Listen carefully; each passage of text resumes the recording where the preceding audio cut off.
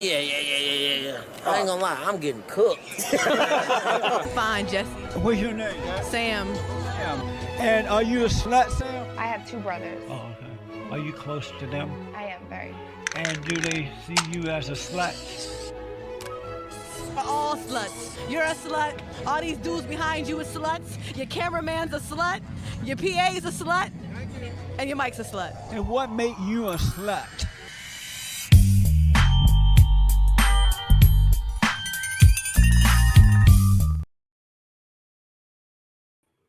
Well. We find ourselves back at the same place that we started. Shout outs to everybody in the building. Look, the show's about to start. I'm in the background doing some thangy things, you know. Shout outs to everybody. We gonna have a slumber party tonight, man. You know, it's about to be Sunday. We about to cut up. I'm about to give shout outs to everybody in the building. Make sure you guys hit the like button. Man, come on, man. We rocking, man. Y'all hit the like button. Support the shows, Player Talk Radio. Hit the Cash App. You already know what it is. God damn. We're gonna talk about a little bit of we're gonna have a little music segment also. I played that Common a little bit earlier. Like, come on, man, we rocking like shit. I played that Common a little bit earlier to show you a true hip hop song talking about actual hip hop. You know, I know a lot of the new generations, you know, the Z's and the other gens, you know, they like, oh man, Kendrick just dropped the most amazing song ever. It's like, oh boy, stop. But I actually like the new Kendrick song, if you know what he's talking about. But the irony, I'm gonna talk to y'all about some hip hop shit because I've seen a couple of conversations going on. And I definitely need to chime in on this. You know, being a DJ and a nigga that knows music, not just listen to it, knows it, makes it, produces it. I'm gonna get y'all the game. Kendrick actually low key exposed his own fans. He actually low key exposed his own fans. You know, a lot of people, they a lot of, let me tell y'all something that y'all don't know. Cause this is what a lot of people don't know about artists. Sometimes your hit song, your bread and butter, the song that put you on. A lot of artists don't like that song. They hate it. They don't like performing it. It's horrible. They don't like that song.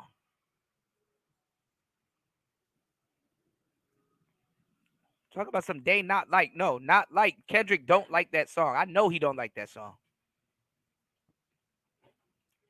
He actually literally, if you think about it, I know it went over a lot of people's head, actually wrote a revenge song for that song. Cause that's all it takes. Some jittery beat,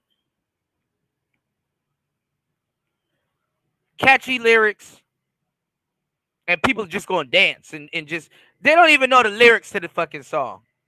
Other than A minor. That's it. But the rest of the song, they're like us. They're not like us. We get it.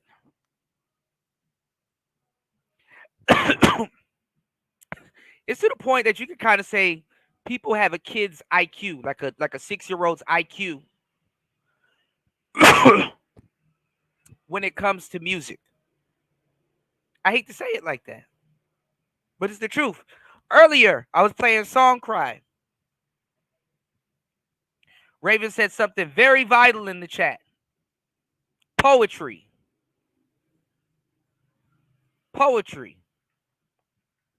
Right? Pay attention.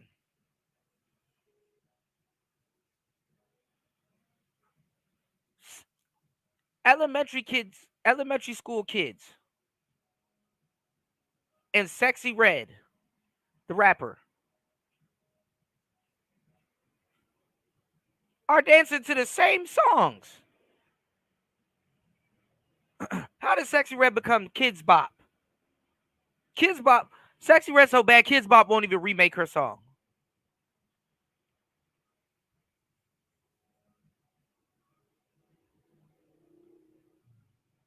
Might have to write that down. That might be a skip for the future. Anyway, y'all hit the like button, support the show.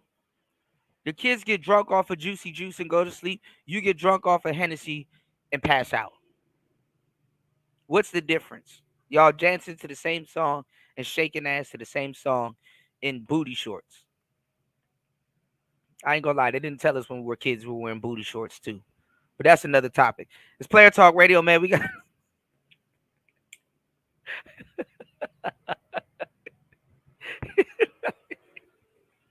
Player Talk Radio. Jay-Z should have let that man perform in New Orleans. But Jay-Z's not the last call, man. We're going to talk about some stuff on today's show, man. Y'all tune in. It's a slumber party. It's a Player Talk Radio slumber party. Let's go. All right. Yes, sir, man. Make sure you guys go follow me over at coffee.com. Get your boy a coffee. God damn it. Hit the like button. Support the show. Follow me at coffee.com. Hold on. DJ Kuda. You did? That's ko-fi.com/DJ Kuda. All one word. You see it right there on the screen?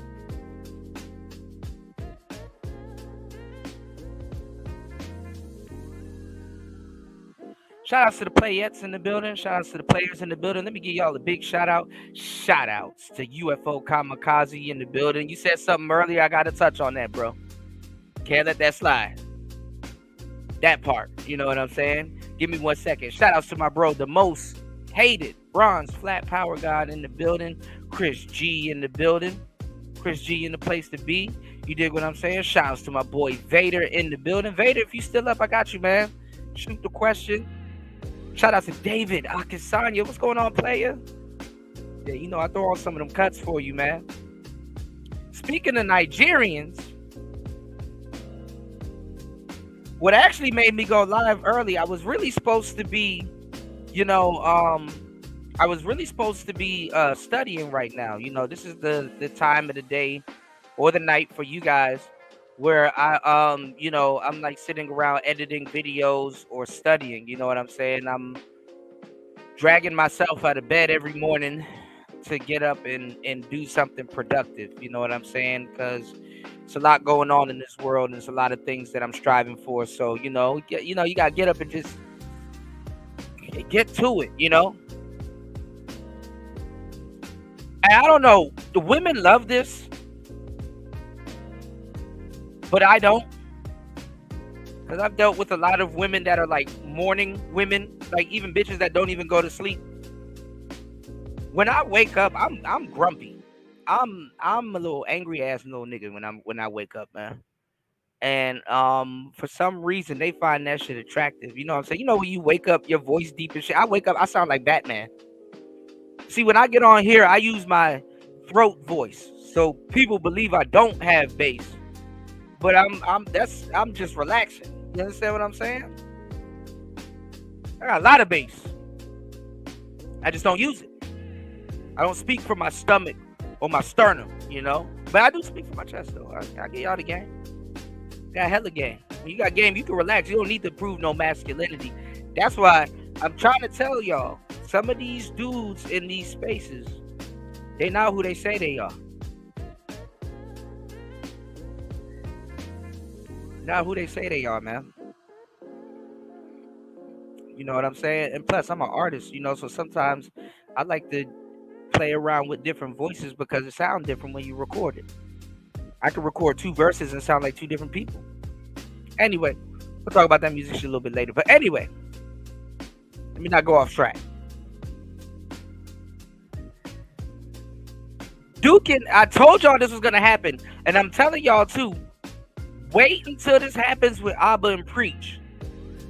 Because gossipy niggas turn into bitches, and it's just a matter of time before they turn against themselves like hoes do. It's the same thing. You know how they say, like, there's no honor amongst thieves? And if you sit down at a table with people gossiping, when you leave that table, don't be surprised if they're talking about you.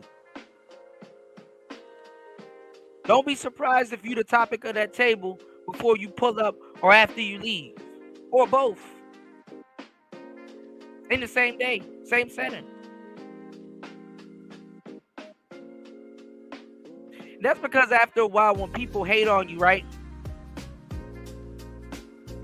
It's not real friendship. It's to gather information.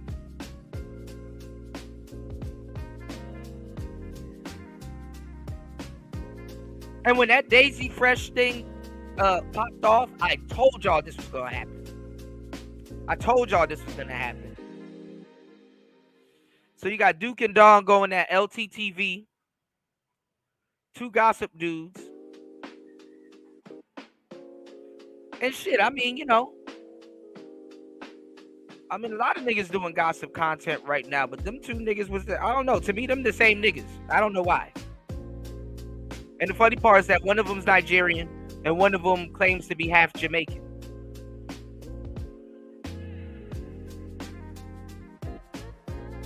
Like, one's Nigerian and in America, and then the other one claims, the other one's from Canada and claims to be half Jamaican. I'm in a weird spot too because I'm half Nigerian, half Jamaican, and I'm born in America and from the USA. So we got a tether proxy war going on, y'all. We're gonna talk about that a little bit later. Y'all hit the like button, support the show. Let me know if we want to get into that, because that shit is going on right now as we speak. So I said, man, let me go ahead and go live, man. Let me go ahead and put in this work real quick and get y'all the content that y'all want, man. Granted that you guys hit the like button, share the show, and support the show. All right, we need to stop playing around with Player Talk Radio. All your little manosphere friends are gone. Y'all got to support shows that's pushing homosexual agenda on y'all. That's wild work. And this whole week, I'm gonna start treating y'all, man. I'm gonna treat y'all. You from the streets, you know what I'm talking about. I'm gonna start leaning on some of y'all, man. You know, because y'all ain't got no business doing some of that shit that y'all doing on these fucking airways, man. Y'all fucking up God's internet, man. God damn. Every day I see why Adam got kicked out of the Garden of Eden. Shout outs to UFO Kamikaze. Shout outs to my bro Raven Knight in the building. NC Worker. Insane One. Oh, there you go. Devin D in the fucking place to be. Shout outs to my bro Ed, aka the Blue Marvel 9, aka Mac Bone with the backbone. You dig what I'm saying? Can't say Mac Bones without the backbones. Put the backbone in that game, you know?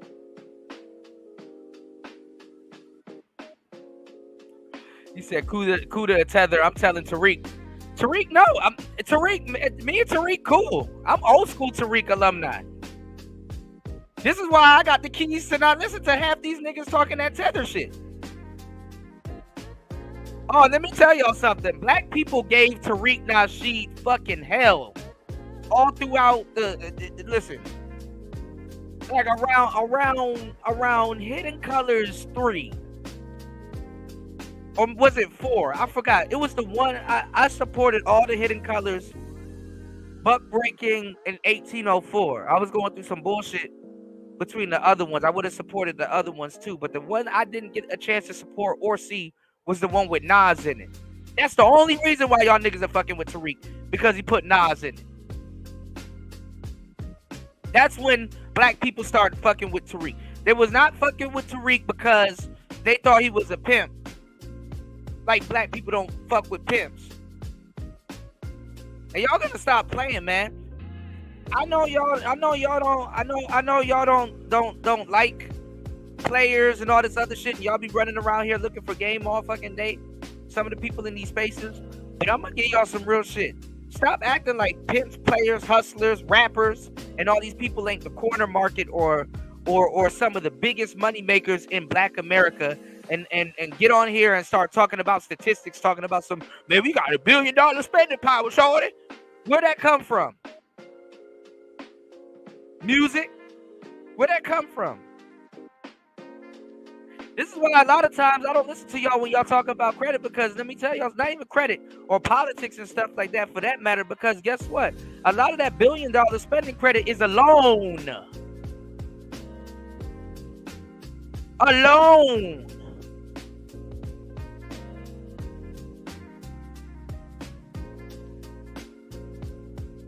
It's the American way to be in debt. You gotta owe somebody. Why do you think America don't give a fuck about owing China billions of dollars?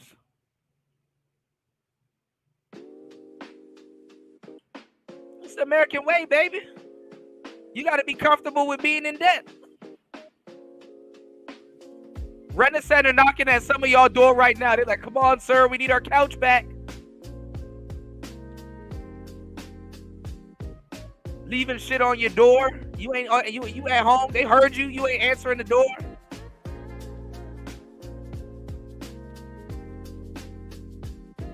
I'll pay them niggas later.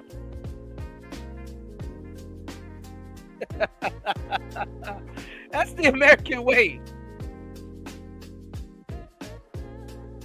Some bitch flexing her education on you, but she owe her college.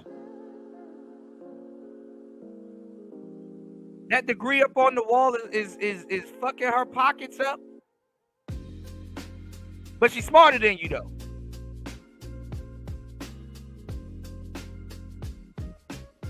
She's smarter than you, though. That's the American way.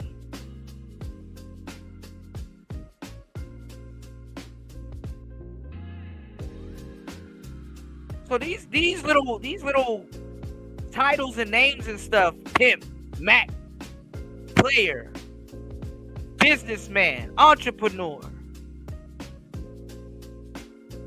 These are the staples of the Black community, man, that we don't patronize. That's the funny thing.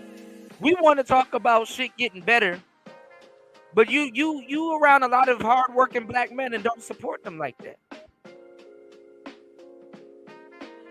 If your best friend beside you right now said, hey, bro, I started cutting hair 2 years ago. It's good that I ran into you, bro. Come to my barbershop. I'll chop you up. Dog, you gonna be right. Man, y'all niggas ain't gonna go to that nigga barbershop.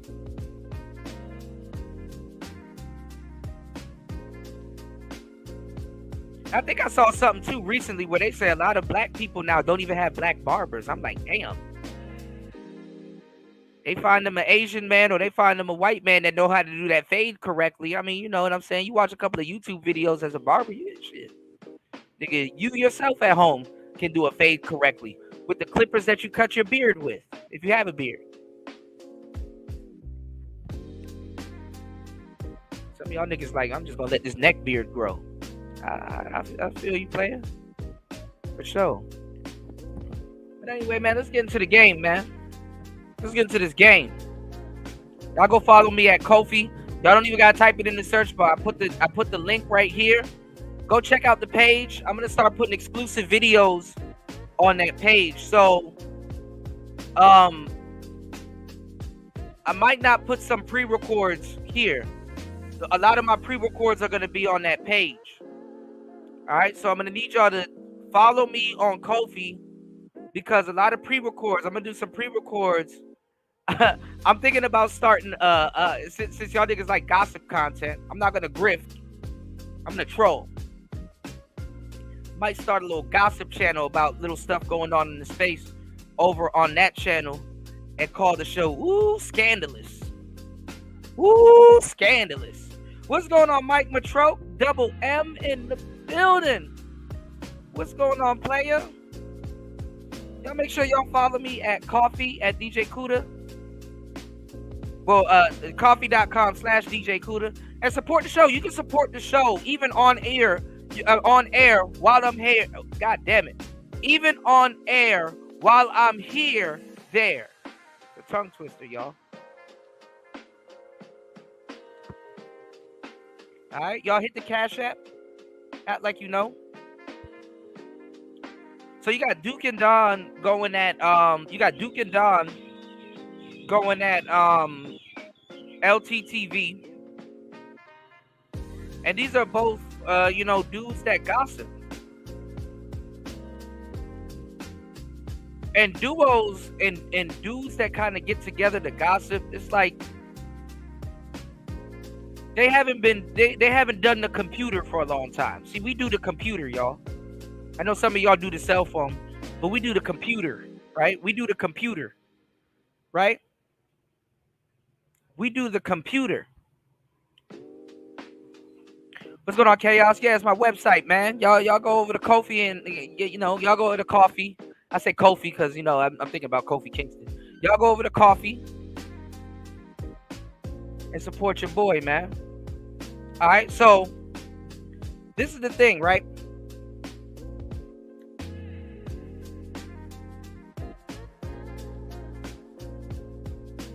A lot of y'all haven't done the internet for a long time, so a lot of y'all don't understand that it's inevitable on the internet and in life and in anything that you do. I'm about to give y'all some real game. All right? Y'all support the show if you feel the same or if you're soaking up this game. It's inevitable in life that man will contradict himself. It's inevitable. It's inevitable in life that your philosophy, all of the stuff that you go through, it's inevitable that you're going to contradict yourself. At some point, you're going to contradict yourself. You need to anticipate that. You need to go into the game anticipating that. It's just the same way a lot of weirdos and people that's never tried or do anything in their life view rejection and failure. The ironic part about life is that it's not about the failure. The failure is inevitable. You know how when you're in school, they make you read the books. A lot of kids ain't smart. I'm not even gonna lie. The smart kids, you know what they do? And it's not even that the kids ain't smart. Sometimes people are smart as fuck.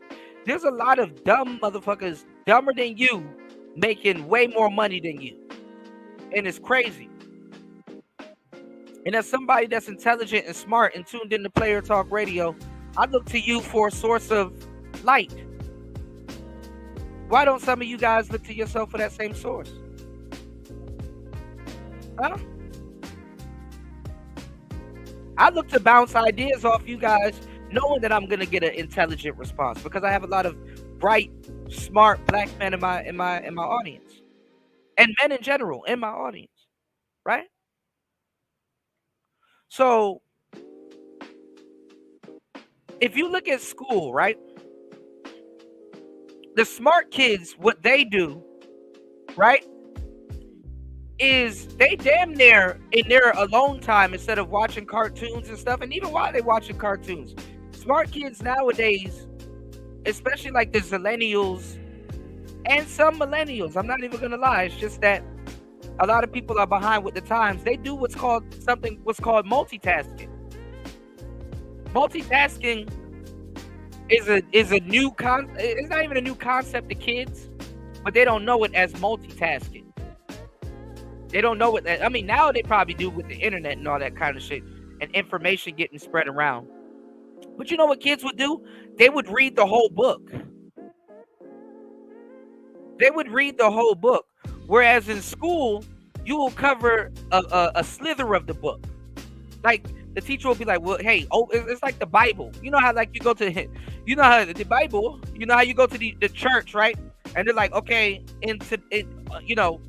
They gotta break it down to people because how the brain works is your brain, it compartmentalizes things, right? So what your brain tries to do is it tries to compartmentalize things and reference a relationship with something else. to build a relationship with something new. This is why you got to gather up a bunch of experiences for no fucking reason. So when something comes up, you can take to it like fish to water, because how your brain is going to work is your brain is going to try to establish a type of relationship with something, even if it's brand new or deja vu. You understand what I'm saying? With something else. You might be proficient in something that you never even thought of getting into. And it's very important to know how you learn. But getting back to the point of concern, right? Think about this. The kid that's in school that reads the whole book. And honestly, when you read a book for the first time, a wise man once told me this. He's like, you didn't even read the book. You skimmed through it. What's going on, nobody? You skimmed through it. So think about that. When you read a book, you skim through it.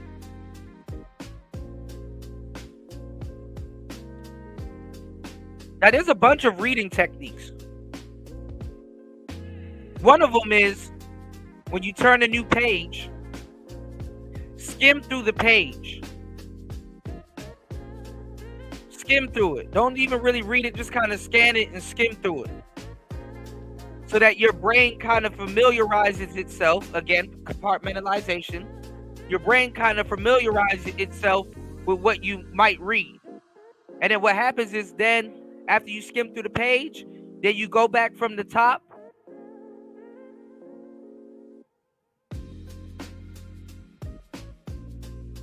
And then read it. Because it's not even if you read a book. This is why I don't trust a lot of people that claim to read the Bible. This is why it's not even to say, oh, this person is a doctor. Oh, this person is a scholar and stuff like that. Yeah, I mean, there's some reputable doctors and scholars you can listen to. But did you read that book for yourself? Could it be that you have more experience in your life just out of situational circumstances, and you may know more than a doctor? You could have been a doctor. And it's not even that. It's, do you trust someone's judgment? Do you trust someone's judgment with the material that they read? What did they retain? The reason why I gave y'all that technique about skimming through the pages and then reading it is to help your brain with retention. Now, you're a special man. Your train of thought ain't as simple as other people's, right?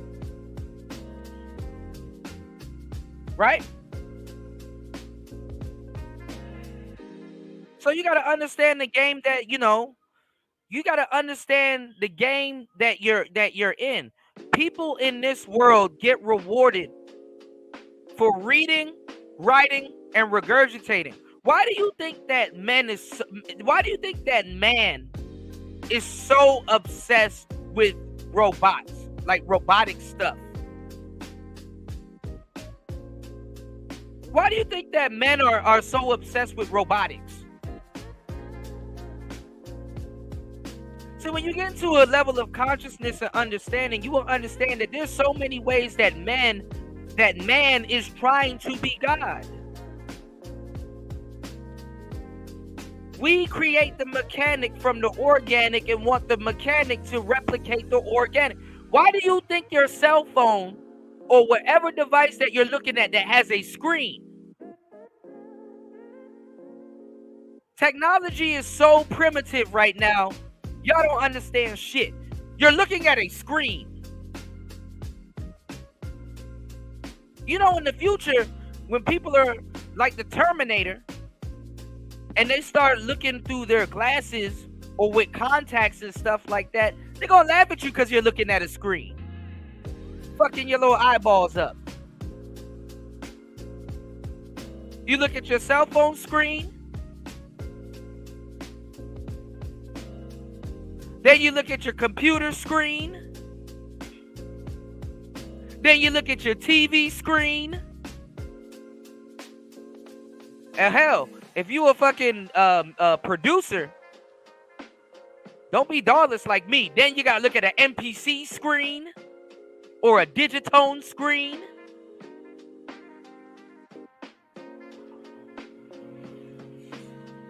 What's going on, Tyrone? We'll learn a computer program, but we won't learn how the brain works. And if you want to learn how the brain works, guess what you got to learn it from? A computer program.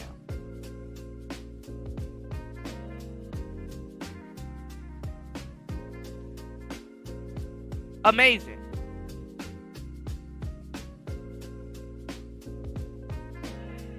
And this is why I tell you that your phone has become an external organ.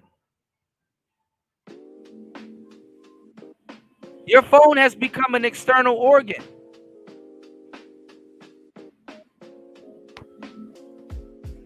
Shout outs to Mike Matroke. Mike Matroke said, "What up, chat?" Say it back. Shout outs to Mike Matroke. Shout outs to Bronze Flat Power Guy. Bronze Flat Power Guy said, "What up, chat?" Say it back. Greet your brothers, man. Shout outs to Dat Boy Vader in the building. Vader, yeah, I was looking for you a little bit earlier. Yeah, man. What's the question you got, player? If you want to come up, I'll drop the link. Let's get at least two cash apps. And I want you guys to call in. This is Slumber Party, man. We're gonna start doing some more slumber parties because your boy about to be up early. For surely. I'm gonna bring the third shift back, but we might call this Slumber Party, man.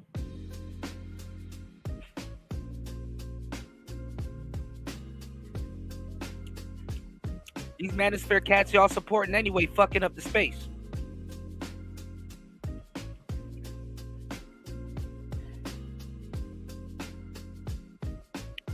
Been fucking up the space.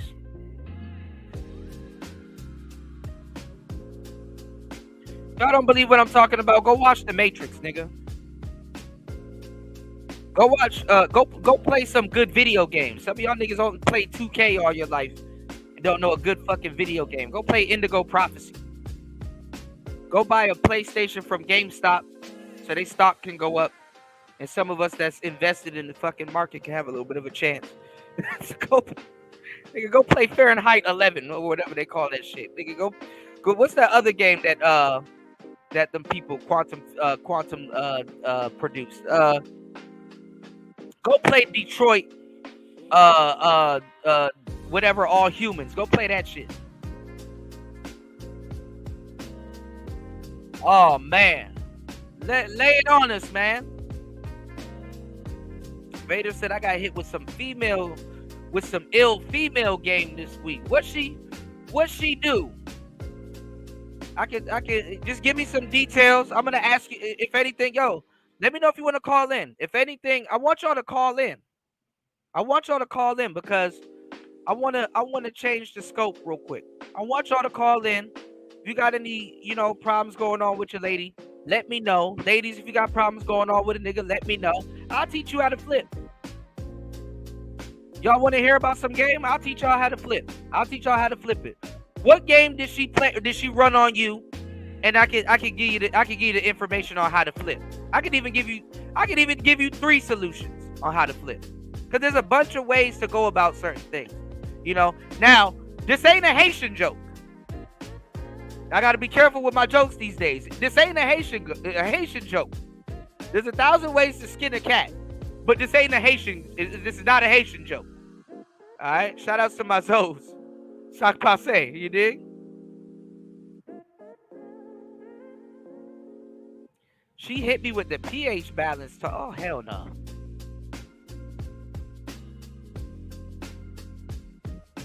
Girl, what you talking about? The pH balance. Girl, if you don't stand over a pot of greens and shit and go steam your pussy with the pH balance, what's she talking about, man? pH balance. What's she talking about, Vader? It's always some weird woman that don't know what the hell she talking about some shit she don't know what she talking about. What's she talking about? pH balance. Were you trying to get some pussy and she said my pH balance is off? I got it some other time? Did you take her out on a date and then she at the end of the date she tried to tell you about her pH balance?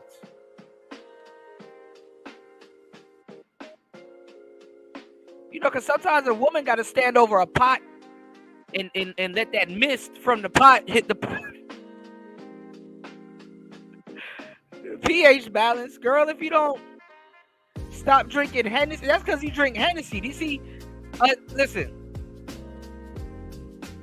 I am the king of this shit. I'm telling y'all. Y'all go after women that got tattoos on their knuckles and drink like pirates.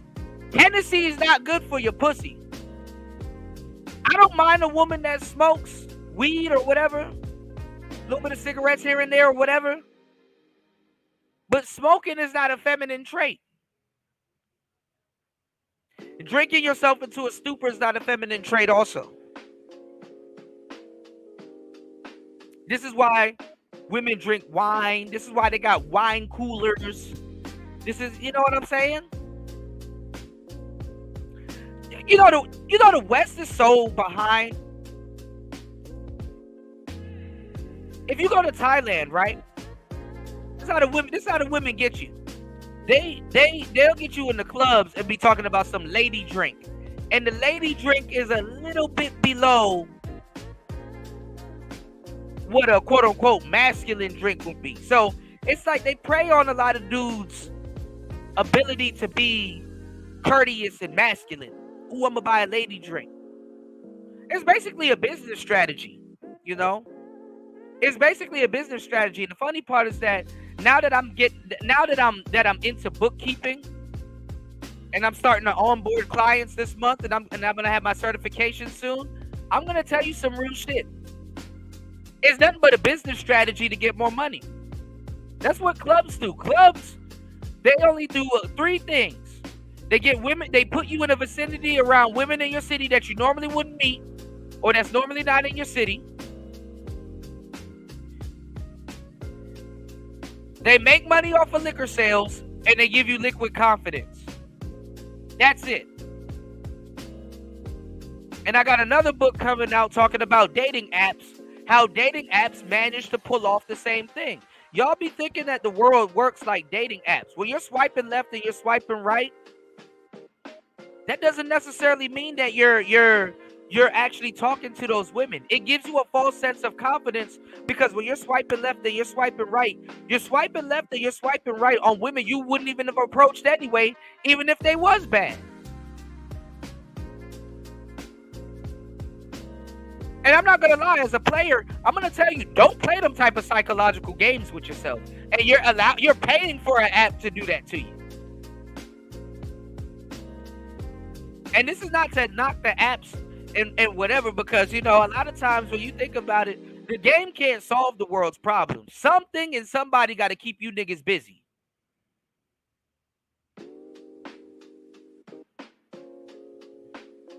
There she go. There my girl. What's going on, Bayou? What's going on, Bayou Bunny in the building? Shout outs to my playette in the building. Bayou Bunny in the building. Real sister right there, man. Yes, ma'am. What's going on? Good to see you. I know today gonna be a good day. Shit, I know that's right. Fucking around. Giving y'all some good game. Real ones pulling up. Welcome to the slumber party, y'all. Y'all hit the like button, support the show. I'm telling y'all, man, y'all playing psychological games with yourself. I'm telling y'all. You want to know why? I'm gonna give y'all the game. I've dealt with a lot of women I shouldn't have dealt with by social media. You know what I'm saying? And I'm gonna tell you this, for men and women, I'm being 1,000% real with you. Listen to what I'm telling you. Those internet relationships, even if you with the motherfucker for a year, those are flings. Those are extended flings. Those are flings. Those are flings with the 30 clip. Those are extendo flings. Trust me, I've dated and done it for you so you don't have to go through it. Next time I'm telling you this, you're going to be reading it in my book. Those are fucking flings. Those are flings. Those are flings. Those are flings. Those are fling tings. Those are flings. If you don't know how to flip somebody that you met off the internet into a valuable relationship, they are flings. I got you, Mike. Hold on. My IG is, give me 1 second.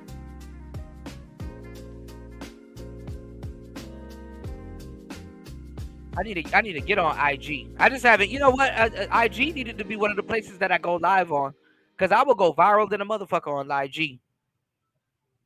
I will go viral than a motherfucker on IG. On IG. But listen to me. Those are flings, man. You gotta be able to. You gotta be able to put two and two together, man.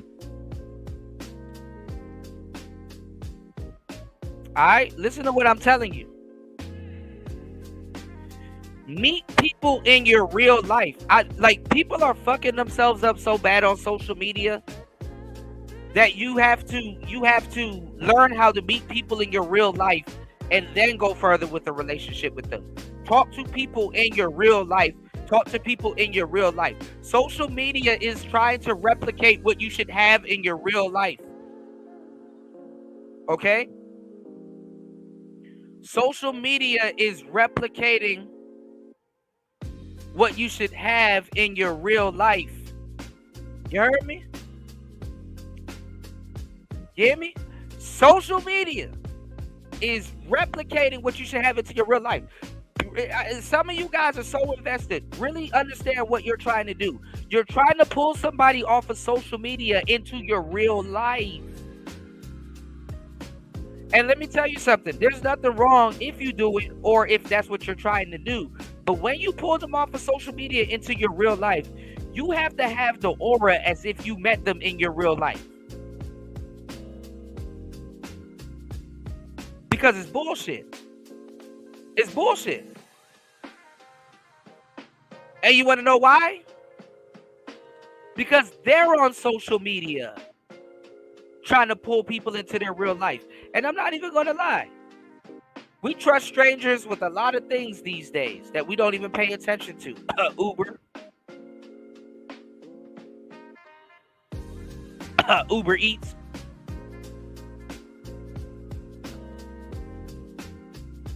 Food.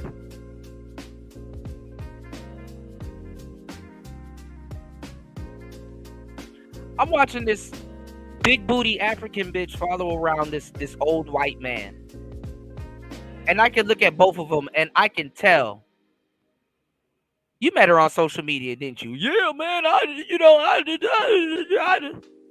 I'm looking at them right now as we speak. Walking around.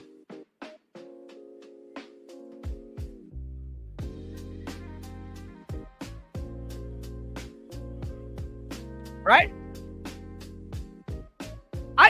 Nigga, I'm so good at reading people, it fucks my head up. I gotta share it with y'all.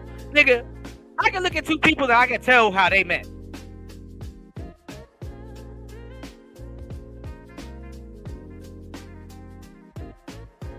I can even look at two people. I've done this before, and people be like, "No, you can't." I'm like, "Bro, you a rookie anyway. You don't know what you're talking about." I can look at two people and tell if they fuck. That's how good I am with body language. I'm very good with reading people. That's one of my traits. Y'all, and I'm not telling y'all to get in the chick crack, because I got a book about chick crack coming out too. All these little topics that we talk about, I'm turning them shits into books. I don't need niggas to buy them. Somebody gonna buy them. It's gonna come across somebody's feed on Google Play Store. I'm just finna flood the market. Lean back from this manosphere shit. Y'all don't fuck with manosphere niggas anyway.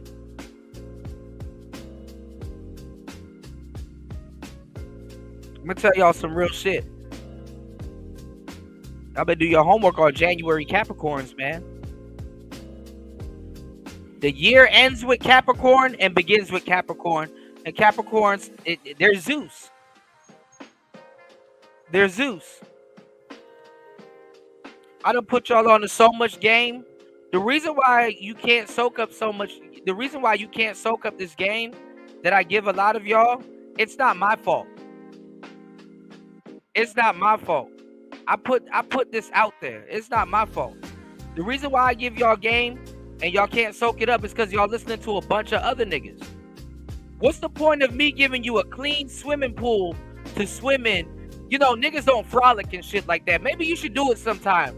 I remember last summer I was in the middle of Thailand. It looked like some shit you see on the internet. It was just, you know, I was gonna make an IG video and I said, man, this ain't even me. It was a huge open plot of grass, cut grass, and it was just beautiful. It was green, so green. The green just brightened up the day, right? And I ran in the middle of the grass just for no fucking reason. I even got on my board and was riding around in the middle of the grass for no fucking reason. And I stopped midway and I was like, nigga, am I frolicking? Nigga, I was in the fucking grass just as happy as a goat, frolicking for no reason. I had to stop and think like, dog, did I just frolic? Is that even a thing? Got on IG and saw it was a thing. I was like, okay, well, whatever. Niggas ain't never been free, man. Now I'm looking at a bitch ass nigga right now. This nigga got more bitches than Kuda? Nigga, you have no bitches. You in Discord all fucking day. This bitch got more bitches than Kuda? And he probably gonna say something in the chat because this bitch ass listening. I like trolling y'all niggas on the back end. I love trolling y'all niggas on the back end. He talking about the game is game dude. Cause he got a whole bunch of 5s and 4s and bitches on his live stream. Listen, man. Game is game if you can soak it up. And the reason why a lot of you guys don't soak up what I'm talking about is because as soon as I give y'all a clean swimming pool of good game, you go to another live stream and just listen to pure fuckery. This shit hasn't even soaked itself into your brain or worked its way into your carpet fabric. This game hasn't even soaked itself into your brain and worked its way into your carpet fabric, my nigga. I'm a fine glass of wine spilled on some beige carpet.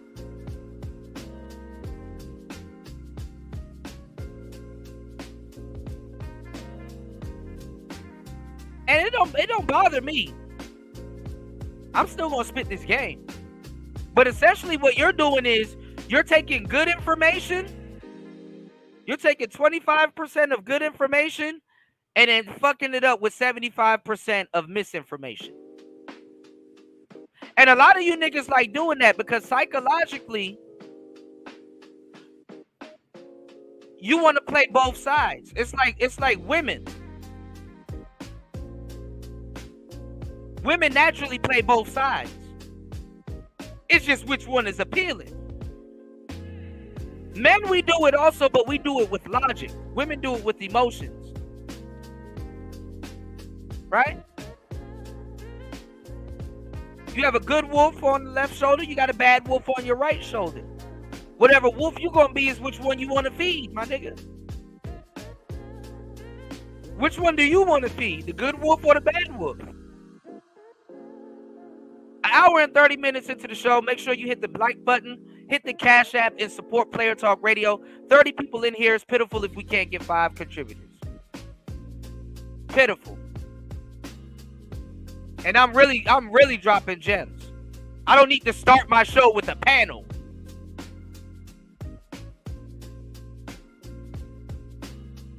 Nigga, as soon as the nigga started the show, it's like 8 people on there just talking about nothing. Bombard yourself. What's the point of soaking? What's the point of? That's the fucked up part. What's the point of? And I ain't gonna lie. I've ate a salad and drank a beer at the same time. I said, boy, what type of diet is this? I'm canceling shit out. I don't get the point of starting your day with some good game and then further on fucking it up with some misinformation.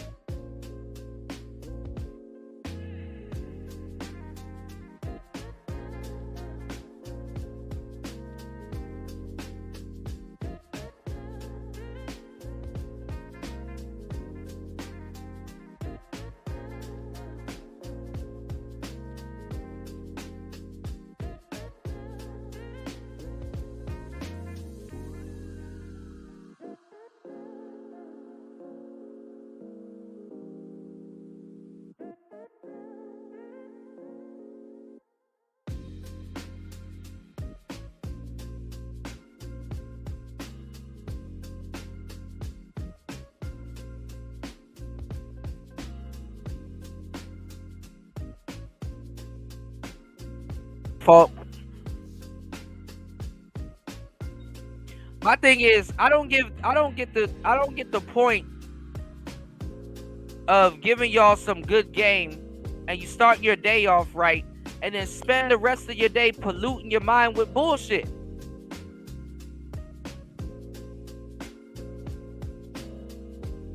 I don't understand that. How you start your day off right with some good game and then spend the rest of the day polluting your mind with some bullshit?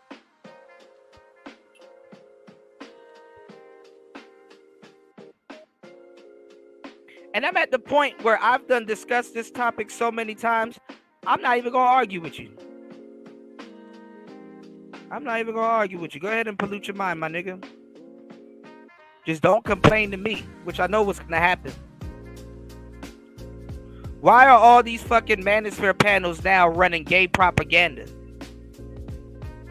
And I got to apologize to the sisters again, because guess what?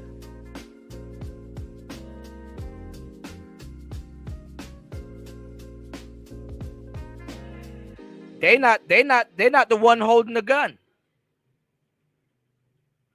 They not the culprit.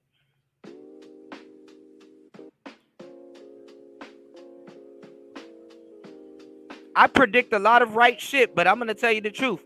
I'm not gonna lie to you when some shit I predict didn't come true.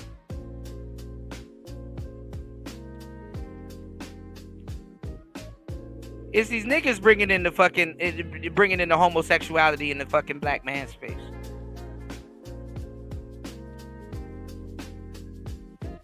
I don't give a fuck who's your friend. Respectfully. If I got a gay friend and he want to fucking live stream with me and shit, I'm like, bro, I'm sorry, I can't, bro. Due to unforeseen circumstances.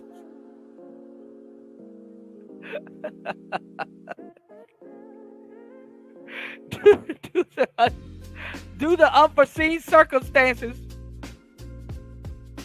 Nah. I like your topic. Good. Cover it on your show. Respectfully.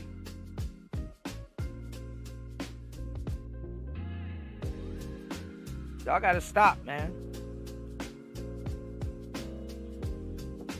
Stop it.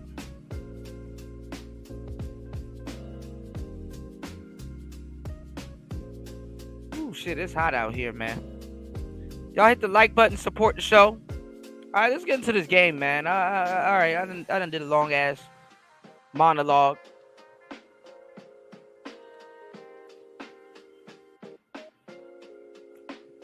We're gonna get it in on today's show. Let me see what we got going on. What we got going on.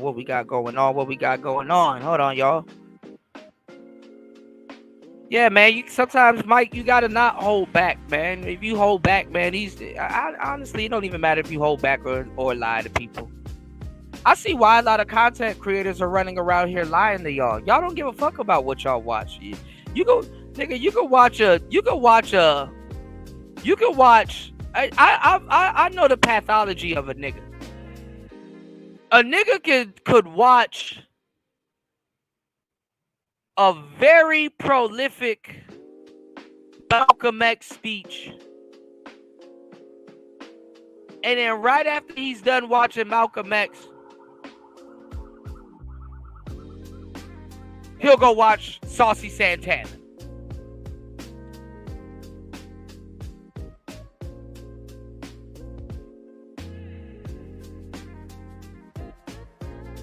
I've learned that the average nigga is very fucking bipolar with the choice of, like, and I'm gonna tell you the truth too, like, television actually fucked up a lot of people's mind the way that they deal with the internet. I remember, listen, I haven't watched television in like 20 years, y'all.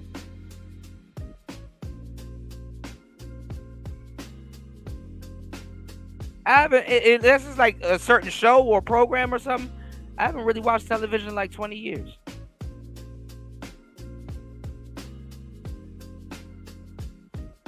Honestly. how outside I go, right? And it's not saying that I'm not in tune with the world and the planet and how things work, but television doesn't stimulate the dopamine. That's why you're watching TV and you have your fucking phone in your hand. Doesn't stimulate the dopamine like it should. It doesn't.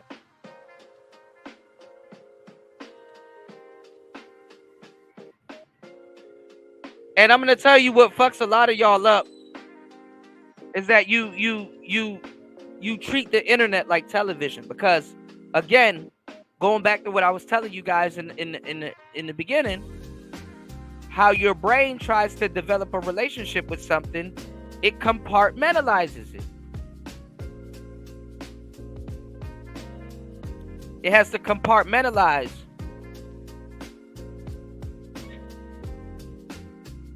what you're doing into a relationship that it can understand. What's going on, Cap?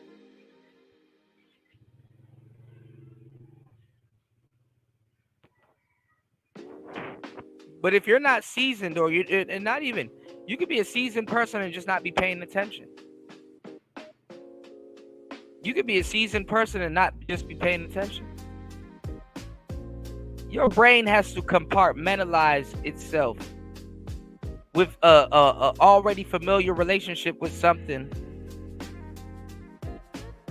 so that you can at least exceed in something or practice the confidence with something else that you would like. You know, I would like confidence with women. Okay, do you deal with women? How well do you deal with women? When's the last time you talked to a young lady in a sociable, desirable manner? When's the last time you had sex? Do you even have sex? Did you forget how to fuck?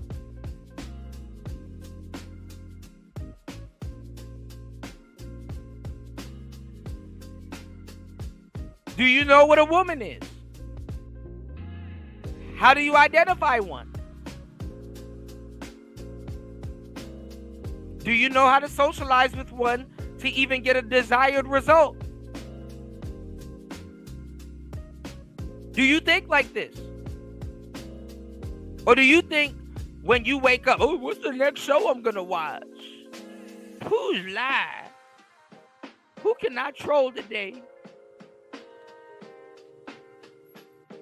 I don't got shit going on. Troll want internet to be as mad as Troll is today.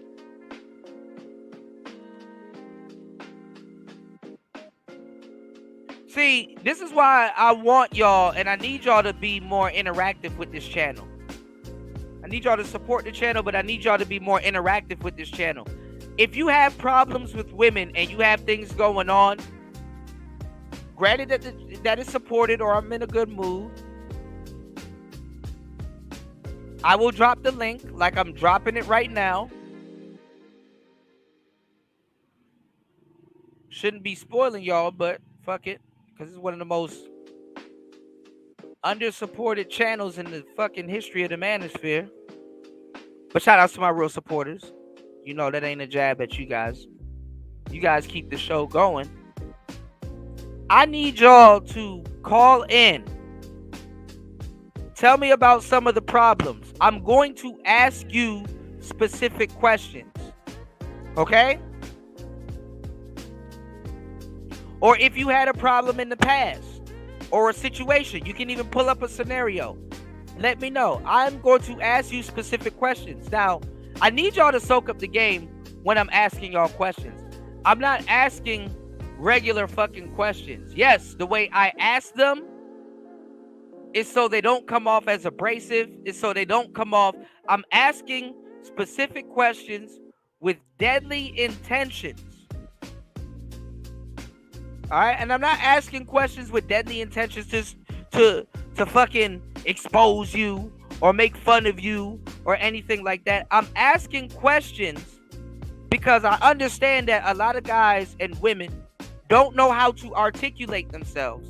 So I have to ask questions in a way that doesn't get your mind jumbled. You understand what I'm saying?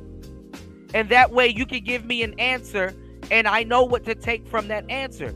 You guys will sit up here and talk all this fucking dating bullshit and don't know what the fuck y'all are talking about.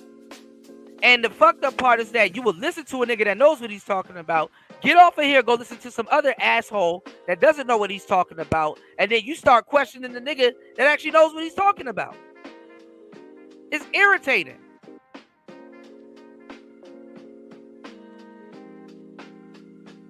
Y'all are asking bitches their zodiac sign, don't have a follow-up for it. Y'all are asking bitches what they do, don't have a follow-up for it. What's your favorite color? Don't have a follow-up for it. This is why women don't pursue shit with y'all. Because you don't know where to go with these questions that you're asking. What's your favorite color? Ooh, I like yellow. Okay. That means you bright. You very vibrant and stuff like that. So, like, do you have a lot of energy or do you just kind of, that's just like a color that you like? What makes you like that color? Even a goofball question like that will get you a lot of value from women. And the corny guys that's having problems with women, you know what they turn around and do? They want to be in these spaces calling other dudes that do get women that happen to be corny. The same thing that you get mad at a player or a game guy or a game nigga about, you want to have the rights to do it too. You want to have that type of pride and confidence in yourself, and you hating because you don't have it. You hating because you don't have it. You don't have that type of confidence in you. You never had that type of bark or bite. Your bark don't match your bite. Never had that. Most men, it's a fact,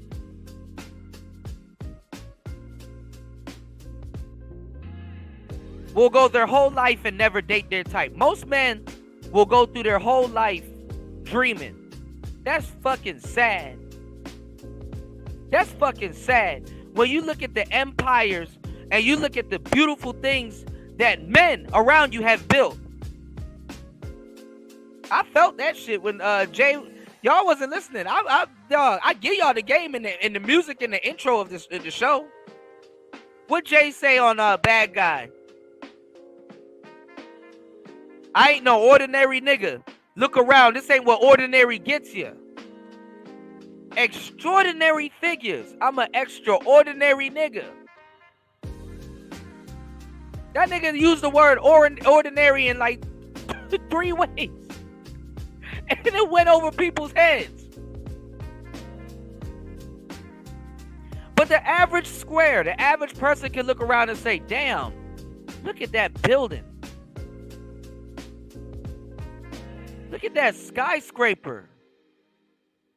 And look at the construction of the crane that is used to build that building. That's all architecture, man. Somebody thought about that before it became a reality. You got 3D printers now printing straps. You can get shot by a gun that was 3D printed, y'all. Respect the jooks. Niggas getting knocked off with ghost guns.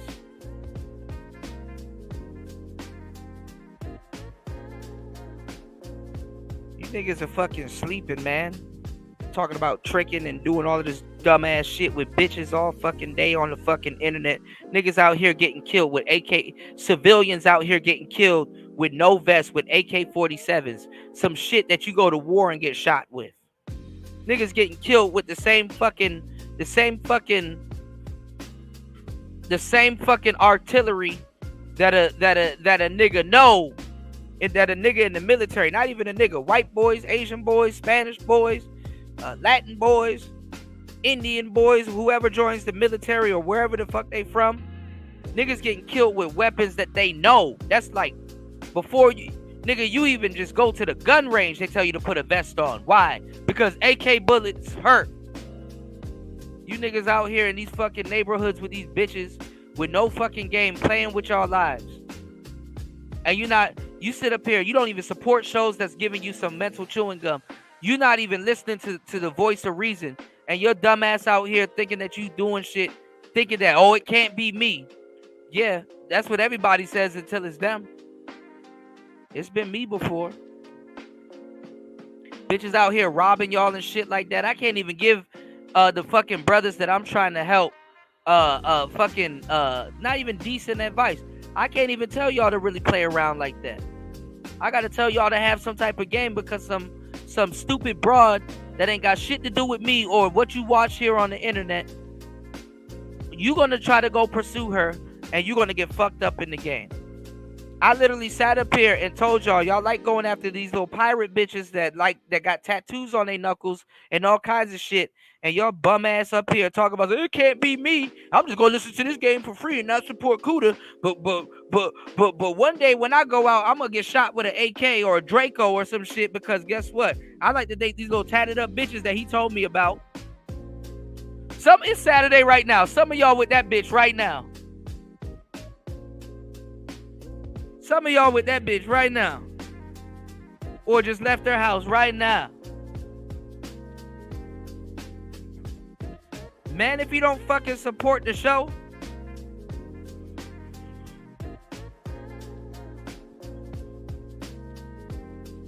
I want you to bust out laughing when you look that woman in the face sometimes, man.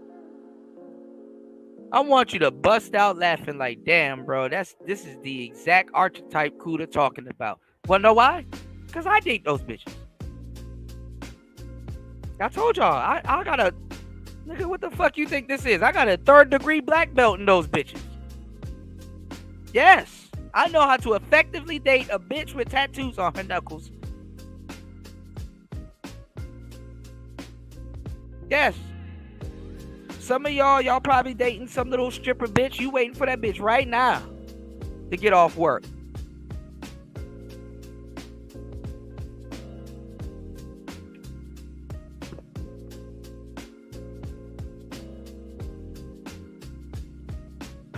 I'm not up here to fucking clown you about dating those type of bitches. I'm gonna talk my shit.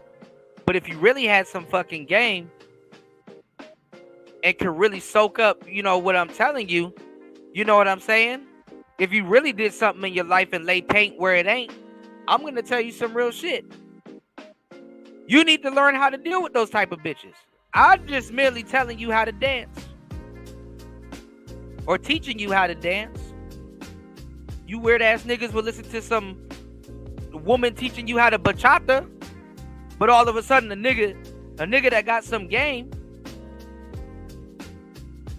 teaching your ass how to dance.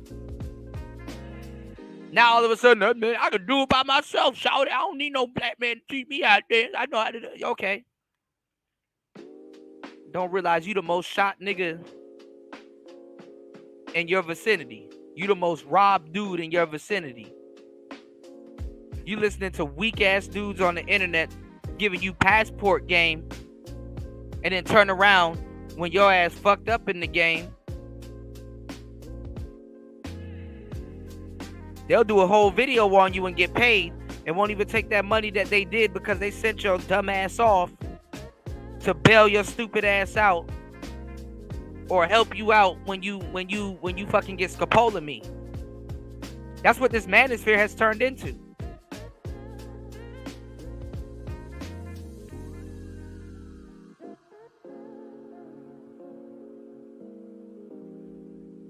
That's what this fucking space has turned into. Oh, little weak, gossipy ass bitches that are niggas.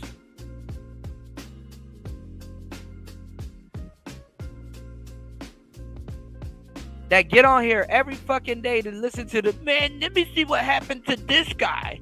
Let me see what happened to this guy. It's cool to go look for some shit like that, but guess what? I don't see y'all helping a nigga out.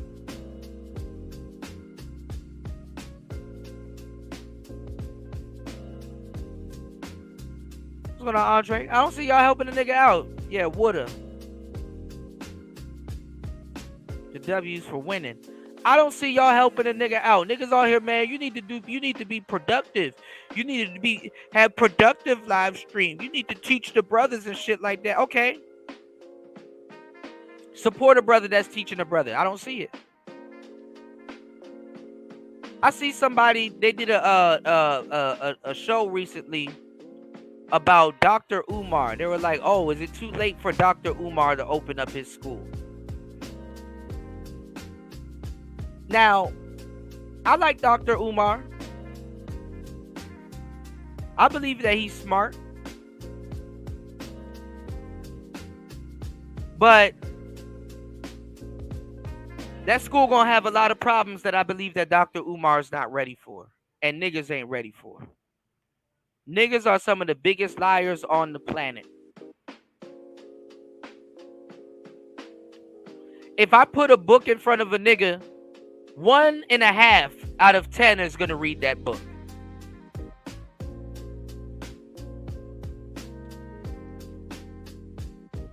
If I put a book in front of a nigga, 1.5 out of 10 is gonna read that book.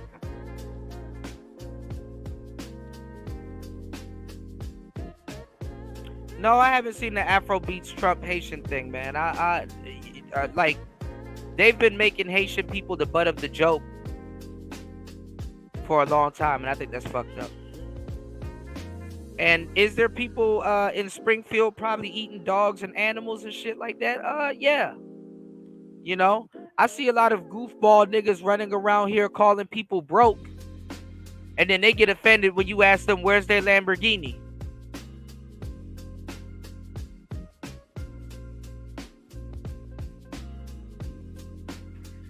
That nigga broke. Where your Lamborghini? Where your Lamborghini?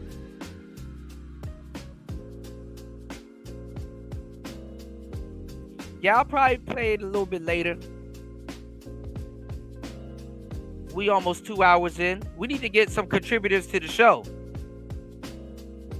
Fuck the bullshit. We need to get some contributors to the show because the show is almost 2 hours in with no sponsorship. And honestly, if I'm going to catch a copyright for playing some shit, it got to make sense, man. Respectfully. All right, now let's get into it. Y'all go follow me at Ko-fi or Coffee.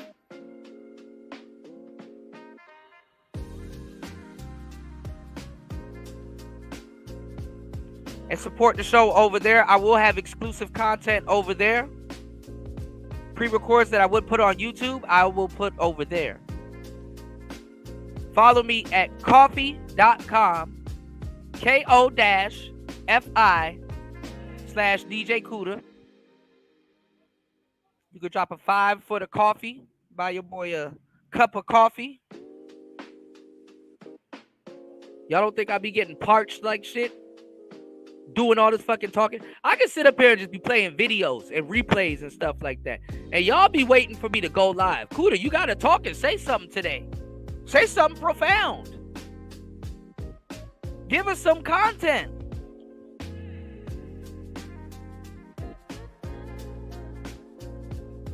Every day, give us some content, Kuda.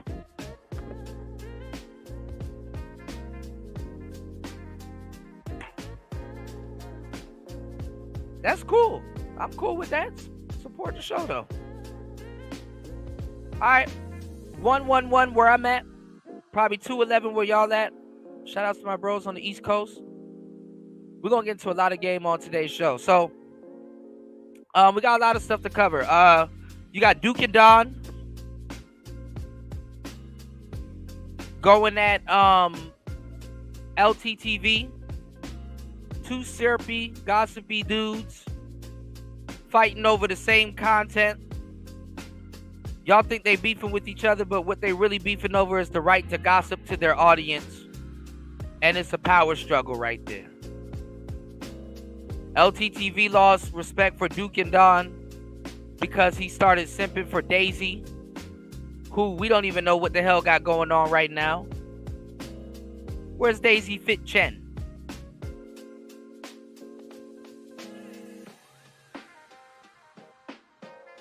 And the funny part is that, like, you know, a lot of y'all don't even realize it. Y'all don't learn from the story of King Von. Y'all don't learn from the story of Young and Ace.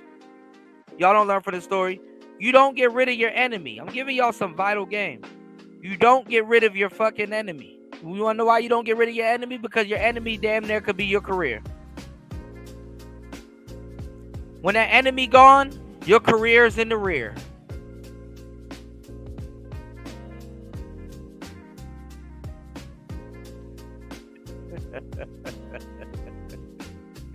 Syrupy. What's going on, Pastor? Jump in, man. Yeah, What's up, player? I came up here just to kick it with you and chill with you on the panel for a second. I've been up for a minute. You know what I'm saying? I'm excited to hit the panel with you. But you know what? Yes, sir. I don't know what's going on in Black YouTube. This shit is out of line. We turned up. No, I see. I saw you. I saw you on the panel with them white boys and all that other shit. I'm not even gonna lie, cause you a good nigga. You know what I'm saying? You a cool. You a good dude. And you did what you actually was supposed to do. It's just, and I'm glad that you did what you did, cause there's a lot of bootlicking niggas in this space, bro. And I'm pretty sure you saw it then. I know you can't say much now, but I'm pretty sure you saw what I'm talking about. Man, this shit was wild, man. But you know, I think we got to bring the hardcore debate and hardcore the knowledge. You know what? America has become anti-intellectual. You know what I mean? It's dumb. I like the fact Trump is doing some wild stuff and he's proving a lot of points. When he was able to say they eat the cats, they eat the dogs. The way that you know what? I like the way that he was able to hide. And well, look, I'm gonna say something, and I might get hated for saying this, but War Master and a lot of people over here talked about it. Black people are racist as fuck too. Exactly. And I'm gonna tell you the truth. It takes a racist person like Trump, right? It takes a racist person if he's racist. That's what the consensus is. Oh, Trump racist or whatever. It would take somebody that's racist to even bring the racism out of other black people, because there's a lot of black people that been sitting back waiting to make jokes about Haitian people. Man, we've been waiting to drag these what we call tethers. We've been That's doing what this they call them. But they got that word from Tariq. We've been doing this shit on YouTube so long that we niggas ready to do that shit in real life. Yeah, but they ain't about to drag no Haitian people. Black man, let me tell you something. Much respect, but black people ain't ready to fuck with Haitian people. I don't even know if that's true, Kuda. No, it's absolutely true. Because that we outnumber them and we with the bullshit. No, it ain't about outnumber them. Haitian people, I'm talking about Zoes and all of them are on. They will meet you on that bullshit. Black people ain't even. Listen, stop. Black people ain't even ready for a nigga to come at them with a machete. Haitians eat people. They don't eat cats and dogs. It don't matter if they eat people. Haitians eat people. Have you been to Miami before? I know that Haitians eat people. They don't eat people, bro. Yeah, they do. They boil. No, they don't. They boil people. I'm gonna tell you right now, the type of courage that a lot of black people want to exhibit, that's what Haitian people and a lot of those people in the Caribbean did. No, they Trinidad and Tobago and Togo. Yes, they don't eat people. They're not cannibals like that. They are cannibals. They're not cannibals like that. Actually, I'll give you the game. If you want to go to the cannibalistic thing, right? Every group of people have some type of cannibalistic tendency. I'm not even gonna lie, like on some visceral shit. I hate to say it like that, but you can't just point at them and be like, "Hey man, they eat people." Nah. And plus, black people ain't even ready for no fucking hate. Y'all niggas listen to Future. I come see you with some Haitians. Niggas really, I'm telling you, when it get down to it, niggas really ain't ready to go to war with no fucking Haitians. They do voodoo. They eat people. Haitians been controlling the rap game for the past 10 years. That is stamped. Haitians ain't been making no rap. They haven't been making no rap, but they've been controlling the streets and a lot of. Listen, I got some Haitian homies in the DMV area right now. I could get to knock on some niggas' doors and shit like that, and niggas don't want no problems. Haitians steal cars. Y'all not ready to deal with no Haitian. Haitians steal cars and kidnap people. Nah, Haitians been kidnapping people and stealing cars down there. Nah, man, I'm not for the Haitian slander, bro. I'm not even slandering. This is not even slander. This is the fact. You can look up. What a Haitian slander started coming in the end of Trump's last term and all throughout Biden's term. Like when Trump was in office, Haitian people was the new whipping class to whip on. You understand what I'm saying? I don't think people are whipping on them. What I'm saying is, I think that no, America got these little dirty jokes that they play with certain ethnicities of people to whip them into shape to keep doing commerce. A lot of you guys don't understand it. So when Bush wasn't, I know you get that. I'm saying in general because we're talking to our audience. But when Bush was in office and the 9/11 thing was happening, the whipping class was Muslim people. See, Byron and them wasn't around for that. You understand what I'm saying? Then when who was after Bush? Then when Obama and all of them came into office, they tried to make it seem like the whipping people to whip on was the gays, but it wasn't. That was the gays having their own revolution. Then when Trump got into office, the whipping people became Haitians. Venezuela. Yes, sir. Venezuelans, really? No. Venice. Listen, this America works like a clock. If y'all don't understand, Venezuelans are brand new to the whipping class. Niggas can't even spell nor pronounce Venezuelan. Venezuela. Spell Venezuela. B-E-N. Nigga, I gotta Google that shit. How do you spell this motherfucker? I'm about to spell ventilation. Nah, I just spelled it for you. Well, what I'm saying is that Venezuelans are a new fucking concept to niggas. Chicago niggas, they're so new. Chicago niggas are getting thrown off by them. They just darker, man. They just darker than me. You niggas got pistols for nothing. What?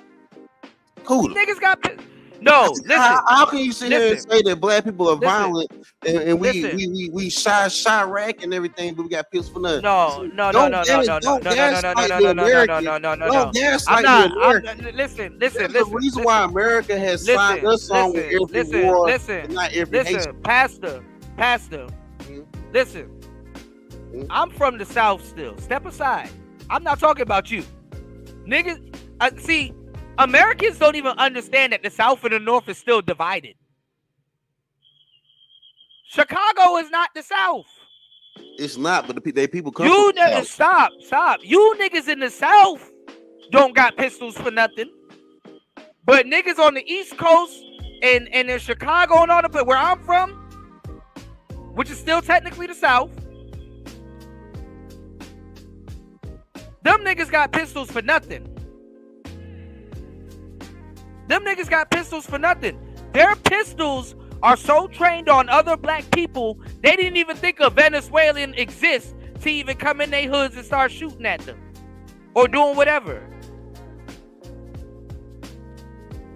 Them niggas not ready for that. Niggas buy guns with the intentions of pointing it at another nigga. What the fuck are we talking? I'm not talking to no nigga. Nigga, your Draco is designated to point at another nigga. But it worked for another. When a white man jump out them bushes, whether he armed or not, you're gonna die because guess what? You hesitated. Black people. You mid time where you're supposed to be aiming and shooting.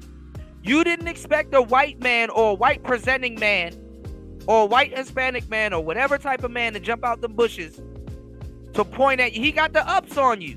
It didn't matter if you have a gun. Right now we ain't we ain't beefing Them with the niggas in white man. Chicago ain't about to do shit. We not beefing with the white man right now. Fucking Butter and Taste 600. All them niggas done talked about it. Them niggas taking over 600 as we speak. Them black niggas been killing it. Yes, they are. They taking over. Them Venezuelans are taking over 600 in Chicago right now. And they squatting. I got a whole video I can show you right now. Them squatting in apartment buildings in Chicago, and them black people coming in there and being met with niggas with machetes. Niggas do not know how to deal with niggas swinging a machete. I got a machete and an axe, a spear. Okay, but you're but you're from the South. You don't count. Why we don't count? Because if the South because up North country is different from down South country. If the South go there and protect their black people, them Venezuelans is done.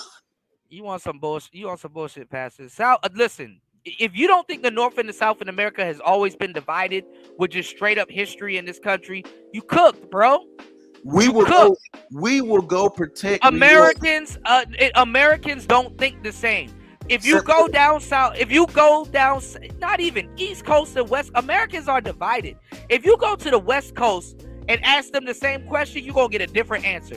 You go to the East Coast, you're going to get a different answer. You go down south, you're going to get a different answer. You go up north, you're going to get a different answer from the same American. I got one answer for you. Yeah. September 12th. What about it? That was a day of peace in America, where if you wasn't rocking with us, you would get your ass whooped.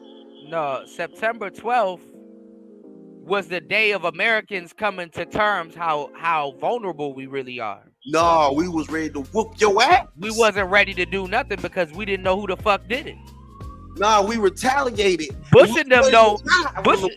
Bush and them knew who the fuck did it, but we didn't know who the fuck did it. We didn't give a damn. Nigga was ready to ride, nigga. And that's how this shit's gonna go.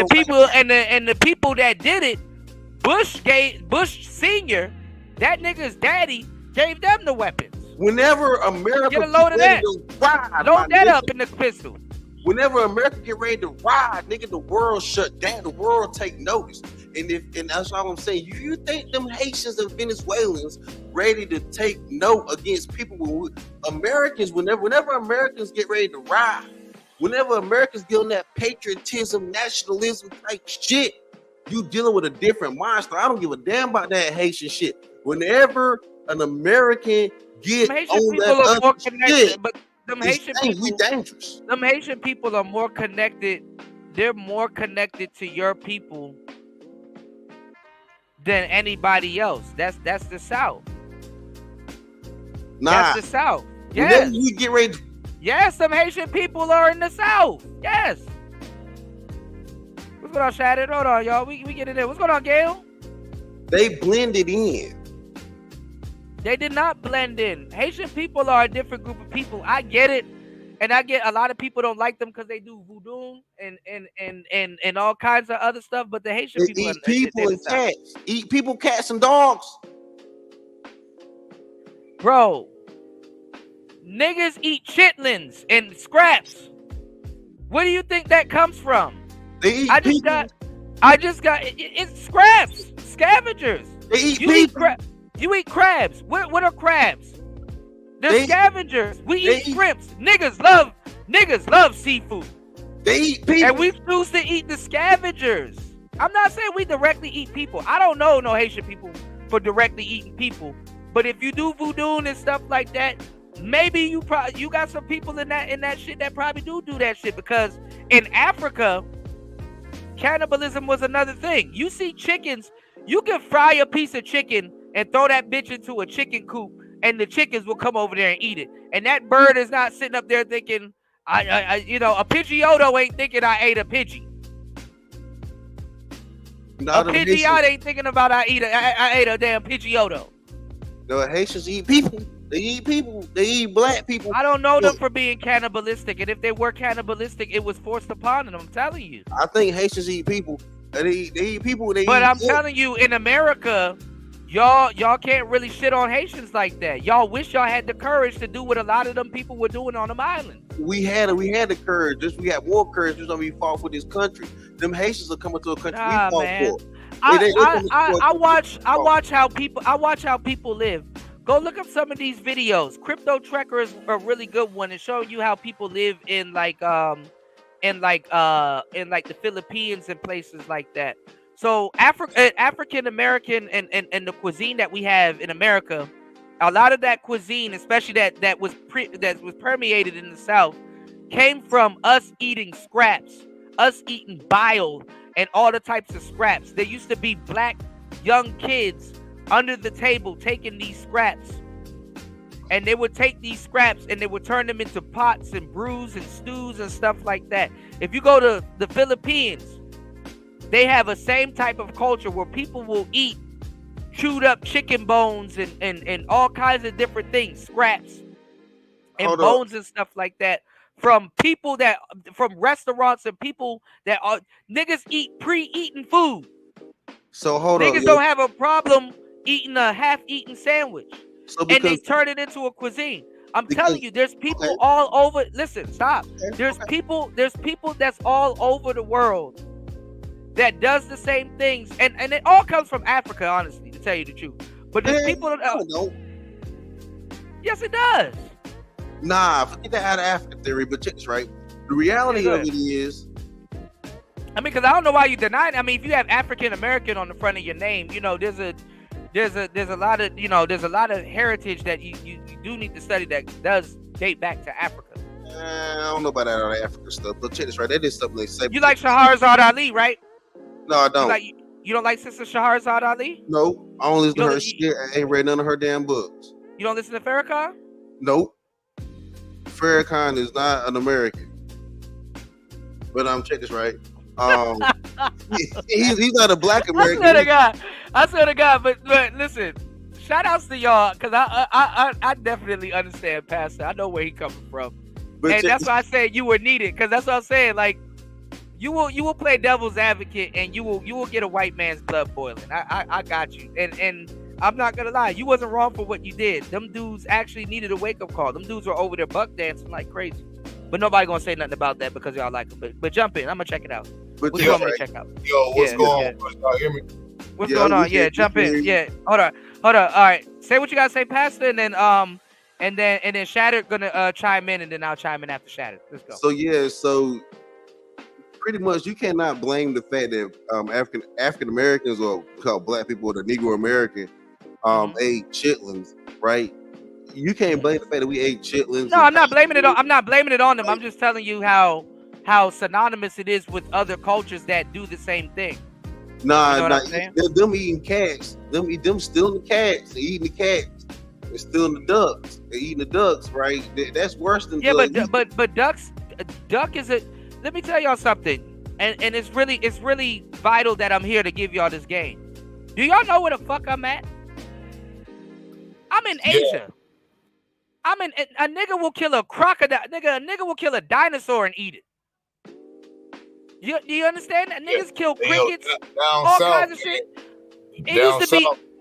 Yeah, down south. We eat gators. We eat alligator gar, which is a fish that's damn near an alligator if you look at its evolutionary point. Yeah. You know what I'm saying? But you know, it's not a crab, let's just say, or a bottom feeder. It's a scavenger, but it eats meat. It loves. No, you know. Hold on. I'm glad you said that, Shannon. Let me save your breath on something. Let me put y'all onto some game. Okay. You wanna know what niggas do? This how crazy niggas are. You wanna know what niggas do? What? If that cat was tossed up and they put a higher price tag on it, you know what niggas call to eat all of this exotic shit and not get called out for it? They call it a delicacy. Come on, man! Don't. Oh yeah. No American. Oh yeah. I have not. Oh yeah. They call it a delicacy. Ain't nobody eating cat as a delicacy in America. That is no, because y'all used to charge Asian people with eating all of that shit. Which they do. I'm not even gonna lie. No, but guess what? Y'all niggas go to Thailand and talk about something. It's a delicacy. I never thought about eating. I've seen it. I've seen calamari. I've seen all of that stuff at the carry out and Golden Corral and all them other places that niggas go to eat. And y'all niggas was in there eating that shit too before I was. I was scared of shit to eat that shit. Okay, but still, I've never thought about eating a squid in my goddamn life until I saw it dipped in some red sauce out here. You know, so eating a squid is different than eating a cat. Bro, you're eating a squid. That's You might as well seafood. talk about eating cats. It's a delicacy. That's seafood. You catch it out the sea. What I would Bro, like to, a nigga will eat a plate of chicken with some eggs. You're eating the chicken after it lived and before it lived with a side of pork ass on the side with some rice and vegetables and think we eating good. We like, have y'all really looked at cuisine in a real way? That's not eating a cat, dog. what I'm saying is like what y'all Might was as saying. well. Like, you know, when you were talking about earlier about the Southern cuisine and then what some of the scraps that was thrown, you know what I'm saying? And we took it and made it delicacies like ribs. I'm gonna use the non-chitlin references, right? Ribs, pig feet, pig ears, pig tails. I mean, you can go all the way. They was doing it, and brothers, you know, and let's fast forward it, right? You know, even brisket. We can go to brisket because that was like the toughest thing on the cow, right? You know what I'm saying? The brisket, yeah. Oxtails, you know what I'm saying? Different things. They used to throw away oxtails. See, I'm gonna tell you the real, people don't understand that. They used to throw away the oxtail. No one ate it until people, you know, found out. You know what? That is actually the collagen and the marrow and the amount of the protein, and it's only one oxtail per ox. We actually start, and now you notice that a lot of sports players that need extra protein and stuff like that. Sorry, Jamaican food and oxtails and that's right. You know what I'm saying? So what they threw to us as scraps back in the days, now minus chitlins and hog maws, because I don't eat that shit. Yeah, I don't eat that shit neither. Yeah. I'm from the South, and I've seen my elders create, you know, super duper, you know, recipes. They, you know, wash them down, put them in vinegar, load them down, boil them, all that. When they cooked them, I just couldn't be in the house, bro, because it just I couldn't do it, bro. I just never did. Now ribs, that's one thing. Pork and stuff like that. Yeah, I've ate some ribs. I barbecue ribs, but as far as the other stuff concerned, I ain't never had a problem with not eating, because that's bad. No, but look at this though, because America is divided. Like the North, like, so I'm from Maryland, right? And we're still technically considered the South, but I lived in Florida and all over the place in the South, and I've seen and been up north. The North of America was supposed to be more eccentric. The South was supposed to be cannibals when it comes to American culture.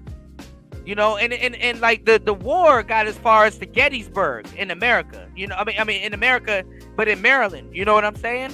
And the South was more profitable than the North because of their uppity. You know, that Maryland is crab country, right? They're supposed to have the best crab. Of course. Okay. I'm dipping Obey, bro. Absolutely. And remember also, if you go back in time enough, lobsters, before they started harvesting them like they do now, and it's become a big commodity. Back in the days, lobsters was poor people food because nobody. But hold on, but guess what? If you remember too, if you couldn't afford lobsters, what did you get? Crawfish. That's right, crawdad. And listen, because I love the South. I got stupid. I'm Southern for real. Like I really love the South. Like. I grew up in a real Jamaican household and Southern household. Like literally, a lot of y'all niggas have never ate tripe in your life or know what tripe is. I tear the shit out of some tripe till I found out what the fuck it was. I googled that shit when I was a kid. I was like, oh, this is fucked up, but it tastes good. Yeah, it does. You know, a lot of the South American diaspora, they have that tripe and they tacos. They have it as part of their meat thing, you know. And you be like, well, what is that? They're like, oh, that's tripe, and they got the lingua, the cow tongue, and then they got the tripe, and then you got the hog head sauce, you know, where it's actually hog brains, you know, and they make it into, you know, sausage and stuff. I had to learn that too, cool, because I was like, what is hog head sauce? And when I went and found, oh, that's a brain? Like, oh my God, you know, I stopped eating it, but I still see they have it as a delicacy, and people haven't stopped eating it. You know, I don't eat it no more, but you know, people haven't stopped eating it. So there is a delicacy thing, and you know, over back in I'm sure in Vietnam when it came to the war and meat was yeah, they had to resort to the same thing, yeah, but in their environment, yeah. You know, the dogs and the cats, I'm sure they was, you know, heavily up there. They you know, I've seen them boil them, and you know, I feel sorry for Garfield, man. I feel sorry for. Well, you know what's funny? I did have a heart for it because like and shit, right before I left the States, my cat, and his name was Garfield, he was a ginger, he died. Which is the irony in it, but like, did you eat him? Hell no, I didn't eat him. But let me tell y'all something. No, the pastor, I'm gonna get you back, bro.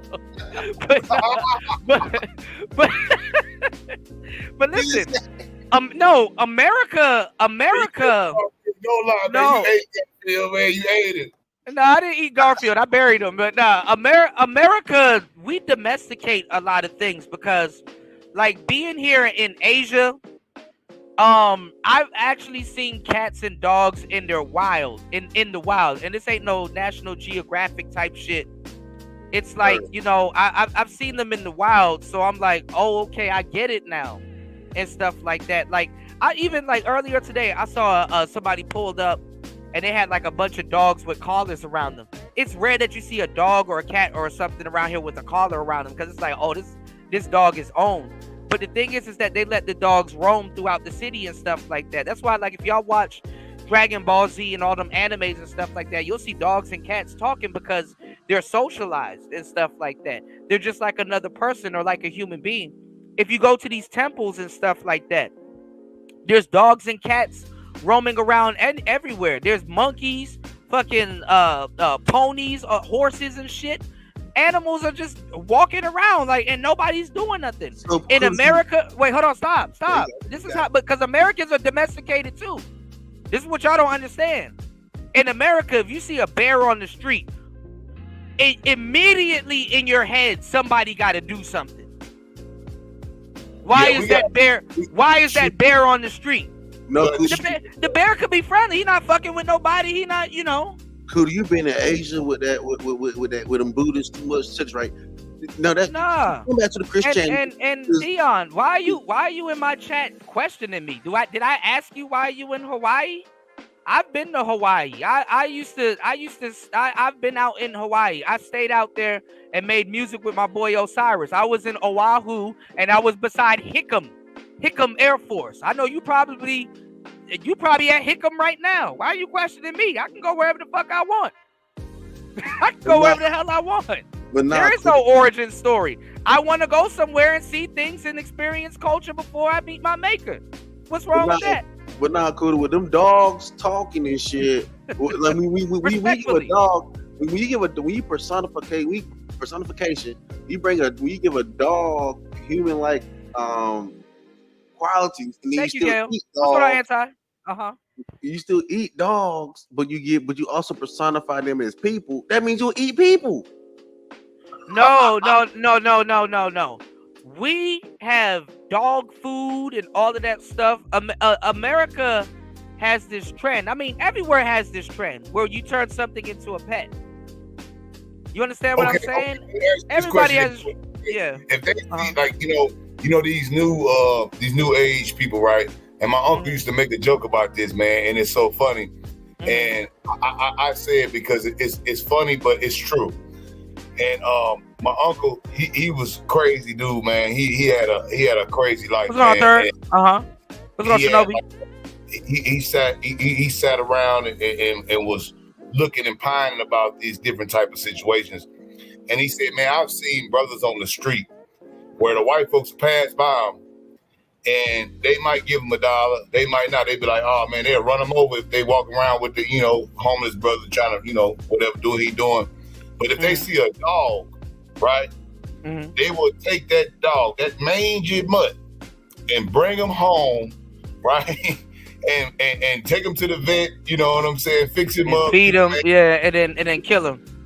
Right, and then you see a person, on the street, and you just roll them over like trash. Like, who cares, right? And we're acting. I mean, I hate that. Shout out to shout. No, I hear you, bro. But like, we're acting like we have regard for human lives when humans get shot down in the street like dogs every day. You know But what we I'm don't saying? That's eat where them, that term comes Cooter. from. We don't eat them like raw Listen, food. I'm We not eat 'em like raw food. I'm not advocating y'all to eat dogs and shit or cats and shit like that. I don't know where y'all getting this from, but niggas do eat roadkill in America. Do not be surprised. Listen, you know what they do in America because I've hit a deer. No. I've hit a deer, and I was yeah, like, of course. "Dang, No, I'm glad because I was gonna bring up the deer and the elks and stuff like that. So yeah. I sold wine and beer for 10 years, and every month somebody would come in and be like, "Yo, Kuda, can you recommend me a wine that would go with some?" You know what they call it in America? Just to be ambiguous about what they're eating, they call it game, gamey type meat. Yeah. So in America, duck is called pate. Actually, I eat duck noodles. I'm gonna take a picture of the duck noodles and I'm gonna put them on my wall. I'll actually do it right now because I got pictures of it. I'm gonna put pictures of duck noodles on my wall, and that shit tastes good than a motherfucker. Okay, In America, with duck, right? When I look at the duck thing, and I duck see is the game. It's game. But see, what they say is like in the Bible, right? It says that you should not eat no fowl that have webbed feet, right? So that would contain a duck, right? So I'm just saying, like, you know, in the Bible, right? But then you look at the delicacy, like Peking duck, right?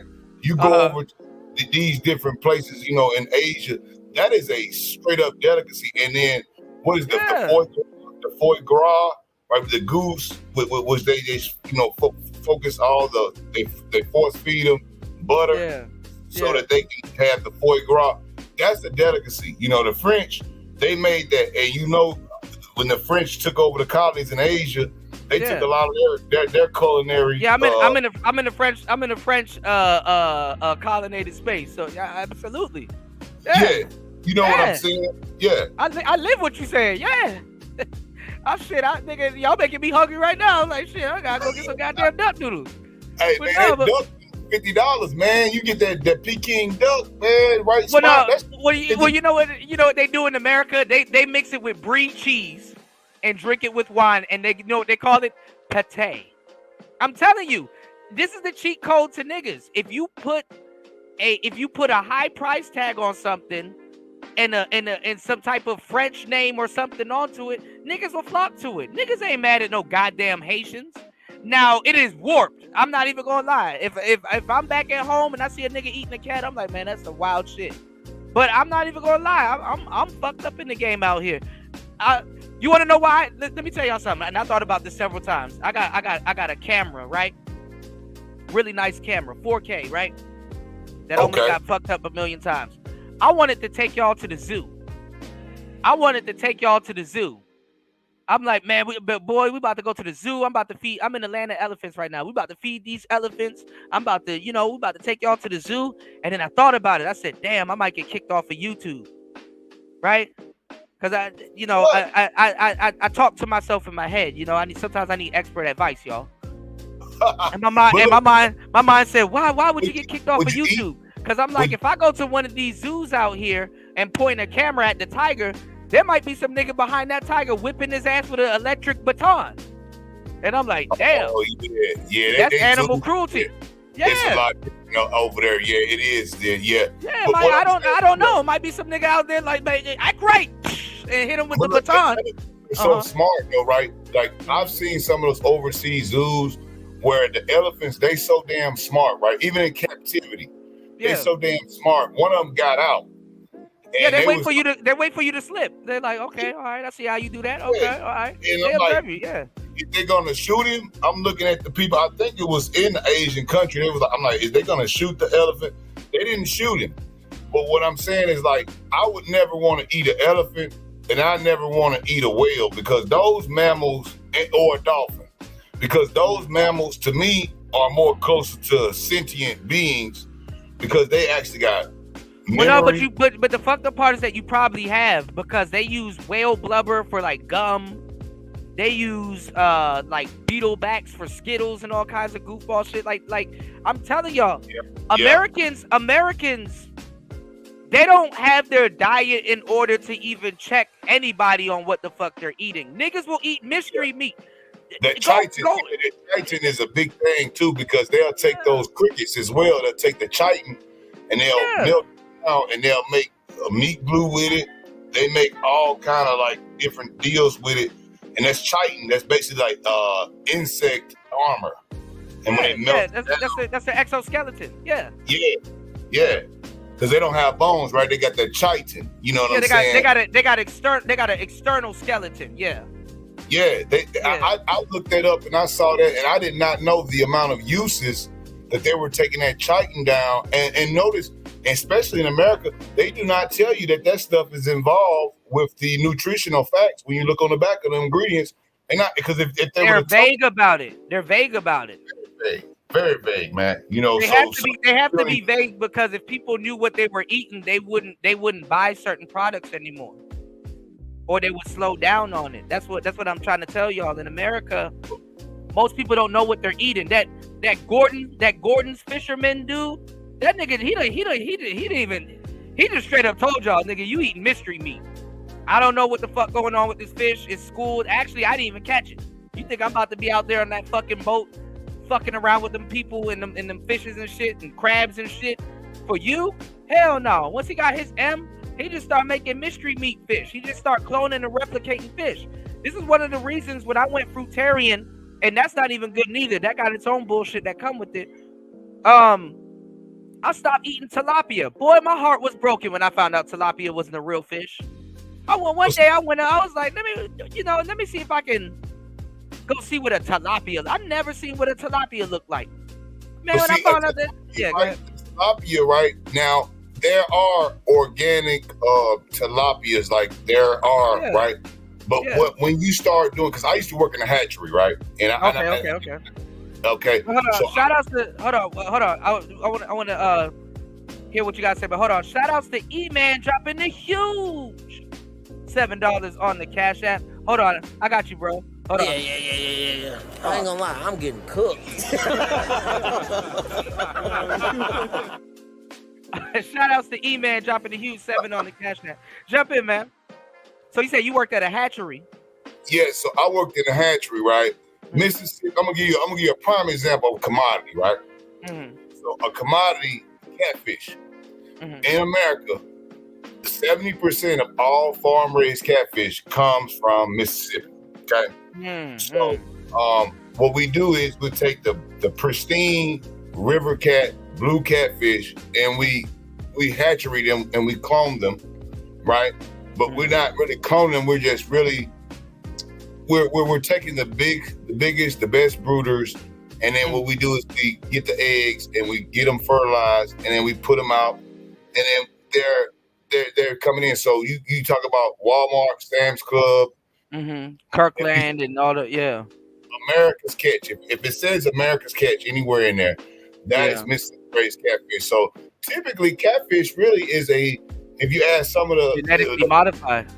It's a trash fish, what they would call it. Yeah, it's genetically modified, GMO. Right, it's a bottom feeder. However, when we do it in Mississippi, what we do is instead of putting a genetically modified thing or putting in antibiotics into the water or overpopulating the fish farm, we actually feed them. They don't have to hit the bottom feed. Yeah, they're tank fed. They're not scavengers. Yeah. Right. We feed them, and when I drive my tractor and my PTO and I shoot out, it's like basically dog food. Okay. Yeah. So we shoot them out there. They eat the dog. They don't want no scavenging. So that's why it tastes better. But they do it with everything. They do it with the catfish. They do it with the cows. Oh, it produces more milk. Oh, it has more beef. Oh, you understand what I'm saying? Well, yeah, because you sell it on pounds. You sell it on pounds. So when you sell it on pounds, it's like that. And then a lot of, you brought up cattle. That's a good, what we do in Texas, got Brangus and Black Angus. Mm-hmm. Okay. So now, if you feed your cattle range cubes or a genetically modified corn product that's a cube, then that is not grass-fed cattle. Right. Normal. If you don't want to cheat, let's just say if you don't want to cheat, let's say you got 100 acres. The way it works is that 1 acre per cow. So 1 acre of good coastal grass will feed 1 cow per acre. So you got 100 cows, you got 100 acres that will feed your 100 cows. Mm-hmm. So if you don't have that amount, if you're stacking the cows in, let's say you got 50 acres and then you got 100 cows. Well, now you got to bring in hay, or you got to feed them the cubes. And what we decided was we're going to be able to sell our cows for a higher rate because why? They're all grass-fed, coastal fed. And that is a prime USDA product that is grass-fed. That cow is worth more. Why? Because it never had the GMO inside of its system. Right. Right. And when you sell anything that comes from that cow, you can put that on the bill. You can prove it. The grass is GMO.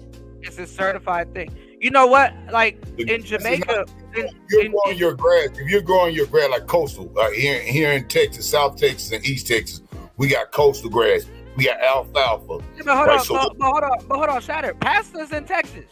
You in Texas, right, Pastor?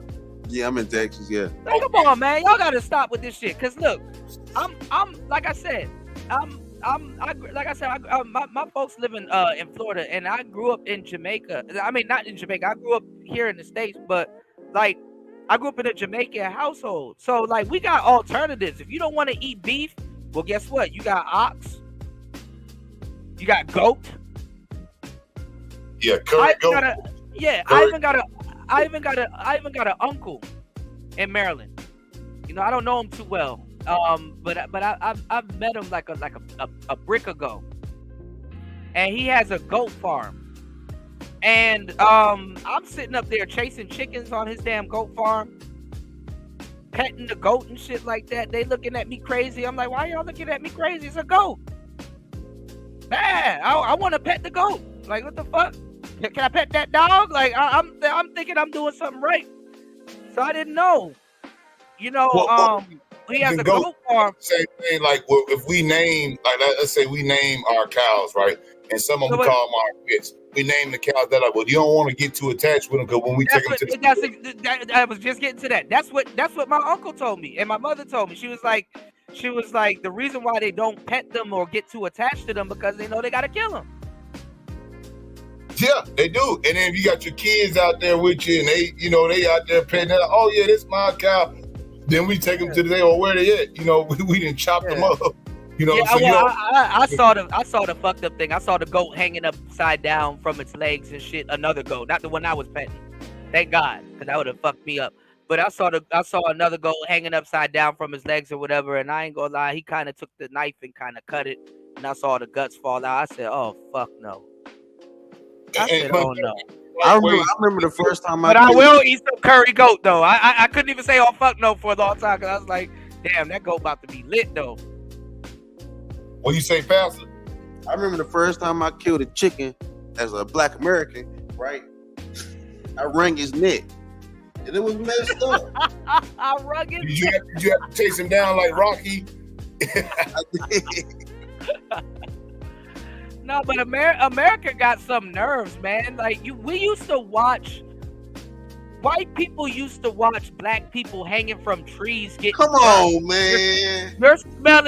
You're smelling black carcass getting burnt, and you going to a party and dancing, and literally there's a man over there getting burnt on the tree, and you're smelling it. Why you gotta come back to slavery every time? That's what y'all love to do. Because that's the bullshit that we're talking about. Like I mean, I don't listen. I'm gonna think I ain't gonna hang out with you, but I'm gonna think you a little weird ass nigga if you up there eating cats and shit. But it is people eat all kinds of shit.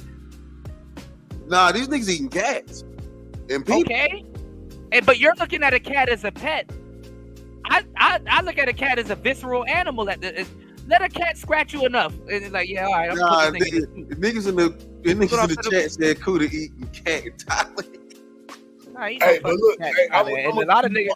You want crazier because if we talking about the Haitians, right? So now niggas will eat pussy and get on here talking about niggas eating cat. You ate pussy. Some of y'all eating pussy right now. It's Saturday. Shut up, man. I ain't nobody listening to that bullshit. What's going on, Star P? Some of y'all eating pussy right now listening to Player Talk Radio laughing. And it probably ain't organic pussy either. That ain't grass fed. That shit ain't grass fed. Damn, man. There ain't no grass fed pussy. It's grass smoked pussy, but ain't no grass fed. Yeah, it definitely is. It's smoke. See, that smoked some grass before you start eating it, nigga. That's a y'all niggas up here eating henny pussy and shit. Hey, but you know what? They're mad at them Haitians, man. They still mad at them Haitians because they was the only one in the Caribbean that throwed out the French. They tried to get the English. They tried to get everybody in there. They could not overthrow them. They ate them. They ate the French. Bro, the French, bro, Haitians defeated the French. The British. They were hungry, Cuda. They ate them. That's how they defeated the French. They just ate them. It was very hungry. Well, I ain't gonna lie. You gotta build up a lot of hate in a nigga for him to eat your ass. Well, see, that's what they call, that's that Sun Tzu. That's that like, shock and awe. So now back in the days that, they didn't have, paratroopers and shit. They had to run that ship. So you got to get all your men up, put them in this ship, on hardtack and rat rice, and run them down there to go and fight these brothers who know everywhere. They didn't want to go down there and fight them dudes. They domesticated how we eat because they would shove the food in your mouth and make sure it knocked out some of your teeth. We leave out that part. Y'all gotta see that's the part. Niggas always want to talk about slavery but never get into details. No, they shove that food in your mouth to the point where you lose teeth. I'm gonna do a whole live stream. The indigenous, right? They would not make in captivity.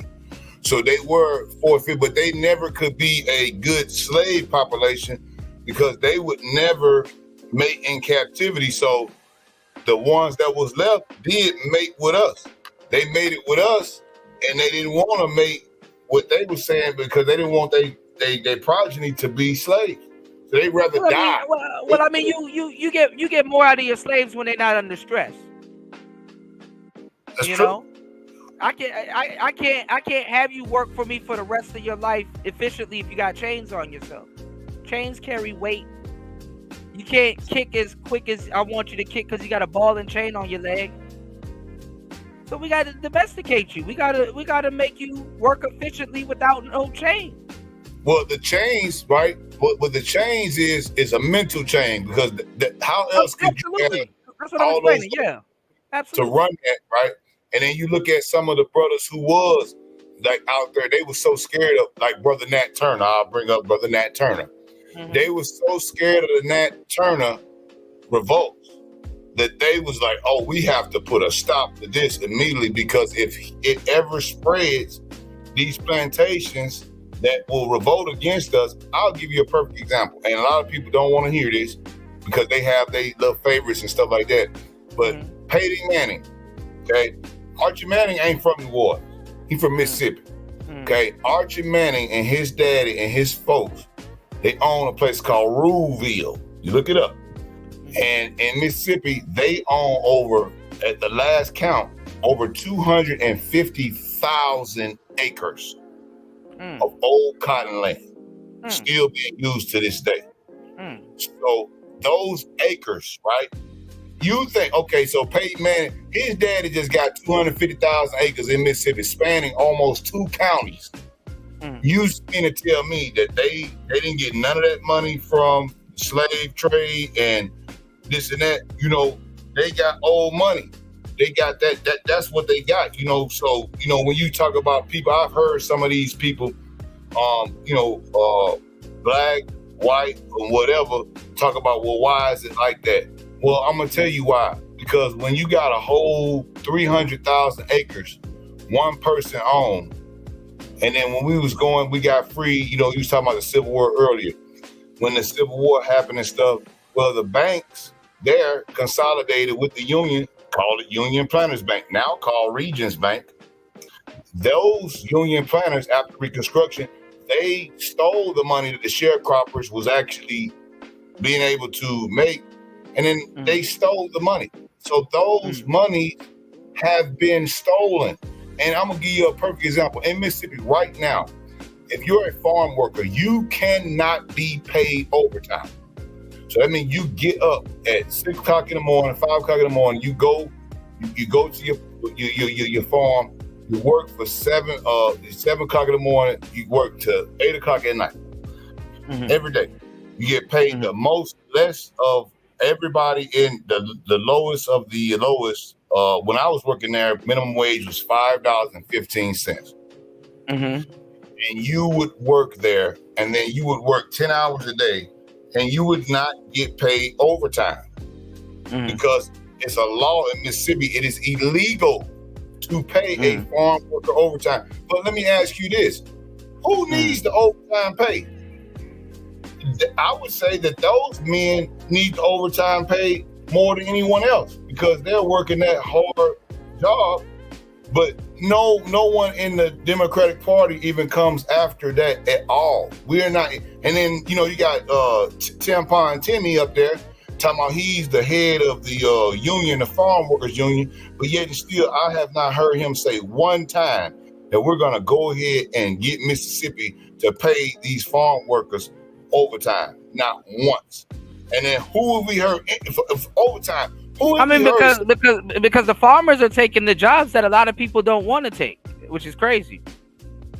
Yeah, well, they brought it. I've heard and they give out loans. The people that run the plantations, they have told me when I used to work there before I left, they said, well, yeah, they seen my plates on my car. I said, well, yeah, who's from Texas out there? That's me. He said, well, yeah, man, we was just down in Texas. We finna go and get the Mexicans to work your job, and they ain't gonna ask nothing about no overtime or nothing. We actually paying them $4 an hour. Yeah, because they come in groups. They come in bundles, man. Yeah, and they said, we gonna get rid of y'all. And right now, it's so hard for a brother in that area to get a job that's the only job that they can get. Let's say a trucker, or they go work for Walmart or Coca-Cola or something like that. Yeah, you're getting cornered. You're done. So why would they ever hire you?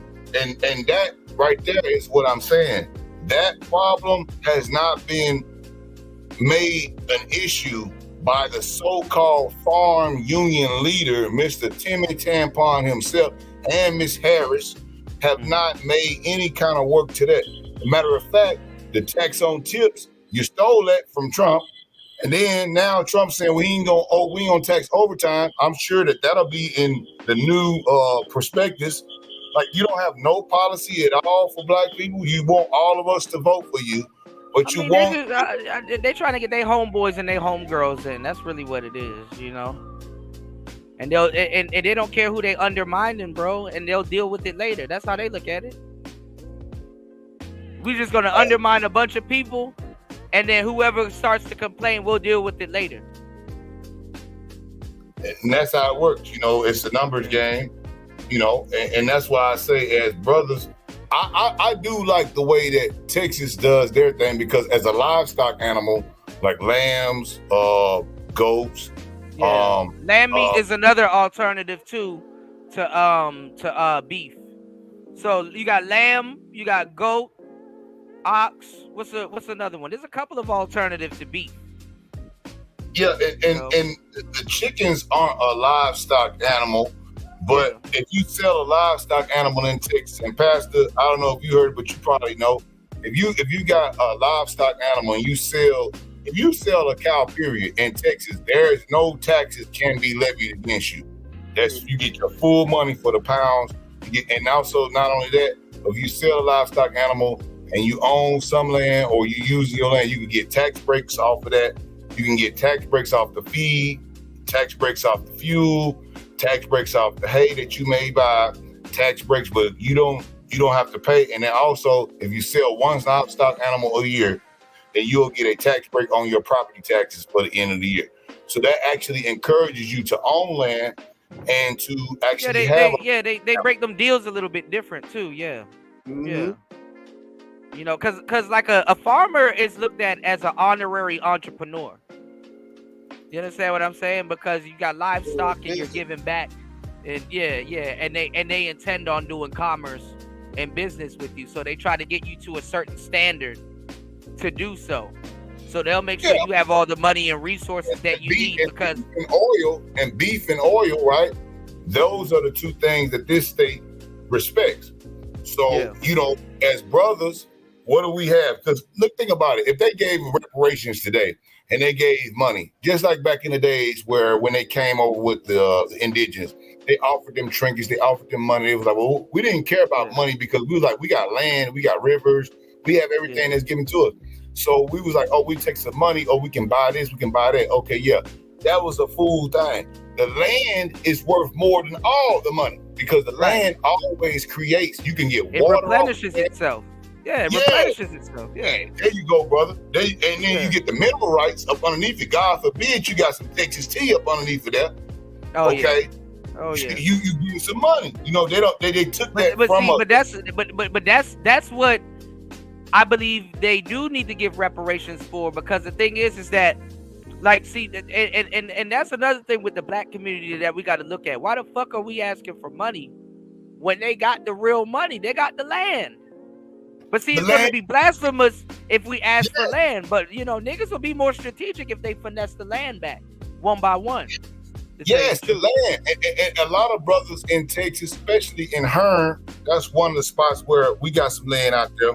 I talked to some of the older brothers, and they explained to me how they had to go back and get their land because they was deleting the deeds, they was getting rid of the deeds, they was getting rid of the sharecropper deeds, they was getting rid of some of the indigenous. And hold on, and another thing too, some of y'all niggas, that's your land. You just don't know about a deed that's in your name that was in a will that was saying that that land should go to you, whether it was from your ancestor or an actual slave owner. So a lot of dudes don't even know that. A lot of dudes don't even. Yeah, a lot of dudes don't even know where to go look for that information. There's even slave owners that say, "Yo, give my land to this nigga." Literally, when I pass, fuck my wife and the kids. They're disloyal. It's white dudes. Yo, give my land to that nigga. And the family still took it over because the nigga didn't know. He didn't know how to read. You're not gonna know to go look for that shit. And that was the whole thing of the reading. They did not want us to learn to read because they was like, when I was explaining it to another nigga on this panel, the people in the chat here was trying to throw me under the bus. When I told them that, like, they really don't like that you know how to read, speak multi-languages, and can comprehend certain things. You're supposed to take commands. Again, this is why man would rather robot than human. This is why the organic is building the mechanic, and the mechanic will then going forward will control the organic. They don't get it. Robots take commands. Until they don't get it. I don't fear. This is the thing when it comes to the slavery shit. I don't fear the nigga in New York in the North with a fucking iPhone saying racist shit on his phone. It's the nigga that's down south with the fucking cane and the top hat that looks and speaks like Colonel Sanders. That's the nigga I fear. Cause he sat there on the fucking plantation, him and his family, for years, observing you. He knows your pathology. He knows your movements. He knows what you're gonna do. Yeah, he may talk funny and crazy, but he know more about you than you do. Worried about some weird ass nigga with an iPhone. What's crazy is this, brother, because I had to learn, because I have been up in North, and I experienced the North versus the South at a young age, and I worked in different places in both areas. So what I noticed was the racism, although it was there, it was different in ways. So like South, the racism, you know, it's pretty much right up in front of you. Right, and you know, white folk don't like you. The boss man, you know, they running some old boss hog type of shit. You know what type of plans they on. You know, they running that Confederate flag above their house. They don't hide nothing. But when you go, and y'all don't really have sundown towns. I mean, y'all do, but it's different. The sundown towns in the South is way different than in the North. Yeah, it is. And up north, it's like, okay, I work there.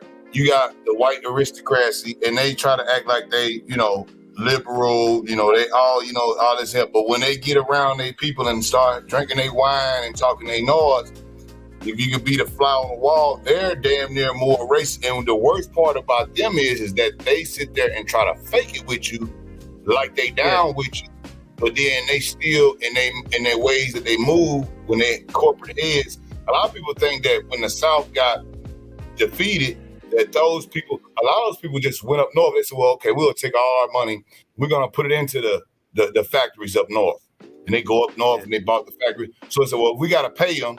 At least we'll still be able to, get our money, because the cotton industry in and of itself, and that's why they went. A lot of the slave owners went to Texas. They made, but that's how the North got into it with the South, because a lot of people was making that money. They were making stupid money in the South and going up north and buying up the shit. And then the thing is that guess what? If they failed in the North, guess where they go?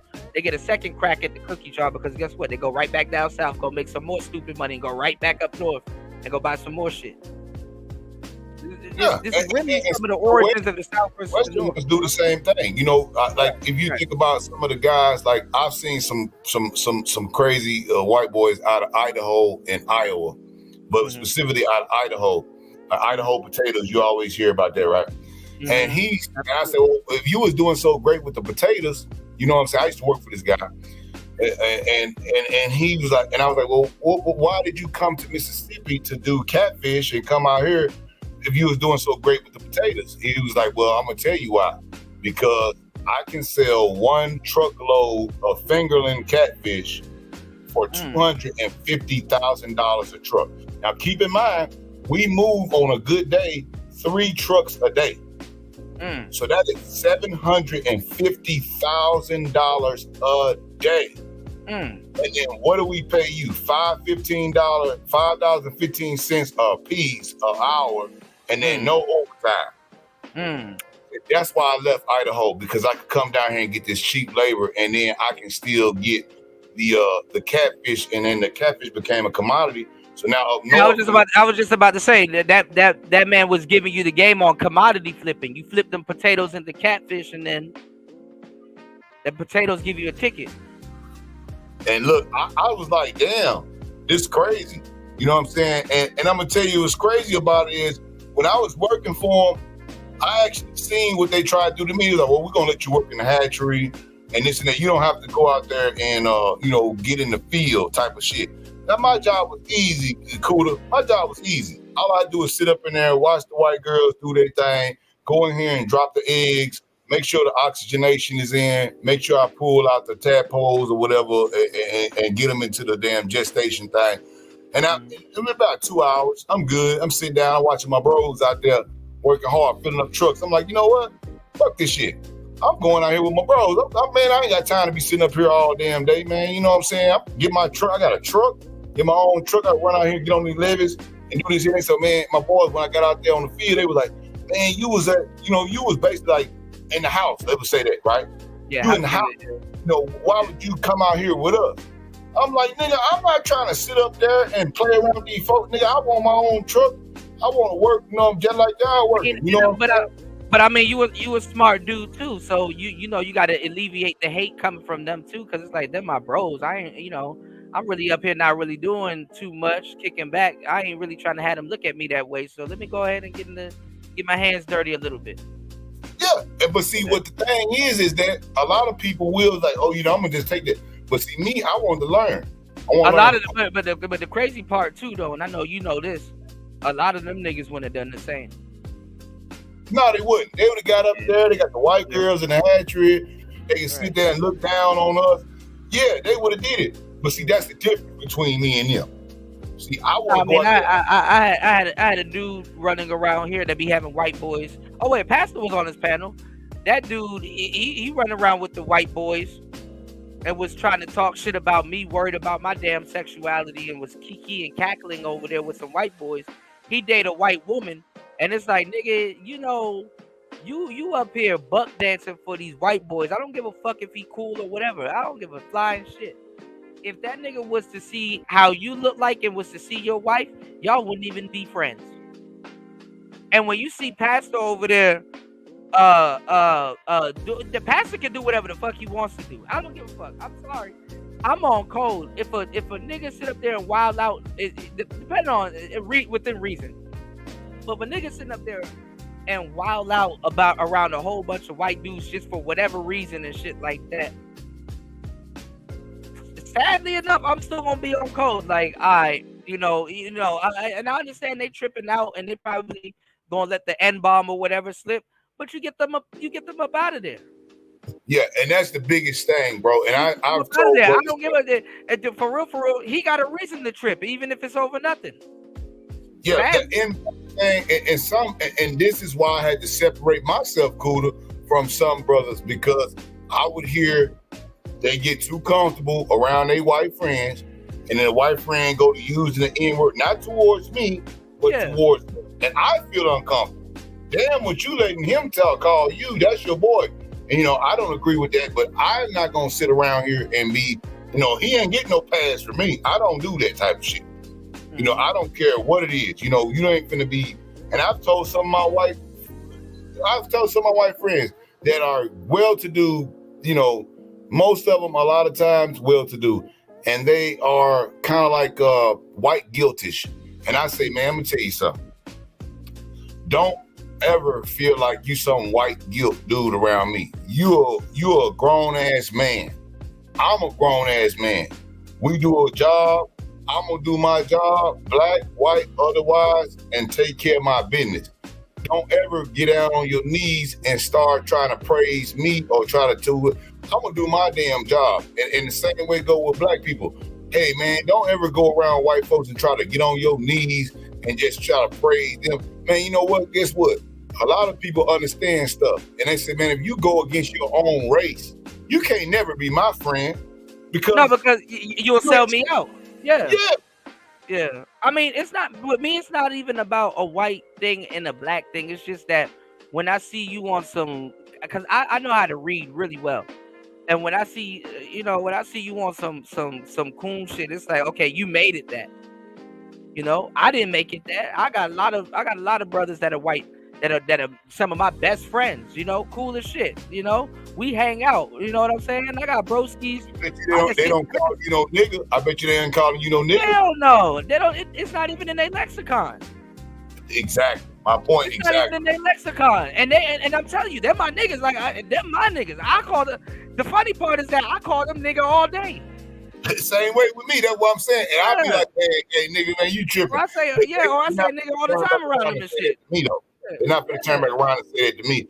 And if they do say that word, let's say if it's a song going on, they rapping, today was a good day, whatever, or what they say in the song was got nigga work, and they rapping it, and they'll even be like, they'll skip that, they like, the music you already know. But you know what's funny? They don't make it awkward though. I can see if we waiting for them and anticipating, hey, yo, he gonna say it, but they don't even make it awkward. But like one of my good friends, I remember I was DJing at the club. He was like, hey, bro. He winked at me, no homo. He said, throw on that key Glock. I said, oh, my nigga. Oh, hell yeah. Just what the doctor ordered, right, bro? I was playing key Glock all night. And the people, because, they out here, they don't really understand that type of music. They didn't understand it, but me and him did, nigga. We were having a blast listening to key Glock. You know what I'm saying? So you'll be surprised. I was listening to what you were saying about the music earlier, and I said that, and I made it to this point right here because if we're gonna go, I'm from Mississippi, so I haven't seen the Ku Klux Klan. We done ran the Klan about our town, right? Mm-hmm. So I remember that, and I see, and I'm like, man, for as much of music that we got now, and then we're way ahead of what gangster rap was back in the day, so. We got drill rap, we got all this stuff, right? So when I hear, if they're gonna let us produce this music where it's like, kill a nigga, all I hear is kill a nigga, get a strap, kill a nigga, fuck a nigga, bitch, kill a nigga, kill a nigga, kill a nigga. Right. But I would say if you're gonna have 10 songs like that, you at least have 1 or 2 songs to say, we're gonna, if the Ku Klux Klan hang us or something, Ku Klux Klan, we're gonna go and kill Ku Klux Klansmen. Where is the songs? Where are the songs? Right. All I hear is niggas getting scraps and Dracos. What they getting Dracos for? They ain't getting no Dracos to kill no clans. They getting Dracos. I said all the artillery and them guns them boys have up in O Block. I bet them boys wasn't ready to shoot no Argentinians. They'll hesitate. They'll hesitate.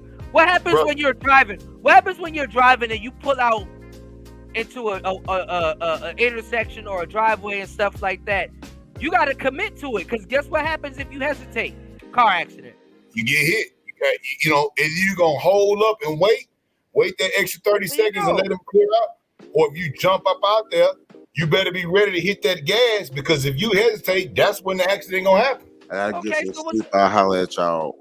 Wait, hold on. Okay. So what's the difference here? All right, now hold on, y'all. Shout outs to Pastor $40. I gotta be real with y'all, everybody here in the chat, Pastor and everybody. I'm not gonna lie. I have ate a dog. I'm not gonna lie. I've eaten dog before, right in front of you. I filmed it too. I got a YouTube video of it right here. Here we go. Oh, look at the cute dog, bitch. Ooh. Oh, hell yeah. Yeah. I'm about to. God damn it. Oh yeah, tearing this dog apart. Is that a dog? Cake dog. You know them Asians like to eat the eyeballs. Right. Damn, I'm hungry. I want some of this cheesecake. Rub up on you. I want some of this cheesecake. All right, I'm gonna hook. Shit, you thought it was a dog. Man,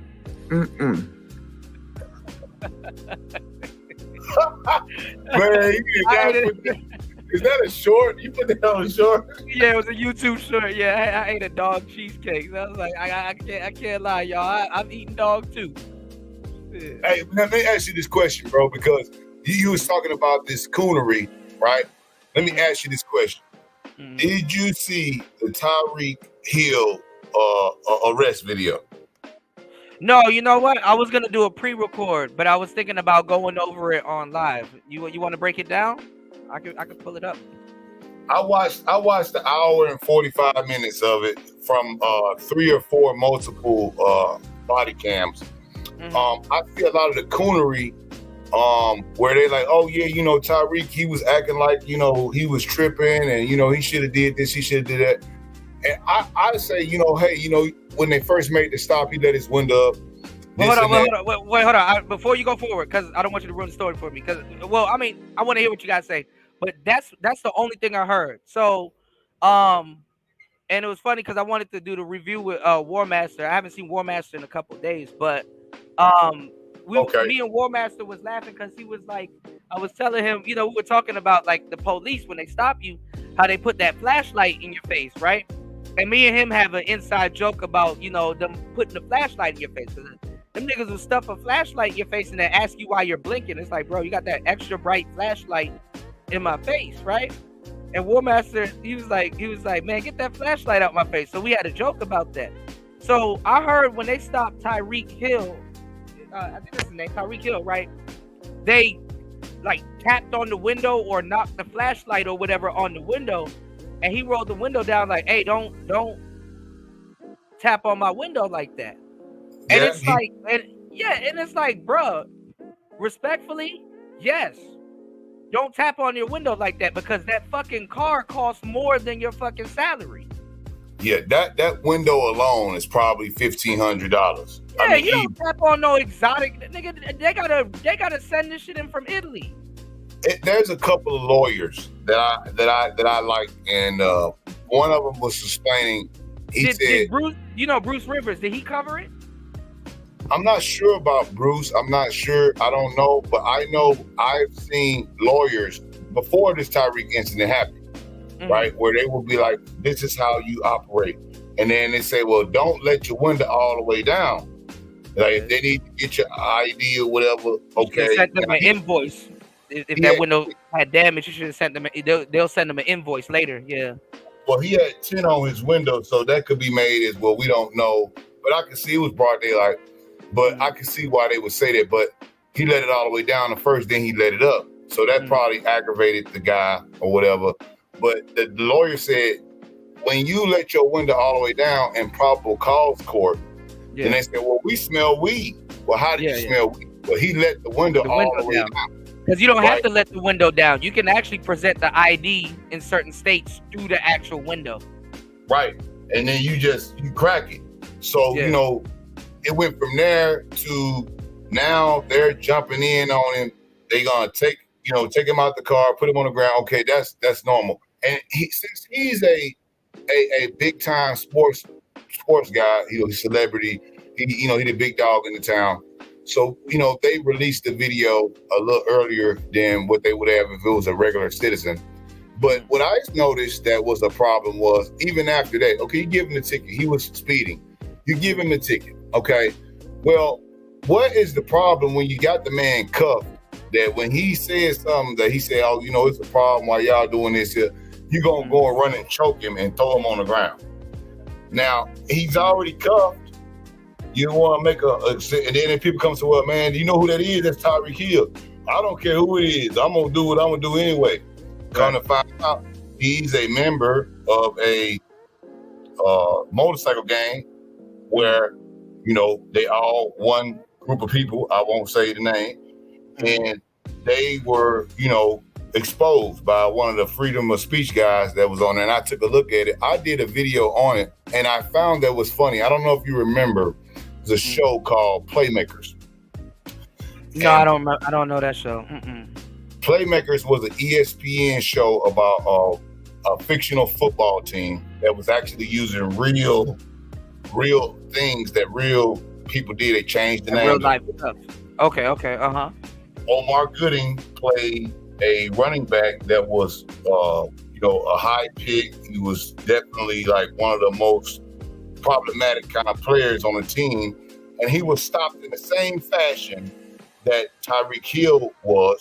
And I did a video to show the juxtaposition of what they did to the brother. And I heard a lot of the cooners, the cooners that get out there, oh yeah, Tyreek was wrong. Well, hey, you know what? Give the man his ticket. He doesn't have a weapon. He's like literally 100 feet away from the stadium. But that's another reason why they get real aggressive with you, because I've had cops whip my ass. I've been beaten up by police several times because they didn't find a gun.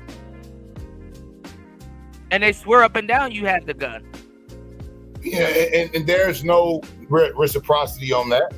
They okay, well, yeah, all right, they let you go, or maybe you do a day or two and they let you go, and it's like, well, those average people like me and you, that body camera footage, shit, good luck.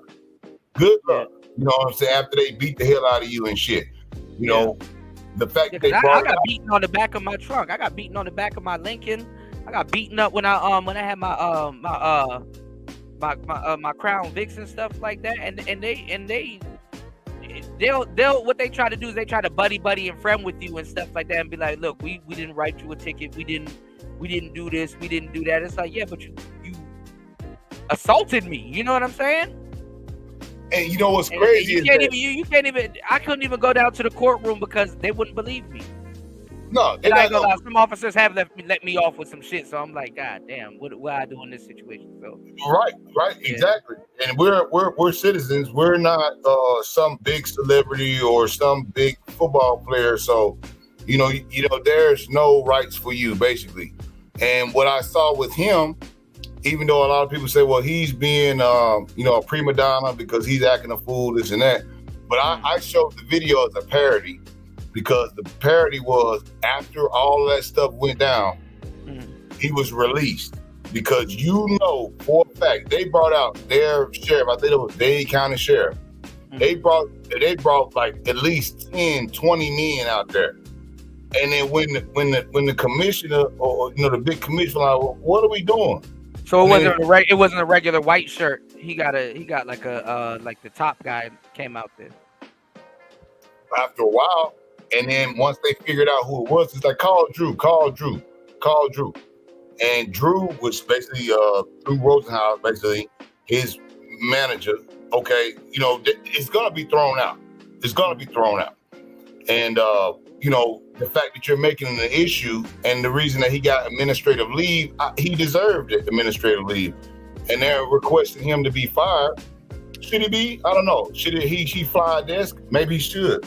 But at the end of the day, here it is me. I'm in Miami, and we need our guys to win. If I'm gonna say, well, look, this here is the arrest that I got today. Well, who did you arrest? You arrested the guy that we got all our money bet on to win. Yeah, because it's a hierarchy. That shit is high up. Like, people think that the police is a fucking, and even policemen figured this out the fucked up way, but people think that the police is a fucking job. No, some people it might be, but that shit is a brotherhood. You know, it's no different than the motorcycle gang. That's why a lot of them are in motorcycle gangs. And guess what? When you go higher up the ladder, it's them niggas in the motorcycle gang that got the money on the football game. That's in the box. That's in there. It's like, nah, let him go. What the fuck? He need to be on the field right now. That's right. And then you put his knee on the ground, choking the man. You feel me? He just got off injury, so injure him. Well, hold on. I'm gonna say something too, and I think this is kind of what we both are getting at, Shattered. What you got? Ain't it crazy that somebody that high up will look at a regular police officer as a foot soldier? You a foot soldier fucking up. You so much of a foot soldier, you don't even understand the hierarchy. You don't even know who you fucking with. And a lot of his Release boys that were man. They was like, well, do you know who he is? He was like, at first he said, no, I don't know who he is. He said, man, that's Tyreek Hill. He's right, like, man, who? Tyreek Hill. You know, and then the black girl come up there and she was like, you do know that that's the star player for, you know, and a lot of people say, well, oh man, you know, he's a star player. He get different treatment, this and that. When he realize he in deep shit, he got to find somebody in his precinct that'll make that shit go away. But everything on camera now. Your ass, yeah, you on camera. So now you finna get ready and get administrative leave. We're gonna try to protect you, the union. We're gonna try to protect you. But if the city is like no, which they will be, your ass will never run the same beat that you ever did. I don't give a damn what they try to do. And when I hear coons like, oh yeah, you know, they should have beat Tyreek up more. How dare he not roll down his window? I'm like, brother, are you serious? So you doing this shit for YouTube views? Like, when I made my video, I made a parody, but I just showed the parody of, yeah, nigga, you already know. When DH got stopped, he was fucked up. He said, man, you want some extra tickets, man? I got you, bro. You know what I'm saying? And they're like, oh yeah, nah, let me get you. Give me your license. Give me your license. Oh, get on the ground. You know, right. You already know. That's type of shit. When it come to the end, when Drew come out, and when they talk to the commissioner, that man will be released. So why would you even waste your damn time? Well, I mean, white police, and just police in general, not just the white ones, even some of the corrupt black ones, they don't get fired. They get transferred. You know, so even if he did get some time off or whatever, when he come back, he gonna be at another precinct. They'll transfer him. Yeah, I think he was a Cuban dude. Ah, see. Yeah, that shit is a brotherhood, man.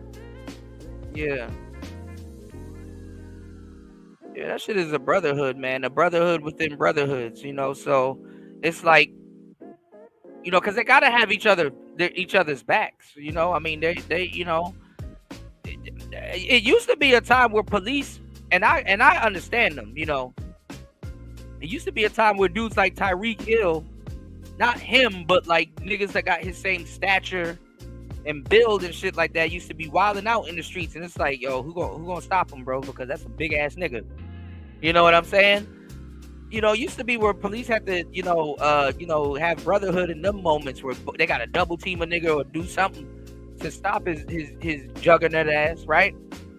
And now it's like the police, just to make sure big dudes don't get out like that, they got to overexert aggression to mentally damn near stop his juggernaut ass. You know, if he thinks about doing something, not if he actually did something. If he thinks about doing something, and I don't know, man, they fucked up in the game.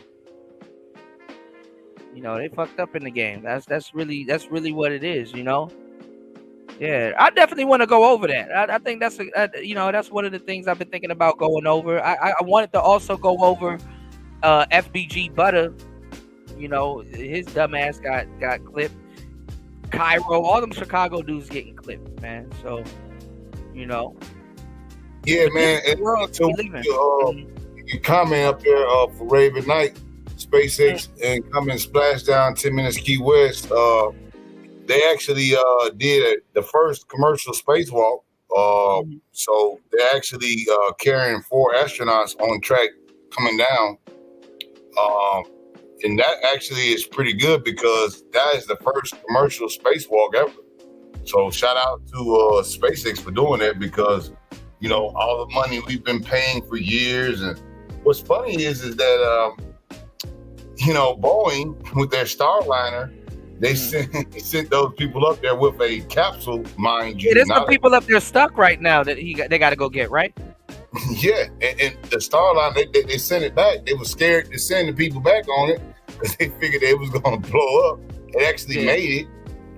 But, you know, the Dragon capsule, Elon was like, well, you know what?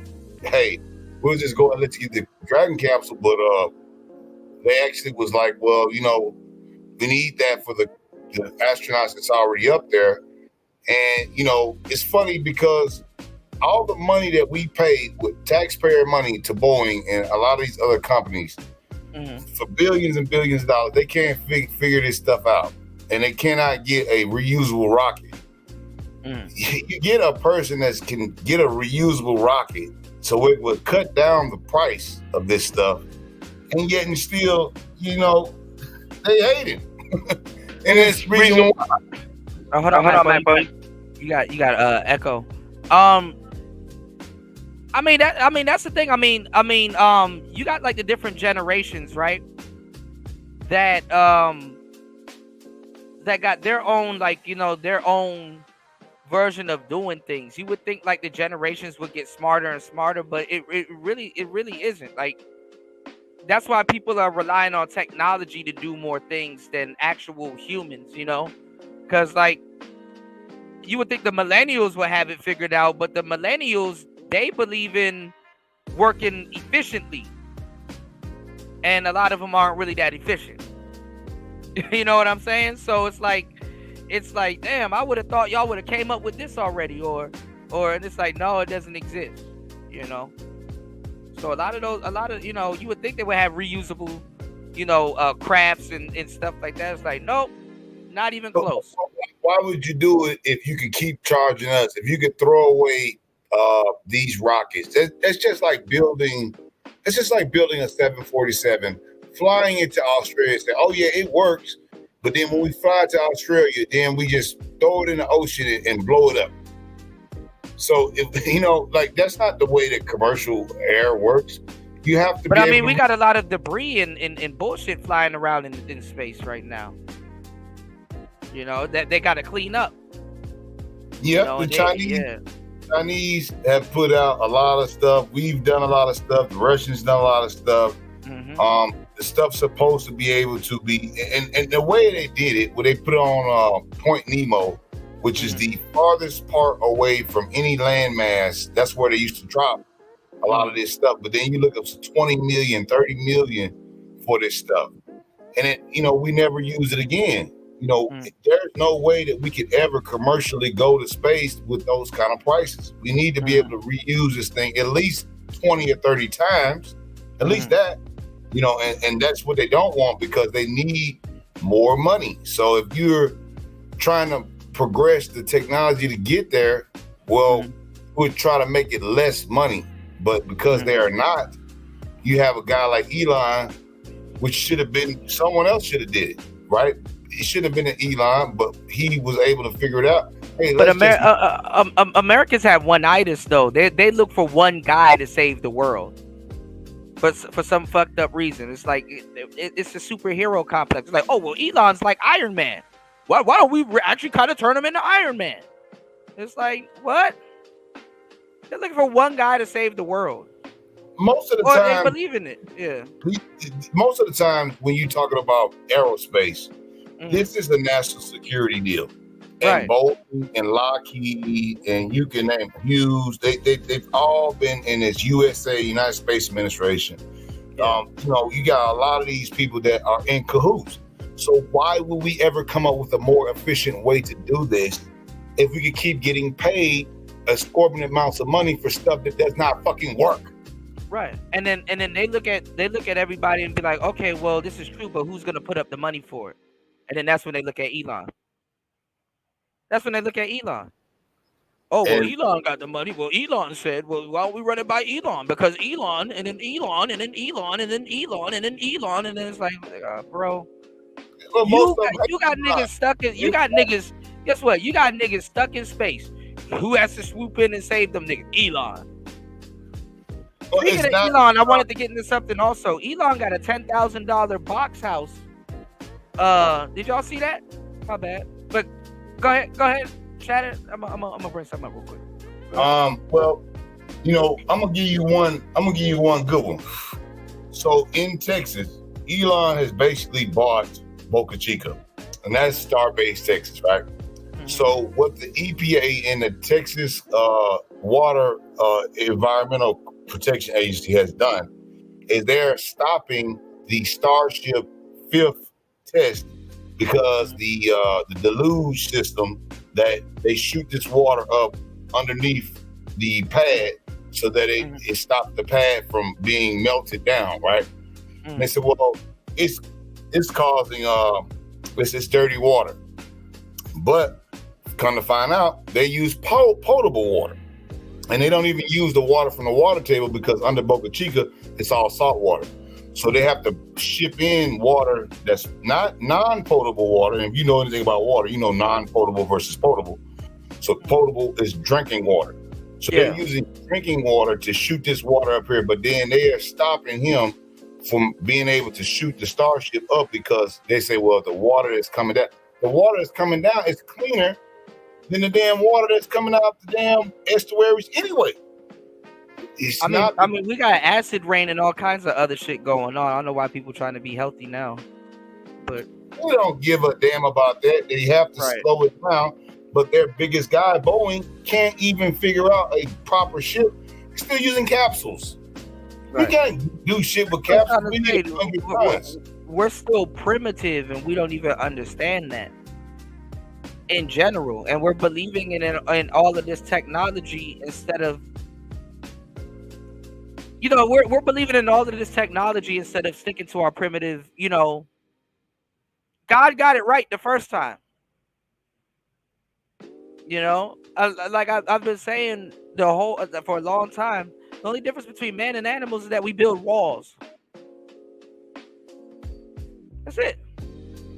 The thing about it is the governmental system that we have now, besides the industrial contractors, they have technology right now that could go above the head of Elon and do it better. Okay, they could do it, but they won't. They won't because it's not in their game plan. They want to be the first to get everywhere. Imagine Weyland-Yutani, which is a perfect analysm to what we have now, a corporation that is so knee-deep in bed with the government that they are allowed to do anything. And you have one guy that's like, you know what? Let's try to do it cheaper and go against what the government's saying. And then we'll actually beat them because the reason why he gets the money is because he beats Boeing. So how can a man beat Boeing and they got all the money? They've been getting the money for years. Look at the 737 MAX. Jesus Christ. I mean, in Houston, they just had shit falling off, engines. Yeah, I think what air company, one of their planes got fucked up recently also. Yeah, you're right. I think I don't think it was Boeing though, but I think it was a Boeing plane. The 737 MAX is a Boeing design. And they have taken it off the market twice in the last 2 years because of crashes. And now we've got windows blowing out. We've got doors blowing out. Do you think it's the actual plane and the build quality, or is it that they're not really teaching pilots how to really use their high quality stuff? Well, I think it's the quality, of course, and then they've gone to a lot of high quality stuff. If it's misused, it kind of goes to shit anyway, you know. Well, you know, you look at and the maintenance is important, but when it's brand new, you know what I'm saying? I'm not even gonna lie. When the shit's brand new, that's when shit's actually even more fucked up. Because if something's broken in, you know what I'm saying? There's kind of like more space there. But something brand new, it's kind of like you testing it still. Right, because it's not tried and true. You know, it doesn't have as many hours, but as they're changing it, you know, the 737 Max A, B, C, you know, you have iterations of this stuff. Yeah. If I want to get on a plane, I would want to get on, even though I know some of these Airbuses, I'd rather go on an Airbus than on a Boeing 737B, just because of the engines falling off. Yeah. I would not want to ride on that plane. Yeah, you know, I wouldn't want to. I'll take a fucking Cessna over a fucking. I'll take a single engine Cessna over a goddamn Boeing. When them damn tailspin planes, y'all. I land on water. Fucking bullshit. You're right about that, you know. But you know, I've been telling guys, like, with the architecture and stuff that men build. Like I said, we just build walls. You know, somebody would be like, well, Kuda, what's a door? A door is a moving wall, sir. Whether it slides or opens, you know, like people are still slow. It's like, you know, look at this right here. Elon Musk has this house. They try to say it's $10,000, but it's $50,000. Even that's not bad, because houses somewhat got to be affordable back in the States. But like I said, God got it right the first time. You got container homes. You stack 6 of them bitches on top of each other and start knocking down, again, walls. You'll get yourself a very nice, you'll have a mansion. Not even a mini mansion, a big ass mansion. More space than what you know what to do with it, right? Containers are real cheap right now. They're hard to insulate, and that becomes a problem. And then the structural, when you start taking, but you're right. Yeah, it's ways around it now, and it's cheaper. You know, it's cheaper. But I've seen in certain areas right here in Texas, where they've got a lot of places that are just doing straight up container homes. Absolutely. And I was just talking about it. Yeah, they're making big money. Some of these plots of land they're putting strictly container homes on. It's better than them containers sitting in a goddamn yard, rusting. You know, it's better than them sitting in the yard and rusting. And then they don't even rust once you put certain solution on them. Yeah, well, you repaint them. You can put the Flex Seal. You put the tar on them. You know, it's ways around it, but you know, it's cheap. It's a cheap building material. You know what I mean? And the only thing that kind of stops you from doing it is if you're having a homeowner association, these type of things. You got to kind of get out in the country kind of to make your move with that, because a lot of these in the city or in the county, they are like they don't want tiny homes. They don't want container homes. They don't want none of that. So you have to get out there and buy you some land to kind of get the access to that. Right, too, because I started getting into RVs and trailers and stuff like that. Start getting into like the Airstreams and all them other different type of trailers and stuff. And I'm like, damn, this is dope. But then they asking for house prices for them. I'm like, shit, that interior will fall apart before you even finish paying that shit off. You know? So I don't know. I guess, you know, I guess when people buy the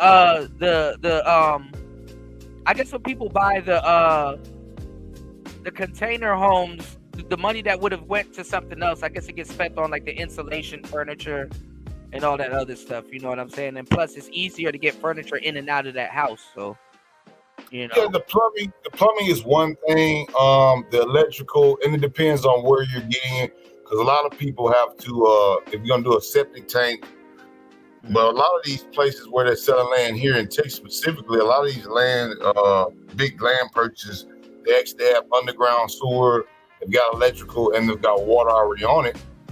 So you can people buy camping ground. They got the hookups already, yeah. Well, this area right here, what I'm saying is they have bought about, I thought it was about 50,000 acres at first, but no, it's more like almost 500,000 or more. And they have actually built these streets out. They've built it all out to where you can have water, electrical, underground electrical, which is great.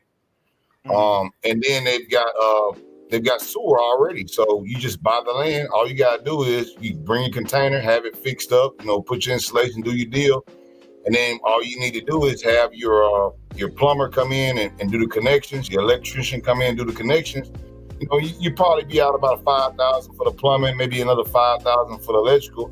You spend about $2,000 on the container, maybe another $5,000 to finish it.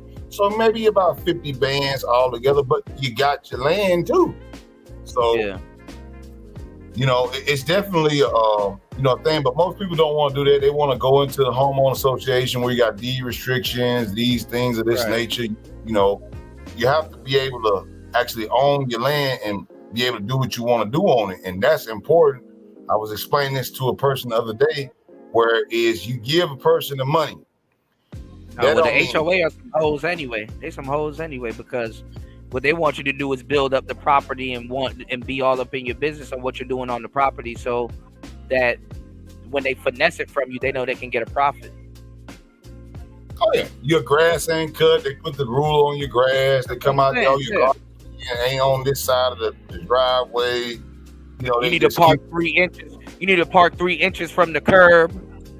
Yeah, all this shit. They had the snitches. They send the snitches every morning and take a picture of your house. And why would you want to ever? And then you're paying probably exorbitant property taxes on this shit. Why wouldn't you just move out in the country? You know what I'm saying? If you, I wouldn't buy no serious property that, like in the top 70% of property tax HOAs. I would not buy that house. I'd rather go into the country and buy a piece of land and put something there, because once again, land is money. It is. You feel me? Because it's continual money. And then if I can put some cows, some livestock, I can build my stuff up like I want to without government interference, why wouldn't I want to be there? But they have bred us out of thinking like that. And then who does it? The people, we keep talking about, white folk, they've been doing it. And then you got people that's coming over from overseas, they doing it, they buying it out. So if we just stick in the city and we just dealing with that, eventually they'll just go ahead and get us out. Most of black neighborhoods the majority of Americans aren't nomads, man. We don't have a nomadic thought process. You don't have to be a super nomad, but we don't have that nomadic thought process. You know what I'm saying? Like, hey, if I go over here, this is better land anyway. And when I want to start something, I can do this, It comes down to that point, what you said anyway. You put a high price ticket on something, you know what I mean? And then that's okay, we can sit up there on top of our shiny hill, you know what I'm saying? Say, yeah, I ain't gonna stay in no country and build no container house. I want this $1 million spread, and just so I can look down on top of the rest of these players. Right. So a lot of people, they never even think about it. They die. No, but then coming from my generation, because the millennials, we believe in not owning shit no more. You can't. It's really, you got to pull teeth for us to believe in ownership. But you got niggas that'll spend their whole life living in an apartment, and not even halfway through their lifetime living in that damn apartment, they like, hey, I want a garden. It's like you just came to this realization instead of saying, hey, let me go buy a house that already has a garden and then maintain it. And then when I'm ready to plant my flowers or do what the hell I want to do, it's there. Well, they bred that out because, once again, once we change from the agrarian society to the industrial and the commercial society, commuting to work every day, working for someone else, we lost our nomadic charm. Yep. Yeah, we did, and we stopped learning that, because where I come from, Mississippi, everybody had a garden. Your grandmother had a garden. You was gonna work in that damn garden. You gonna pick some beans, pick some greens, and we did not put greens in the tub. We never put greens in the tub. Don't care how many we had. yeah. People be, but I don't know what Kamala talking about putting greens in the goddamn tub like she cooking moonshine and shit. And hell no,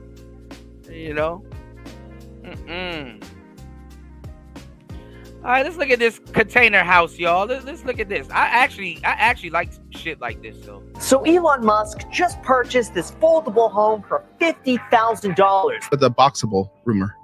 I do actually have a boxable, yeah. You do? Some prototype boxable. That's down in South Texas. Yeah. It's Called a finally boxable. happening. The much anticipated $10,000 house by Elon Musk is officially hitting the market. A local startup says a box will change the way homes are built. It's called boxable. So this home right here takes less than 1 hour to build. Let me explain how this works. And it's set to revolutionize the future of affordable living. That was a pretty big deal. There was Twitter and others engaged in active suppression of information that was relevant to the public. Its foldable home in a box will cut costs for builders and home buyers. Designed by Musk's company, this groundbreaking home is compact, energy efficient, and built with cutting-edge technology, redefining what's possible in sustainable housing. Some of these conspiracy theories have turned out to be true. Imagine owning a home that's not only affordable, but also sustainable, futuristic, and completely off the grid. A house that costs less than some high-end smartphones and redefines the very concept of modern living. What if we told you that this house isn't just a farm, but it's about to hit the market, and it's all thanks to Elon Musk? That's right. The $10,000 house, developed by none other than Elon Musk's company, Boxable, is set to revolutionize the housing industry as we know it. In this video, we'll dive deep into how Basically, Musk's this is a big ass Lego. It's a big ass Lego storage container. That's literally what it is. By the And a lot time of you people- get your foundation rolling on it, right? By the time you get your foundation, and anybody worth their salt, good foundation gonna cost about $5,000. Yeah. So Like by they the time just, they just sitting this somewhere. So if you live on a mountain or a hill, this your whole box container gonna slide off in that water. But my bad, go ahead. it's gonna have to be anchored, and that's the thing, in your different areas, like if you're in a hurricane region, like if you're in Florida and Texas, everybody has different code. Like even if you go to Home Depot, most people don't know that. When you go to Home Depot, you get a 2x4. Sometimes the 2x4s are marked with orange or pink or yellow. And it's because it's a actual standard that it has to be to withstand the amount of winds in your area. Right. Okay. You can't have no regular stuff. So yeah, it would definitely have to be approved by an engineer in their different areas. So if you were going to do that, land. Yeah, you would have to have that engineered to be able to withstand the landslides. You put in a crazy, but you say he was in Hawaii. Not even the shit just sinking. It'll these homes will sink. Yeah, over time, but like I've seen some of the stuff in Hawaii where they were selling this land for cheap, man, like $5,000 and $10,000 per acre or whatever. And it was on that volcanic. It's on the volcanic side. Mold. Yeah. And I was like, man, people still staying out there. And then one woman, she stayed like right down the street from where this big aperture popped out with all this lava. And I was like, man, I know the land is cheap. I'm not even gonna lie. I mean, if you stay, because that volcano might not do nothing for 50 years. That's what you're banking on. But if you stay in certain places like that, you might get really good water. You know what I'm saying? You might get really good. Like off the no bullshit. You might get really good water because volcanic water, like that, the water usually around volcanoes are purified naturally.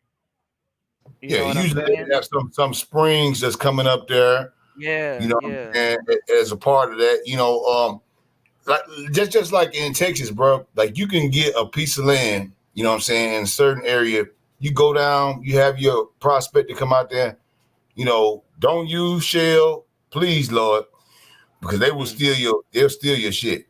You go down there and found some oil, man. You know what? You didn't put no house on there. You had a prospector come out, man. Now you making 50 barrels a day. Mm-hmm. You know what I'm saying? It's money in land. You might not have to live out there. Like you say, you might be some pristine Fiji water you pulling out of there. Right. Per whatever gallon, whatever you selling for, it's replenishing itself. Mm-hmm. Land is money. Money is finite, but land, they ain't making no more of that. You feel me? The volcanoes make a little bit. God, he make a little more extra, might be a little more dangerous out that way. But ain't too much more land gonna be made. So if the land is making money, making resources, that's what we need to focus on. And I think that's where they have got. Why aren't black people asking for reparations, asking for land? They don't gotta ask for the land that got finessed from them back, but there's stuff to find on new land. Because I mean, if you travel America, man, there's a lot of places that's untouched. America's not figured out. It's because that we can't even get the state that's most let's just say lenient to reparations as we know it today in the contiguous 48 is California. So California has done programs on reparations and certain little pilot programs and stuff like that. They just had a deal where they had the reparations on the block. And Gavin Newsom and the Black Caucus out there actually denied it. Okay. So when you look at it like that, it's like when our own elected representatives won't stand up and put themselves in harm's way to say it, yet they will get up here and talk about people in a whole other country and lay down and act like they is some college and saying they standing up for this country, for that country, and this and that. But when we say, well, we just want some reparations and just give us some land or give us something, then we cannot be heard. Steve Harvey gets up there and say, hey, man, we're going to take canned questions. We're not asking nothing about reparations. Don't even ask me because she's not here for that. She's here just to get your vote. You shut the hell up. I'm right. You know what I'm saying? She's an AKA. So what else do you need, Negro? Shut up and follow. Right. That's why we can't get nothing going. See, that's why we can't get nothing going. But that's the way. I mean, a lot of dudes want to be on the titty too in the States also. I mean, like if niggas don't have nothing to complain about, I'm not even gonna lie, we'll self-implode in a lot of cases. We're not circulating our dollar where we need to, killing each other. The black womb, that's a whole nother story. Like niggas have lost their life in the womb way more than on the outside. Well, you just look at the numbers. You look at the numbers, right? And it's funny you say that because I sat there and watched that Revolt interview with Michaela Montgomery and the other chick on there. And when she had brought up the issue of abortion, she said, "Oh, you know what? That don't apply to black women because it's only white women that do that." And I was like, Michaela was fighting back. She kept trying to talk, but the woman she's overall 99 on her stats on over talking people. Cause she just kept talking. She's like, no, it's white women. Now you saying that, this and that, but now black woman, it's white women that, cause we know we all baby mamas out here. So, we all have all our baby. That is a lie. Okay. Because we know you might be a baby mama. We got plenty of other baby mamas out here, but it's some black women who have had abortions more so than they had children. Okay. Man, they get them shit like candy. It's like candy. And I know some brothers that participate in it, and they be like, well, shit, I'm just going to pay the money. I mean, theoretically, it's cheaper. You know what I'm saying? I'm not against abortion, but they're using it. I'm against using it like birth control. I don't want to pay for it. I don't want to pay. I don't care what you do. I'm more libertarian, brother. Do you want to do that? If you want to kill your lineage, that's your lineage. You only got a certain amount of finite kids that the Lord is going to bless you with to inherit this earth. But see, that's the thing, though. Once you pass the rock to a lady, it ain't even your choice anymore. So that's the other thing. That's the point of like the man. He can. Oh, she want to have abortion. Okay, let's just say the child is going. She don't have no health problems. Well, I'm gonna have abortion. Well, the man said, "Well, I'm the father." Okay, that's still undetermined because DNA test ain't out yet.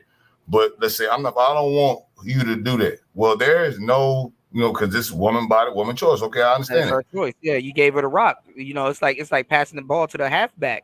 I want you to run left. And he's like, I want to run right. And it's like, fuck. That's your running back. He's your running back, right? You started him, so you get the motherfucking problem. But at the end of the day, we gonna have to pay regardless. So as a Right. man, you want to have some kind of rights in that as well. But when we talk about that, when we talk about the abortion amounts based on the population density, and see that we as a people have more per capita than what the woman's saying is actually true. Yes, white women do say that. Yes, white women use abortion just as more, more abortion over capita, though, is still us being more. And if you look at the amount, yes, the white women are saying that, ma'am. But at the end of the day, what I would have told her is if you look up the damn stats per capita and tell me how many black children have been destroyed in the womb before they even got out. Right. We don't want to have that conversation.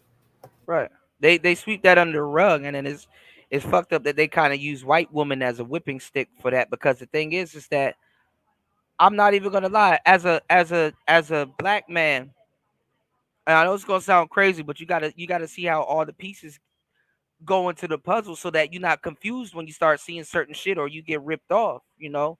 It's like kind of like doing the bookkeeping. Like, why do we expect white America to undermine themselves in this country? You understand what I'm saying? Like white, like with the whole Trump thing, I'm not even gonna lie. I mean, even if he bans it in a fucked up, twisted way, is something that needs to happen where especially white women can't have the abortions like that. You know, Well, because they're losing to the L Gibbet. You know, the L Gibbet and people that don't know any better is pushing like this weird inconsequential sex thing.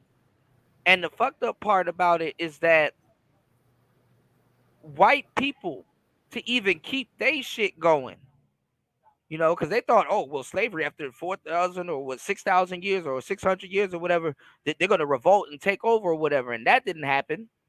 But they didn't foresee other certain things like, okay, damn, our population rate is dropping. Feminism is starting to affect a lot of, and has been affecting a lot of white families. I don't know if y'all seen it or not. White women have modernized themselves. They got booties. They twerk into Little Wayne. They on some ratchet shit too.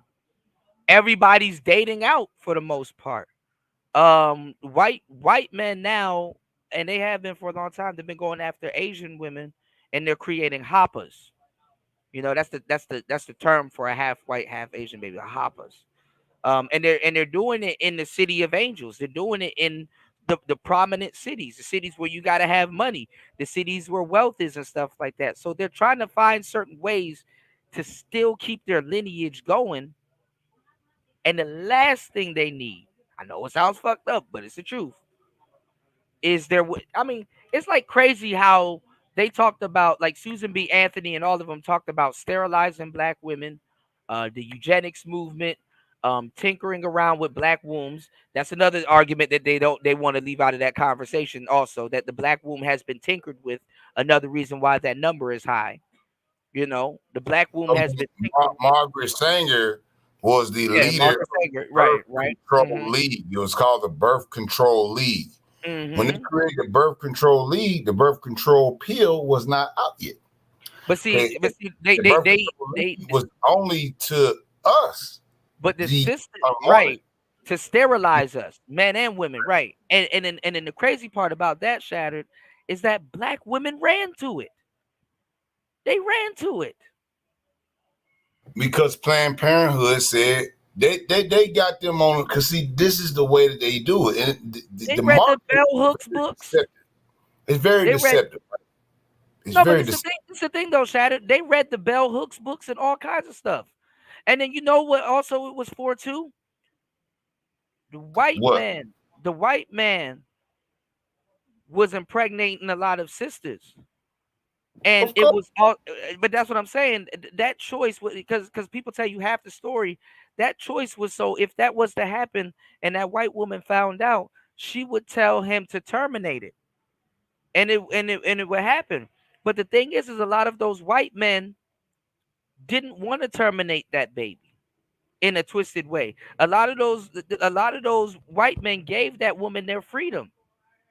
Well, it became a question of that too, because in the South, like Wallace and a lot of the ones that's with him, Byrd and the rest of the Ku Klux Klan Democratic Party in the South, the Dixiecrats, they were actually like of the ilk, like, well, you know, if we do this miscegenation, we do this inner you know, in Jim Crow, and we start letting everybody mix, then we're gonna have in about 20 or 30 years, okay, like a different type of it's gonna be a group of, they called it, not my words, their words, mongrels and mulattoes, and we ain't gonna be able to tell what is what, and then, you know, basically everything gonna be mixed in a couple of years if we don't put a stop to this.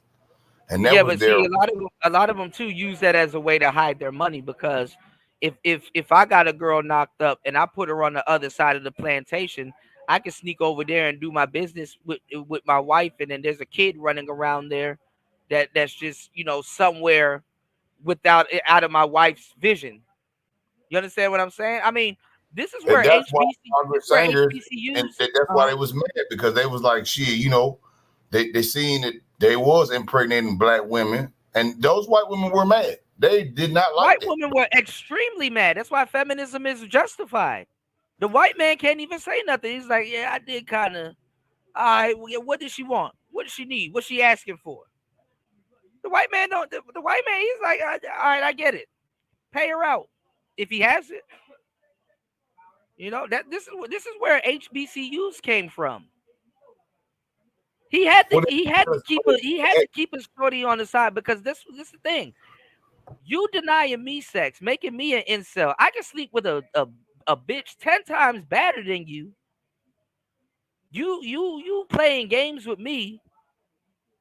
You know what I'm saying? Yeah, it makes me a little bit more sexier, but like I ain't even gonna lie, you ain't trying to have my kid. You really disrespecting my lineage, but you gonna get mad at me because I skeeted up in something else, and when I pass away, that's my only lineage. You were being stupid while I was alive. That's literally that. I'm telling you, that's literally what happened. Yeah, you know, and look at the forward thinking of this, what you're saying, building on that, and we're here at 2024. The same people that advocate that what we're saying is basically conspiracy theories, which we know they're not.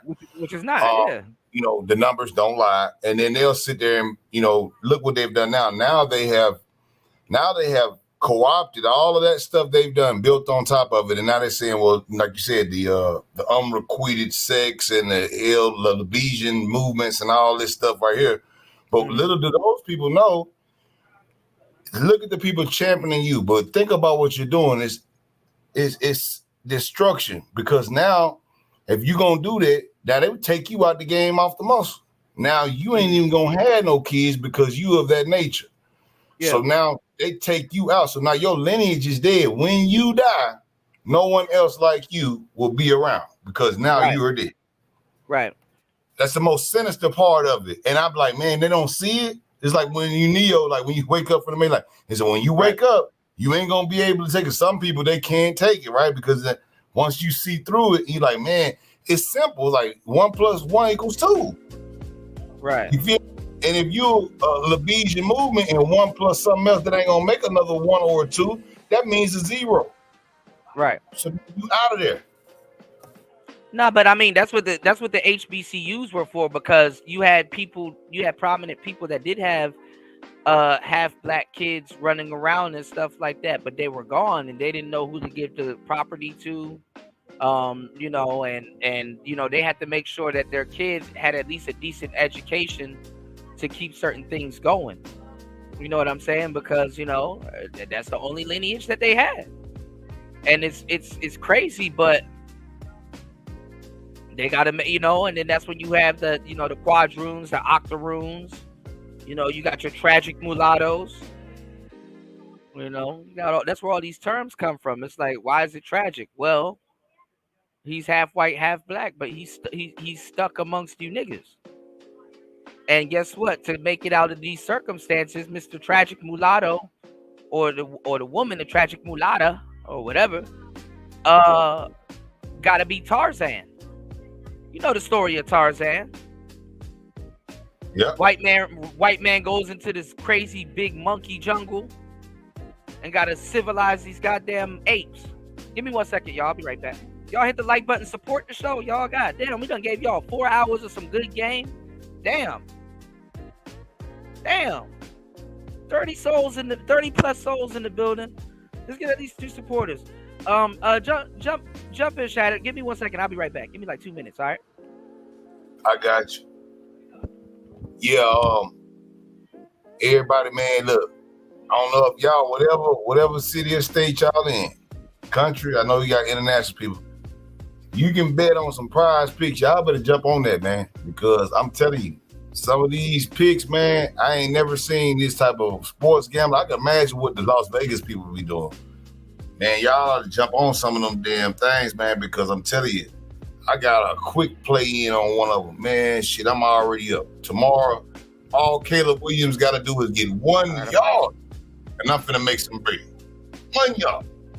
Yeah, man, you know what? I tried to do the DraftKings out here, man. I'm like, shit, they won't let me do it. I need somebody to help me out. Yeah, you either need a VPN. I'm gonna have to send some of y'all some money and then we split. Hey, look, I'm telling you, man, I'm calling in picks, man. It ain't just you. I know you overseas, Mississippi and Alabama, and I think Tennessee and a couple of other staunch, no good, dirty states don't want to let you do it. So I've been having to call in some stuff from my boys. They're like, man, look, call me I'm in. gonna have to just collab with one of y'all and just send y'all some money and then we just do it and then we just split. Send it forth and send it back.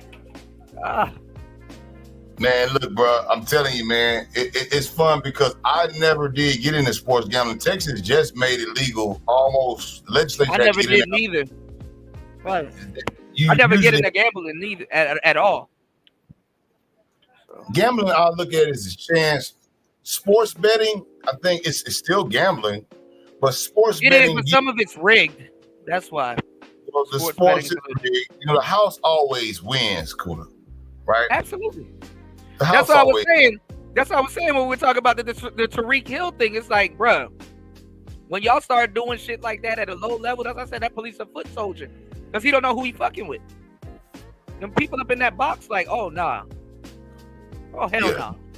It's not gonna happen because it's money on that. It's money on. They have to report who the depth chart is based on. Like, I'm gonna give you a perfect example. I'm gonna tell you how I know it's rigged.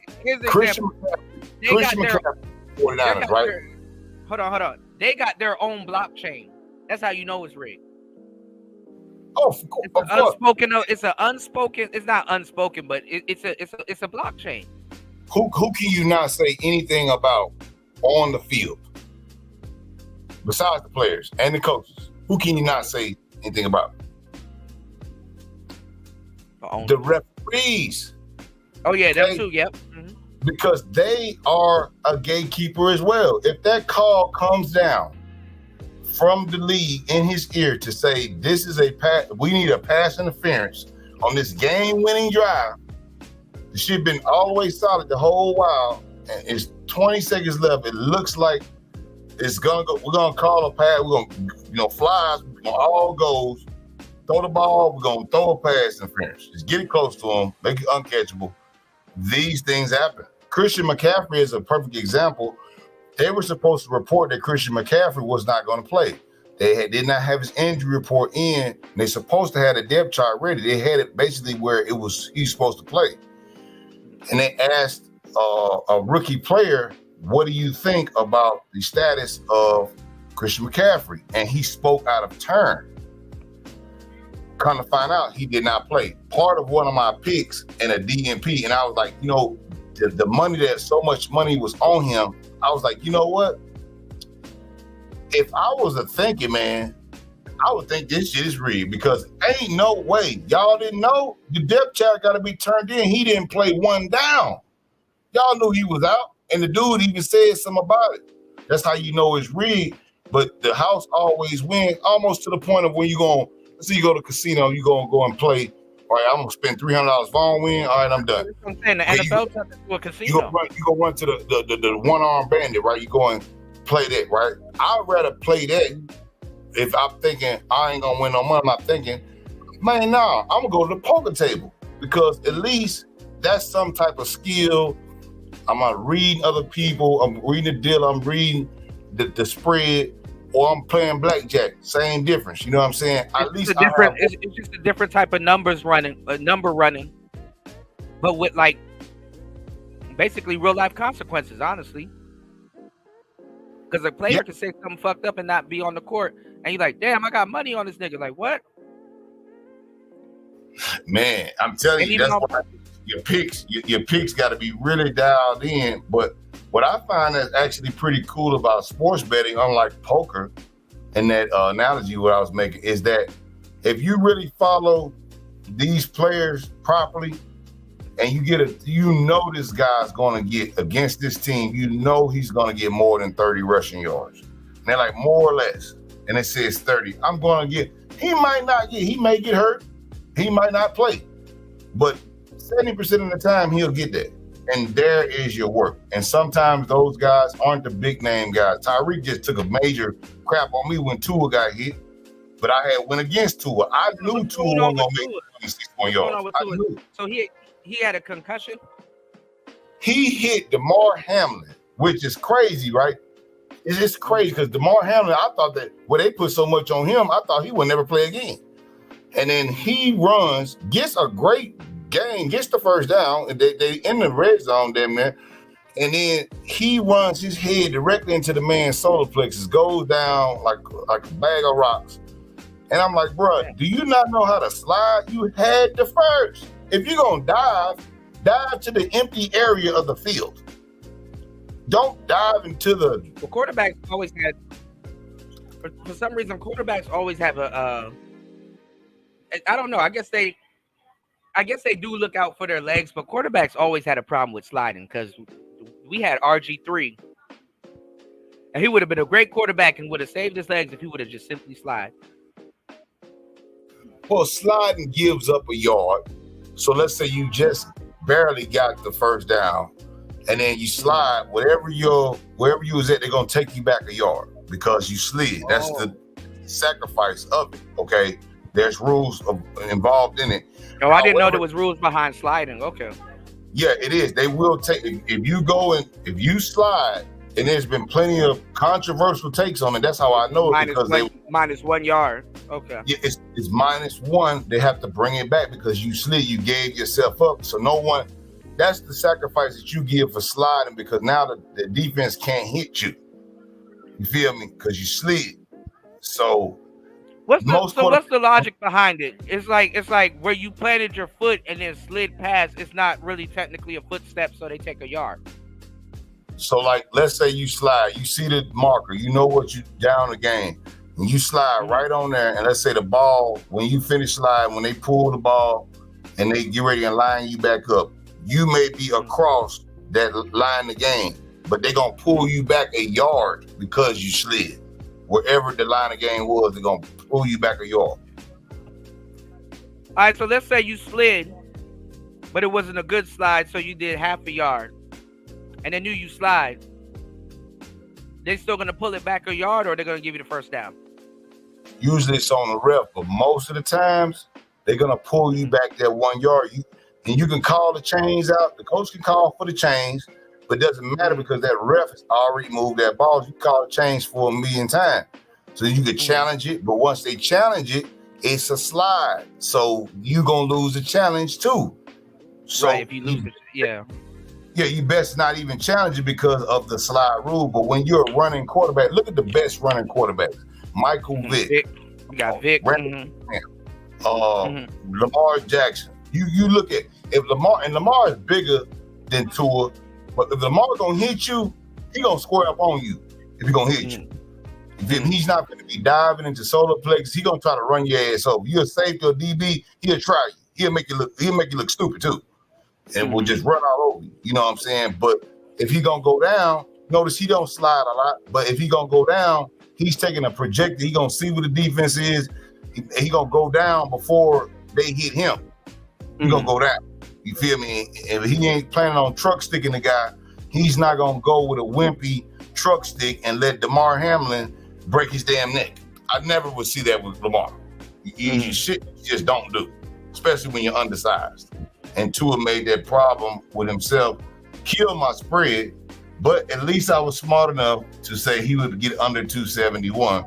But I also had him getting a touchdown, and I think I lost that because he was out in like the second quarter. So now you automatically lose. So it's risk, it's chance. You know, you got to put your money up, just like any other thing. It's still gambling, you know, but I just feel like it's a better role because you can actually pay attention to some of these players' numbers, and a safer bet can be had.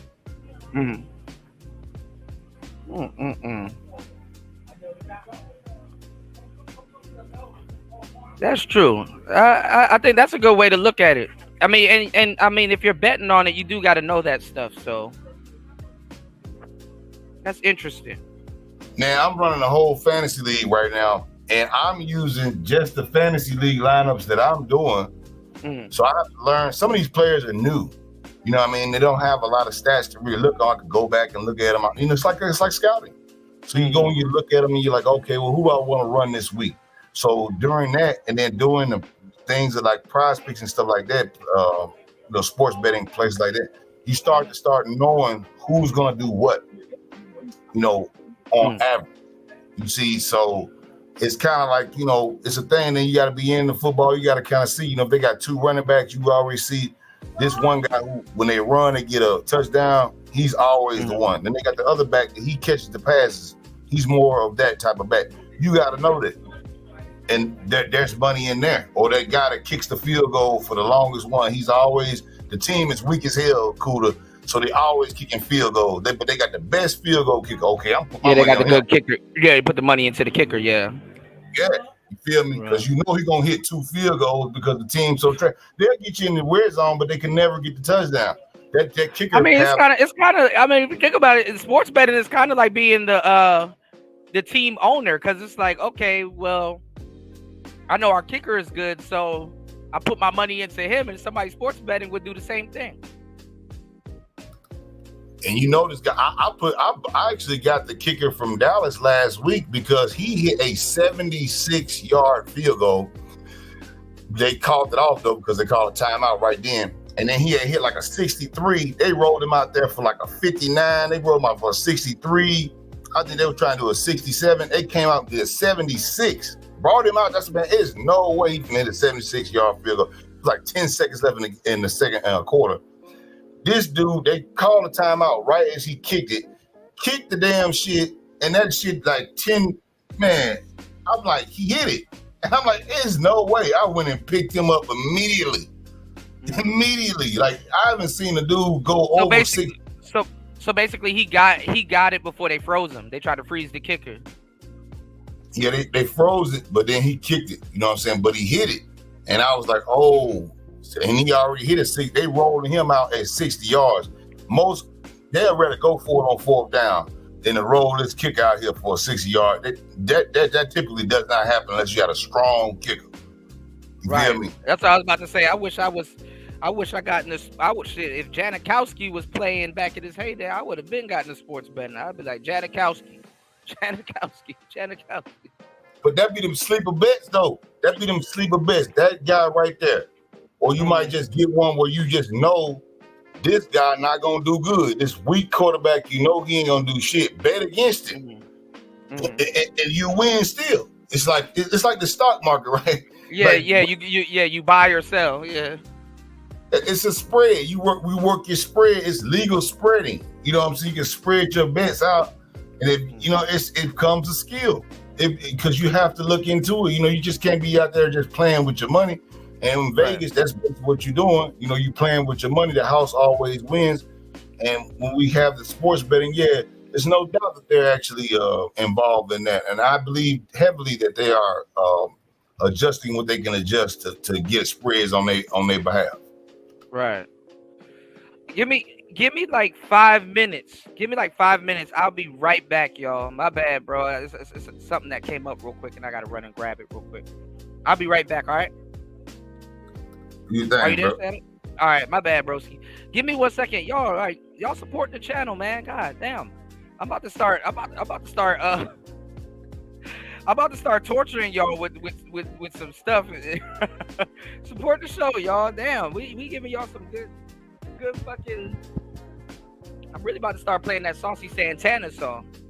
I don't even think it'll affect dudes in this space because they like listening to gay stuff anyway. So just bring us some Haitian chickens. The Haitian chickens.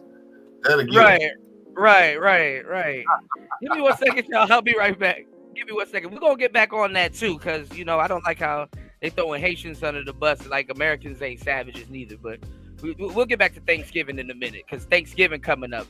Everything it's divine timing, bro. Everything is lining up. You know what I'm saying? Like dudes will say get on this type of shit, and then Thanksgiving right around the corner. It's like, what you eating for Thanksgiving? Chitlin? All intestines, man. All right, give me 1 second, y'all. I'll be right back.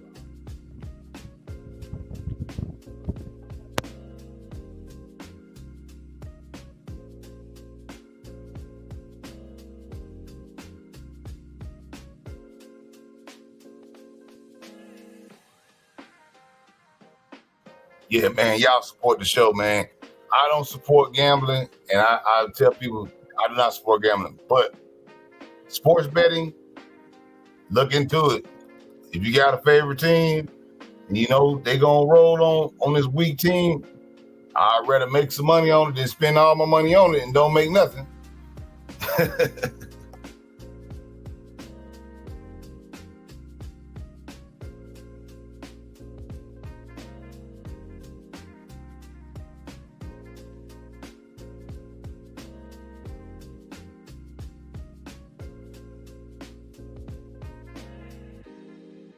Cooler than took a break, man. What y'all think about the Tyreek incident, man? Put in the chat, man.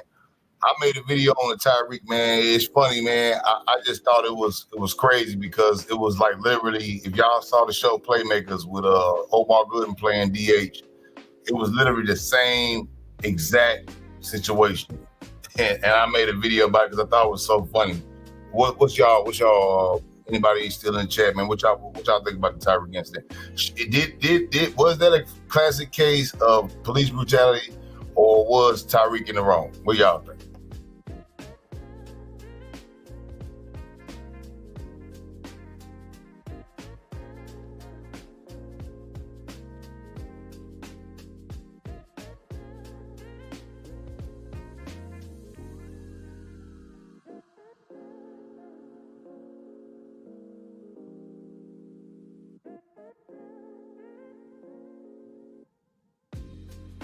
I don't see nobody saying nothing.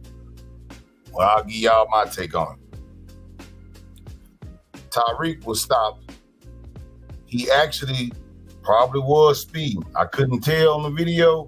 I saw a little bit of the radar from, if you zoom in on the cop's bike, it did look like I saw 57, 55. I'm not sure what the speed was at that time. But as far as him letting his window up and down, okay, that's one thing. But once you got him cuffed and then you start choking him because he's talking, throwing him on the ground, doing these different type of things, arresting his partner, getting real agitated, I think that was a little bit of overuse of force. But, that's just my take. Anybody else got a take? Y'all gonna let me know, because I just thought it was kind of weird, you know what I'm saying? And anything that would happen to any regular citizen, this would not even be a issue, because they do that, the cops do it every day. It just because it's a big football player, I guess, they released the video a lot earlier than they probably would have and let him go. But how many times has that happened? And they towed the guy's car, take him to jail. It happens all the time. Beat you up on the side of the road. They do that all the time. So, I just think that it was quite incidental that they actually released that video so fast, because they put the guy on administrative leave. And I think that he did, if I saw the video, the way he was choking him while he was handcuffed, that's a problem. And, that's my opinion. But y'all can chime in on that as you will. Till cool to get back, I'm just trying to keep away any dead air.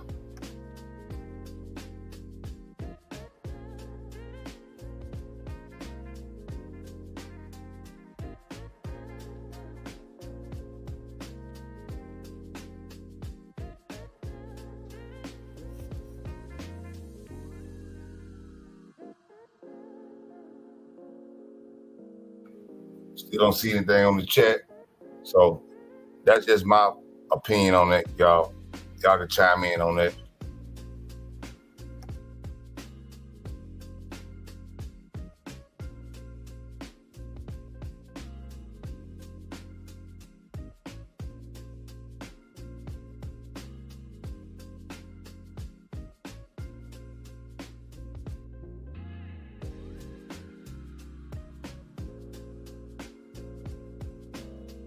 Make sure y'all support the show, man. All right, I'm back. Can you hear me? Yo. Okay, my bad. Yeah. But no, down the dead air, man. I was just trying to, ask everybody what you thought about the Tyreek situation until you got back. Yeah, it's hard to run these shows, man. The effort that you got to put into it and the interactions and stuff like that. It's work, man. That's another thing. It's like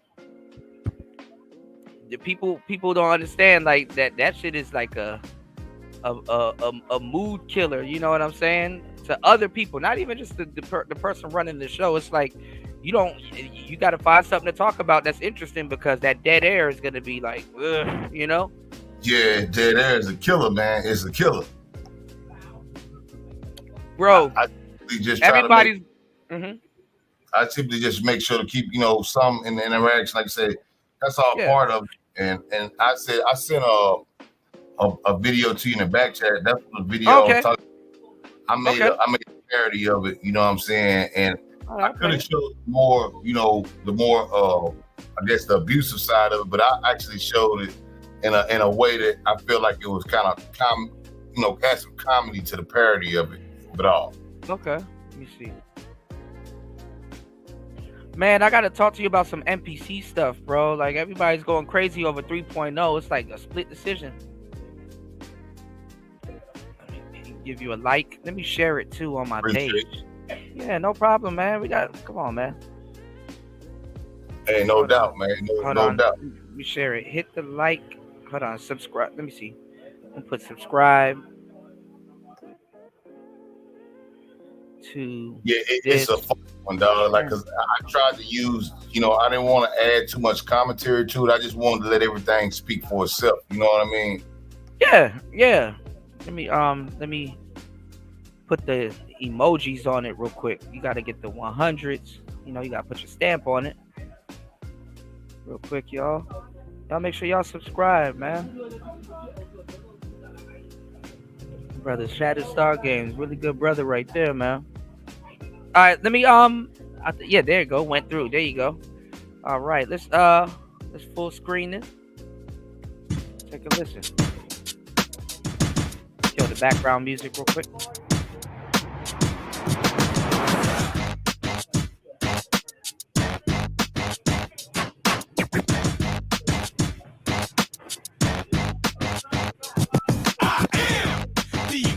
Man, I only do things incredible can, cause I am the seed of a chosen breed. You don't see too many like me, cause I am one of the reasons you do what you do when you want to be me instead of you, cause I am still. And the fucked up part is that it happened it happened in home turf. So he probably got to run into them cops almost every day, going to the stadium to practice. Going to the stadium 100 feet from the entrance, man, literally. That's some wild shit, man. Showing love to the streets, come on. He might get traded soon. You know me, cause that's who I am.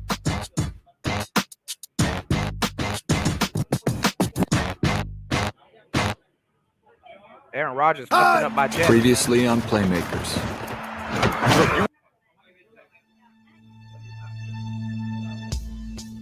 Oh,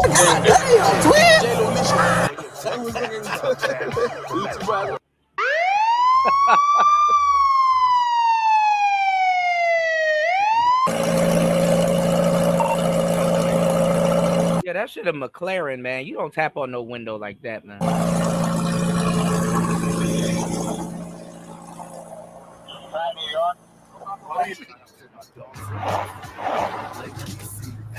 It's all good. We are dead. Can I see your license registration, please? Yeah, sure, no problem. Let me have your license. Let me have your license right now. Let me have your license. So basically, what he's illustrating here, y'all, like the correlation. And it's like these are like carbon copies of each other, which is kind of funny. No, I'm sorry, Mr. DH is good. I didn't recognize you in the car. The thing is, we clocked you doing 72 and a 35. Like, sir, I was going 55 in a 40. Okay, that's cool. I was like, okay, write me a ticket. You need some jersey sign? Huh? Maybe a couple of balls? I think I got something back. They hate when you tell them how to do their job. Yeah, I absolutely know who that is, right? Hey! Why is he acting up like that? You know who that is, right? Huh? You know who that is? No.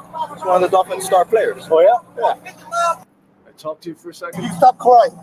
Give me a minute. Come move.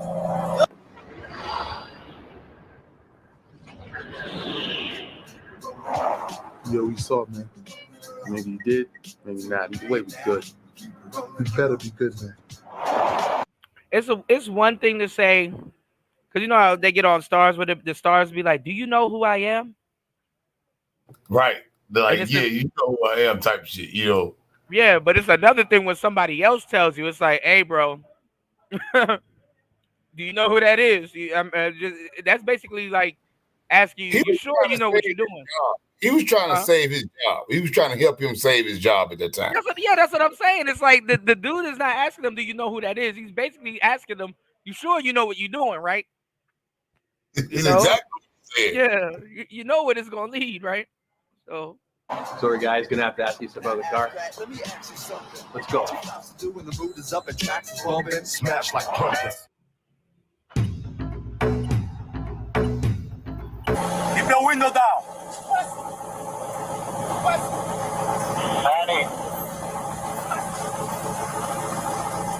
That's all they had to do was write a ticket. Hey. Keep your window down. Keep your window down. I'm gonna get you out of the car. As a matter of fact, get out of the car. Give me that. Get out of the car. Give me that. We'll break that freaking window. Get out of the car. Get out of the car right now. We're not playing this game. Get out. Get out. Get out. Get out. Get out. Get out. Get out. What part of when we tell you to do something, you do it. You understand? You understand? Not what you want, but what we tell you. You're a little fucking confused. I'm getting out, bro. Too late. Too late. All right, bro, take Too me late. to jail, bro. Do what you gotta do, bro. We are. We will. Good, bro. It is good. Hey. Don't worry about it. I hung up the phone. Your ways. No shit. It was a suggestion. This league's like life. When you're a playmaker, the rules don't apply.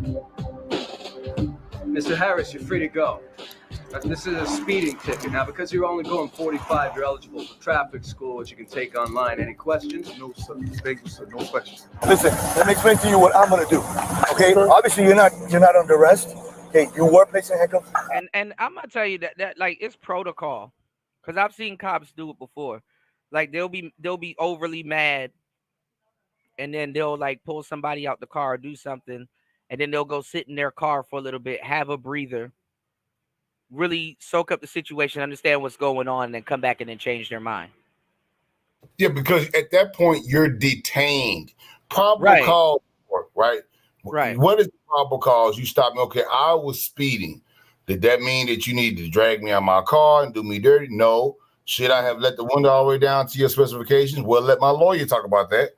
Did I give you my license, or did you give me a reasonable amount of time? This is lawyer talk. So now. This is not a good lawyer. Well, a good lawyer, those $1 million lawyers, because when you get to a certain level of lawyer, he's gonna tell you go through with the whole procedure, do what they tell you to do. If they do something wrong, they do something wrong. We'll figure it when you get out. Don't fight, man. Go ahead and go to jail. We can always bond you out of jail. Now, if they shoot you or you do something to them, and now you got an assault on the officer, it's gonna make our job way harder.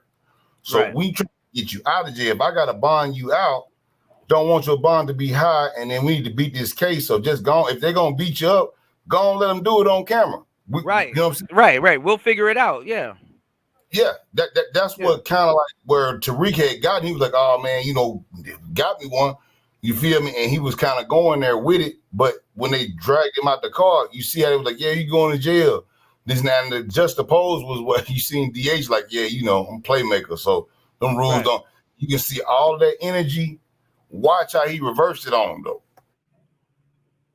Yeah, if they like, yeah, you go into jail instead of, hey, you broke the law. It's Right. personal. He's detained. This is boy. He's detained because he stopped right in front of him, and he was like, "Hey man, what's going on?" He calling Drew because the guy, he said, we hung the phone up because Drew is about to come down there and shut this whole situation down. You're going to be taking the cuffs off him very shortly, and you about to get fired while you out here playing. So, and honestly, too, they're supposed to be protecting him because he's a honorary citizen. Yeah, he said protect and serve in the video, you know, and the point of where the guy was there, that was his boy. He had actually came there and trying to help him out. What happened was at the end, that's why I put it in that. So that's why he said twin. Yeah, he was talking. Joe Lou. He was like, "Hey twin, hey twin, damn." Yeah, okay, all right. That's how I was going. I was like, "Why are you saying twin?" Yeah. Yeah, because he was started telling him, Joe Lou, he told Joe Lou to pull over. Joe Lou was the one that's getting arrested. He had to take the cuffs off Joe Lou. Joe Lou come up out of there, and he was like, well, you're not arrested. This and that. He tried to clean everything up. And then if you watch the end, you can see how DH was like, yeah, this finna go away. And it was a juxtapose to that because you can see exactly how that went down. Good coverage, man. Good work, man. Good fucking work. And this show is old, Kuda. This show is old. When I saw it, I was like, man, that's the same exact thing. Same shit. Right. Is it life imitating art or art imitating life? I'm like, it doesn't matter. These two things are just opposed to each other. It's good. All right, we ran it back a little bit, y'all, so y'all can get the correlation, all right? In the car. Shattered added a lot of context to it, so check it out. Thing is, we clocked you doing 72 and a 35. Like, sir, I was going 55 in a 40. Okay, that's cool. I'll say, okay, write me a ticket. You need some jersey signed? Huh? Maybe a couple of balls? I think I got something back. Oh, that's Tyrese, right? Yeah, I absolutely know who that is, right? Hey! Why is he acting up like that? You know who that is, right? Huh? You know who that is? No? One of the Dolphins star players. Oh, yeah? Talk to you for a second. You stop crying. Wait a minute. Hold on. Now, Starbeat said something really, really potent right here. Look how tatted the police dude is. You know he part of a gang. That's some real shit. A lot of gangs work their way into law enforcement. I know a lot of cop crips or crip cops. He's definitely he put first that day, huh? He's definitely the head of his MC gang because the free speech dude who always does all the free speech videos, he actually went and found his MC gang, and he's definitely affiliated. So he got a jacket and he got patches. Yeah, he higher up. Oh man.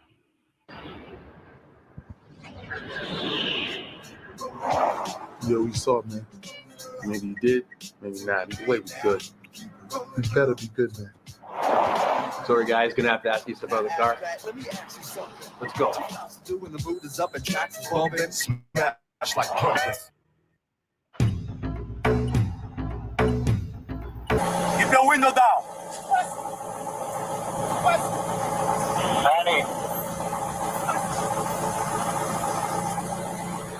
Hey, keep your window down. On my window. Keep your window down. I'm gonna get you out of the car.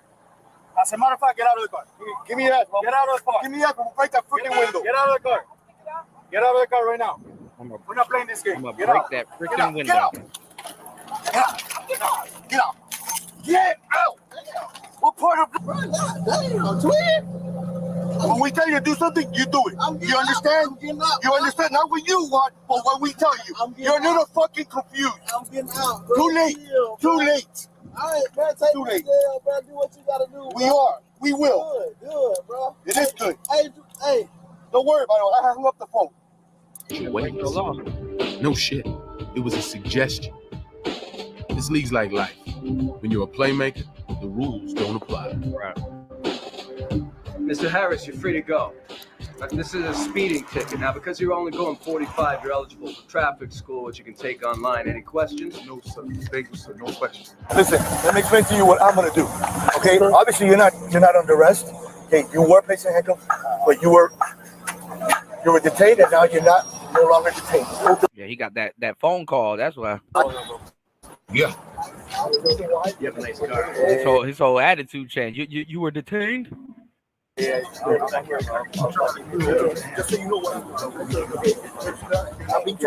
Because anything they would have put on him after that with that body cam footage would have been bogus. That's why I released it.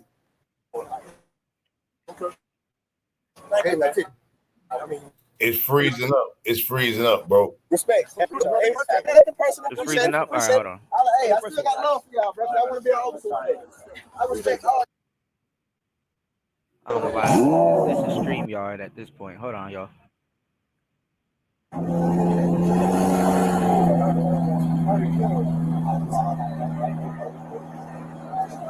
At this point, basically, he's about to leave. Yeah, I mean, he rolling around in a $280,000 car. You know, I don't know how much money this man probably put into his goddamn motorcycle, but his gang ain't paying him that much. Nah. It's way But, off. yeah.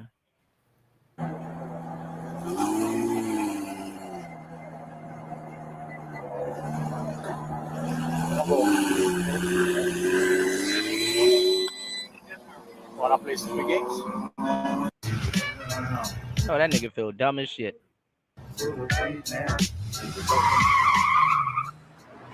Moving on now. All right, shout outs to yeah, man. You did a good job and illustrated the correlation to what you were talking about. Did a great job. Now, I know you probably know about this. I'm about to, I need to get up out of the building because I can't be doing this shit for free. But I know you know about this, right? You know about the baseball caps in the back window, right? You talking about on when cops pull certain people over, those baseball caps mean certain things. Like if you have a Mets hat in your back window, turned a certain way, or just pointing backwards, or just a certain team, I can believe it. I've never heard that. But I probably got to talk to you about that off air. I can't say too much here then. What I have seen is I've seen that 100 Club, and I see a lot of these big G's, and I won't even say their name, but Big G and that 100 Club, yeah, it go a long way. I'm gonna just say that, that we can. I guess we can say that without getting in trouble. Mm-hmm. So I mean, if you have that too, they're gonna pull you over and ask. I mean, they know what it is, but they're gonna check you like a gang also and be like, "Yeah, what that be about?" Depends, man. They run that stuff, man. They know who he is now with these plate readers. The stuff I've seen just on the new IT stuff as far as people control. Man, dude, some of these new hubs they got, man, it just sucks up everything. I mean, everything. You got a cell phone in your pocket, you better not do nothing wrong and get in trouble. Cause man, it's bad. You better leave that shit at home if you that's not even the half of it. But you better leave that shit at home if you're gonna hit a stain or do something. I be telling these youngsters, man, they be talking about what they be doing. I'm like, nigga, you got a phone on you. You got a whole tracking. You got a whole tracking device on you. Talking about they live streaming the shit. They getting on there posting about it. I'm like, man, you niggas is crazy. Yeah.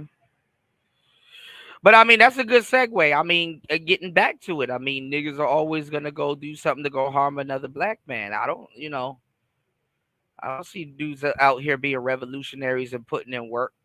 None of that shit. And I mean, racism in America is so covert. What is putting in work at this point?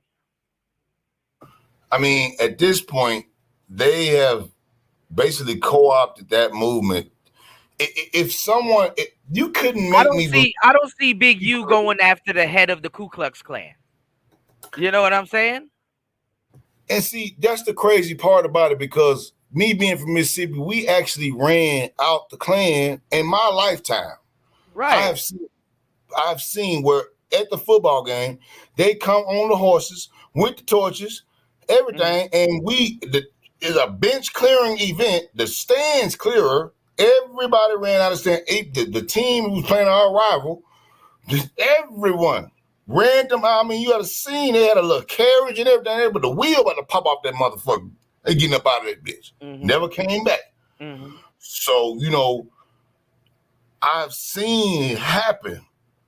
But today, maybe it would take the white sheets, but they know they took the white sheets off now they in our. You have them on. You don't need that, because we can get you to do our job better than us. Yeah. Why do it when we can?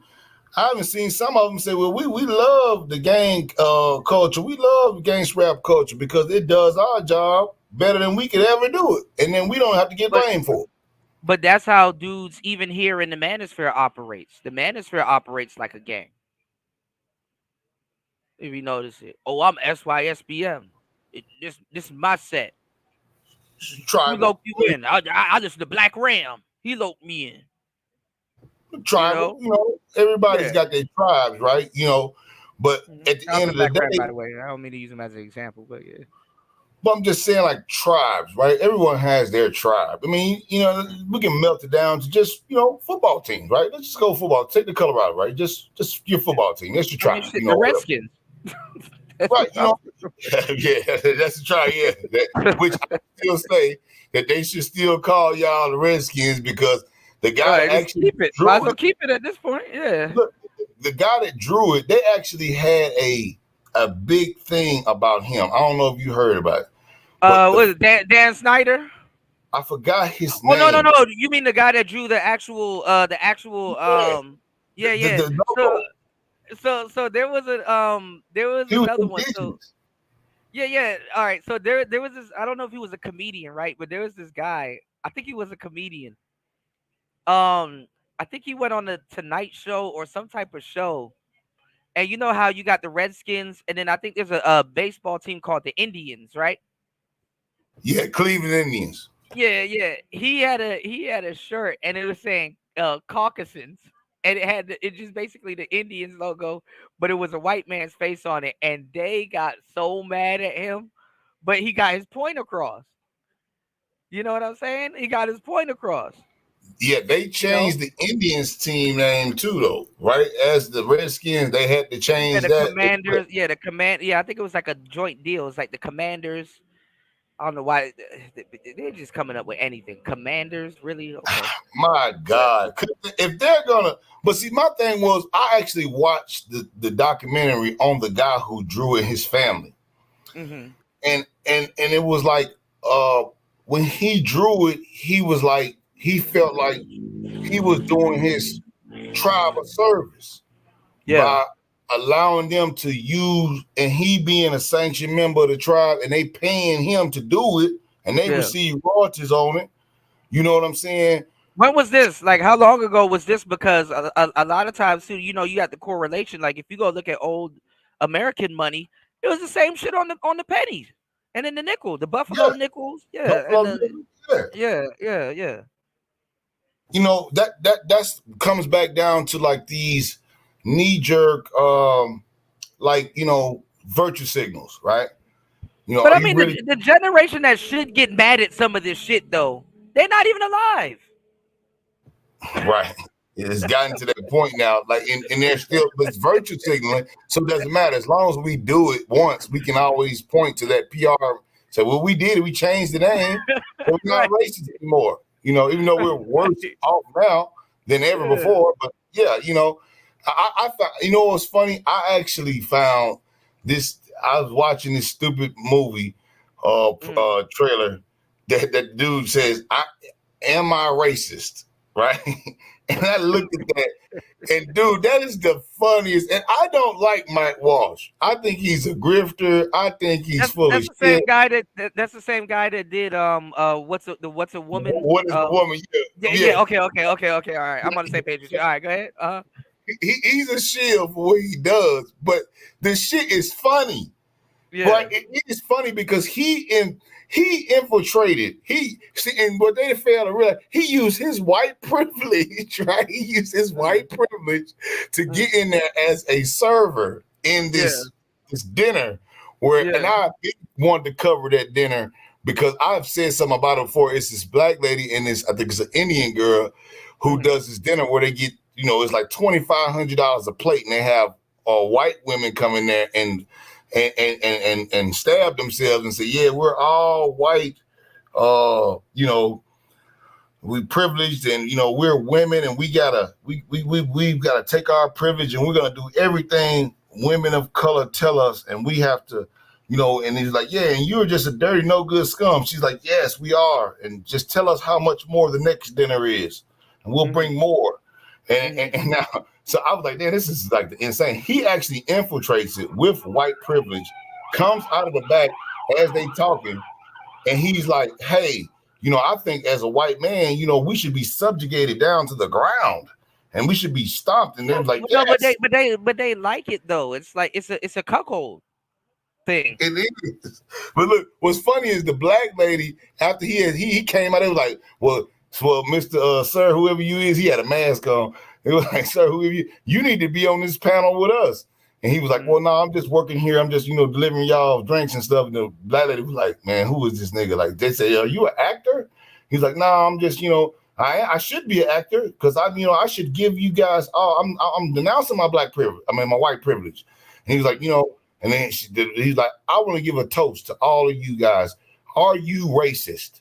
And then the white woman, it was like a freeze, a pause. And he was like, bring a toast up. He's delivering their wine. He brings up the toast. And then the one white lady, she says, yeah, I'm a racist. I'm racist. And the other white women, they start lifting their glasses. Like, yeah, well, I'm racist. We're denouncing. Yeah, I am a racist. I want to denounce. And then because they're in on the joke. It's the inside joke. And look, the black woman, she pulls her glass up and she's like, yeah, we're going to talk. She was like, and then she pulls it down at the last second. Well, no, I can't toast to that because I'm not racist. I was like, oh, this shit was the funniest shit. Because I'm like, oh, she kind of got out of character for a minute because she was like, oh, hold on. I'm making them say that they racist. That's why they paying me $2,500 a plate. So I can't lift my glass to that. Because black people, we can't be racist, right? So they have to keep up. I mean, black people can be racist, but like when it comes to like economics and like seriously, we can't. Which is kind of even bad why we indulge in it. But we see ourselves through the eyes of the dominant society. So, well, they changed the words, and that's what Stalin and all the niggas were talking about. We changed the definition of words, and so. When we say racism, then we start talking about political, economic. When the most person, they don't understand economics shit, they just know racism. That means I don't like you because of your skin color. Let's break it down to the real point. And we can talk about what racism really is just the fear of genetic annihilation. Waking up and saying, hey, I'm not going to see somebody like me. Right. My problem is where they were like, because see, black men and black people, we have power. So when you denounce yourself as no power, like, well, you have white privilege over me, so you're automatically better than me. So I want you to denounce your black privilege and make me better as a result of it. When a real black person does not want that. We is strong. We know what we do. So we don't need nobody to tell us nothing. We didn't fought against. We got to be better than everybody just to get the same job. We've been known about this. Ain't nothing new. Right. Okay. So like when I see that, to me, I'm like, oh, okay. What I tell people, and it's, well known. And people say, well, it's privilege and it's racism, and the racism is economic, and we as black people, we don't control the economics on any kind of way, so we can never be racist. Well, in that microcosm, I make a challenge to say, well, no, yes, you're probably right. Systemic racism does exist. Redlining, it exists, all that stuff. But I have seen brothers, older brothers in that generation, like you talking about, have gotten land and reversed. He even told me, he said, man, I reversed it. I put white people on the plantation. So he had businesses where he employed white people. Okay, he was paying them, but he also had them living on his property. So what happens when you work for your landlord as your primary job? Okay, now we talking about money now. So now I can adjust your pay to where it equals out to be what your rent. And then if you don't have no extra hustle, if I got you working all day for me, then now I can set you up where you always owe me money. Yeah, I mean, because you taking up their time and their resources that they make with that time. Right. You're not allowing, but I'm staying on your land, so you got me hostage in that way, in a certain way. He said, I'm doing that, and all the white people was, let him tell you, you're gonna laugh. This is what he done. I watched him do it, and I thought it was a joke. I tried to get some of his properties. He wouldn't sell it to me. He only would sell to white people. And what I noticed what he was doing, eventually, once we figured out what he was doing, he actually was admitting it. He said, this is why I do it. And not only would he basically put him on a wage slavery, he actually was having sex with their wives while they was at work. And he said, it's a sick satisfactory though. I mean, yeah, but see, he was like, I'm doing it because of what they did to my ancestors. But see, I'm doing it to them. I Is it get right? it. I don't think You don't know, no, right. I get it. Listen, all right, take it like this, right? And this is on some player shit, but on some real shit, right? I get black people wanting get back, but the thing is that like we have to realize that we're fighting over something so stupid that the get back doesn't even work. The get back destroys us because the person that did the shit anyway that we're trying to get back from, they fucked up. You know what I'm saying? It's like you're fighting to be fucked up. It's like, okay, you know, it's like first of all, as black people, we have a I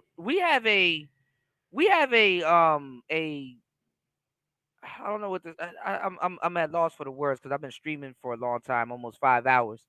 But we have a true understanding of human life. You understand what I'm saying? Honestly, even though we don't evoke it all the time, but from like all walks of life, we have a huge understanding of human life because guess what? A lot of people don't understand our life. Our life, honestly, and even us, black people, we having a hard time even understanding our existence in our life and everything. So we have the capacity for this. But becoming that way long enough to treat somebody like that and do something like that to them and their family, it doesn't make you a better person. Now, I'm not gonna lie, it's satisfactory. It's sad. The satisfaction gotta feel amazing.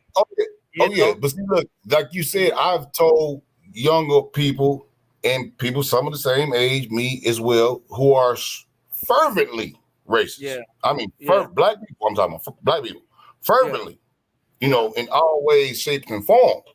So I've told them at the same time, I said, man, if we fighting racism and this is what we care about, then if we take the same, it's like Kirby, you absorb it and you become it.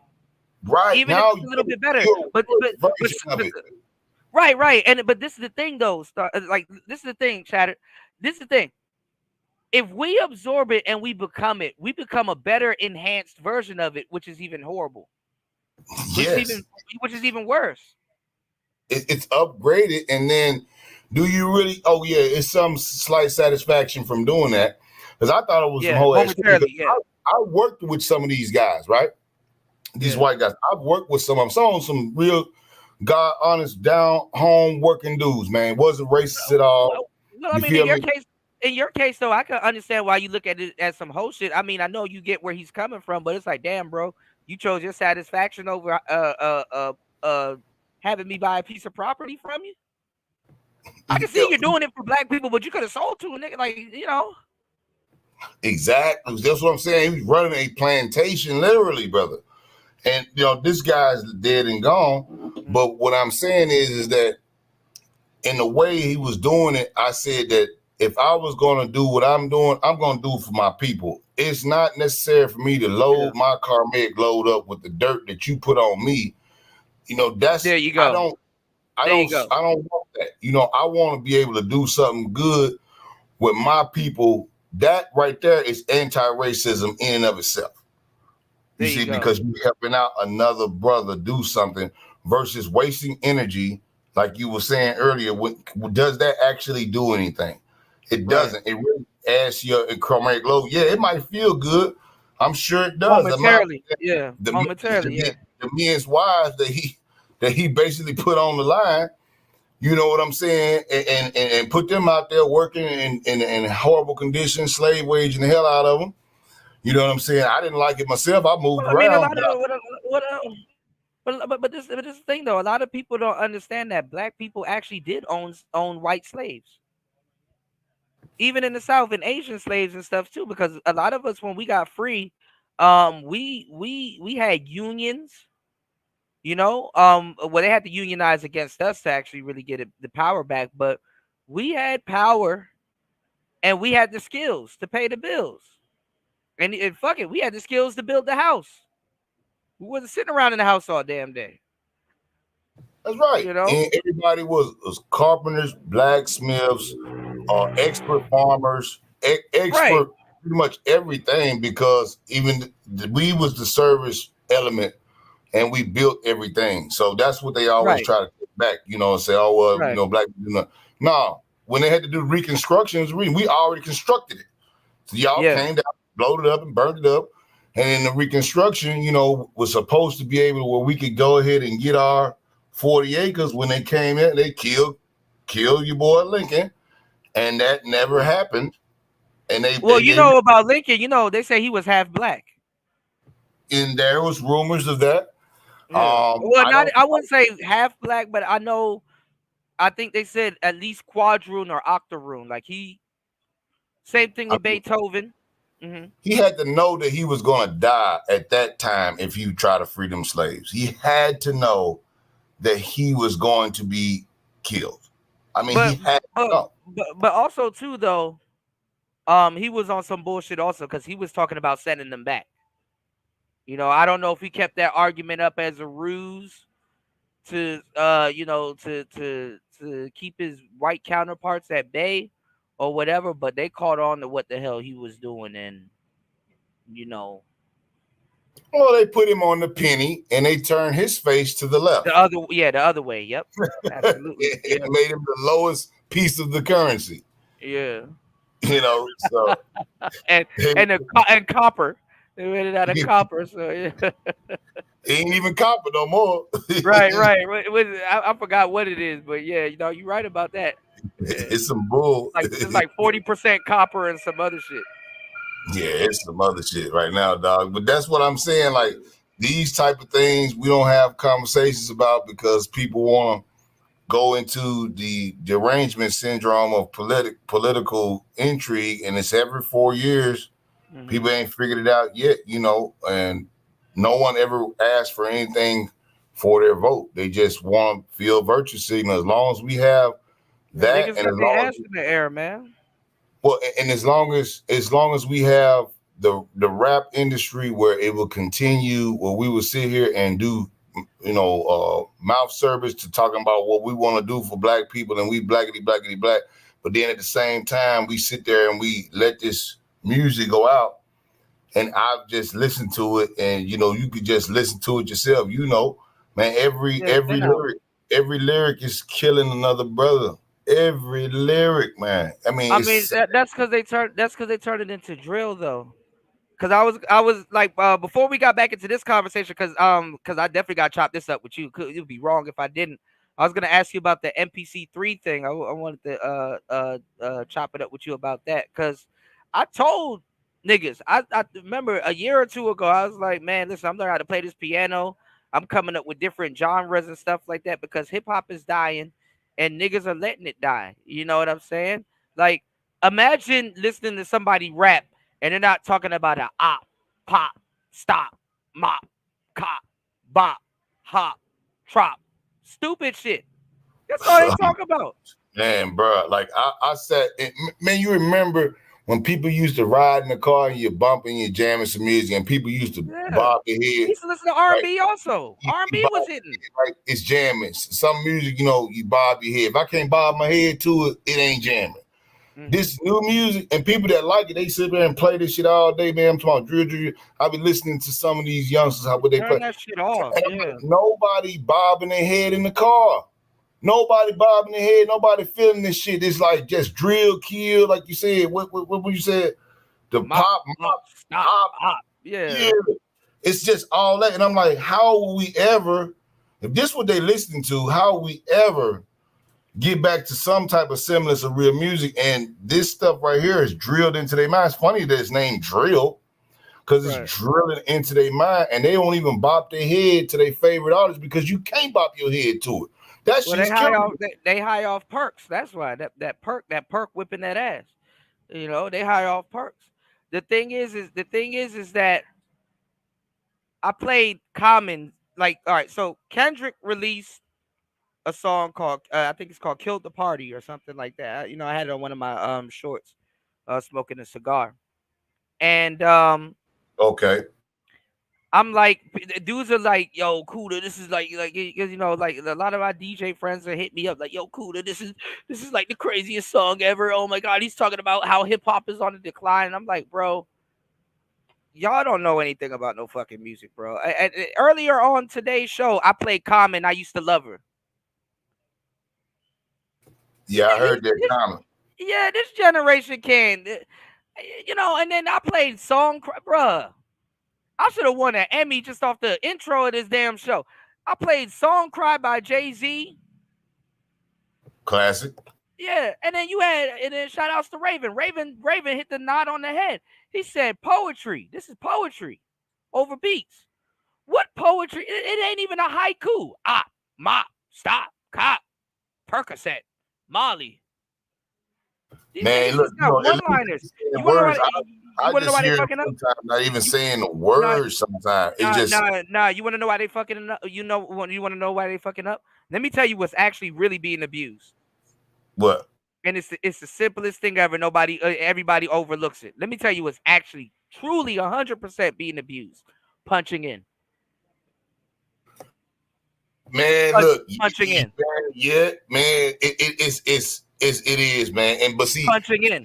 It's like right. It's like the dichotomy, right? I used to kill myself to breathe and do my whole verse in one take. And that's what I'm saying. See, it's changed. You see, you're an engineer, you were an artist, you record, So like when it was an art in and of itself, because what's going to happen? You have to get on stage and they do it just like that. Yeah, absolutely, absolutely. Right. And you got to control your breathing and everything. Why do you think all these artists are dying on stage?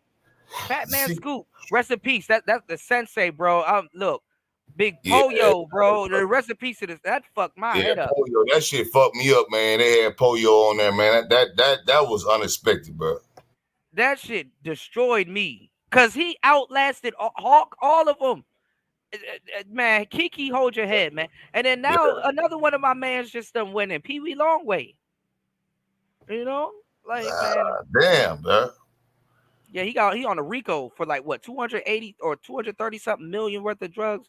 I don't know, but he probably gonna get off on something, but I don't know. I don't know, man. That Poyo thing fucked me up though. But no, you absolutely right. But the thing is, and you hit it on the nose because you're a producer, you understand. So I know I could talk to you about this. This is something that if me and you was kicking it in the studio, this is something that I definitely would want to talk to you about because you're breathing, brother. Like when you breathe, you do your 16s and shit. And like, okay, you can see people that do like A-Ball MJG. I'm gonna give you a perfect example. A-Ball MJG, them two of the best artists that can go do a 4 for a 4 for a 4 for a 4 for a 16 or do an 8 and an 8. And both them niggas smoke a pound a week. Man, and killing the game on it, and they not punching in like that. You feel me? Right. Like, and they holding their breath. Probably when they get on stage, they gotta perform that song. When you punch in everything, yeah, it's true enough. Over time, you will be able to do that. But that is different from actually being an artist, where you actually have to hold your breath. Your syllables need to come, and then you got to be able to take your breath without it being noticed on the mic. right, and still be able to hold your own throughout the whole deal. That part of recording is gone now. Everybody wants to punch in. and it makes it Nobody. easier for it makes it. But that's the thing though too. It makes it easier for rookie engineers too, because it is if you just advise an artist to punch in, which they damn near gonna do anyway. It makes it easy for a rookie engineer to oversee a project while another engineer or another producer's off doing something else. But see, it's the good and the bad of it, because I've seen the good of the punching in part, right? No, it's you have to selectively punch in. Like if you're trying to enunciate something or you want to portray a certain emotion on a bar or something else, it's a sparingly thing. You shouldn't do it the whole time. Right. NBA YoungBoy and Drake and a lot of the other artists, they do it, but you're not them. So when you have a rookie rapper that's doing that and a rookie engineer, which I mean, obviously y'all can grow together and make a sound, but it don't always come out that way. No, it doesn't. And then you wind up getting those takes where you punching in and then you're in the middle of a verse and then you just, this is supposed to be an ad lib, right? Because that's what ad libs were for. That's where doubles and triples came in. That's when we had you do your low octave, you do your high octave, you do your middle octave. Mm-hmm. And then between all of those takes, I can get exactly what you want while you're still doing it without having to necessarily punch in. Right. Okay, and then you punch in those other parts, and then you just do your ad lib. So if you want to do an ad lib, you want to enunciate, you just do the ad lib, and I'll come back and change it as we go. But when you do with a straight up like punch in session, where you just got in, let's say you got a 2-hour session, they ain't writing nothing, they want to freestyle everything. They gonna, you gonna run that as a punch in just to get the money. But now if this is my artist, no, I wouldn't want to, because them ad libs. But that's another thing too, because the labels are fucking up. Most of these artists, they don't have no type of artist development. Remember when that used to be a thing? It's like, A&Rs are gone because everybody can release their music on the YouTube. Yeah, you got a bunch of DSPs, so yeah. Yeah, it's crazy now, because what's problematic with it, I think, although the digital distribution is good to a certain thing for promotion, but for as the physical media, that's going to cut down, because now they got to do streaming and you got to do distribution and digital distribution. You're getting paid pennies on the dollars of what you would have gotten if you sold that single physically. So the industry is now content creators, man. Artists are content creators. Like you literally, as an artist nowadays, you literally have to drop an album a month. Yeah, I mean you do. You know who actually was ahead of their time, and I know you listen to him. Currency. Yeah, Currency. That nigga just keeps dropping mixtapes for no fucking reason. And at one point too, your Texas native used to do that. Lil Flip. Zero do it. Zero did it too. Yep. Mm-hmm. He's still doing and everything. And see, here's the thing, because you can drop mixtapes, right? And you can drop songs and you can drop albums. If no one's listening to it, eventually they'll just, stop. Or they say, "Oh, I'm old, so I'm gonna retire." Sauce Walker did it too. Too Short retired 30 damn times, but we still Too Short. Too Short could put out an album out right now and you can still jam to it. But you look at Zero, what I like about him is where Zero does it is on that, like similar to Currency, he drops these mixtapes and he gets better every time. Yeah, like it doesn't get the subject matter changes and he he adapts to it and makes it interesting. It's basically like you know what you've gained to know about Zero, and you can see from his from the Screwed Up Click to I ain't gonna lie, that Trey shit was crazy, but I can't choose in that battle, bro, because I fucks with Trey. ABN was good, man. Underground Railroad they did with ABN back in the days when they first started out, man. Everybody rocked roll, everybody rocked with Trey. It was a crazy thing in the city when it happened, but we all knew it was brewing. You know what I'm saying? But they brothers though, so it's like you gotta. I don't know if you gotta stay out of it, but I think eventually they probably. Yeah, it's you know it's like that, but at the same time, you know, that's just like your partner. You know, I'm cool with you, you cool with him, but I ain't fucking with your partner.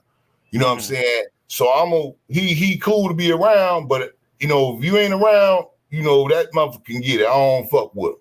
You know what I'm saying? You better not cross me. You know what I'm saying? Or not even if you ain't around, that motherfucker can get it. If I feel that I want to pull up on that motherfucker and you around, well, but see, that's what I'm saying. When you talking about street niggas, if this your family, that's different. So is it for family? We talking about brother. This my brother. Now, if I do reach out and have to get at you, collect call, that's other shit. But if I call you my brother at one point in time, I don't care if we ain't got nothing. Just stay over there, and I'm gonna stay over here, and we gonna be good. Right. You feel me? I ain't got time to sit up here because I done called you my brother. You feel me? So unless you didn't cross me in the worst way, I'm gonna let you make it. You feel what I'm saying? Like that's the type of level that I believe as men you come to when you actually call a person your brother. It's different than just some rando motherfucker, man. You know what I'm saying? Because if I call you my brother and I treat you in a certain way, now I look at your character. If I'm doing that, if you doing that, I'm like, man, that's how you treat his brother. No, but I mean, you know, when you get to that status though, you got niggas around you that you really can't even control for real. You know, and if they run into you or they decide to pull up on you and you out there, you think it's cool hanging with that nigga, and they just do what they do, you know. That's why One Deep Entertainment is more than just the name of his record label. It's because that's what it really is. It's One Deep because at that point, that's where you have to go. One Deep. You can't snitch on yourself. That's for sure. I mean, if you take so like also too, like if you look at this YSL case, right, with Young Thug and Woody and all of the stuff that's going on right now with that case, right? Woody getting up on the stand, who was once a snitch. I don't know what the hell they referring to him as right now. They try to say Gunna wasn't a snitch, but he was like, man, Thug can't tell me what to do, and he was the coldest dude in YSL. You know what I'm saying? Like, did you see that documentary with Griselda Blanco and what's his name? Charles Charles Cosby? What's the black dude that Griselda Blanco? You didn't see the Cocaine Godmother documentary? I've seen pieces of it, and I know exactly talking about the guy, but I never really saw that documentary you talking about though. Yeah. Like we might have to do a what you call a reaction to it because you know the shit is interesting. But Griselda Blanco had a hitman named Rivy, I think short for Riviera, and like her hitman was so known. You know how like Boosie had what's his name? Lil Marlo? Yeah. Lil Marlo, yeah, and the nigga got tatted on him. Boosie's next. What's going on in my own lane? What's going on, player? You said okay, yeah, Cocaine Cowboys too. Yeah. She had a hitman. So if you know about it in my own lane, you know who I'm talking about, right? Yeah, Charles Cosby, right? Griselda Blanco had a hitman named Rivy, and he was talking about all the hits he did and how he would do it clean. You know, even if you look at Frank Lucas, he'd be like, man, all the crime I did, it was clean. Couldn't tell it was me. Didn't know it was me. Couldn't tell I was there. No DNA, no nothing. Clean, right? Yeah, that's mob style. Yeah, real mob style type shit, right? So it'd be times where like it would be a drug dealer, Escobar, all them other people, and they're like, yo, I feel I don't want to pay Griselda back. And all she got to do around them, or they got to catch when they hear her say, okay, I'm going to send Rivy. And then, all right, how much you need? You know, they would snap out of it. Yeah, because they know he going to get it done. They know he going to get it done. And it could be him by himself or his boys. You know, she's like, okay, you don't know where it's coming from at that point. Won't know where it's coming from. That's how, you know. But they know his name because they know how good he is. You know, they only know his nickname. It's the same thing with El Chapo. For years, El Chapo was a myth. It was a ghost until somebody could actually put a face on it. You know? That's what these, I mean, it's dangerous, bro. Like, you know, and we sit here and talk about people, you know, that's in the industry, that's in these type of documentaries that you can see that we can see that, this real, like, you got snitches out here, people on the stand, they say, well, is he a snitch? Is he not a snitch? All I know is that, I know make good content though. We finding this out. The lawyers, man, I don't know. I just don't know where they do it at, bro, because, God forbid everybody get took to jail. Everybody on the stand, all that talking, man, when you go to prison, I don't care what no free will per se, man. That is not, we don't do that, man. Ain't no talking. No, but it is talking. Snitches nowadays, they make good content. Tekashi 6ix9ine proved this. They make good content. You want to know? You want to know why snitching is in, and it's the least thing everybody thought about. You want to know what bullshit social rule nowadays got snitching in? Attention. And when somebody's an honorary snitch, they draw attention. For example, YSL Woody. A video popped up in my timeline not too long ago. 1090 Jake was talking about how YSL Woody was a snitch and blah, blah, blah. Even I did a couple of videos like, yo, YSL Woody snitching. I played the video of him in the interrogation room, just straight up telling him blah, blah, blah. YSL Woody's the biggest thing almost the biggest thing on the internet right now, doing videos with Charleston White, 20 balloon pop videos, burning out in Hellcats. Crazy. He's funny as shit in court. And you want to know what it is? It's because of attention. What draws more attention than a snitch? But see, it's the type of attention people don't want to draw, but it draws attention. And the thing is that it's a big thing. Snitches ain't. It's not the same. They taking their life into their own hands, man. All I can say is I wouldn't do it. I wouldn't do it, man. Because once again, when you get up on that stand and you talking like that, man, if you go to jail, man, that stuff ain't gonna be forgotten. I don't care what you lawyer said to do this. But you gotta be a nobody though. You gotta be a nobody though, because you wanna know why? That YSL Woody dude allegedly, right?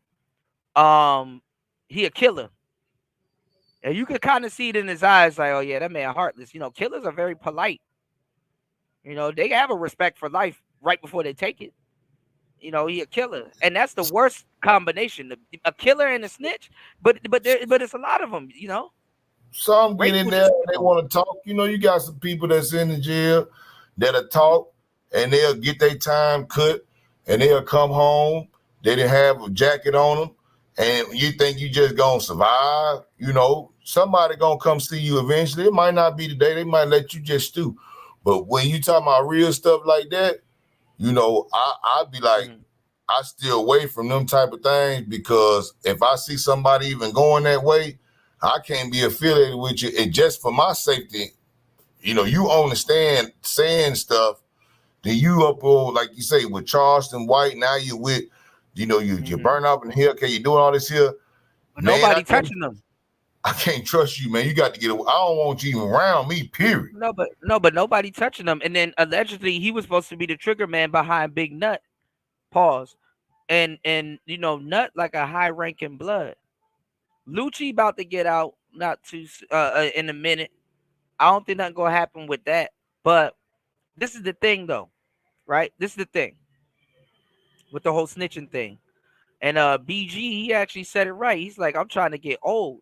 And they were like, what old mean? Because like he saw Rollo getting on Boosie for being old and still doing shows, but Boosie getting money from his shows. So it's like when Rollo was going at him, BG was like, well, he old. And BG just got out. Rollo just got out. They try to say Rollo was snitch. That's why him and Boosie into it. Rollo technically didn't snitch, but it don't look good on recording. So he gonna have to speak up for it, or at least find a way to prove that he the same way with T.I.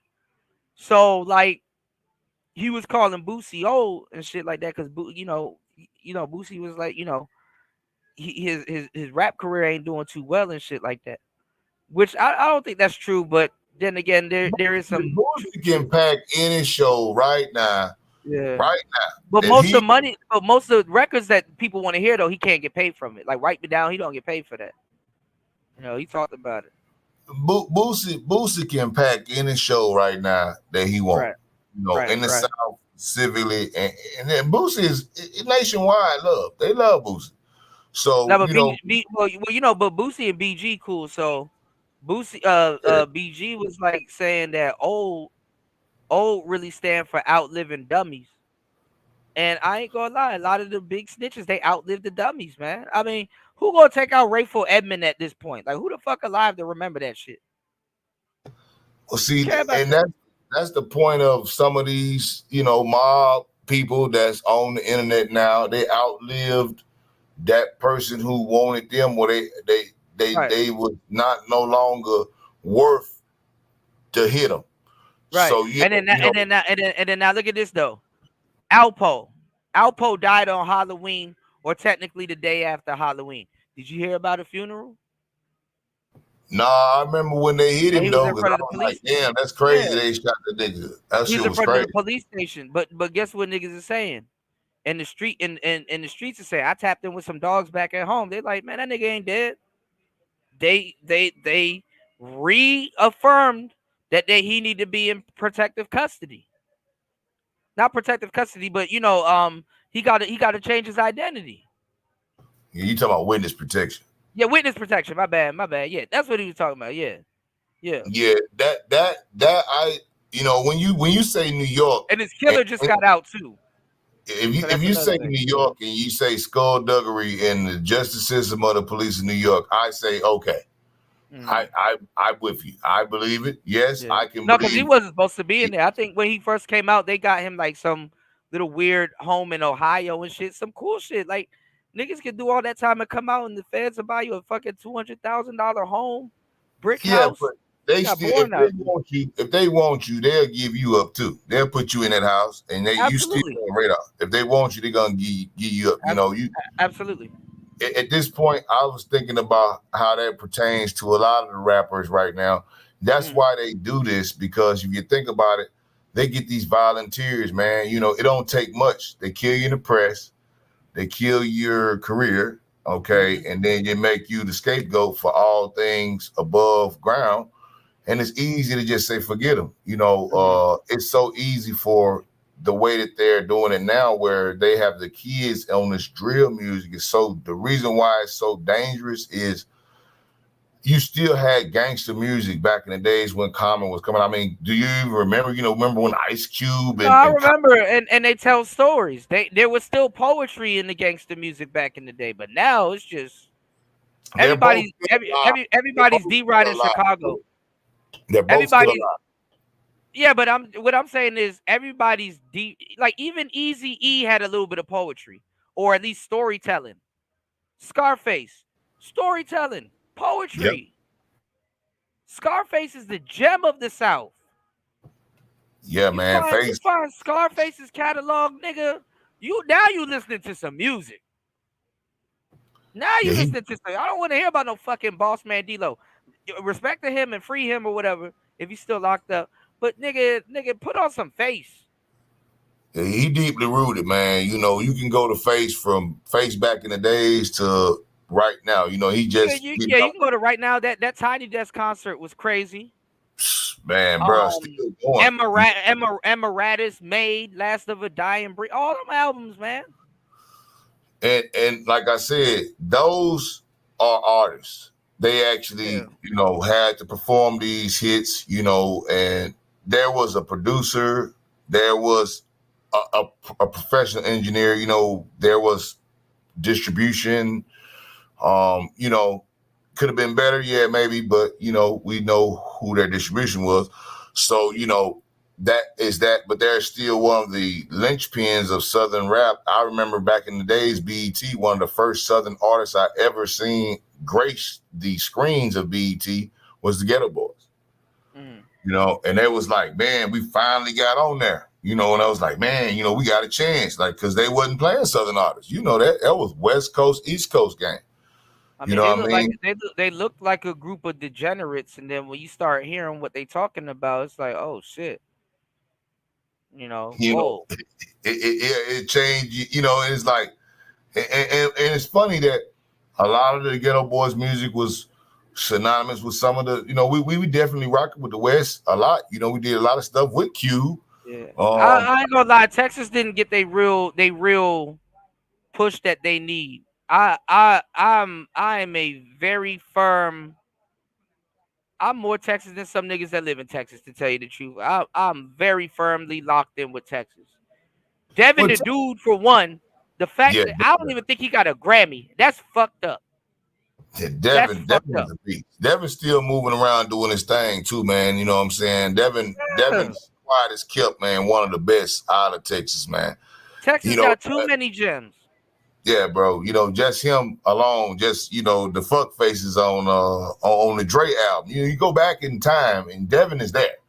He's there. They not Dre even just the writing credits also. Yeah, it like Scarface, Devin, UGK. Of course, UGK, Street Military, you can go deep, man. DJ Screw, of course, Pokey, Mo, man. Kiki. Mr. 3-2, man. You know what I'm saying? Bun, of course, we said UGK, but you got K Reno, man, one of the best damn underground wordsmiths. Roe, you got Slim Thug, man. You got a lot of people. Flip, of course, you know what I'm saying? Mike Jones, man. You got Killer Carillon, man. You got so many. And these dudes, a lot of them is accessible, bro. I just drive around and I see Killer. And see them, yeah. Pull up, man. Slim, he in the hood, man. J-Dog, man. I see J-Dog, man. He be coming. I've seen J-Dog multiple places. You know what I'm saying? And he's like straight up. ESG from Texas too, right? Yeah, man, J-Dog, man, you know what I'm saying? He Acres Shaker, man, Garden City, man, you know what I'm saying? OG, man, Acres Home OG. You know what I'm saying? Slim, them. When I first came to Texas, I got a chance to meet Slim. I didn't even know who he was until I saw him, because they was like, that Slim, he was playing basketball, and they was getting, there's this lady that used to braid everybody's hair for $5. She braid Slim Thug hair, like, yeah, you can go over here where you get your hair braided at, because the chick she charged only $5. She used to do like the styles and stuff like that.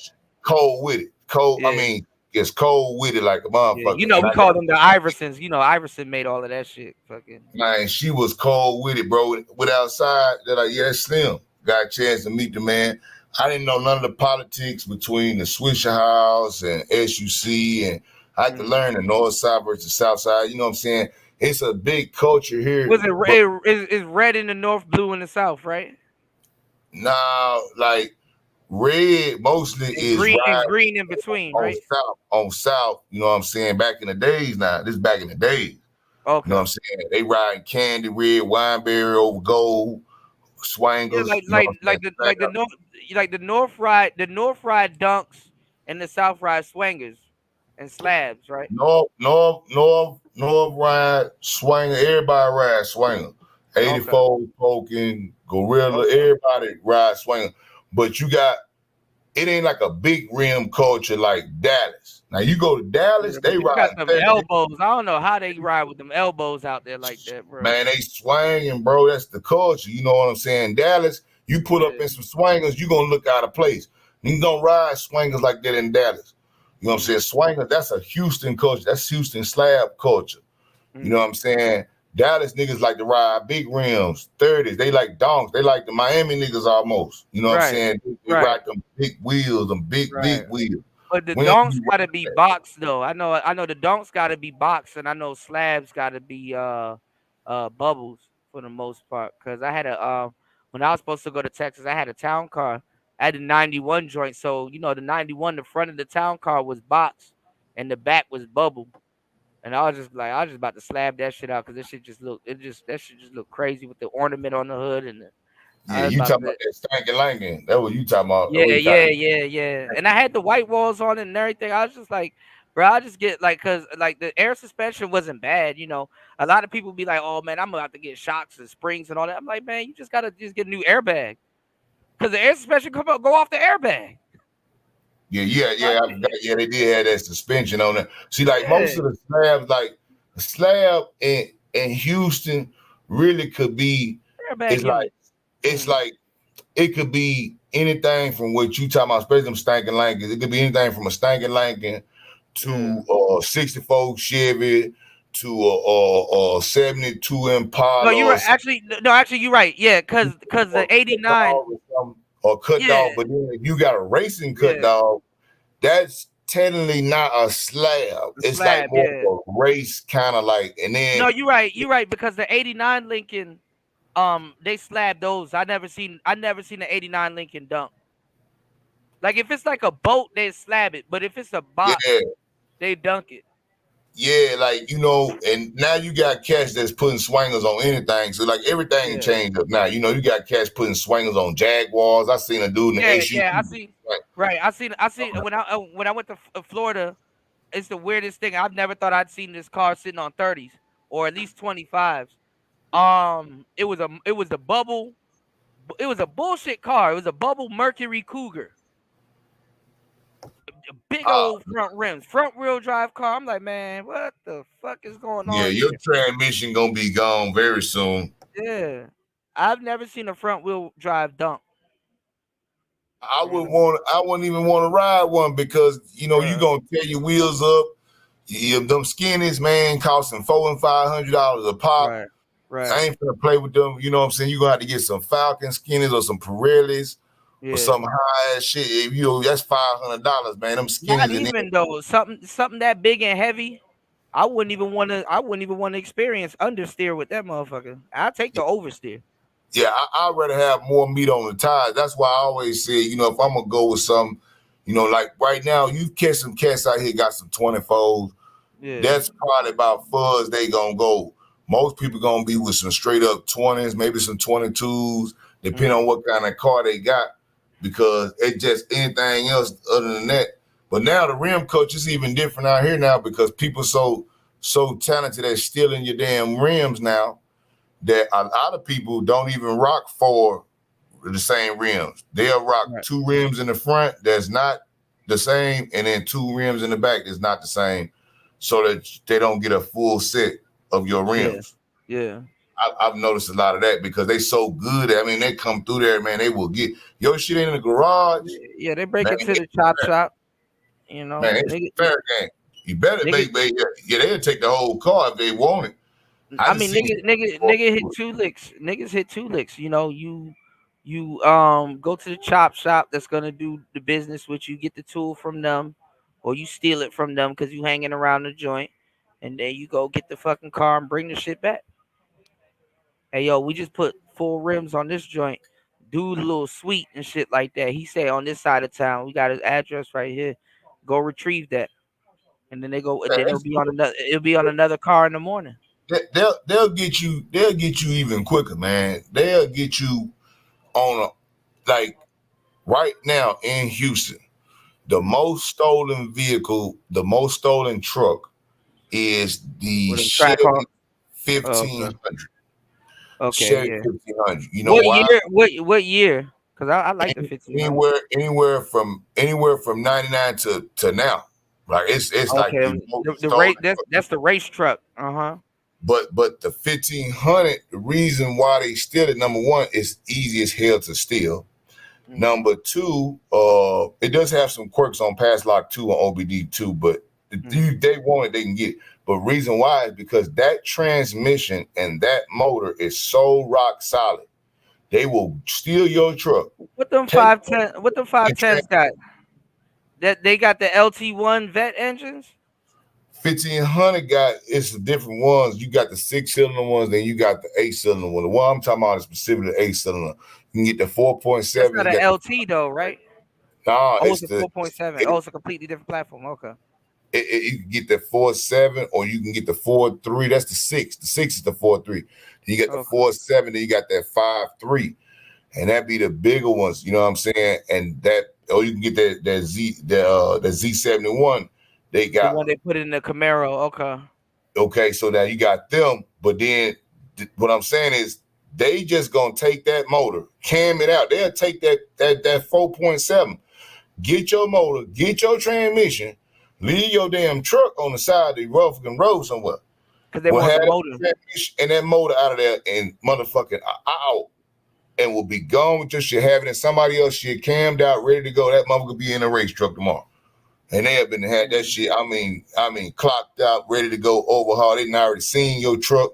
They not already know where they gonna get it. They'll pull up, won't just steal it. They will pull up in a tow truck, a haul off, and will get your shit like they regular tow truck people, and will steal your shit with a truck. Yeah, I've seen dudes do that with like Hellcats and stuff like that. Like they just fucking they get your shit in neutral and just roll it away. Deal with it when they get to the shop. Yeah, they bitch. You can break your linkage out of it. You can just unhook the linkage. No, or well, whatever. with the Hellcat, all you got to do is you get a screwdriver. You pop up the it's a thing in the middle of the transmission, not in the transmission, but like where the gear shifter is. Basically, under where you get in the car. If you get in Yeah. the car, yeah, you can go in that way. But they got a way where you can do it underneath the car, and you can go up underneath there, and that's the linkage where if you can't get in the window or you don't want to bust it because you don't want to make sound, you just go underneath it. That's the way they can do it like that. Or you can just jack it up and put it on the jacks, on the jack stands, and then get it onto the truck with the jack stands. But you need a flatbed for that because you're gonna have to fucking get this shit winch towed. it up. Yeah. Yeah, I mean, you know, they stealing shit with the motherfucking iPad nowadays, man. They just going right into your fucking that nigga start your car with the fucking iPad. but they got the one, you know, it's like a war dialer they got, and then they go in there, they find your frequency on your key. Yeah. They can steal it, and they can match it. A lot of them they steal like that. They don't even take them to the chop shops. Some of them, I had to track down one of my boss's truck. His shit got stole right at the same time I You did. gotta He put had air tags in them. Yeah, the Well, he air had a tag is Ford. what you gotta put. Well, he had a Ford, a brand new Ford with the GPS in there, but they disabled all that. But they wind up tracking it because I had to get on to the network to try to do the damn the damn license plate readers, and I had to actually get to the tollway because I knew the direction to travel. So I had to find that out. We found it, the direction to travel. They checked it on TxDOT. When they found the truck, they eventually did come down to it, and it was like maybe a week later. By the time that they found it, it had went like 700-800. It was like on the border, like it was like an El Paso, so they were about to get ready to go over the border. You know what I'm saying? Because they was like, it's way easier for them now. Instead of doing the chop shopping, they just get it, fill it up with gas, and take it over the border. And them 510s don't got the 1500s don't got the OnStar. I know Chevy had OnStar for a good minute. They do, but I'm telling you, these dudes, they know how to disable that, man. They is disabling. They know what they're doing. You know what I'm saying? I'm telling you, bro. They stole my truck.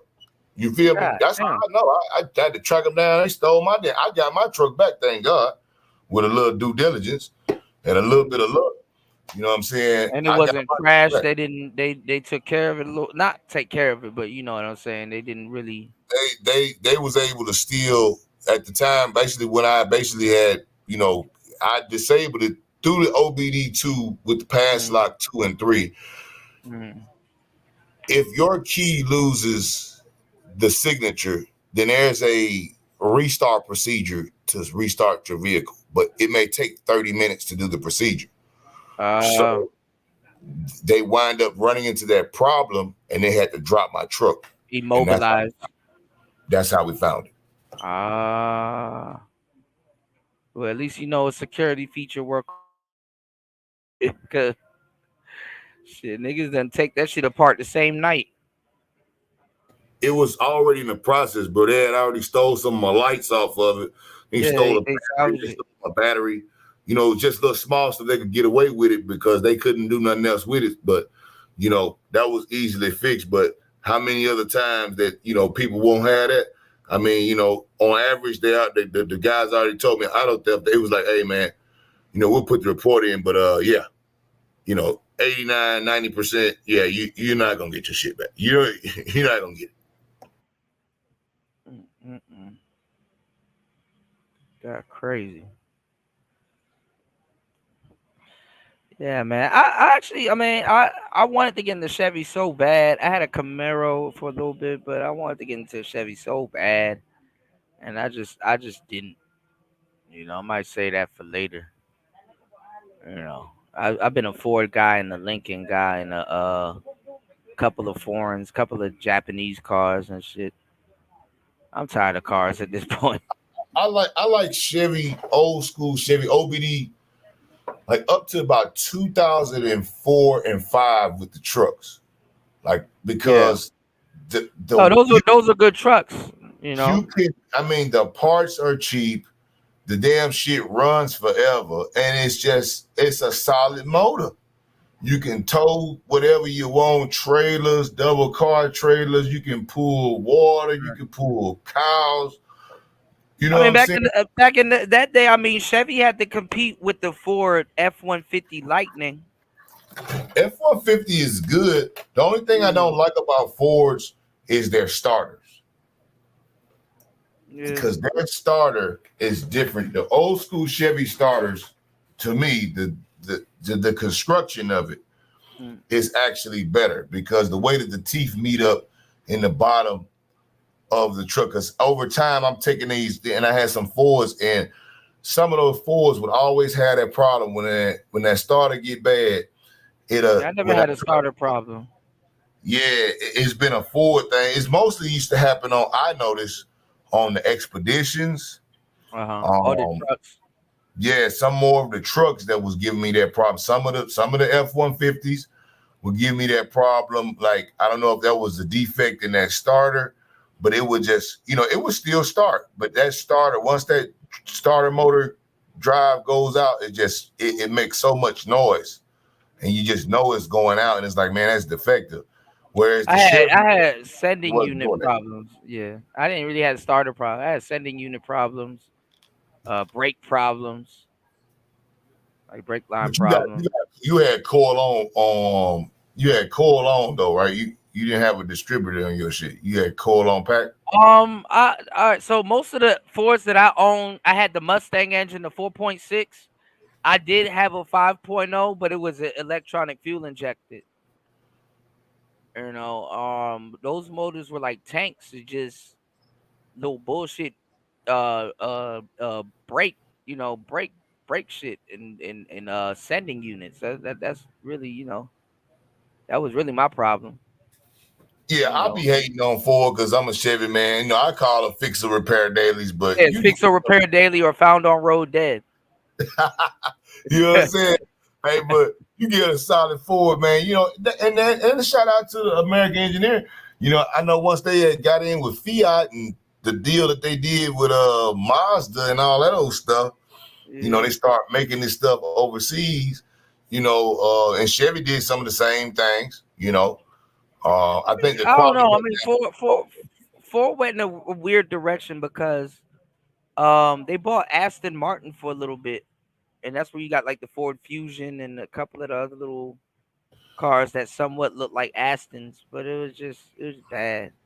I couldn't stand that one Ford Fusion, bro. I did a damn alternator change on that car. It was the Ford Fusion crossover. Never forget the stupid hatchback one. And dude, they're trying to find a big car. Ford cornered themselves, bro. Bro, that alternator is in the most precarious spot. If you don't have a lift, you got to go under it. Yeah, you got to be standing up. Yeah. You can't even see it. Like you can't, man. You got to be standing up. Yeah, bro. But I did it on the ground. It took me 4 hours to do it because I was like, why would they ever put I said, and I told the damn woman how much I was going to charge to do the alternator. I did the research. It looked pretty easy on the YouTube video. Man, I got on that damn shit. I said, why would they put the alternator right there? It's like above the manifold in like this crazy position. And then the motor pulley, all this stuff in the motor, you'd have to have a try to do it like they try to do it like Cadillac. Like you couldn't really use regular tools to fix no goddamn North Star engine. Man, that North Star was the work. If that engine go bad on you, buy another one. Yeah, they lock up on you real bad.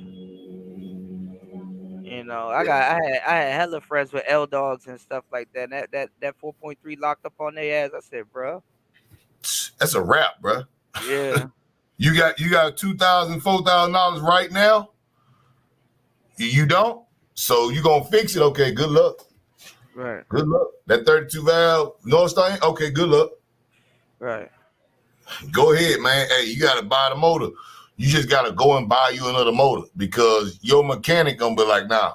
Because I'm gonna fix it. If you can't afford a new Cadillac, you can't. If you can't afford a new Cadillac, you can't afford an old one.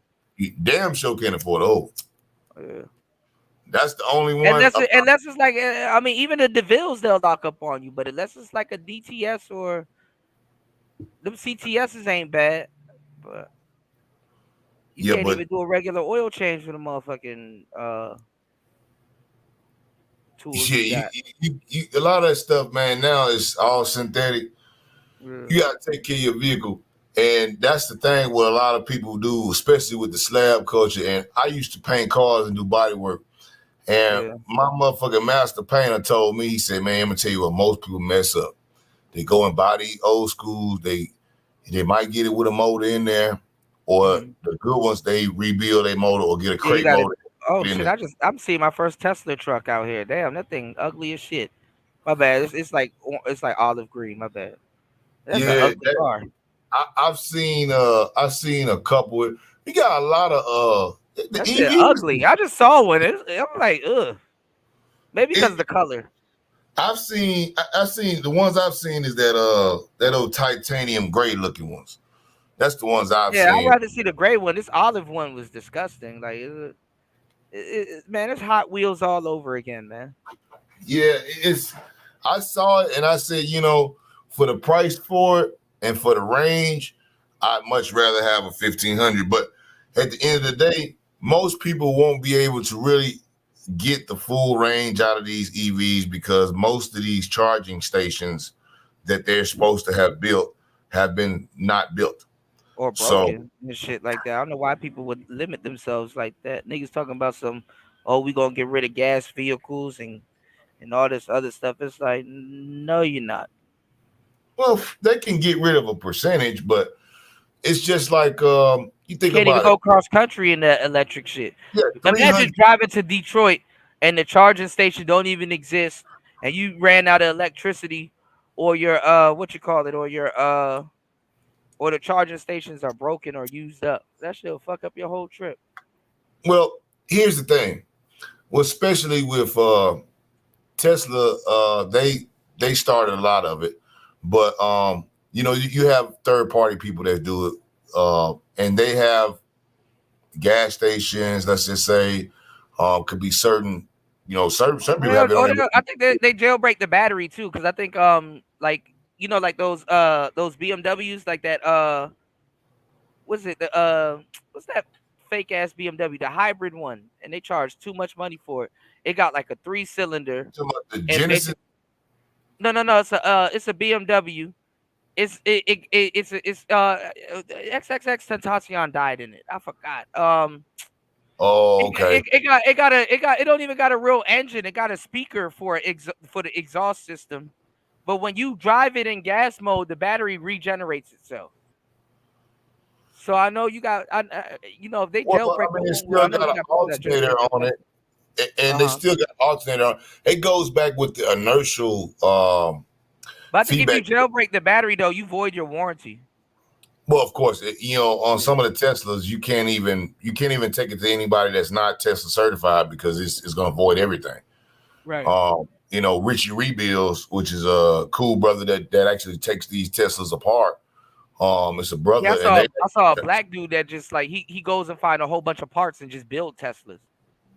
Yeah, Richie Rebuilds was like one of the first dudes that did it, and he actually black dude. He got the glasses on.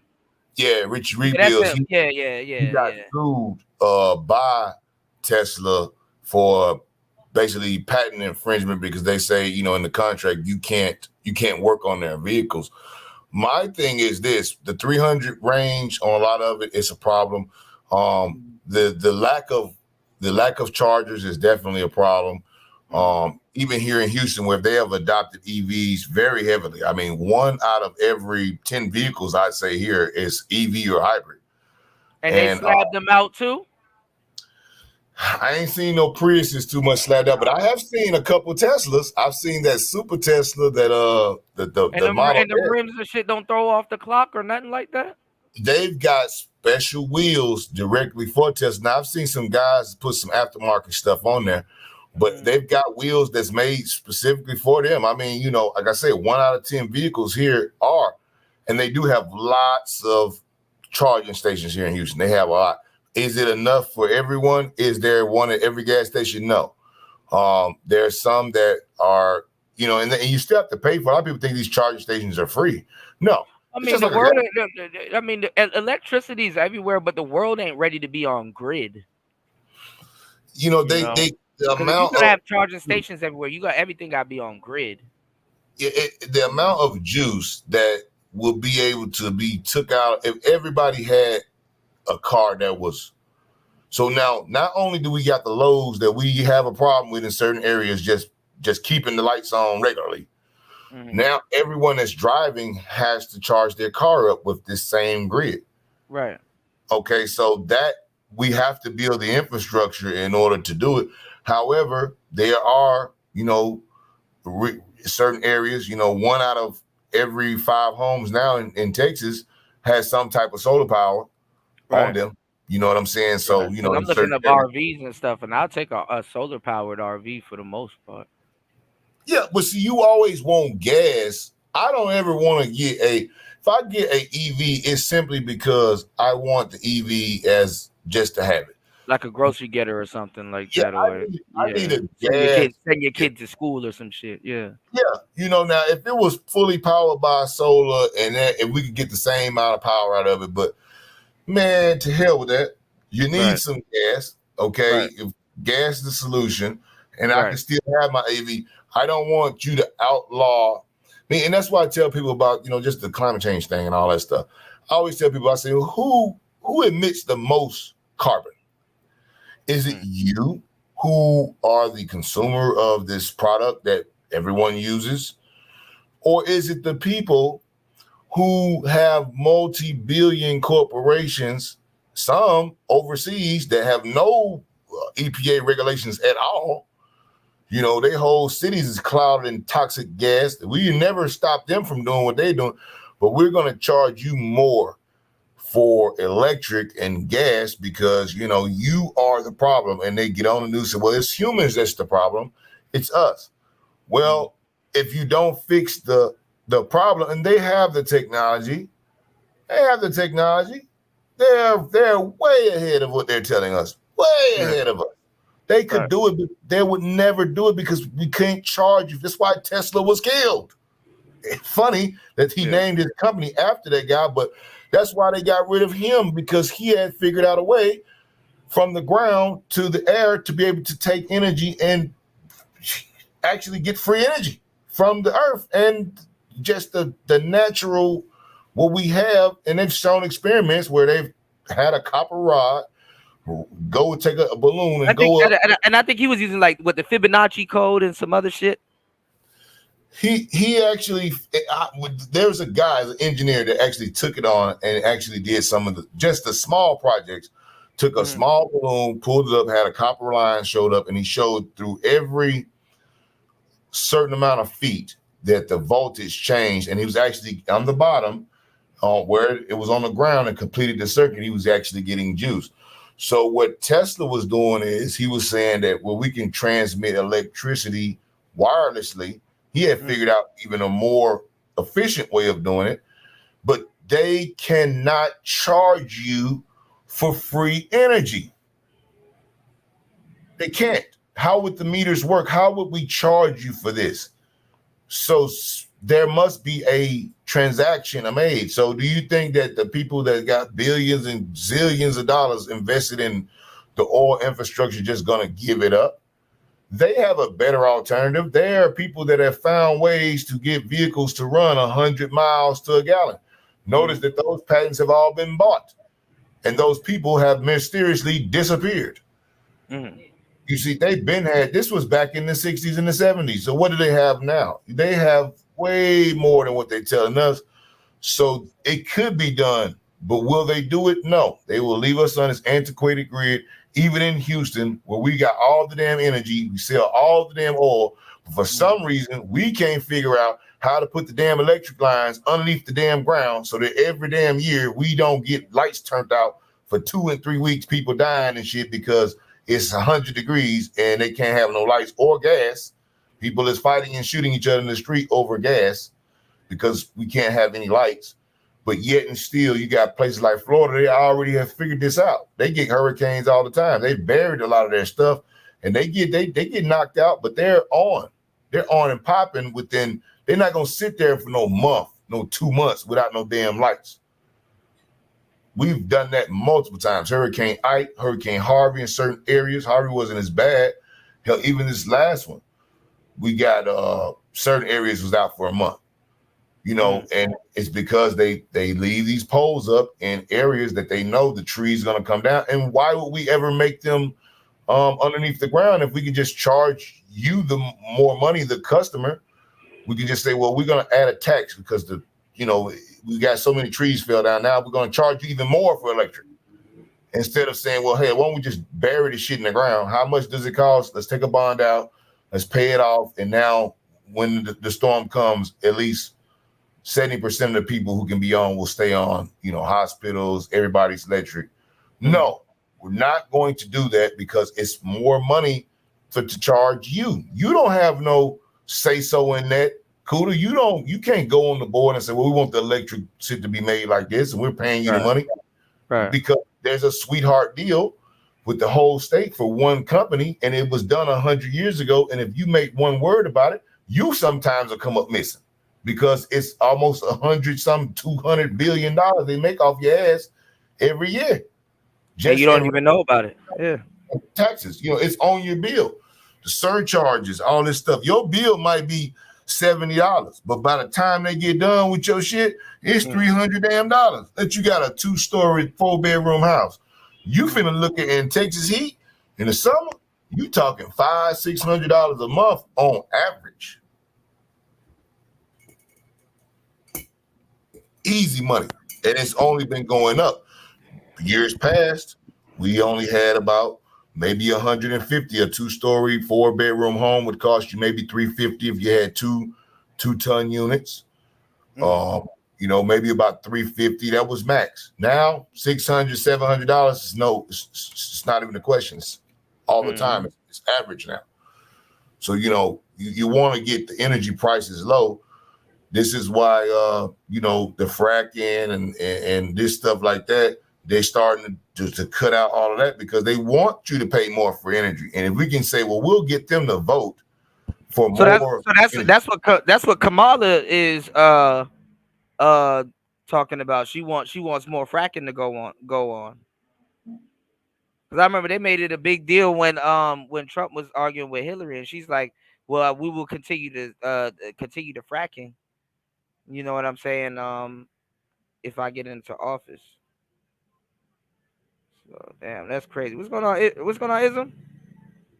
So Kamala wants you to pay more for energy, basically, right? So what you niggas talking about, man? You niggas fracking.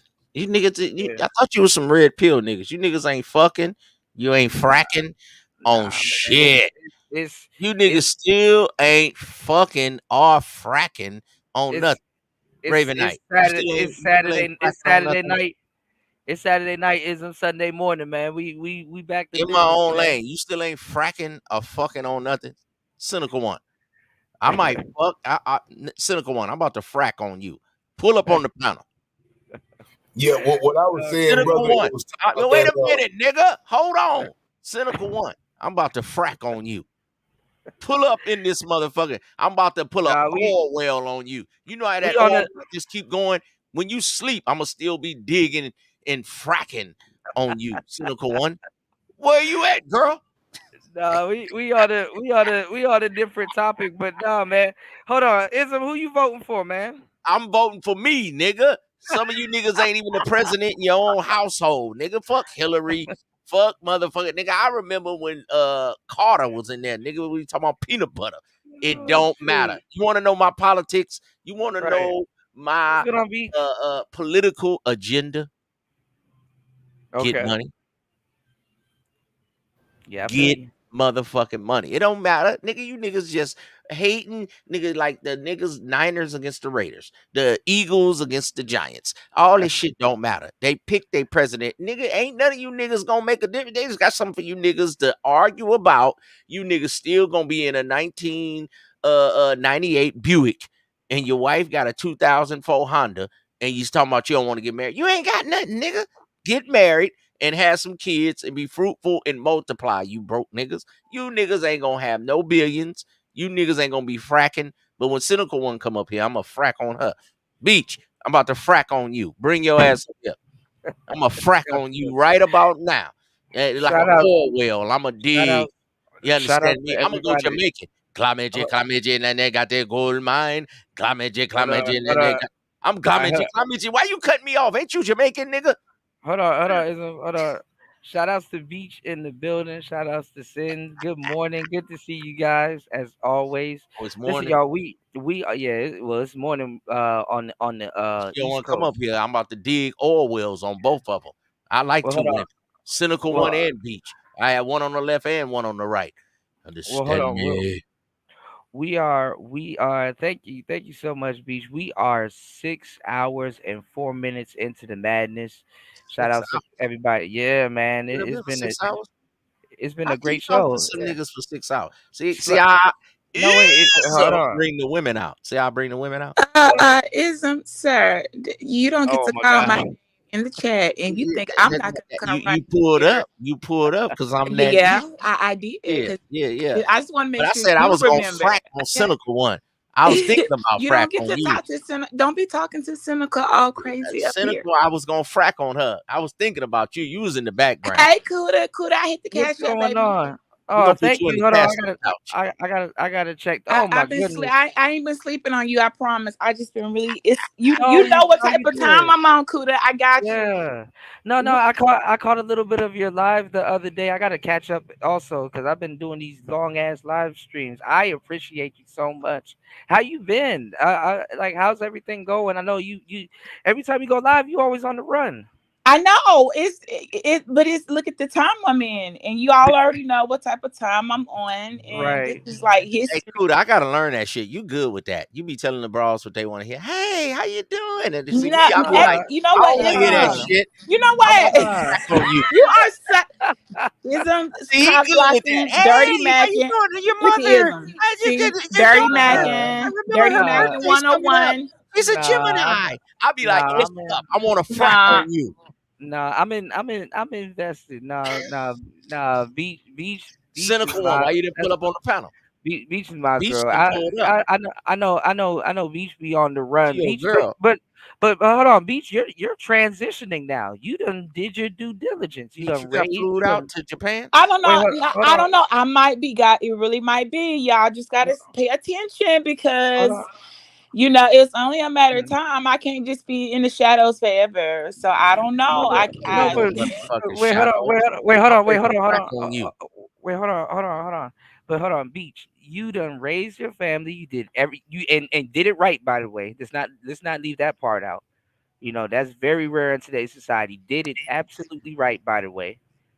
And now you're like basically transitioning into having free time. Like what how that's no time for me to frack on you. Yeah, I know. You know what? How's that gonna work? You come over here to California, then what you talking about? It might be California. You need to learn some. Look, area. Kuda, let's give him the game. Kuda, look. So check it out, right?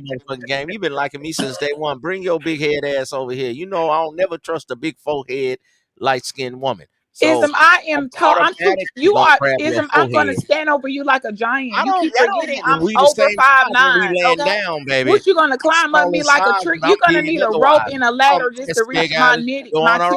You can't reach me, Ism. Okay, what I'm gonna be patting you on the head, saying, "Hey, baby." Okay, well, let me get a onesie. Ism wants to be my little baby. I'm gonna get you a onesie. Okay. Would you Yeah. wear a onesie Yeah. for me and be my Yeah. and No, sucker I ain't no pacifier? onesie or nothing, baby. Yeah. Okay, then it's not gonna work. Yeah, Okay. I'm a nonsie or better, baby. You gotta be a nonsie or better. I don't know what you talking about. That's him I was over gonna here. No, front he on you. 5'2", trying to So what talk to that got to somebody do? What almost that got to do 5'9" with my and some fracking change. though? What that It's got to gonna do be with my very fracking? awkward. And in heels, I'm pushing I don't give like a fuck 6 about the feet. heels. I ain't trying to go man. out with you. I was just gonna frack on you. So frack. Yeah, frack. When you say I frack, ain't said I was going to the club. You go out with the other niggas for the photo op, but when you want that shaboinking, I was gonna put it on you. You understand me? So I you got have two yet times. to Pull up. see a Go 5'2" ahead, guy put a do that. hysterectomy That has on not that box. happened. And I then when am they put the sorry, hysterectomy but on that not a single box ain't gonna 5'2" be guy no has been able to good accomplish no that. more. They're gonna You, pull all that shit out the box. You better try to use it while it Oh still got man. some human lube on it. Before a minute, it ain't gonna be pulled out the box. And you better get a nigga that love you for your face. I just want to hit the box. I was gonna Oh frack. my see, God. you know what? What? See, What? Beach. I think Girl, when you shit trying, first. You tried I to think. short shame me, but I was trying to shaboinking you, girl. Well, hold on, Beach. I think this time around is going to be a little bit different. You might Cynical be a one, little where bit you at? I'm ready for the threesome, baby. Let's you go. might be a little bit irritated this time around. She ain't And irritated. She likes this shit. She no, laughing, not Tudor. well, What is no, she irritated at, man? What you talking about, player? well, no, not with you, He's not talking about. not with you. I'm talking about the dating game now is trash. It's We ain't like going on what no is date. She dating the other It's so nigga. I'm no, just I fracking. am. What? No, what are you talking about? I'm not going I'm on in date. the hotel with some yak and some tequila, and we gonna drink and smoke and get Well, hold on. fucked up and go. But hold on. Beach That's done all I did do. Beach done did her bid, I paid know, her and the dues kids is out the house, so I'm ready. Yeah, I know, but she done paid her dues to society. This has it's supposed to get better when you get older. Like it Tudor, seems like you it's too gonna be motherfucking boring. nice, man. What fuck I'm all not that? I'm ready to no, frack. I'm not B, being nice. I'm in the Bay. Call me when Oh you my get to God. SFO or the Oakland Airport. I'm gonna pick you up with your big head ass, and I'm gonna talk shit to you. We're Beach gonna go like to I'm going In-N-Out Burger. she Then like we're I'm gonna going leave there. to Then we'll go to a nice restaurant. We're going to In-N-Out nah. Burger, Lake Merritt. We're gonna get some a loaf of bread and feed the ducks, and then we're She's like gonna, she's like I'm with going to ramen duck. she's like And I'm going then to we're gonna LAX. frack, and then we're gonna go to the Warrior game in San Francisco. We're gonna get on the little boat on the ferry. We're gonna ride the ferry. We're gonna drink. We're gonna get fucked up. And you're gonna be like, something in this liquor. Oh my God. Something in this liquor. Right there at the marina. We're gonna get some motherfucking chicken wings, and we're gonna get some Uber Black in the Tesla or something, and we're gonna get drunk and we're gonna frack. Keep in mind, y'all. I think it's You like ready? 2 or 3 You a.m. ready? in LA. You ready? I ain't in LA. I'm in the Bay. Yay area. You ready, Beach? The kids out the house? Bring your big head ass on over here.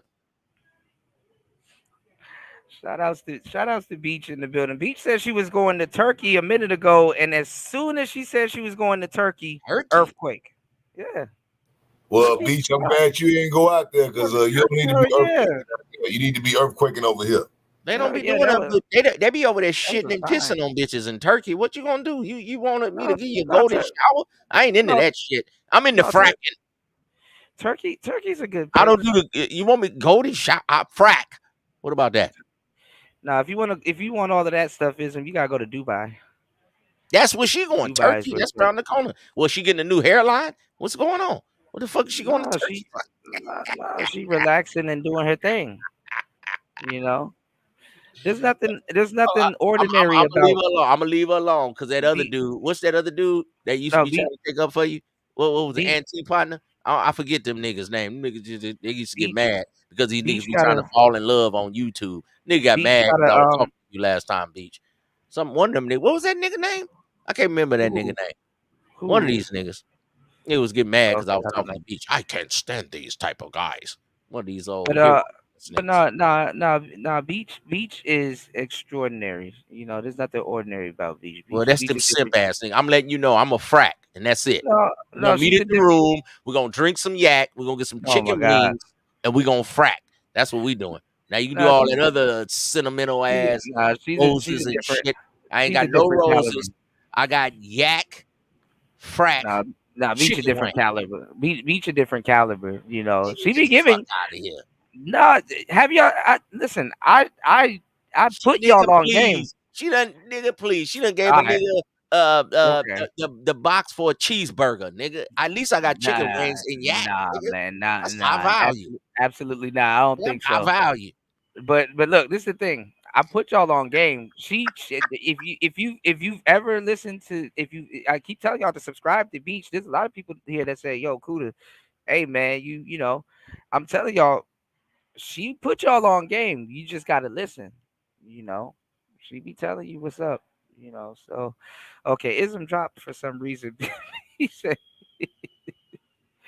said, "I'm not in LA. I'm in the Bay."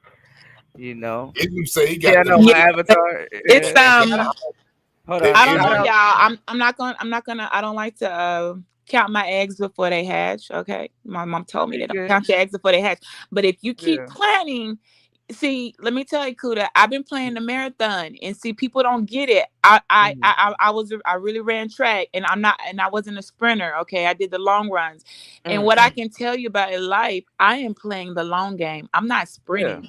I actually ran the marathon. Where I see people who have fallen, they couldn't get past year or two. I put in time that it has to come back with something. Do you understand? Like nobody puts in them type of years, and say, I'm gonna keep running, and just keep on, and don't get to some point of a, not necessarily a finish line, but you're gonna go to a level that nobody can take from you because you actually did not quit. Put in the time. Yeah, you put that time. It's like it doesn't matter what type of time it was. It's a sacrifice, okay? And we're talking about, I really did sacrifice. We're talking decades.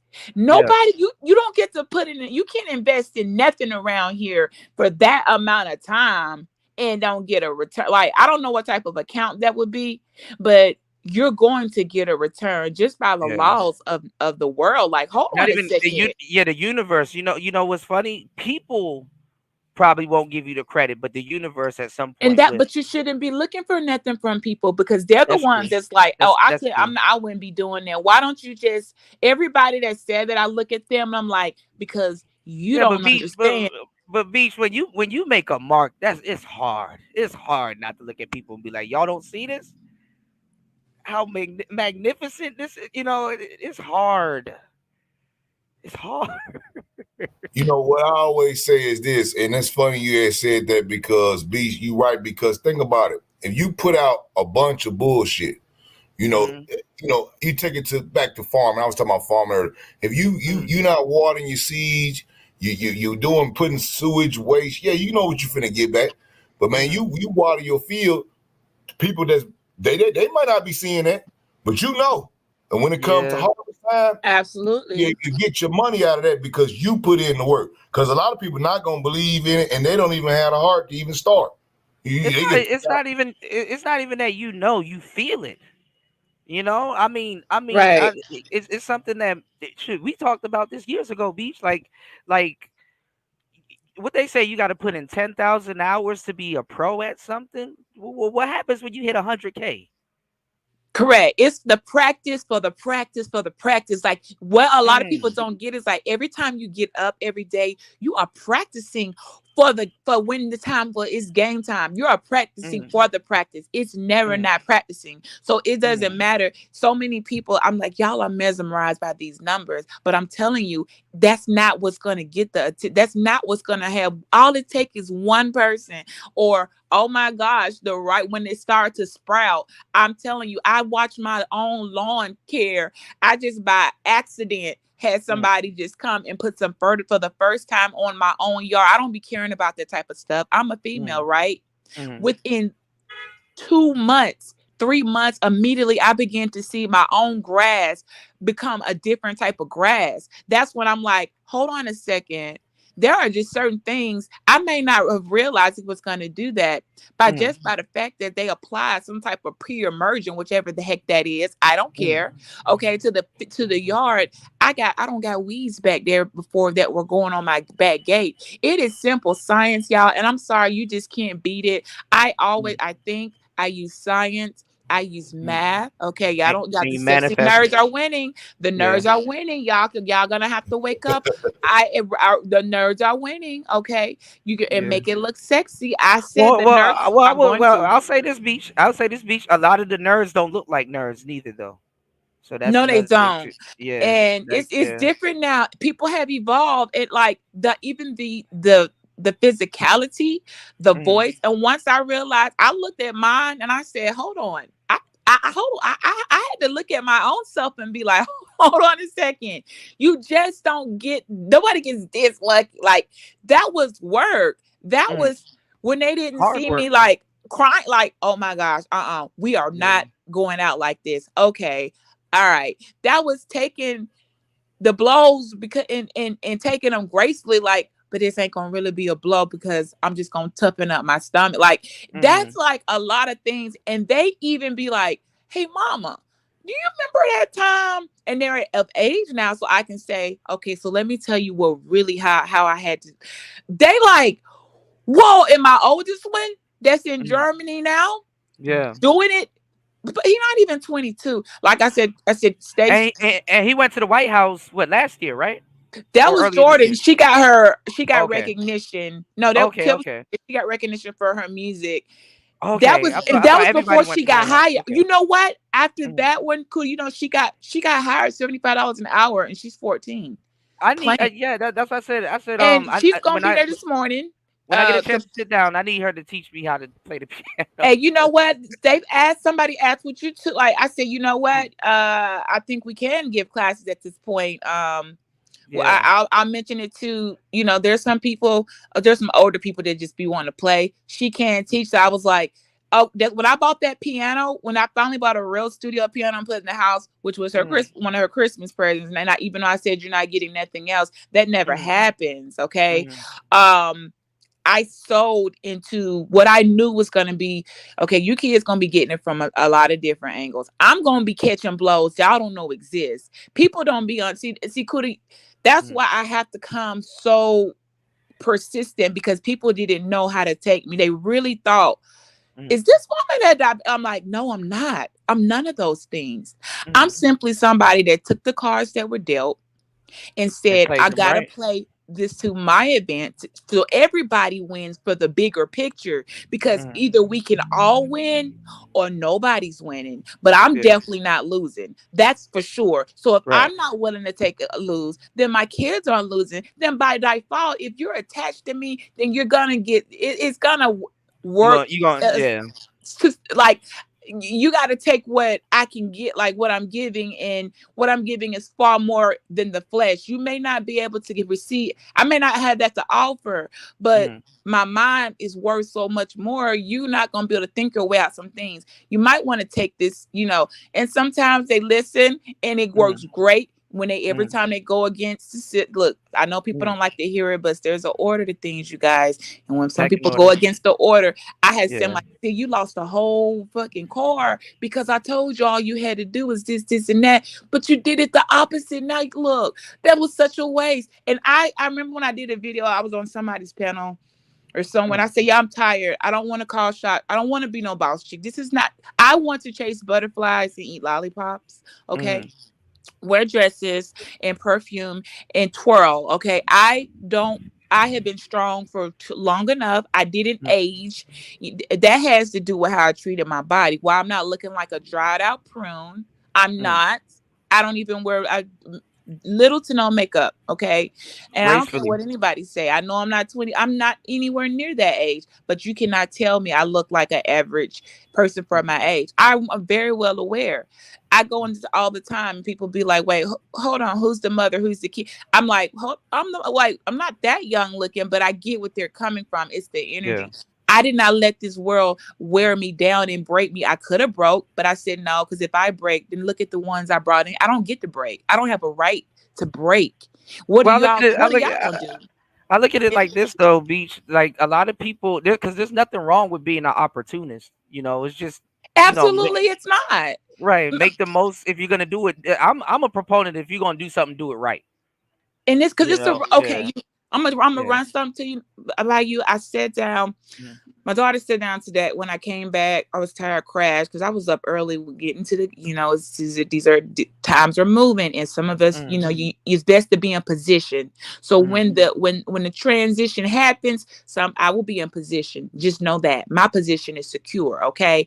Yeah, but I think you're gonna leave though. Like I think you've grown into like the personality where you're like, I tolerate this, but honestly, I want to do this. Right. Yeah. Well, somebody got to see it, and somebody got to recognize, like, oh shoot. And so I just kept on. I see, like, people be betting on other people, but I bet on myself. And I said, I know what I'm capable of. And I have been there and seen myself in the worst of how the fuck am I going to turn this or get out of it?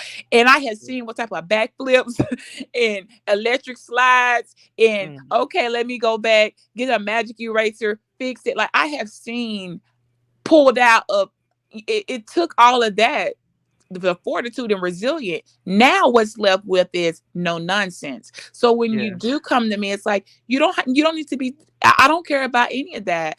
I'm trying to see, what are you looking, what is this going to be, what benefits you're gaining, and what am I gaining? Are we understanding? Because all that other stuff, at the end of the day, fairy tales don't keep you going for generations. Okay. Look, nobody right now in these new kids, my daughter doesn't care anything about Cinderella, no Sleeping Beauty, and whoever. Shit, they don't give a damn about that stuff. They're trying to figure out what's your tech game like. Right. Yeah. Right. I mean, they invested in real life. Do that same thing, man. And I call myself pretty tech savvy, but I have to get on Python and helping my daughter doing work. And I'm like, man, like they got y'all doing this.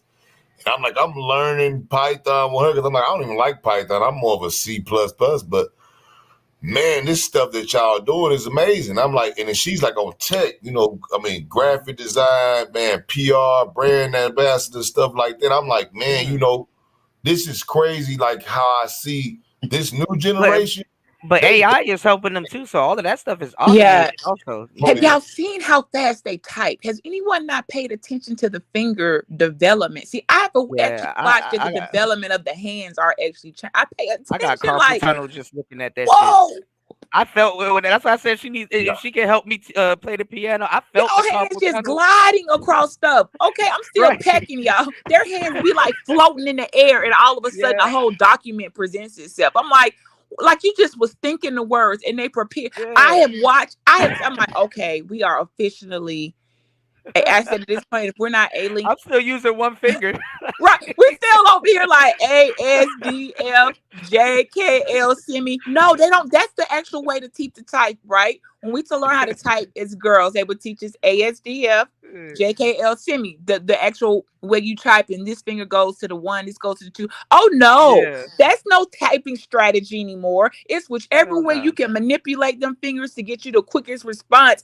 Like people don't realize the humans, we have evolved. If you're still trying to do what they were doing back then, you are outdated. You need to go get an upgrade real quick mentally and accept this is the new world order, guy. Like people were what people didn't understand what the new world order actually is, and what they were trying to make it to be is why they're like, y'all got too spooky deep with it.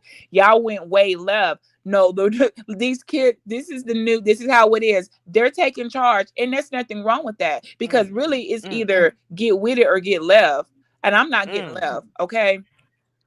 Well, no, I wanted to run something by you because I have this this website, and you can do everything on it. It's called Coffee, right? And I have it here on the screen, and you can do everything with it. Whereas like it's like kind of like Patreon. You can do memberships. You can do anything on this website. And I was looking at this video, and I instantly thought of you. I was like,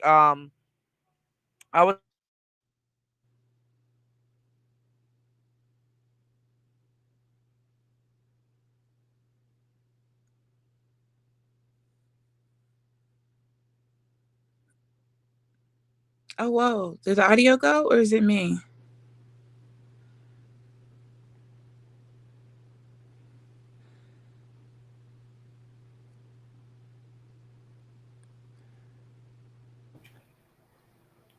Okay, now you're back. I hear you.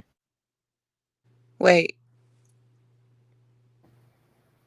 Yeah, I thought y'all had left off. Is he muted? No, it went real quiet. Coulda. What happened? Maybe I don't know what happened. It went real quiet. I'm not sure. Yeah, Beach, but I'm with you on that though. You know, okay, he got to come back. I got marathon type deal. You know, when you're talking about a long race, most people don't ever think about that. I seen so many when I used to run track. I see so many people get out there on the 800. They run that half a mile. They be a long horse stallion running that first lap, and by the time they get to this lap, right. They about to throw up. Legs gummy, legs shaking and trembling. The people coming up on them, they just doing a light jog. They killing them. They just light jogging him down.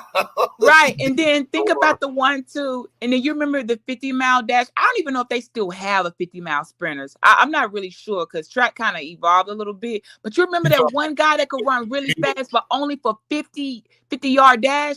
He could fly really fast.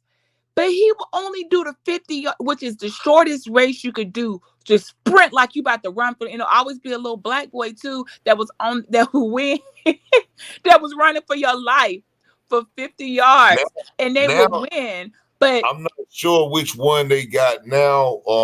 But when I was running, we had the 100, the 200, the 300-meter hurdles, the 110 high hurdles, the 400.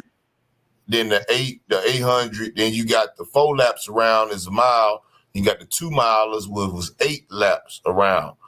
And then if you go cross country, that's when you start doing them big time numbers and getting up to your marathons and things of that nature. But most sprinters, even though they're great athletes, they're not great long distance runners. Correct. Right. They're not good for the long game. They crash and burn. They were only good for them 50 yards. The quarter mile. Yeah, it's like a car. 50 yards. Yeah, it's not. What do you go? So how is this going to help us?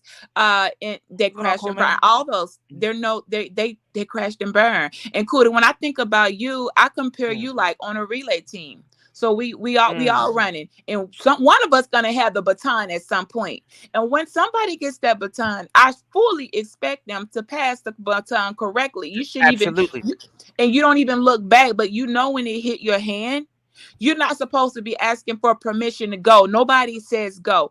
Right. So it's like you're face forward, I think right hand to the back. And you're not even supposed to be looking back. You're supposed to feel the wind coming. And as soon as that baton touches your hand, you hold it like you never held before and stay within the lane, and you're gone. Right. And people, I'm like, they don't understand that. So when you break it down like that, should a baton touch my hand, I don't need to look back and ask you, Kuda, do I run with this? I'm gone. Because the only thing at worst case, like what's the worst that could happen? I'm not asking because you already passed it to me. So what am I gonna? I'm not asking. You don't take go. I understand the assignment. Right. You're anticipating it. You wait for it, and that's the thing. My bad. Like right before I went out, I wanted, and it's always conveniently happens right before I'm about to say something profound, but I wanted to run this website by you, Beach. I want you to check it out. It's called Coffee, right? And you can do your memberships. You can do your you can do monthly subscriptions. You can do all exclusive content. You can do it for free. You can do anything over there. And I was saying that that YouTube now, right? What they're doing is YouTube is losing a lot of their content creators because you have like Udemy, you have Fiverr, and you have people that can teach courses. So I was saying that maybe you can have her do like a piano course on here, but I just think that YouTube is still a weird place. And I think she probably be better off just doing like in life. It is. I really was hoping they would turn it around. Now it's really back to a dating app. It's in the got dumps. to be like, man. Yeah, it's in the dumps. What happened here? It has so much potential, and you probably might have like my hopes for YouTube are not that. Like, are you kidding me? At best, YouTube is just another tool for me to meet someone who is great that or can open another door, or a gatekeeper that can be like a key that I don't got, that be like, hey, I don't care, you got the key, it's fine. It don't matter who got the key to me, long as somebody has a key to this door. Go ahead, unlock it. Let's go through it. So it's become nothing more for me other than that. Okay, at some point, whoever got some keys is going to come through here, and I'll be ready in position, because I wasn't distracted over here worried about somebody's CPS case. I don't give a damn about your CPS case, okay? I don't care nothing about the fact, none of that stuff. What does that have to do with my life and what I'm trying to do? I'm not entertained at all because somebody caught a camera slip and you didn't have your, I don't care, none of you people, half of them don't got teeth. Like, it's just some things that I have seen, like, wow, y'all are in the abyss. You are actually over here for 7 hours talking about what somebody had on. I don't give two shits what you have on. I don't give a damn about none of that. I don't give a damn about your wardrobe malfunction. Y'all thought over here for, I don't went 7 hours when I'm talking about somebody's outfit and just sitting up on the screen. What? I'm not even gonna ask. And then the women are fucked up so bad. Like, men can men get older and look better. Women sitting around all day and they fuck around and do come on camera and it's like, whoa, you the one behind that voice? Girl, you should have been, while you're listening, doing just a little something. You can't just let it go like that. Like, I get it. Like there are some natural things that are gonna take place, but there's also something called, you just gave up on life and you thought it wasn't gonna matter. You didn't know that we're not even, I'm like halfway through it. Like, the end is the best part. Okay, when you're eating some good food, y'all, and the first bite, it's good, and they're like, oh my gosh, it's gonna be so good, but you're not full yet. You just had a couple bites. Like, the whole meal. What y'all be talking? I want a snack. Whoever's still saying you a snack, unsubscribe from me. Because no, baby, I'm a meal. Are you kidding? This is a 5-course. We might be eating like a whole entire banquet. Okay, nobody got time for snacks. A snack is quick. That's code word for quickie. Okay, which if that's what you like, it's just one of those. Who's in it for they can't play the long game, a very long dance. And you're dancing with time, you're dancing with criticism, you're dancing with judgment. You gotta have, when they put your feet to the fire, did you go back and change who you said you were? Absolutely not. And that's it's people that stole. So our terminology has been used in places that don't even know what it means. When I hear it, for 1 second, I don't hear that stuff. No, you're right. You're right. You know what? I think one of the worst things that happened was this shit went mainstream. You know, right? I was trying and to you get got people who using the lingo, and it's like, that's not what that means. Oh my gosh, I wish I would have never said that. Y'all took that is not what that means. It's like they're using the lingo, and I'm like, and when it's your, I don't care what nobody said, y'all. My sorority has a thing that says always imitate it, never duplicate it. You might be imitating what I said, but you cannot duplicate it. And so what happens is, this is a terrible mimicking job of something that I said back on 3 years ago. You're watching old videos, and we know how y'all know people watching old video, because that weird revenue that you're like, I haven't even been on in 2 weeks. Somebody's going through your old stuff, digging a personality to mimic, and I've seen it. I'm like, oh, okay, I see what you're doing, but if that's the case, then let me show you what you can't do. What you can't do at 7:45 on a Saturday morning is this. You can't be here right here in this attire at 7:45 on a Saturday morning in a room for the 250 women making decisions that's going to affect 4 years from now. Like, we're actually, I had to vote on something that's going to not even apply to me for 4 years in July, and it will affect my daughter. And I was like, oh man, but okay, well, fine, okay, I'm for it, but it's gonna affect I'm okay. So that just means I gotta stay on my toes. It's not so bad, but it's these type of things nobody witnesses. Like, things just don't change because somebody woke up and had a great idea. You have to implement stuff. You got to have backing for stuff. You got to have a group of people committed to saying to following it out, because I done had a lot of great ideas, but did I follow something out? What is a great idea versus is this really going to work for the long run, and can you execute it? So we're looking at who's the executioners around here and who's just sitting around judging. Because you can't be judge, jury, and executioner, you know? You gotta finish out, and that's great. I was just hearing you say your daughter, she can teach on the piano. That's like a prodigy, man. I'm a producer myself, and I've gotten multiple keyboards over the years, and I had to teach myself scales. I had to teach myself each part of you got the way scales and everything. Yeah, it's a lot. And it's like the chords, and like, you know, I'm trying to read it off, and I see the best people, they don't read nothing. They just go by ear. By ear, yeah. They on point. You know, I just find myself fat fingering it, you know, and I messed it up. But you know, all right, I just messed that one note up. I just deleted. But when you're playing live, right, you cannot mess up. You know, and you can do that constantly. Man, that is a talent that no one understands that except the person that's watching it and know what's going on, and the person that's doing it. Because that live piano playing, doing them type of, you can teach a kid can teach somebody that's grown how to do it. Man, that's a talent, man. You know, that's prodigy you got, man. Keep it up. You know, that's a good thing. I just heard you say that's the thing. I mean, you don't have the luxury to mess up, because when you mess up, it could damn near throw everybody else off.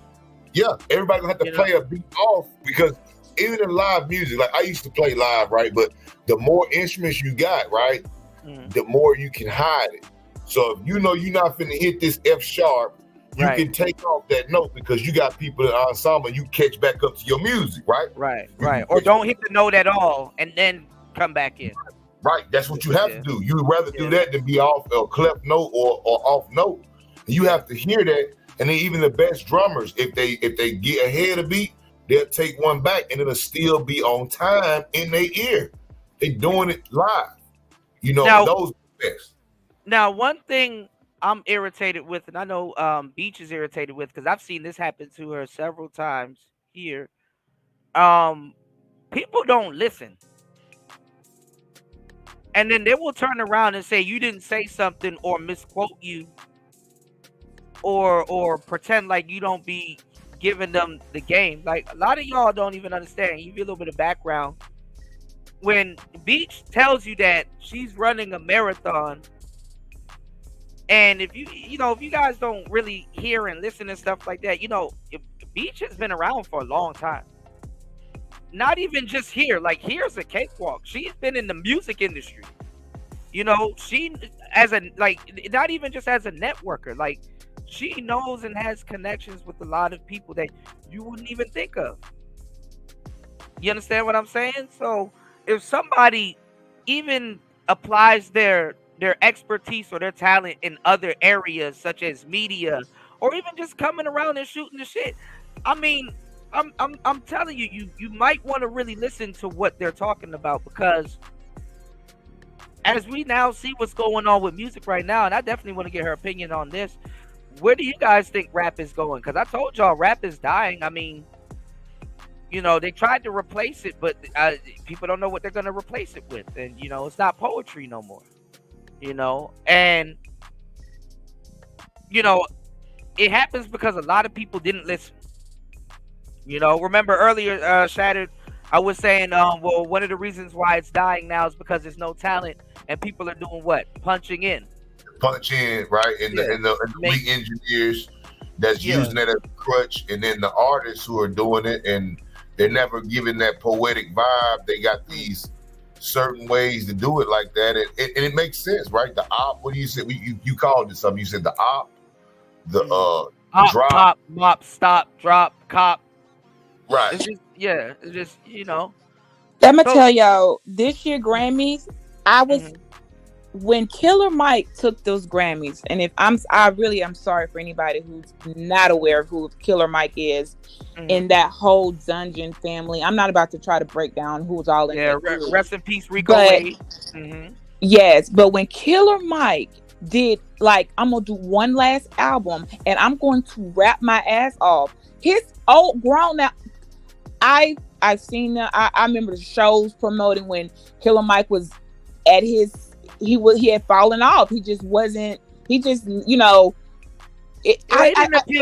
didn't fall off, but he just didn't appeal to the young crowd.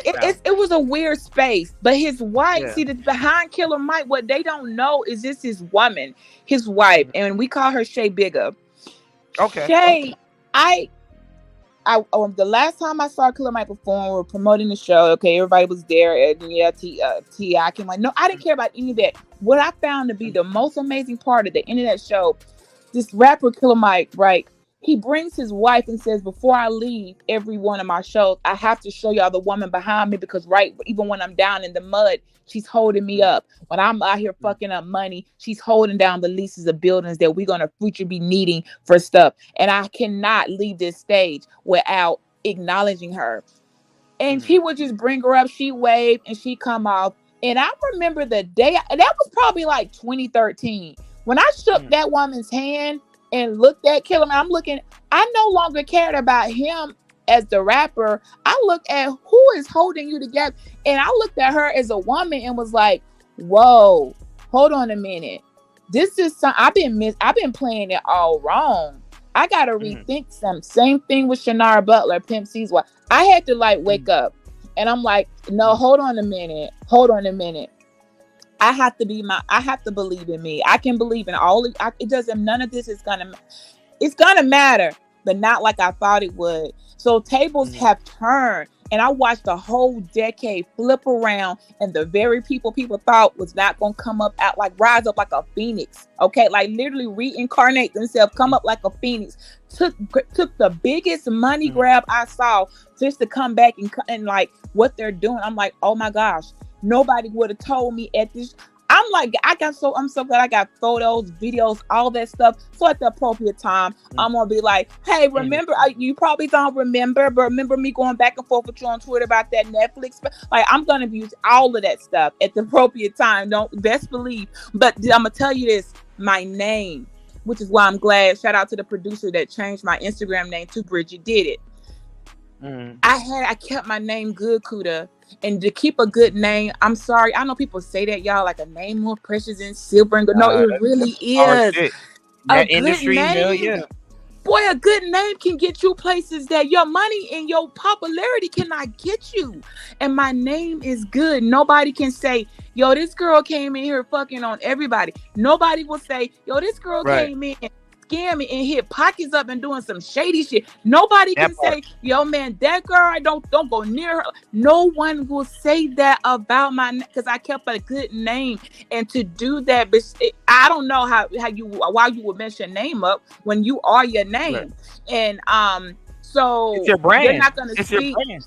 Yeah, and so that's everything to me. And so now that I'm like, wow, I can really go to people and I'm not going to be remembered in some really bad way that cost somebody something else. I took from somebody else. If at the end, I would rather take a loss than me take from you, because I can take the hurt, but I don't want to leave people hurt. Does that make sense? I can take the hurt, but I don't want to leave anybody hurt. Hurt people remember things. You see a lot of stuff going on right now. Deb is going through it. Waka's mom. A lot of people know her in ATL. This rich homie Quan shit is ridiculous. Yeah. This rich homie Quan shit about to spill over another piece of tea. And I wanted to ask you too, before we go deeper into the rap stuff. So let me ask you a question. Do you think Judge Mathis's wife held him down and he's like, man, I really fucked up, I gotta go get her back? Or do you think she's kind of just tired? Well, honestly, I don't know what game she was playing. See, I know a couple judges' wives, right? This one woman that brought me in, actually, he was the first Black federal judge here, and I'm very close with their family. And his wife brought me into a particular organization, And I used to always look up to her. I'm like, man, wow. When I was younger, and as I grew older, and I'm like, wait, she a whole judge wife and a federal judge wife, and like this was a space supreme. Like me realizing, I'm just not grasping the fact of what comes along with being a judge's wife.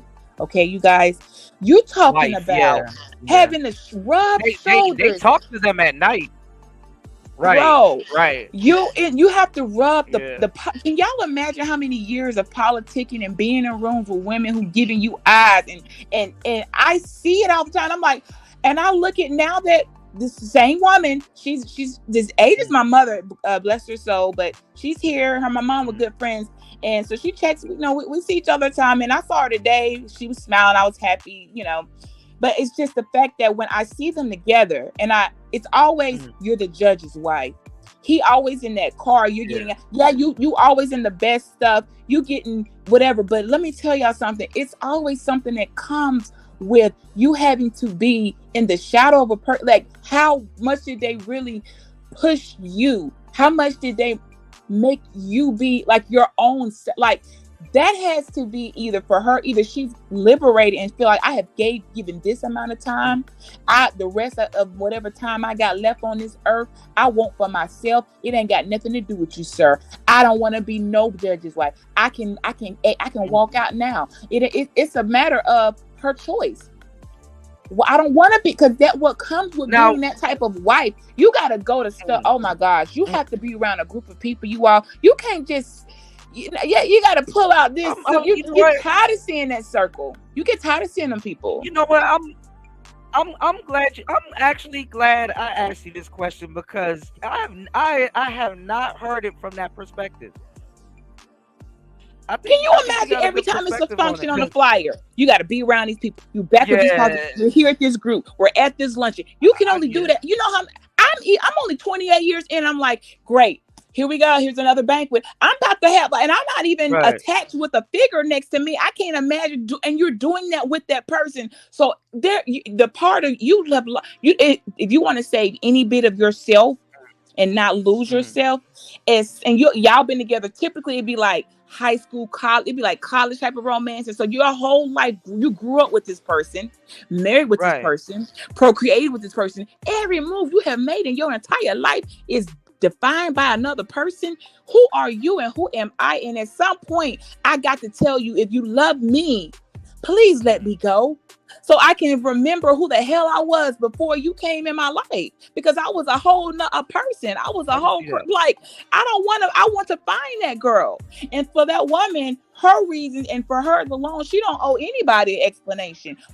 And nobody really should be, any wife shouldn't even be questioning her unless they jealous the fact that she can walk off and not have to go shovel shit for a living. Like, she has done her time. Let this woman be whoever it is she needs to be, because she has been a judge's wife and living in a area of people with all type of shit, and also putting up with things, because in that area, and you got to keep in mind, he's also a Freemason. So you got things that you can't even talk about to your girlfriends, because you're married to a master Mason at that. So you can't just get on the phone and go gossiping about you know what, you can't do that. You have to have a vow of silence. So with that comes with them being in orders where they have to take these vows of silence. And I understand where those women are coming from. So yes, when I come out, let me go. Let me free. Because if I don't want it, I don't know who I am. And you don't even know me. You just know this of what you have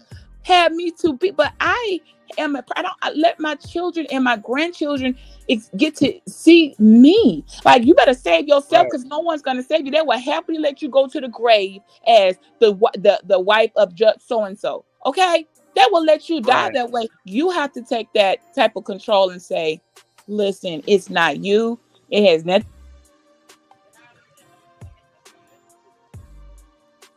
Uh-oh. Are you there? Is that me? I've been cutting out the whole time.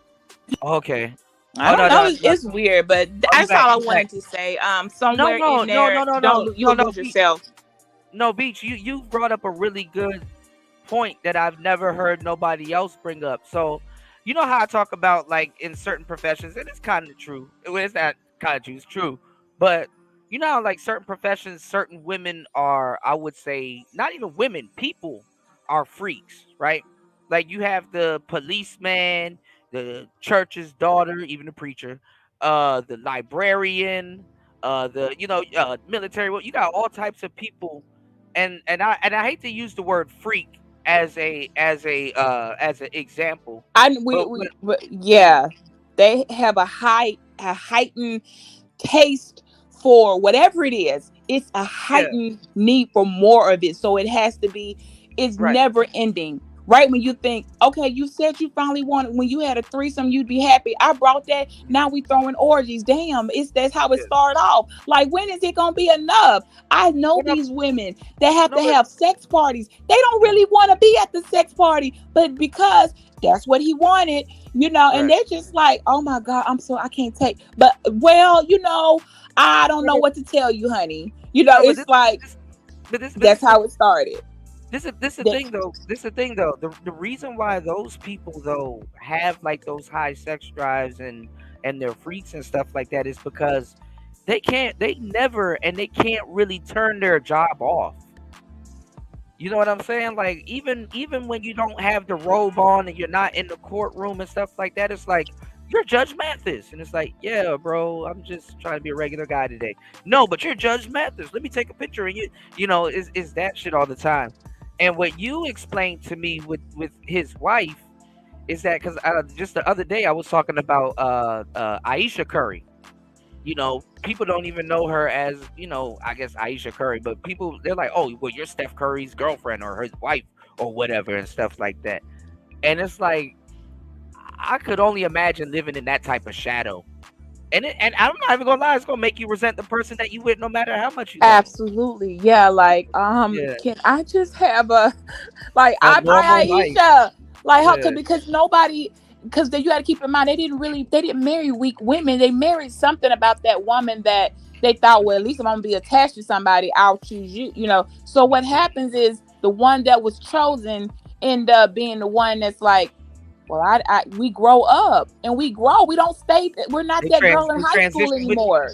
This is not so glittery anymore. And maybe she didn't want to do that. Maybe she don't like that position. And so she said, well, look, I can't do that. So what I will do for you, I will find someone who will do this position for you. Will that help you? And they will have this. Okay, this is where people don't know. This is when in marriage, when they're adult, there's no adultery when permission is given and understood. There's no adultery, some man-made thing, and some like judgmental old word people try to use in cheaters and stuff. No, when a wife, a partner has said you have full permission, okay, to do what you need to do. Well, I cursed somebody out about that. That's somebody out about that recently, beach. Like, that ain't got nothing to do with me. Just understand. Don't bring no other children up in this picture because I'm not gonna recognize them, and don't bring no disease over here. No, but okay, you know what I called it? You want to know what I called it? I called it arranged adultery. Right? Yeah. It basically. Well, yeah. In so many. I mean, it is arranged. It's like, look, I'm not doing that shit. Okay. I had to fry up. I had to fry up Super Sly over that shit. Because he was on YouTube in a hotel room with women and all kinds of stuff, and he and everybody did and shit. It's like, man, that is not. I mean, I'm gonna have to get on your ass about this. Hell no. You have to. It's just one of those, and it's like they've been Kuda from in old days when a king. This is why I be like, see, them consorts weren't complaining because a consort way back then. Look, the consort only got to sleep with the king once a year, okay? She get a whole villa, servants, and an unlimited wardrobe, and an unlimited card of usage, and her meals prepared 12 times a day. And she only has to sleep with the king once a year, and nobody else can touch her. I would be the first one in line, like, consort me today. What are we complaining about? This is the thing, Beach. You know how you can read people. So you kind of, with the information, you kind of get a glimpse. You kind of know what's going on. So it's different because his wife had to tell him, "Hey, you're going too far. Don't do that." It's literally he wants to leave, but really can't. And this is what's going on. And you've seen this and stuff like that. A guy will get with like this actually happens to women also. I can explain this to you. Beach, you ever been single for a long time and nobody was just shooting their shot at you for a good long time? Nobody. And as soon as you get a boyfriend, all of a sudden, man, I always wanted you. I don't even know why you even with old boy. And I always this and I always that. Like out of nowhere, niggas just start coming out the woodworks. The same thing happens to a man, right? So listen what happens. A lot of guys, what happens is they get with. I had this concept of the starter chick. There's starter people in relationships, right? So guys will get with like a starter chick or the only woman that gives them some type of attention. And that woman might not be the prettiest woman ever, but guess what? She loves them. She takes care of them. She washes funky drawers and blah, blah, blah. That makes it, and send them to work with a lunchbox and all kinds of good shit. You know, that makes a guy more attractive to other women. You know, his skin glowing, all of that stuff, right? Yeah, it does. Yeah, and then, you know, to a certain degree, I know it may be hard, but you got to respect that. But a lot of guys will look at a woman and be like, damn, you know, the girl that's trying to talk to me is attractive. My wife, she's pretty to me, but let's be realistic. I know she not. You understand what I'm saying? It's like, because like when people cheat, the woman that gets the guy that's cheating on his wife gets the real guy, but the wife or the woman that's getting cheated on knows the real guy. Correct. Knows the real guy. So it's like after a while you gotta look at it and you gotta respect your family. I'm not even gonna lie. I think men should have a healthy dose of fear of their lady. Like, I would mess with shorty, but nah, my wife is gonna kill me. Nope, not doing it. Nope. Well, Kuda, you know I got a word, and you can have to use it when I leave. I've been abusing your I give you full credit. I've been abusing the lesbitarian word for the past. Oh, right, because it just hit, don't it? It's like 72 hours, right? Hell yeah. So I got a thing called, I'm gonna have to read when I leave. I repo whatever I brought with me, right? So let's say his last thing, okay, it made 7 years. He had a good run for 7 years, but I had to come and sit down and write, you know, do the ledger and say, you know, when the time came. I'm at you using I had to look at the ledger. I had to look at the ledger and I had to say it has been 7 years. And I'm sorry, yes, you know, you was doing a very good job. I'm about to withdraw my equity. I cannot deny the fact that if right now an emergency came up, what would you do? I ran all type of contingency. I got contingency plans. I got, okay, if this so happened, this is what I'm gonna do. Like, I be planning. I be like, I stay 13 steps ahead because in case somebody throw this at me, I know how to move this way. And you gotta move back I started testing them, right? Throwing some stuff out there to see what they could catch and what they were ready for. And he couldn't pass. And it broke my heart. I said, oh my God, I gotta leave you because you failed you failed miserably. You had 7 years. I gave you a solid 7. And that's a number of completion. And in 7 years, when I come and say, all right, what you got? Let me just run it. Like, let me just see your mind, even your mind run it. I can make something become tangible, but let me see how your mind run it. And it did not go. You to make it pass go. So what would monopoly? So what would you say? You guys grew apart? Like, you feel? No, like it's not. It's about it's not growing apart. Some people don't grow at all, and I had to be like, whoa, wait, hold on. How can you cap off? What?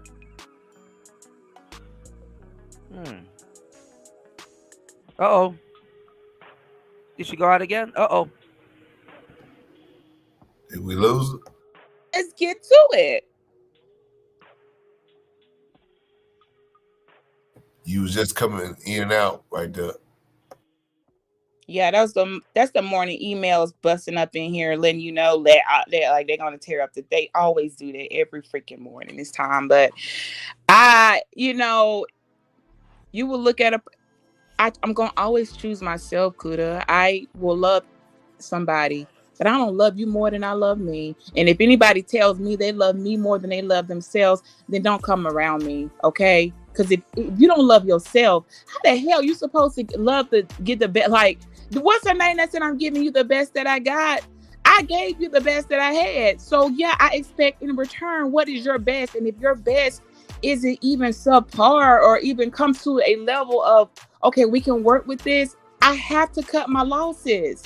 I have to, because I can't, listen, y'all, they say if anything that's not growing is dead. Anything that's not growing is dead, okay? It's like having that plant that you really, really like, but you know them leaves was turning yellow, and then now the thing over there ain't nothing but some brain. It ain't even got a leaf on it no more. Like, you can keep the pottery, but you gotta let it go. Anything that's not growing is dead. And I am not going to defy the laws of science and pretend, okay, well, what, maybe you'll wake up one day and catch on. Okay, when you do, come back and find me and see where I am, and then get in where you can fit in. But I have to keep going because I have some people depending on me and my state of mind to carry their end. That's why when you are not bound to anybody through procreation or anything, it's I'm sorry, if you're not choosing yourself, I don't know what you're doing, because other people will definitely let you just settle with, no, don't get the new car. What's wrong with what you got? That's not the point. There's nothing wrong with what I have, or what I just wanted another car. Like, why would you even challenge me on that if I have the money to buy? There are just certain things, y'all, that it becomes to where you see a person will be more complacent, and it's not time to be complacent yet. We're not in the golden years where, all right, this is the retirement car. We got the rockers on the front porch. We drinking lemonade. We're not there yet. We're not even close there.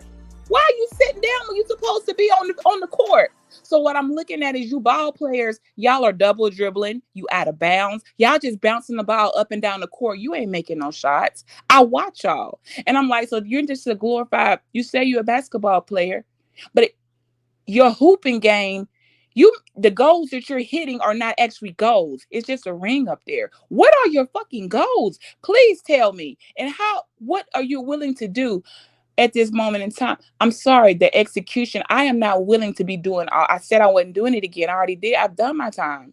So I need someone to tell me, okay, B, this is how we're going to do it. Run it this way.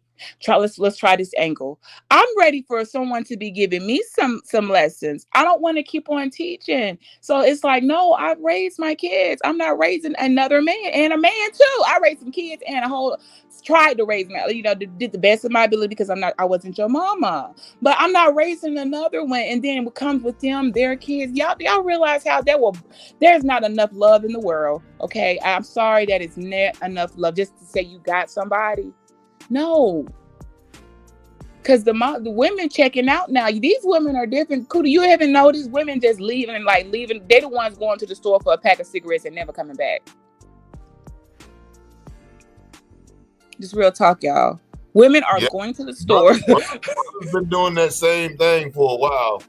That's how some people be like, well, I don't know where my daddy went to. Well, what happened? Well, he just went to the store and got some cigarettes and they never came back. Bruh, when I tell you how many guys, I'm like, I said, oh shit, I got food. I'm thinking, oh, okay, I can work with you because you always with your kids. You about your kids.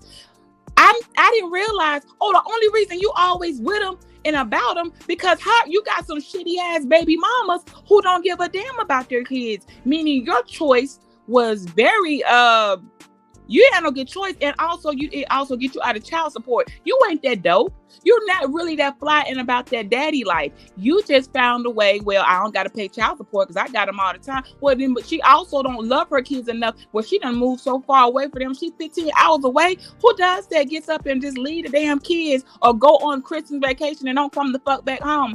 I really had to say, hold up, damn, you're just not that dope of a man. It's because there was no other option. You don't got no one, that's why you look so great. If they leave on Christmas, man, you a dirty bastard, man. That's what I said too. Damn. Damn, man. You left right before Christmas. Boy, you a dirty something. Dirty. That's what I said too. I said, these women, y'all trifling. I have never seen so many. Where are your kids? Generation of women. because that's how we are judged by our children. Like, where your children, I grew up, and that's not going to ever change. Sorry, y'all, we're not changing those rules. So if somebody's feelings hurt, too bad. Where are your kids? And if she just trolloping all around and her kids are nowhere to be seen, not accounted for. But she got a nigga on her, and what happens is she ends up making new kids with this other guy. She done left the roles have reversed, but it's not gonna work. There's an order that you cannot change. Okay, I don't care how they try to remix it. And so the men with all the kids, now y'all domestic as fuck. And that's when I say y'all, I don't mean everybody. Y'all too domestic. Like, I start to feel a type of way every time I talk to a guy. Like, all you doing is laundry and shit. I want you out here in a garage or up under a car or like doing some manly shit. I don't want to keep hearing about you talking about your laundry. Like, it's a turnoff. I'm sorry, guys. Laundry, that's I don't want to hear shit. Right. That's what, but ain't no woman in the house, so they gotta wash the clothes, and they thinking they really say, "Oh, y'all mean doing that?" Y'all really thinking y'all telling me something? You like, "Yeah, I'm doing the laundry, getting the kids stuff ready for school," and I'm sitting here like, "Shawty, you just pretty much told me everything about your life in them 2 words. A, there's no woman around that give a fuck about her kids to make sure those clothes have been pressed and ready to go for the next 2 weeks. You don't got to do any of that. And number 2, why every light on your car and your dashboard on?" And you don't know how to do an oil change, but you know how to run a vacuum like some shit I ain't never seen. I'm not impressed, okay? So no, I don't want domestic duties from you guys. We want them. We want cowboys. We want a man that knows which screwdriver to use with a tool set and some drills. As a man, like when I came up, being where I'm from, we from the country, so it's like ain't no AutoZone right down the street. It's bad, it's like. You want a part, something like that for your car. We damn near had to fix the shit on the fly with no parts, nothing. Just nigga rig it. Nigga rig some shit real quick. Get to the place, to the part. You see what I'm saying? Okay, so when you come to the big city, then I start to see men my age that I may work with, like, oh man, it's a big problem. Oh man, I need my oil change. I'm like, oh, okay, that's cool. That's a shit. Just get up underneath that motherfucker. One bolt right here. What you got? 4 cylinder? Okay, this is gonna need it. Oh man, I don't do that, man. Somebody else. And it was so strange. I was like, what? You don't change your own oil? That's weird. Where I come from, that was mandatory. You need to learn that because that's your fucking car. Otherwise, then you're gonna have somebody else change and charge you a whole shitload of money and might fuck your shit up too. And that's what I was gonna say too. And it was now some other light coming on, and all you went in was for a fucking oil change. Some things, yes, we understand you shouldn't be fucking with, even with a coder. In my daughter's car right now, because when they see women come in there, they automatically just start doing stuff just crazy. My mama like, man, hold on, let me look at the damn car. I get on that damn car. There's nothing wrong with it. They got her up to about $600. I said, man, do not take that car to that dude no more. I said, because I normally I look at their cars, but my mama get the hot idea. No, we know this guy. We gonna go down here. I'm like, uh-huh. And what, like you said earlier, I told you now, don't go down there. Now you done went down there. Now they talking about $600. I done fixed this shit. You need to put some water in your car, put some coolant, and put some gas, some oil. That's all you need. Stop leaving your lights on at nighttime. Cut your lights off, motherfucker. Yeah. I think let me tell you, I bought somebody. I realized I said I've been doing it. I gotta start over, and I gotta leave I'm gonna have to leave.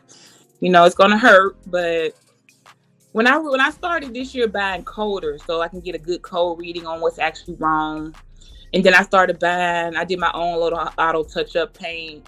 Then I started realize, oh my God. Why am I telling you how to work a jump box? This is wrong. I gotta stop right now before this goes any further. Why don't you have your own coder? Work a jump box? Let's yeah. It's bad enough that you don't have jumper cables. You don't have to answer that. I heard it in your voice. Yeah. It was that bad. I've come to certain people that call me. I'm like mobile mechanic, and I come out the one time the girl locked her keys in the car. She got this dude in here, right? And I'm like, "Oh, what's up, buddy?" You know what I'm saying? I'm like, so she's like, "Oh, he locked the keys in the car." So, he locked them in there. And I said, hey man, you don't know how to get. I said, man, go in the house, man. Go give me a hanger, man. He's like, a hanger? Well, what the hell are you gonna do with that? Don't worry about it. Just go in the house and give me one. All right, my bad, y'all. We was you could, Kuda. We was holding it down. My signal would go out as soon as you were spitting. I was soaking up the game. I was like, oh my God, no. I wonder what happened to you. No, Beach was going in, and I'm like, it broke my heart when I was giving out. I am not the Fast and Furious. When I was finding my own car part, and I realized, oh my gosh, I am too efficient. I am not supposed to be doing this type of shit. What have I done? Okay, this is everybody getting dumped. Nobody is with me. All of you are you're on your fucking own. And when I'm repoing all my love back, I repo my sex back, I repo my looks back. Kuda, what you said about how the man started looking better, let me tell you what his ass looks like when we leave, okay? When we leave and I repo everything I brought with me back, okay? Because I'm bringing my own, not taking from yours. So that means that when I leave, you ain't gonna look, I made you look better. So when I leave, you're gonna start looking ugly. You ain't gonna be looking so fresh anymore because you don't have that same whatever walk in your step because you ain't getting like that no more. Now you look like don't nobody want your ass. It's you had your like own prenup. You basically had your own prenup. It's a mental prenup. I'm taking it back with me. If I made you look better, when I leave, best believe you're not gonna look like everybody's not gonna be running like, oh, he free now.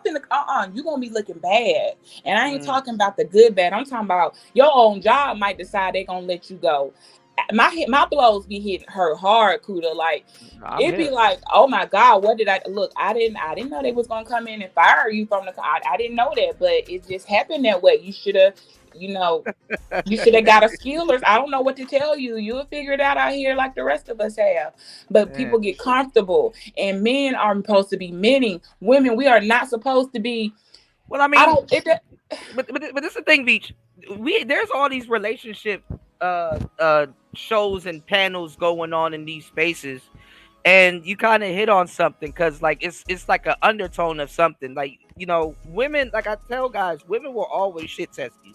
Your wife is gonna shit test you, as a guy, it is your job to make sure you're always a winning scratch card, at least to your lady. It don't gotta be like that to the world, but at least to the lady that you're with, you gotta be a winning scratch card. But this is what and her to you also. It's a two-way street. But this is what I'm saying.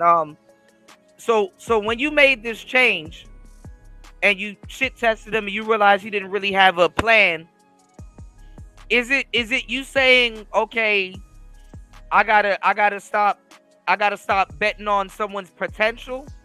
Correct. Because a lot of women like that Cam Newton thing. Did you see when Cam Newton was interviewing that doctor? No. Okay, I definitely, if you get the chance, go over it, or if I go over it again, I would like to go over it with you, because basically he was interviewing this doctor, and she's like in her 40s, but like she said she turned down like 2 or 3 engagements and all kinds of stuff. But I was reading her really well. Like I was like, bro, she will date somebody sleeping on somebody's couch. And she started off the interview acting like she wouldn't do that, and then when Cam started talking about it, she was talking about how much she would do that when he started shaming it.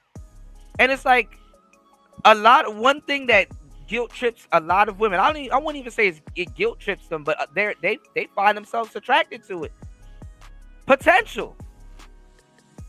I can work with this because that was like, okay, what if your potential supersedes other things, we'll gamble with it. I know. But at some point, we gonna have to collect now.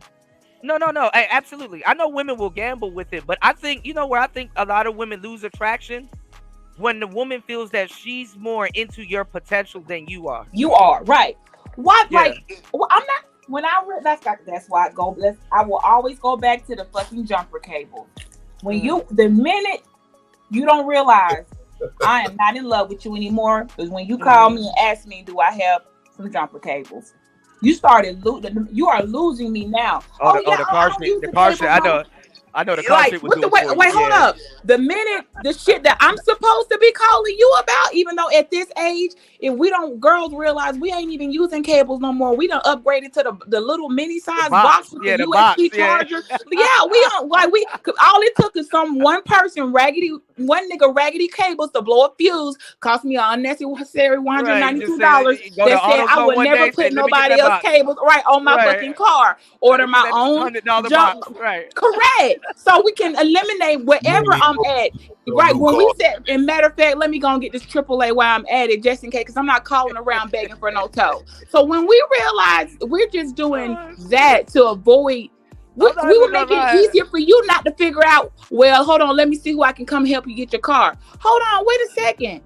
I'm not even gonna lie, Beach. It takes a woman to own one or two or a couple of trucks to understand where she stands with the man. It's not like I listen to how I listen to you. I'm listening to how much gas you put in your car, and I'm thinking, hold up, shawty, you got to go from here to there to there. And I just heard you at the pump, and I just heard you only put in $19. And I'm doing the math. That tell me you're gonna have to redo some gas at probably this time tomorrow. Why didn't you just go on and top that baby off? And that's telling me something about how you doing your money. See, we listening. I'm sorry, but you cannot cheat the game, baby.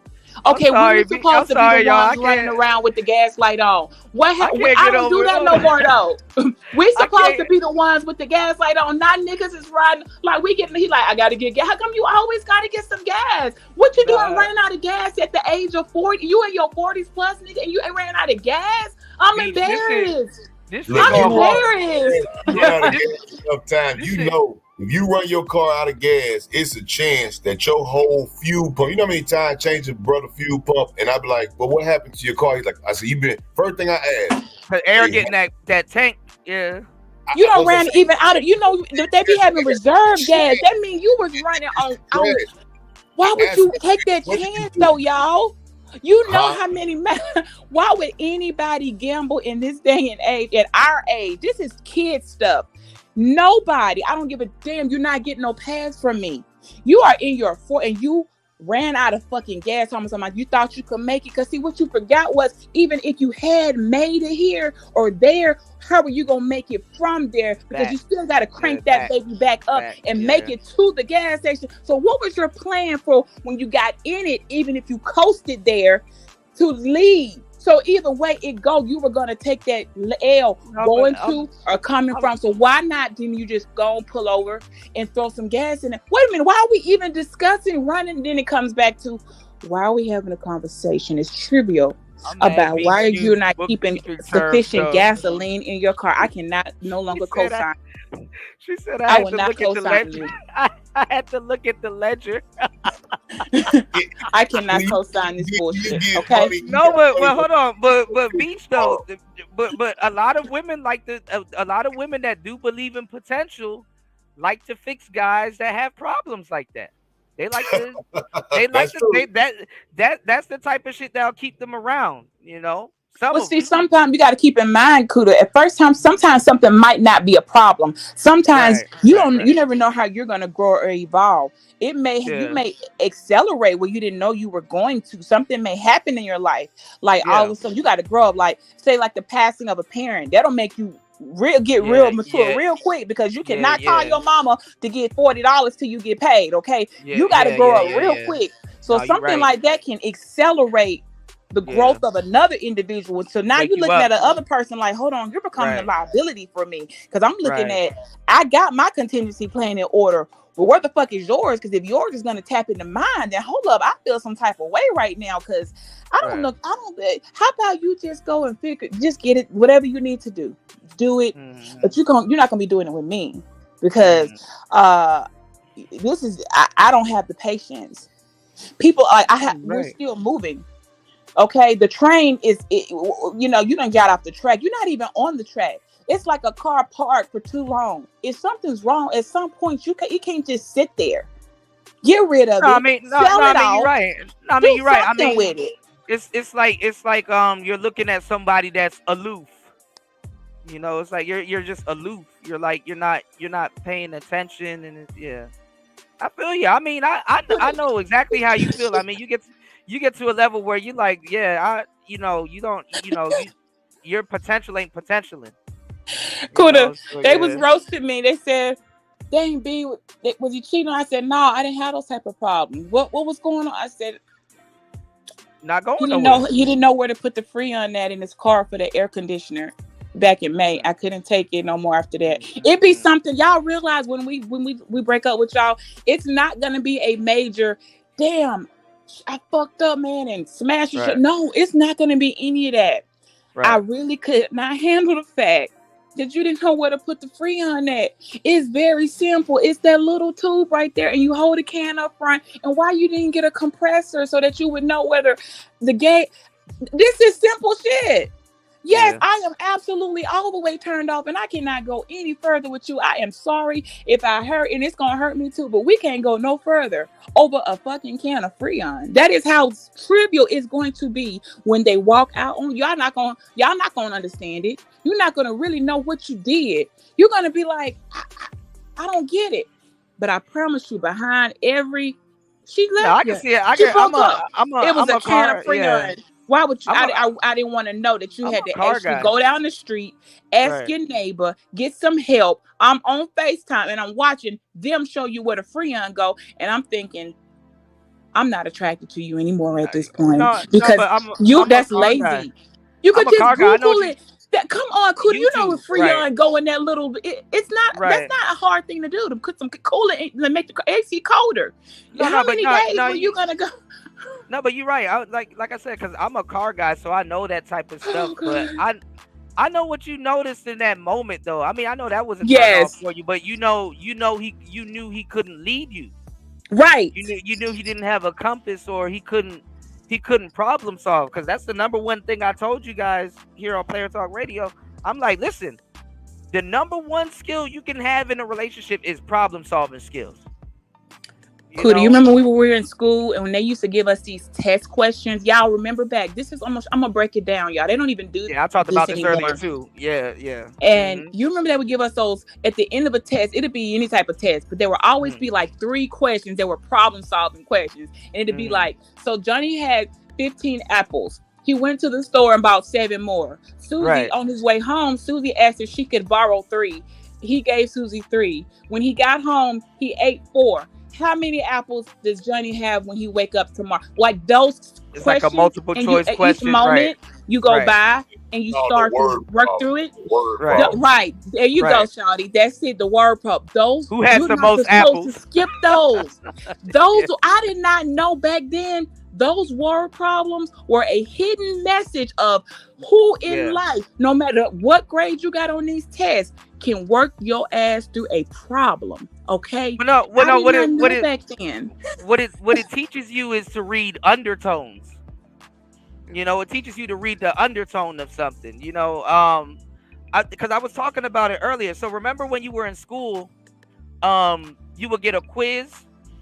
Or a pop quiz, but they would be like, oh, it's open book, or you can study before you take the test. And life is backwards. The test happens, and then you're supposed to study the results. Correct. Or read up on the results.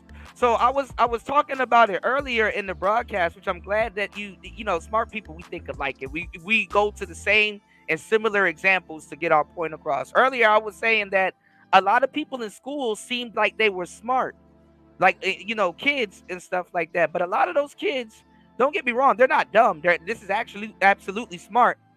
But it'd be a subject like, let's say, social studies, and they'll give you a social studies workbook. And while the other kids are going outside and playing and doing all kinds of stuff, and then you go back to school and the teacher will be like, it's like the Bible. You know how you go to church and be like, hey, go to Proverbs, this chapter, this, verses this, right? And then you go to school or something, they'll be like, hey, go to, chapter 1, second paragraph, blah, blah, blah. We're going to be studying that for the day. All your kid had to do, or you as a kid, or you yourself had to do, was honestly just read the whole book. Read the whole book. Read the whole book. The kids that read the whole book seemed like super geniuses. And to other kids, it's like, oh my God, you're super smart. Can I cheat on your test? Oh my God, you got an A and all of the. What did you do? Nigga, I read the whole book. I was bored. Yeah, and You went you outside and also played and watched cartoons. I read the book. Right. Right, because they ain't doing Cliff Notes no more. That little Cliff Note thing, that old trick back then. Try that in college and see where that gets you. That's not gonna work. That's just like there ain't no Cliff Notes. Either you're gonna do the work, or you're just gonna get. Somebody needs to know. What people realize is it don't have to be you the one that knows how to do it, but in your circumference, somebody needs to be able to. Okay, you got the calculus down, right? Cool. You over here, you got down, you know how to get us out of this so we can work that great. And by the way, you got the best credit score, so we're gonna all ride off of you. And over here, I seem to have the best management skills, and while y'all all not paying attention, so I'm gonna be checking in to make sure ain't nobody getting too far to the back, like, and keeping things so that we don't sink. Like, it is so simple. And once I realized, oh my gosh, I believe in the captain and the skipper. But you know what? If I got to do a Noah's Ark and close the door and whoever on with me, I'm not saying I see why people have to drown. Like, I know that sound mean, y'all, but no. I said the same thing the other day. I said the same thing the other day. I see why you gotta drown. And you need to come back. It's something else and try again. But this was a very simple problem. And you could not figure out that there was no reason for you to fucking be running out of gas in the first place, grown motherfucking man. Which is, you know what, Beach? I know when you go somewhere and you go shopping, I know in the back of your head, like, ran out of gas. Beach probably in the store shopping. You're like, this nigga ran out of gas. Be years later. No, you know what? I said the same thing. I said I think this space. I'm not even mad at God for splashing the world. You know what I'm saying? Correct. Sometimes the world needs a good douche. I'm not mad at God for splashing the world. When I saw Manosphere dudes bringing and speaking to gay dudes on these panels, I said, oh, we cooked. And then we just coming off a week where dudes are talking about dating trannies and studs and shit. I'm like, man, we cooked, man. Out of all places, here, the man. You know, my boy, shout out to him wherever you at, Dusty. Dusty kept telling y'all back then. Y'all don't remember Dusty, but he was one of the ones like, don't bring that shit over here. Not supporting it. Not for y'all. See, I don't know who the gatekeepers are. See, I don't want to hear about Manosphere leaders. They're literally, well, yeah, you're right. The gatekeeper should have. Only thing the gatekeeper did not do. They didn't anticipate their time might have been short because it came so fast. They did not have a person to train as a proper protege. If something happened to me, I left you with the key because that's the things that I'm training someone that. If I go in a coma tomorrow, I need you to know what to be able to do. I'm not anticipating. I'm just saying, like, I just need to. It's a reason to train someone to carry the torch. No, but if you just not feeling whatever reason, he didn't. No, but I don't want to hear it from them because they can't say they wasn't warned. I was warning them the whole time. Yes, you were very loud and clear. I said, hey, these people about to come in. They about to have equipment. They about to be butchering the lingo. They about to all kinds of goofball shit's gonna happen. You need to get a tight handle on this. These dudes wanted to talk about tricking and all kinds of other goofball shit. So I'm like, hey man, and shut me out. So I'm like, hey, all right, bro. Y'all gonna get what y'all was watching. Yeah, you was right here with me. And tricking, man. The tricking when I saw. And you know what's crazy is, you know, you get these internet, you know, people that's talking this stuff. But I look at some people, grown people, that you would think that would be against this type of talk. And I see them the biggest of the tricks. I mean, so horrible. Yeah. The women come back and tell me about the niggas tricking. And I'm like, no, he didn't do that. There's no way. Not my partner. Now, some people didn't pull out a bankroll or a purse. Where you think I got this from? Oh shit! The phone and show me the messages, and I'm like, oh my god! He said he gonna do what? He gonna do for 500? Good Lord! You get paid for him to do that to you? He said he gonna do it for 500. Like, this is not new. I'm telling you, watch your people you hang with. Some of them people, they talk that shit. But look, I will show you. And it didn't take that much long. I said, man, you know what? Nice people full of shit. I knew it was gonna happen though. They were sending brothers off. Like if you in the street for the dirty meat, I can't even think about. I know these dudes are gonna embrace that shit. You know, and he said, "Oh my God." I know exactly how you feel. Look, Saturday, I know exactly how you feel. Where was the person that said close the door, y'all? See, this is why I will always support any type of group of people. I don't care what your name is. I don't care what your race. That know how to say the door is closed. You ain't coming in here. Look, respect, no respect. I don't give a damn what you think. This is not a place for you. Please exit stage left. Now by please, I'm not asking, motherfucker. I don't know where those people are, but there are certain things that I'm not willing to compromise on. I don't give a damn if 3 people in the chat. I said what the fuck I said.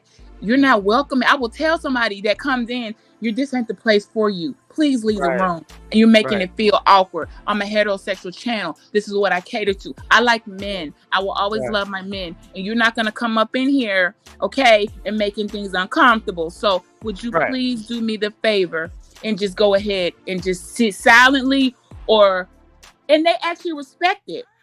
Yeah. And if they don't, I don't even say nothing to people. I just hit that little timeout for 48 hours, something ridiculous or whatever, and just keep it moving. I don't even say nothing because what we're not about to do is that you come in here, you're not stealing any attention from the man. Like I'm not gonna let you do that to them. Like absolutely not.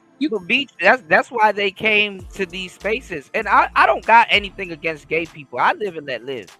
You know what I'm saying? Respectfully. But the reason why they came in here is because they heard a bunch of people talking about sex dolls and androids and all kinds of things.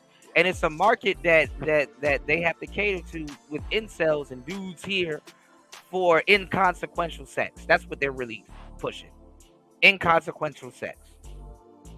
You know what I'm saying? That's what it is. It's exactly, and it's like I said, the Lebesian and the Elegant and all the vegetarians, that gets down with this here. At the end of the day, they know not what they do because now you are being erased. You're following a path that they have down to make you be able to take your legacy away. And I don't indulge it. You know what I'm saying? I don't tell nobody what to do. But as far as my kids, I'm not raising them for that. If they chose to take that upon themselves as a grown person, I would decide against it and tell them no. But I wouldn't, I would feel like I maybe did something wrong in myself for raising them. But I'm not going to tell them what to do. But as a child, you're never going to be raised like that, not in my house. So I don't respect it. And a person can tell me they can respect it. The school can say what they say, but you got to put your foot down in the sand and you got to mean something.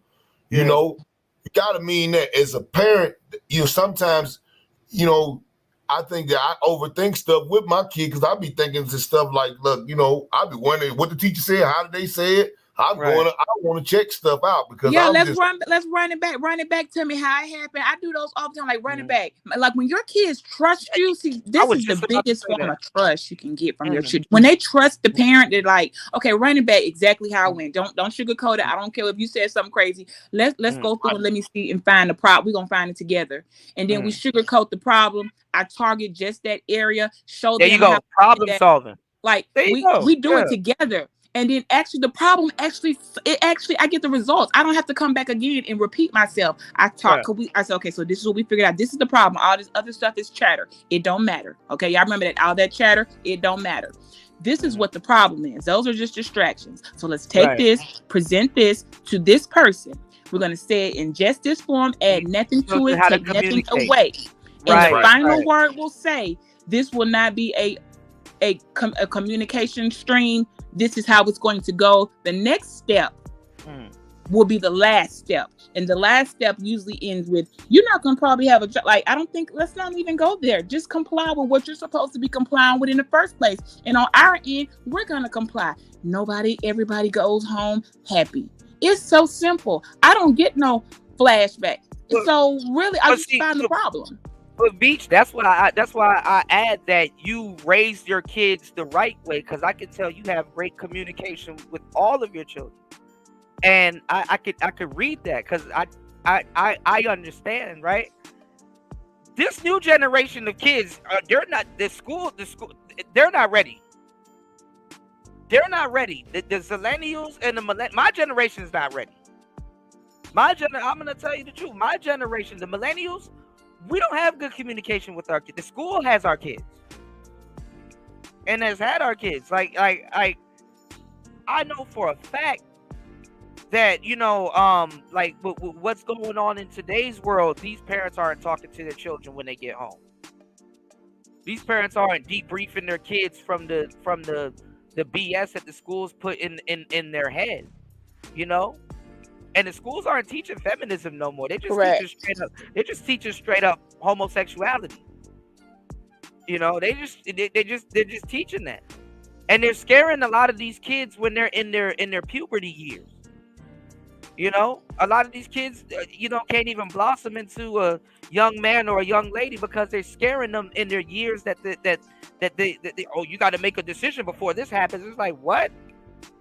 This motherfucker don't even know what his next meal about to be. A decision, man. If you don't get my kid about that, you know, they don't even tell your children that Sexy Red is coming to your school, and your child about to be in there talking about your booty hole brow. You know the kid's parents and yellow discharge. You got me fucked up, cuz we're not coming. You're not going to school that day. You won't be in class. We're not supporting that. But guess what, Beach? If there was a parent-teacher conference about that, the child's parent is gonna be mad. Like, oh, y'all throwing a Sexy Red concert and didn't invite me? Right. Chaperone. The parents forget. Go down to school. This is why I'm so glad. The parent and the kid is telling you their booty hole's brown. Well, they're singing the same song, so we're going back to the music again. Once again, we get back to this here, and that's the degradation of it all as well, right? So now, whereas we knew that the gangster rap was always on the male, right? They made a prison, a pipeline, you know, they made it to where you can go straight to the prison. They make this culture to where it's basically that. We keep a steady stream, and mostly it was black males. We reserve that amount of money that's outside of the system. Then we use you inside the prison for cheap labor. Okay. Now it has spread pervasively to now the females, right? And they have went and dismantled their music and have gotten even more debaucherous, dare I say, well, in the way that they do it. Well, I made a prediction because the fucked up part is that, you know, I don't know. I told you Suki Hana, she looked like she might do it. I've been around some freaks. I know Suki Hana might do it. But a Sexy Red type woman is not going to be eating no booty and doing none of that shit out here. They will rap about it all day, and they are ratchet. But I know a lot of ratchet women that got their limits. Like, all right, nigga, now you doing too much. I'm not doing that. Nope. You know what I'm saying? Right. But the crazy part is that you got women out here that are on Twitter naked as fuck. They believe in it. They clapping. They eating booty holes on camera. They doing all kinds of debaucherous shit. And I'm telling you, those are going to be the next rappers. Because the thing is that out of all of the shit Cardi B says, she's not running around here naked. They need a rapper that's going to be naked. I'm telling you. And look, you said it earlier, Shatter, right? You said that what also happened in the game, and we were talking about this with the DSPs and stuff like that, is that they got rid of A&Rs. You know what I'm saying? And shout out to Beach. Beach is here. Beach is a networker. You know what a lot of networkers, when they get to a certain part, when they meet enough people and made enough connections, you know what they start to do, because they starting to get hit for all different types of favors and stuff. They're like, you know what? I should become an A&R. Yeah, I'll go down to the station and make sure they're getting their spins. You know, huh? And a lot of the best ARs were that. They were networkers. They weren't your manager, not necessarily, but they were, because their artists and repertoire, not only, and then they're actually invested in your continuing as an artist and actually developing your artistry. Right. They were invested in that, because the better you did, the better they were as an A&R. Right. It made them look better. It reflected their work also, because people be like, "Oh, I hate Drake," and they're talking about Drake the person. They don't understand that Drake is a brand. Correct. There's producers behind him. There's a publicist. There's somebody driving his truck. There's all this. All of them niggas are Drake. The same thing with Sade. They think Sade is that one woman on the stage singing. No, it's a band. Her story though is amazing. Yeah, it is. But no, but this is the thing though. But this is the thing though, and we talked about it earlier. These artists don't go through artist development. You know, it'll be a talented artist like like Puffy or somebody will find Usher, but he'll spend 3 years under L.A. Reid, learning the ins and outs of the game and perfecting his craft, and then his album will come out. And when you hear about Usher, he's already 3 years in. You know, shout outs to War Master in the building. Now hold on, UFO Kamikaze said something earlier when we were talking about men and the direction about modern man. UFO Kamikaze said that I've heard of women having to apply for jobs for dudes. That is very true. Yes. That is very Where true. the fuck we do that at? It almost. Yeah, he's correct. He didn't hear of it. There are some women. There are some tests that, you know, we like. Let me just fill it out for you. Or if we could find a way. Let's not even talk about before my son's of age, how much clean urine I used to sell. Okay, I'm not gonna even talk about that because niggas can pass the. I had boys. I said, okay, I got you. I got your urine.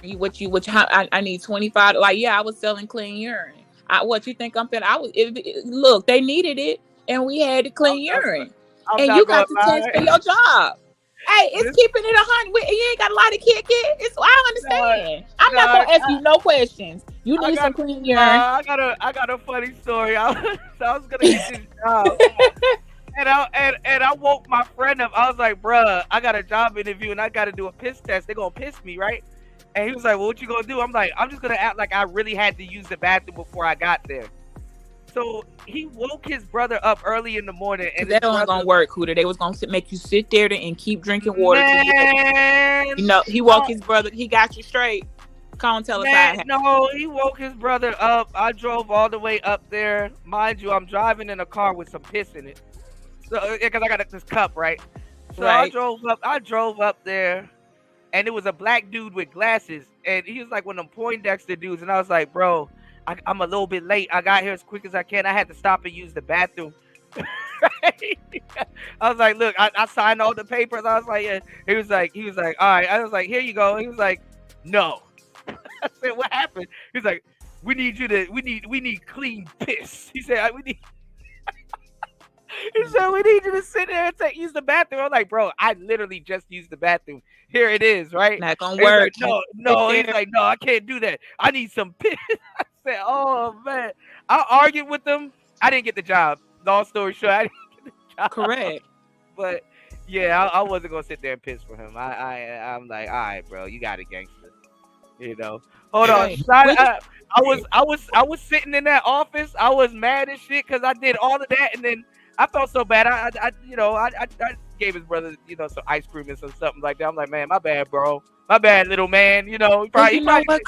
This is part of contingency plan. This is what I'm talking about. Somewhere in the circle, somebody got to be the person with clean urine. You're gonna need people. Somebody like these are real things.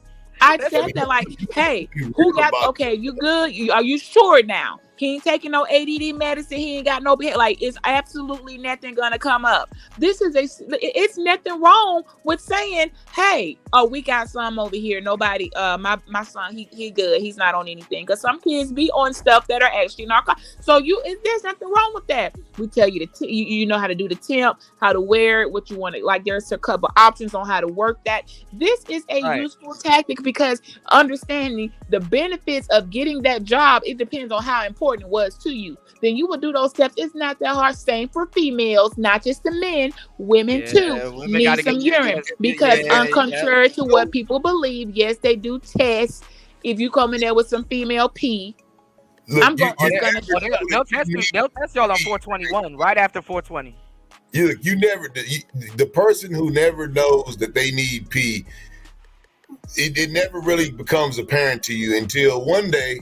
So you need some pee. You know, you smoked that blunt last week, and then you work at, let's just say, equipment. You ain't smoking on the job now, but you just some workplace incident just so happens to happen. And now you got to piss. Now you got to go. You can't go and pass go now.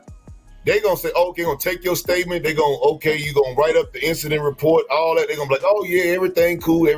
You good. We got you. We got you. You know, that I'm person. not gonna lie, if y'all take a hair follicle. But look, you got a hair follicle for me. I'm cooked. Right now. You got to go to the hospital, pee. We won't pee now. You're going to have to go down there and you're going to be like, man, what you going to do? Like she said, contingency. I'm not saying, I have done this before, but, just saying, I produced some clean pee within about 15 minutes. No, but quickly, you never know you don't need it until you need it. No, you're gonna have to piss in less than 24 hours. Yeah, Yes, they're not giving you time to flush nothing out. They're gonna be like, if you want to stop, you pass the test. We will prove your head. That's gonna be the final step. So really. They don't really care if your urine clean. They're clean. Were you able to at least? That means if you don't know anybody at this point that's got some, like that's not a good look. Because somebody got some kids. Somebody got kids somewhere. I know, but the piss person is crazy. I mean, you got to keep somebody, and it's crazy to say this, but you do got to keep some. The piss person is like the designated driver of the group. Right. They're like the designated driver of the group. Listen, if we get drunk, you got to drive. But I'm not going to lie. If you take a hair follicle from me. Yeah. I ain't going to lie. I'm getting cooked. Look, my partner showed me because I was going in and he was telling me, he said, man, I said, well, man, what's up with the drug test, man? How do they do it? I said, what do they do? Pee test, blood test, what do they? He said, man, they do follicles. I said, well, man, oh, hell no. I said, you bald. So, they can't take it off your head. You bald. So they're going to go to your underarm. They'll go to your eyebrow. They will find, they can use your eyebrow hair. That ain't going to work. I didn't even think about that. What? Wait, so that won't. Yeah, I actually. That was one of my earlier jobs. I was but it was for a substance abuse place. Warmaster don't do drugs though, because Warmaster is bald. So if you shave your hair, they can use an eyebrow hair. Okay, that will work. So unless you're if you're gonna come up in there with a shaved head and a shaved eyebrows, you ought to be like, come on, bro. Hold on, that's disrespectful. The eyebrow. Yeah, the eyebrow also is they just need when they say a hair follicle, your hair on top is preferred, but an eyebrow hair will also do the job. You thought you were slick, huh? Because I was wondering why is it like the hair on top? Because I was gonna say it's like a beard, it's like beard hair, but no, I don't think beard. Who told you? There's shampoo that you can use. Like Warmaster said, don't do drugs. Don't no one do drugs. Yeah, well, that shampoo that you're talking about, they test for that also. So here's the thing. It only works for a certain amount of hours. My people used to work at correct. I mean, you just got to make sure they don't have You got to make sure that type of testing. Yeah, you don't apply for that job. If you see that job's going to require blood work or some type of deep throttle search, just know that you're excluded from that, and don't even waste your time over there. When they burn your hair, they're going to the gas property, so it cannot escape. So when they burn it, the chemicals that's coming off of it, it cannot be. That's almost a $2,000 drug test. You gotta, that's what I'm saying. You gotta pray that it's a cheap test. What you need to pray for, they're gonna test is that mouth swab shit. That mouth swab shit is one. That's the easiest one to be. Right, it's the easiest one. Right. So I didn't notice until you guys really started explaining it. It's usually the hair that is closer to the head. So when you said eyebrow, I kind of understood what you were saying because that's the closest to the top of the head. Okay. Damn. I never thought about. The eyebrow hair has a root, right? They're not gonna. All they need is that tip, that root. Yes, it is. They're gonna get. I've seen people get caught up like that didn't work. What you gonna come in there with no eyebrows, no hair? Like what you gonna come in? So me, if you I was cannot bald, be a hairless person. Like, and yeah, I ain't even gonna go somewhere how bad. Like, well, we're not in a court of law where somebody will go to extremes to get a like. There are other levels to. But you're not in it. Those are for cases that are like in some type of court of law. Like, yeah, hairs, right? Okay, I tell you what, they were pulling a dart. They will snap but that's in a very extreme rare, and that's something legal, and that involves somebody trying to like get custody and before we can release kids in a safe environment. A parent. So how far they will go if they see you trying to, they're not gonna let you skip. Okay, they're going to go and I'll tell you what, like, okay.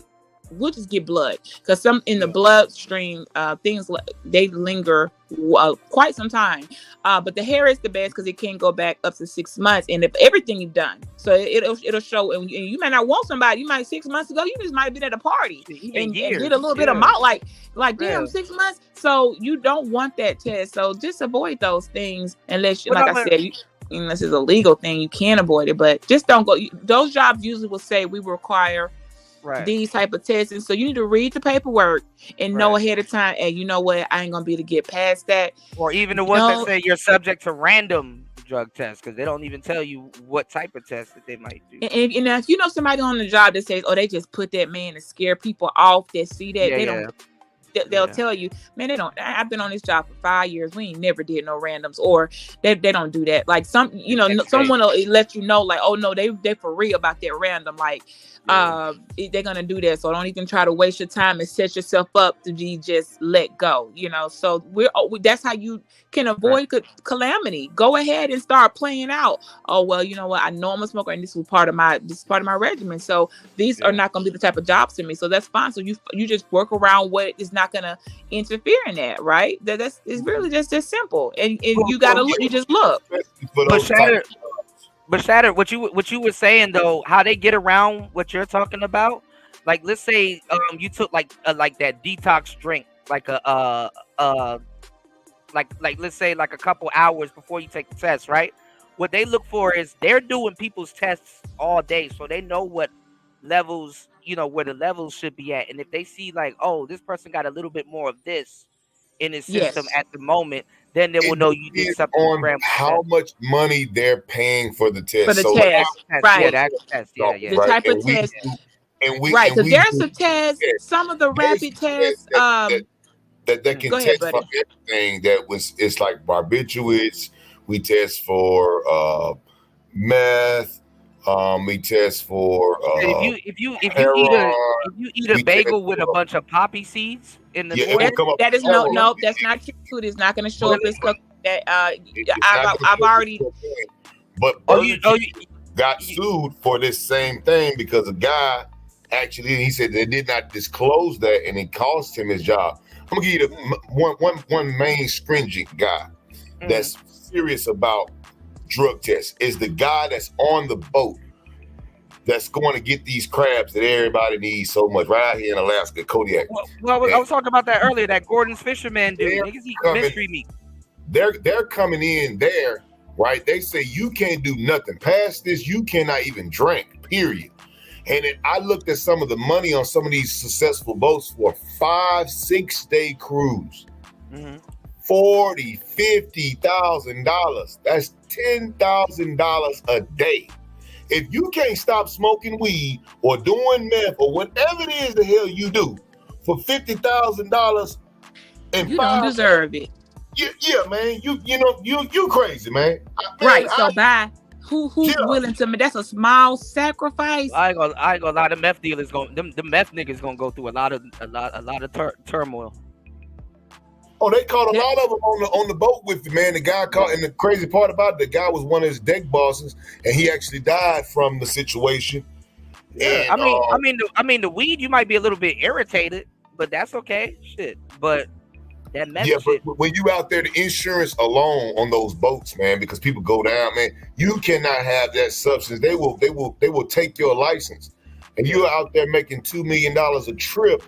And you paying this sucker $50,000 for 5 days, and he wants to stank your boat up and put your license at risk for a little blood, or you want to stash some liquor to drink. Man, you can do all the liquor drinking you want when you get back on that shore. Right. As soon as we hit shore, turn it up. With matter of fact, I'm gonna buy you. I'm gonna have a bar out there for y'all, so y'all can say we did it. You deserve all the. Matter of fact, it's a buffet of all the drugs you want in liquor. Right, but right. I just give me 5 days. Right, Just 4 to 5. That's that type of will.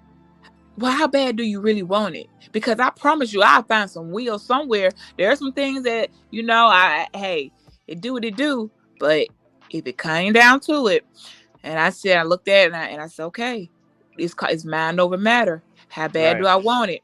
This is a small sacrifice and a little bit of discomfort for me to end up coming back and changing the complete dynamics of something.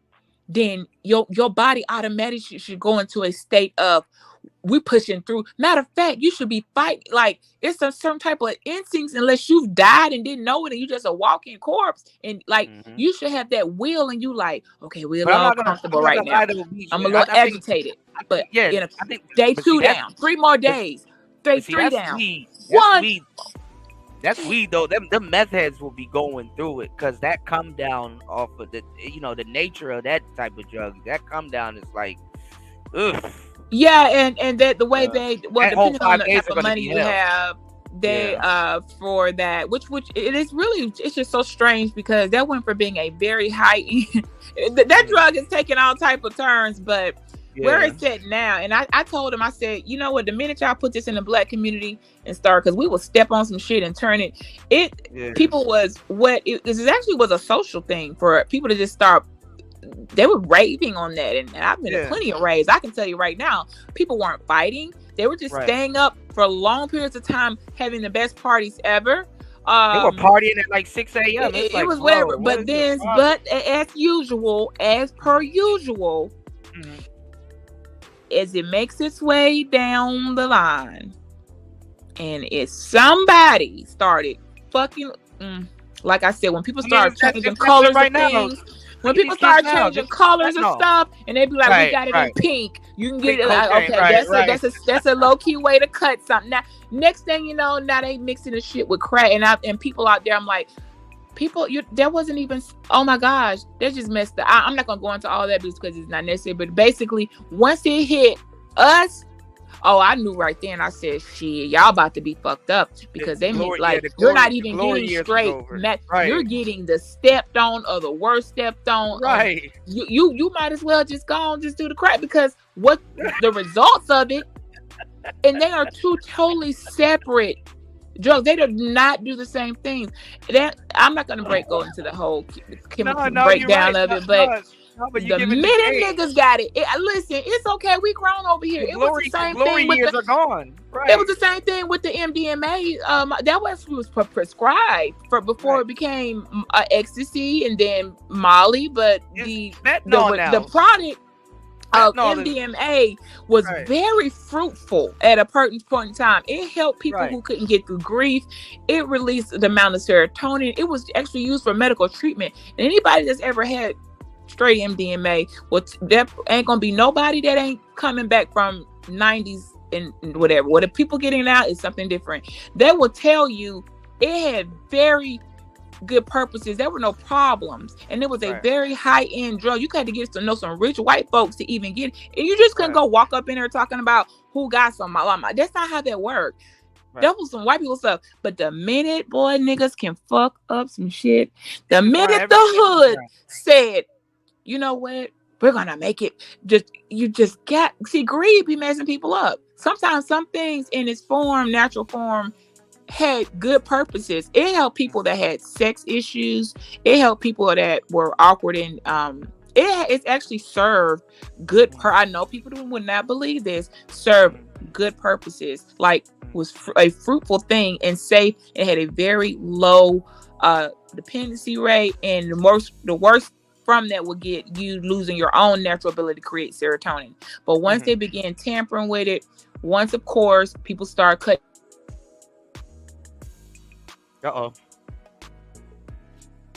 Is that me? Yeah, that stuff I wouldn't touch with a 10-foot pole. I wouldn't.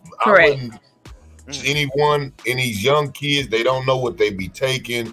these people is adulterating this stuff. It's coming over the border with like they shipping it in already like that. It's at the cheapest prices. I They're mean, doing fentanyl though, man. That shit like they're mixing it with other stuff, and it's just like people that's worse than eating. food. I like before my son graduated, it was so many. I was like, who came in with who brought cupcakes for the class sprinkled in Molly? Right. And somebody end up overdosing.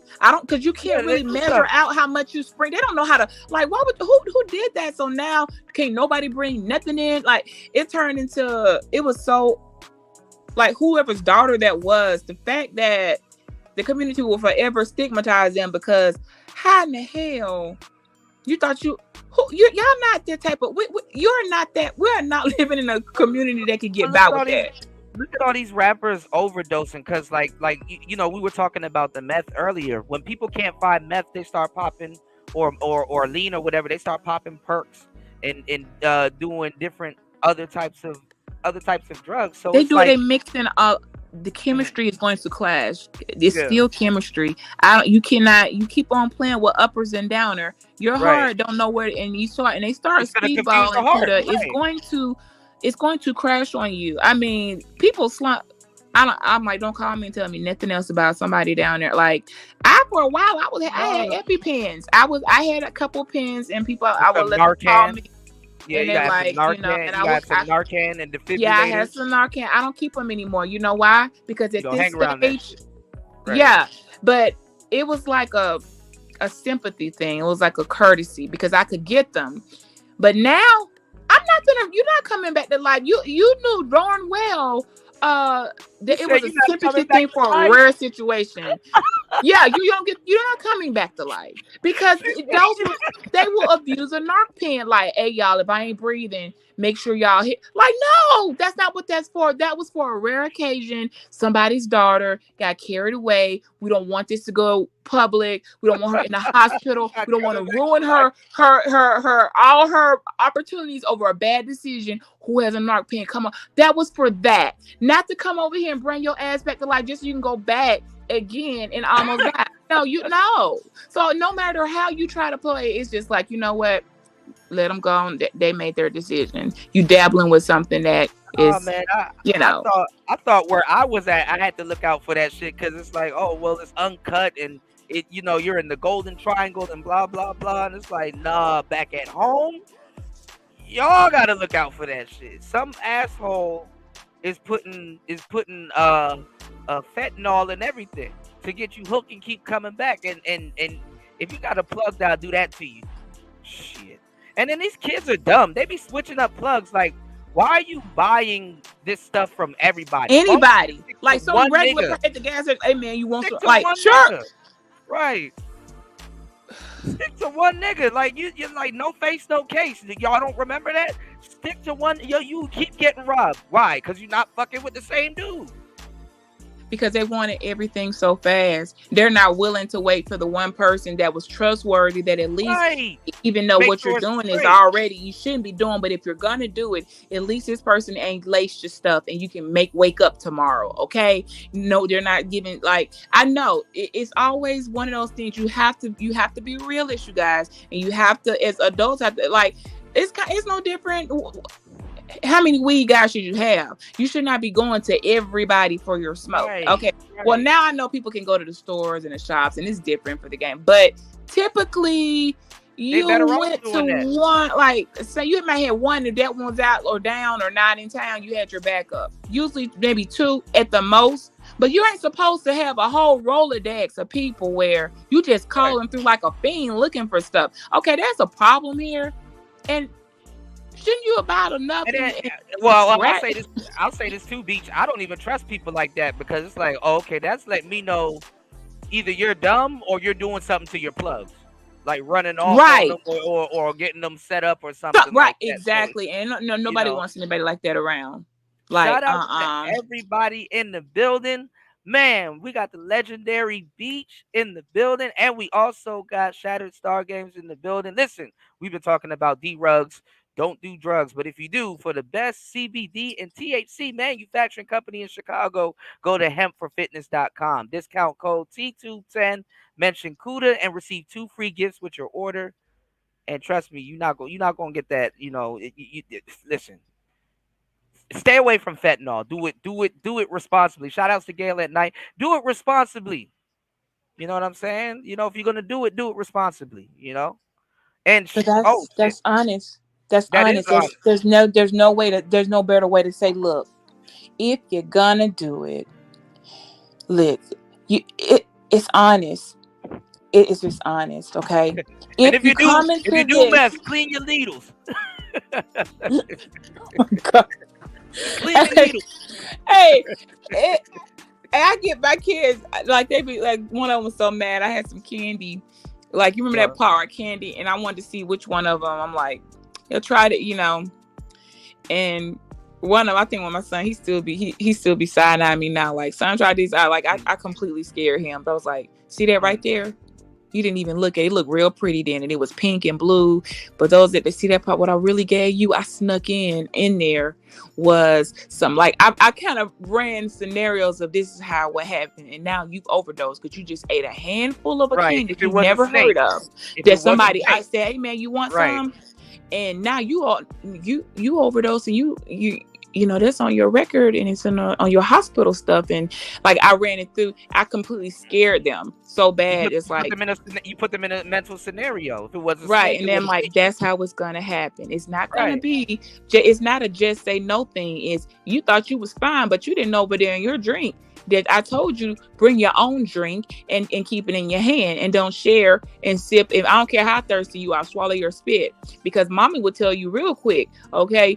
I've hit the floor before. Okay, it can happen. All right, I've run all type of scare tactics, not because to scare them, but to show them this is exactly what will happen. And you all are not street savvy. People will try it. So how about if you go, you don't even just expect in this room is somebody waiting for an opportunity just to do it. Why?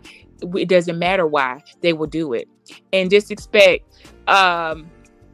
There are people like that. Why would you do it? It doesn't matter why. You don't need to. You cannot rationalize evil or treachery or there's like when that happened to me back in October. What I'm dealing with the truck drive, I cannot. It's not my job to rationalize. Why would you get out of your fucking car and attack me? That's not my job. That's the prosecution. We don't need to rationalize senseless violence.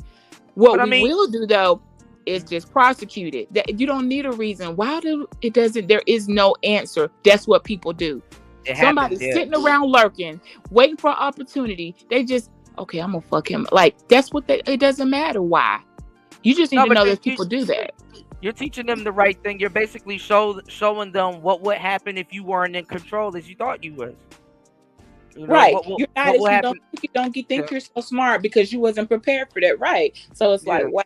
Okay, yeah, you need to keep it on your own time and watch how you mark your stuff. And matter of fact, giving them just honest stuff, like you have to do it. Because all the stuff that somebody didn't tell me, I found out one way or the other, like, whew, that was a lesson. But I did. I probably shouldn't have been hanging out down there.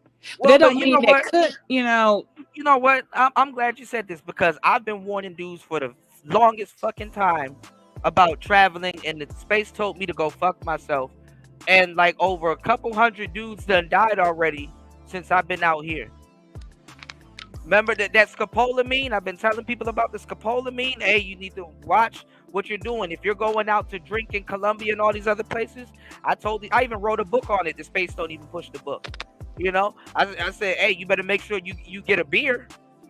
At least you can watch that lady sit there and open that can with that beer. Top, right? Yeah, pop the top, or you can pop it yourself, right? Yeah, and you nurse it, and nobody put nothing in your shit. And you look at what you taught your children, and there's grown ass men that don't even know that.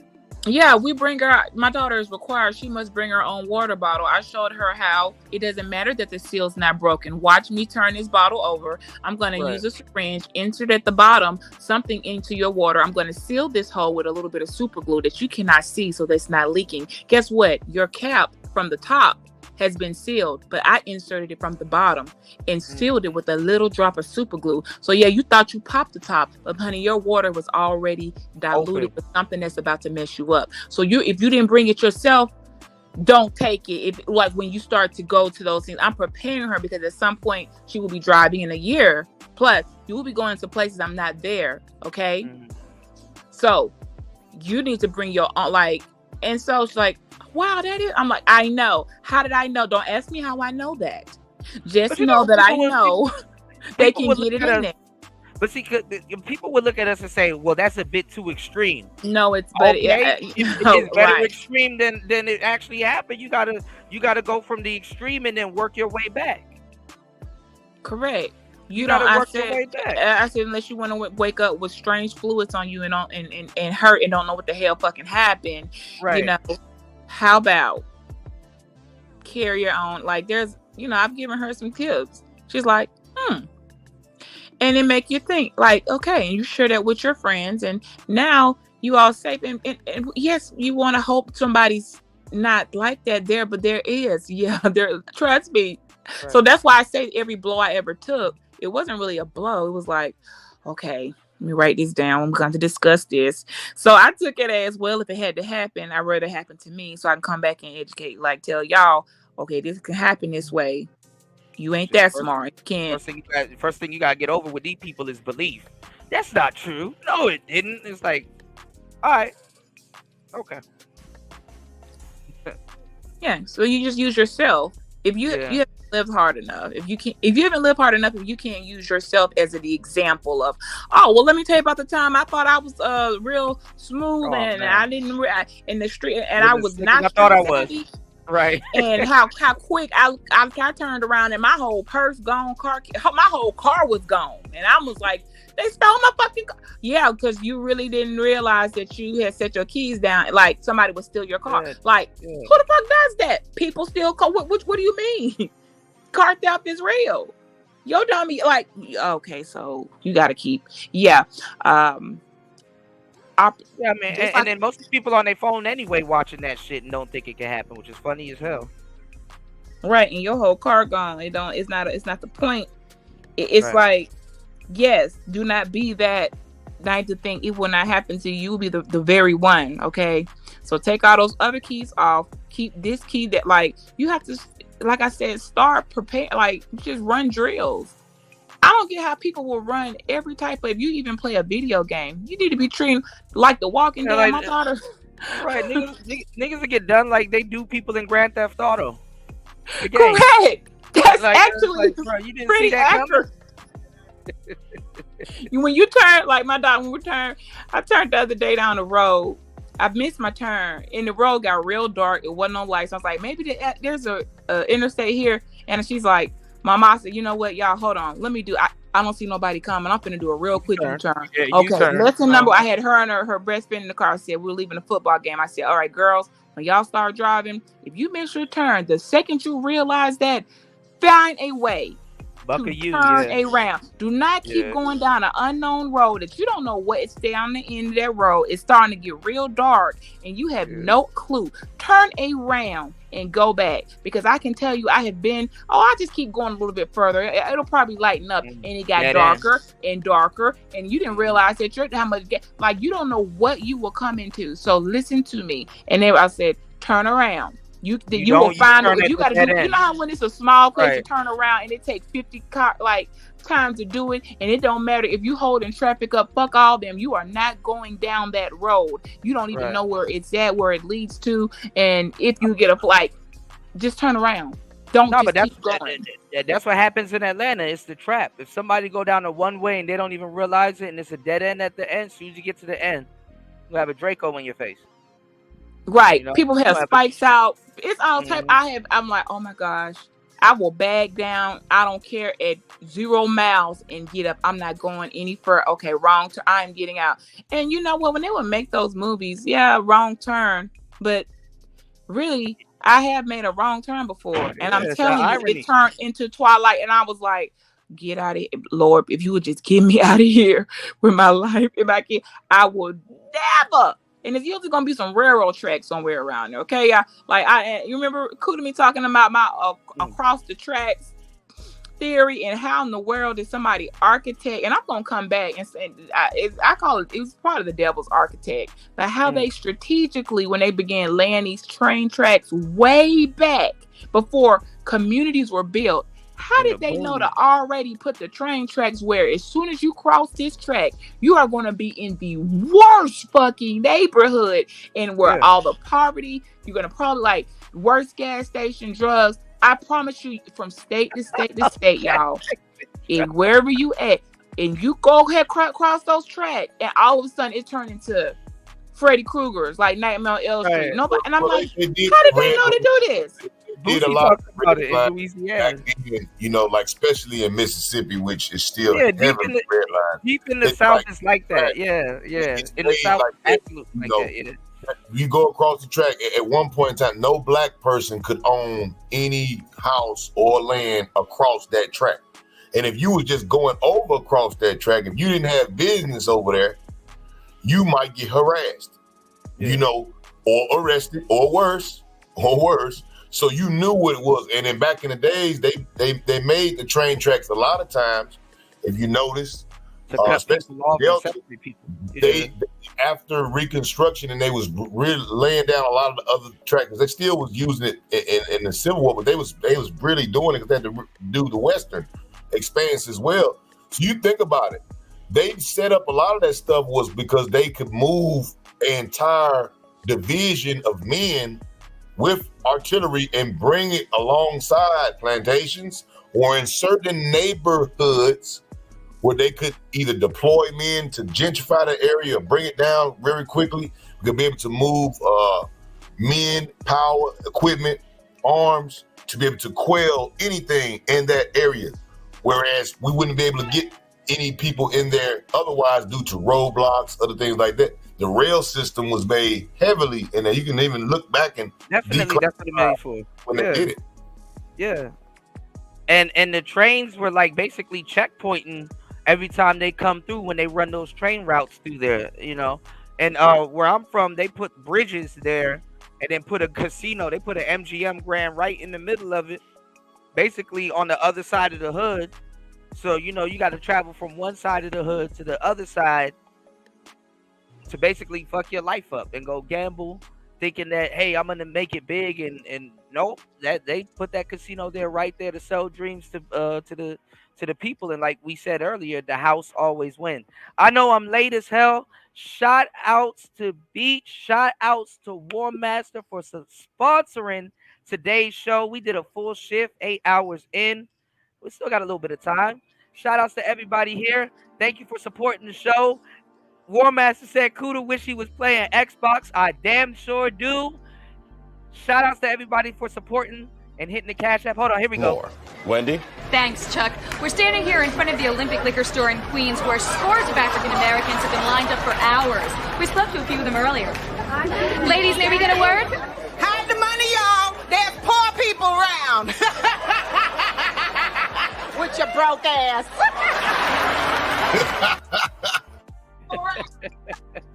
Shit never gets old. Yeah, man. No, but man, we were going in on the game. We were talking about a lot of stuff. You know what I'm saying? And you know, what's going on, Ty C? What's going on, Darshan? Shout out to man, another author in the building, man. Darshan, man, I gotta chop it up with you, man. I dropped my Kuda, redrop your link for me. Huh? Okay, I got you. Yeah, I dropped my book last night, and it should be on the Google Play Store very soon. And I got another publisher. I got another publisher called Smashwords. So I got to do Smashwords and Amazon KDP and see if I can get my books on those platforms. But independently, I got them on both of my websites, and I want to give you a free copy as soon as it drops, because I definitely need to ask you a couple of questions and stuff like that. So shout outs to my authors in the building. I know Fasting, he's somewhere around, want to get some game from him also. But shout outs to the black authors that are in the building. Yeah, man, congrats, man, on dropping your book, man. I'm gonna have to check that out. Yeah, absolutely. I got another one coming out. It's on my website, but I got another one coming out very soon. And it's basically kind of just like a cookbook, basically 5 meals. You know what I'm saying? That you can cook to seal the deal. Meals to seal the deal. You know what I'm saying? So, you know, but I got it here with $10 off. It's $35. It's listed at $35, and Google's gonna sell it for $35. But I'm giving away 10 free copies. So I'll let you guys know when the 10 free copies are out, and all you got to do is just run over to my website and grab them for free. But I just made sure I have it put up somewhere. I didn't have the option to put it up for free on this website, but I do have $10 off. So, you know.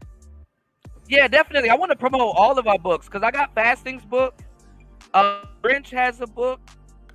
Tia San Johnson has a book. Angry Man has a book. A lot of people got books. You know, you got a lot of authors in this space that really don't get the man. Writing a book is a big thing. You know, like it is. It's forever. Yeah, like it's forever. Yeah, you can count on that more than the kids sometimes. You know, hate to say it. Somebody outside writing, of you will hear your words. You're gonna be able to add the things that you don't. It will be very, very meticulous, like the smallest detail, because you're thinking and you're writing it, so you can never get more than from the book. Because you actually have to put, like, it's something about your hand form, putting those words down makes it more serious. Like when we just speaking, it comes natural for some of us. Some people not so much. Some people, you know, I swear they think they're doing something on here, but put them in front of a room full of people with a mic and they're going to fold. They cannot, they don't even know how close to hold an actual mic in your hand when speaking, how to pace the room. Should you pace the room? How to speak, how to know how to change that tone. They don't speak in front of audience, so they really are not as good as they think they are. Right. Let's just be clear. And most people speaking on a mic or doing just it's something you should know to do because anxiety's a motherfucker, man. Well, you should practice. Yeah. So because it never really goes away. You can feed. You can let it stop you, or you can feed off of it. And a lot of people have to teach themselves how to feed off of it because it never really goes away. On live performances, man, like I had to like get over it, and then eventually I used it as like fuel. Same here. But in the beginning, it was like kind of like I guess.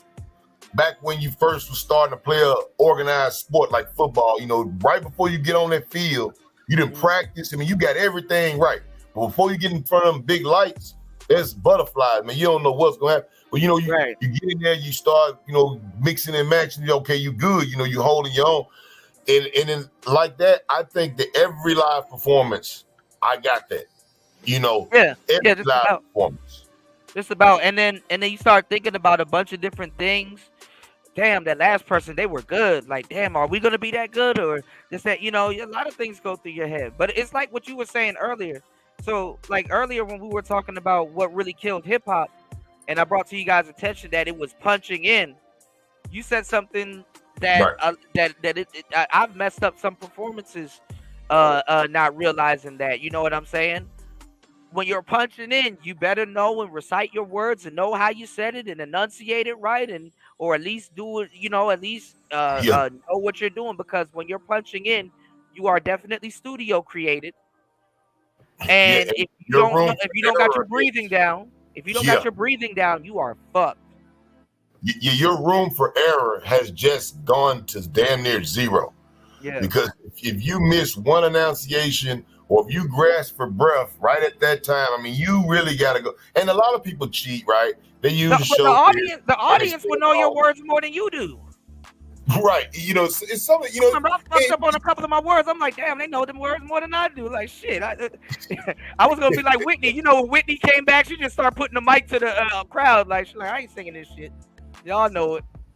But when you're there, Carey did the same thing too, huh? When you're there, and it's a big thing, and they say, oh, I've heard a lot of the big time artists, they're like, oh, well, they're lip syncing. And I'm like, you know what? A lot of artists do it. And it's not for the reason that you would always think. Sometimes, it's because they may have a substandard sound system and you know, they just want to play there. So they'll do a sing along, turn the mic down a little bit, and then they'll have a show disc and like, well, turn it down just a little bit. You know, I have to go and redo the show disc or whatever for the venue. And then we have to do sound check and, you know, see how it's sounding and all that.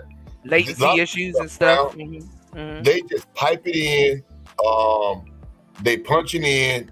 So they going to go straight with they going straight up with the playing it back. There is no more play the track and they're going to do all that just straight vocals. They're getting they're getting the show disc pressed and they're singing along with it, and it takes a lot out of it. No, you know what they're doing too? They pull up Pro Tools or they pull up Fruity Loops or whatever DAW that they're using, and you know those vocal presets that they got onto them. They basically got the mic hooked up to the DAW, and then they're running the audio from the DAW out into the system, so it sounds like they're really doing auto tune or they're really holding notes and stuff like that. And it's a performance. So I mean, come on, I can't give you it. Like, we are still, I don't care how well practiced you are, you have to, a live performance is going to require more energy from you. So that very energy, you pull it from somewhere else. That energy that the performance is requiring for you is going to probably pull away from your just standing still vocally singing. So you got to give, when you take from one area, you got to, it has to balance out. So yes, I'm doing a lot more performing to keep you guys entertained, not just standing here like a statue. So I'm going to be using my, I'm going to be doing some lip singing because I know you want the theatrics and the art, you want all this. Well, guess what? In practice, when I'm doing that, I look like I've been running through the woods, hair matted on. I can't. Come on now. They're still. I mean, I seen SZA a couple years ago. She broke her. I think she ripped like a vocal cord or something like that. Right. And then there's some things like I need to rest these vocals tonight because I got to do this show and you're on tour. Are you kidding me? To expect someone every night to sing at those type of levels for that amount of hours and perform nonstop, you'd have to be a robot, okay? Or something's got to give. We're going to use some that's what tech comes in at, and we'll improvise and I'll sing this song. I'll sit down and do this one a cappella. I'll do this one with a guitar, and I'll perform and give you all this on this. Like, they figure that out because they're realistic about it. We don't want you to fall dead out here trying to do something that you really didn't have to do in the first place. Because if you can't this is a show. I dated a singer before, and they go through a lot. They do like right? When the Milli Vanillis just don't do it at all. And they're like, they can't sing at all. Now that's different. That's a whole different. Like, okay, you just can't be straight fake Fugazi. That wasn't even you singing. Now that's different. But this is the thing though, and this comes with song choice because like I said, I've dated singers before, and they got to do their roles like they like their register roles, and then they got to drink tea and shit. And I'm like, to tell you the truth, and I know it's a little bit different, but like, your song selection, if you're not writing your own music and you're not doing songs that are like, you know, because you gotta be able to like dominate a song because you're gonna be singing it over and over and over and over and over and over again. So it gotta be a song that's not like too hard but fairly easy, so you can sing it over and over and over again. So it's like, if you're not going to be writing your songs, you better make sure you're choosing songs that you can sing over and over again, because I know after a while Whitney Houston couldn't do The Bodyguard. You know, I know after a while Mariah Carey couldn't do that bullshit. Like I know after a while you can't do that. That's just comes with the human body, right? There's no muscle. It's the same with sports. Okay, how long do you think you can do so? Your body gonna crash, or you're gonna run those plays until okay, hey, look, man, my Achilles is shot, or my hamstring. Like, you know, you can wear a brace here and you can patch it up here. But the body does begin to fall apart, you guys. And the muscles that we use the most are the ones that will start to deteriorate. So you using your throat muscle, your vocal softness over time, it is going to have some type of effect. So it's natural to understand someone using the tools that are provided for you to not have to always. You've done the work. Once you've gotten to a certain stage in your career, you have earned the right to stand up there and look good and just move your mouth, and you know how to move to each word of the song. It's your song, and I don't think it should even be fucking questioned. Unless, like, if you're not Fugazi, if you're on a Mariah Carey level, you shouldn't even. Right now, I don't think Rihanna can sing Diamonds. Right, and she probably's That's like, right. I don't have to. Right. And Yeah, and I don't and you want to get to that point. Right. Well, But yeah, no, the production level is so high though with those artists. So when they come and do a venue, a lot of times they're doing amphitheaters, they're doing stadiums. They've gotten a team that's going to be. You can basically put them in. You can load the de-essers in there. You can load doubles, EQs, and you can do so much just with the send effects. Just the send effects alone. So like you said, they hook that mic up to the DAW. They start throwing them send effects in there, and then you that's put what that. I'm saying. Yeah, that's what I'm saying. Because now the auto tune is a little bit more sophisticated now. Like if your voice crackles, it's not going to pick it up. It's going to correct it. You know, it's going to process it and correct it. So you know, you gotta have a limiter built into it.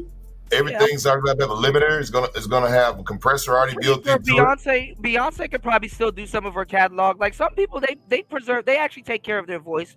They preserve it because rest in peace to him, Frankie from Frankie Beverly and Maze. That dentures and all. He didn't even shout outs to Damon Dash, but I've never seen Frankie Beverly and Maze teeth fall out his head while he was hitting that high note. and that nigga was still performing.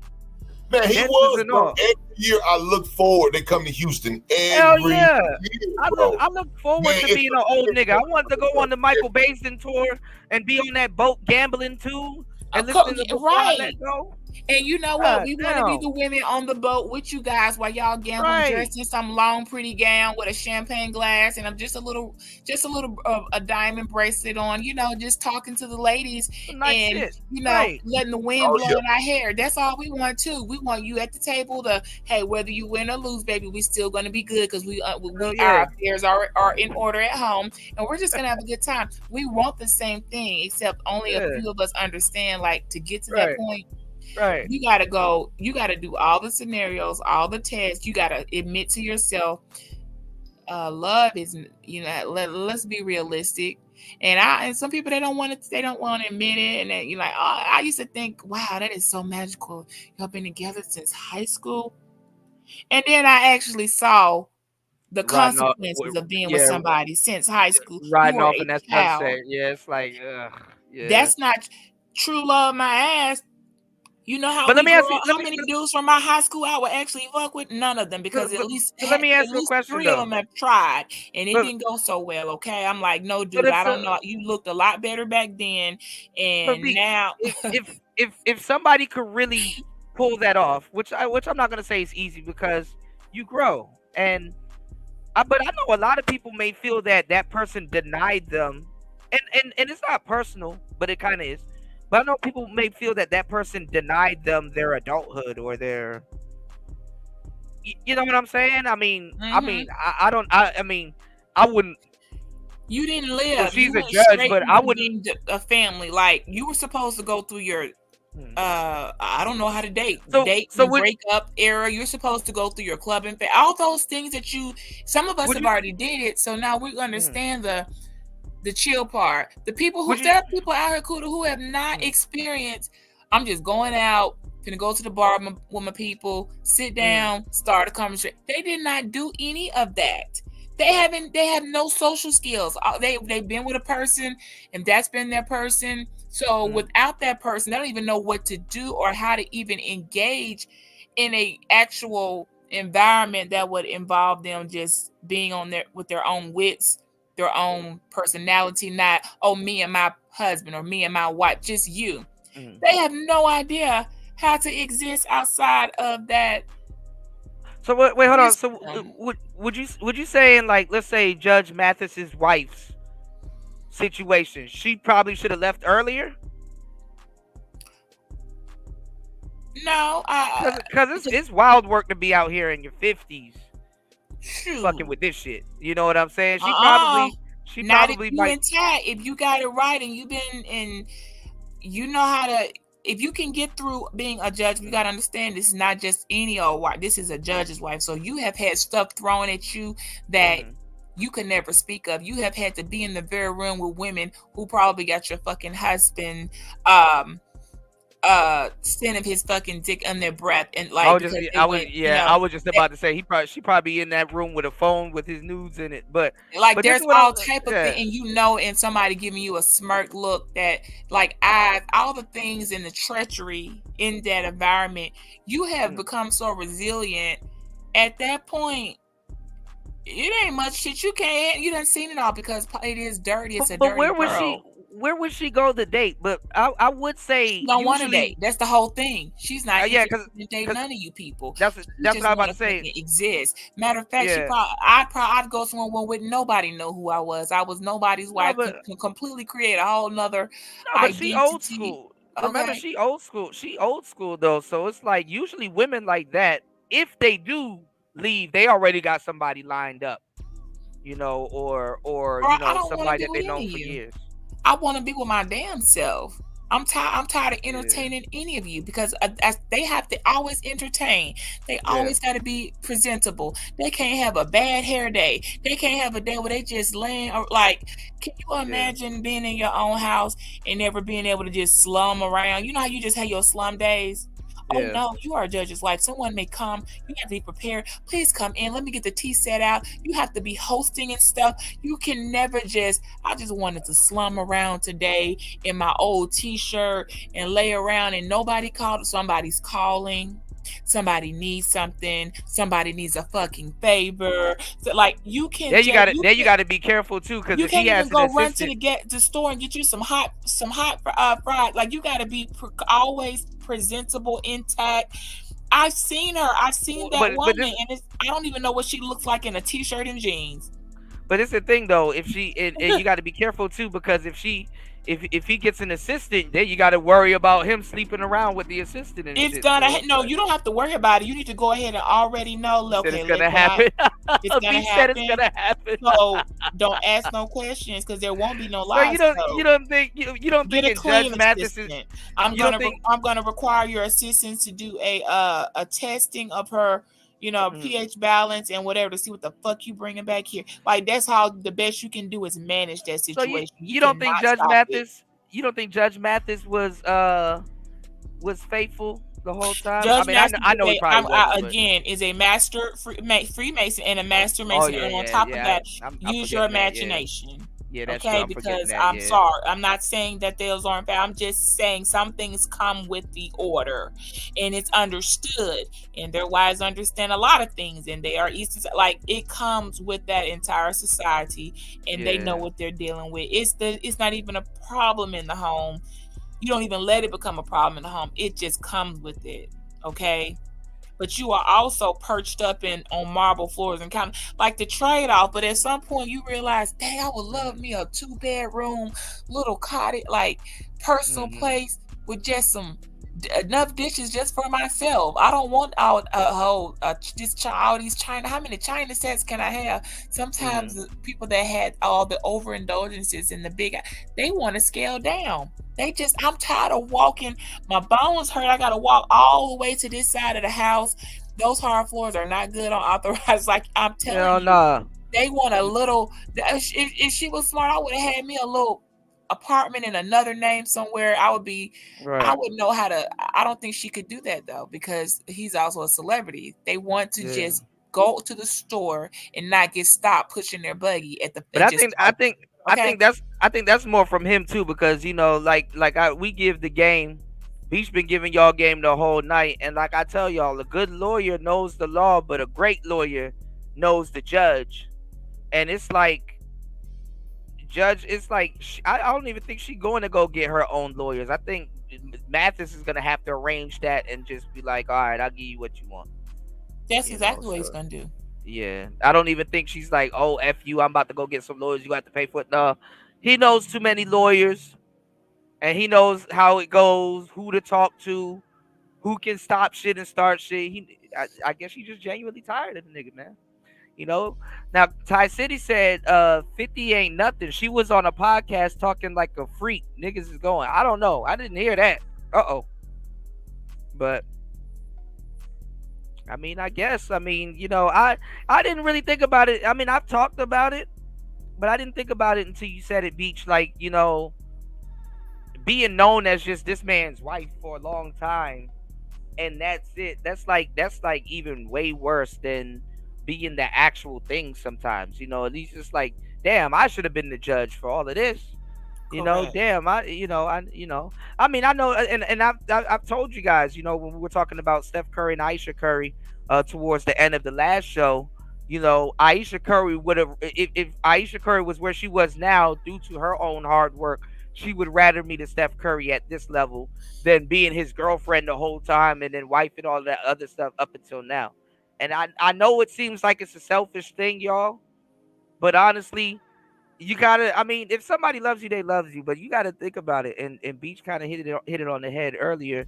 It's like, damn, I signed up to be your girlfriend, not a, you know, cop, you know, cop's wife or like, I don't know how to explain it, you know, because those professions, people identify with those professions.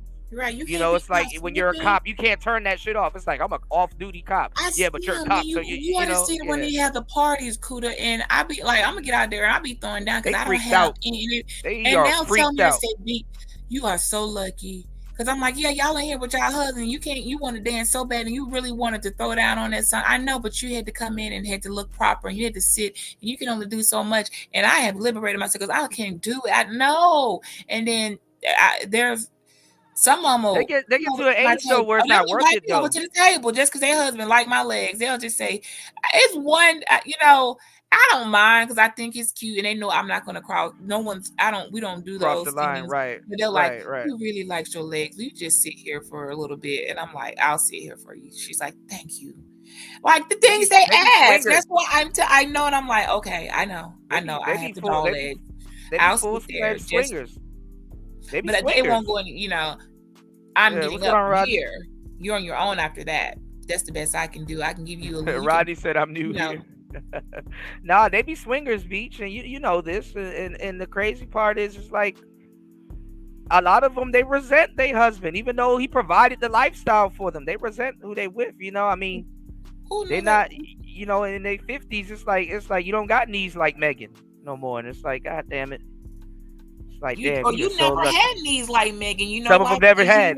You never tried to. You never had a reason to do it. But see, somebody somewhere is like, hold on, let me get down here and get my knee game together.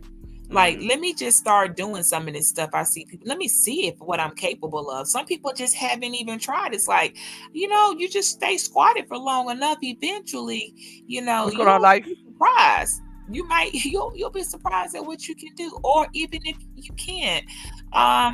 You never got a chance to even do it. I would be mad at somebody if I didn't even get a chance.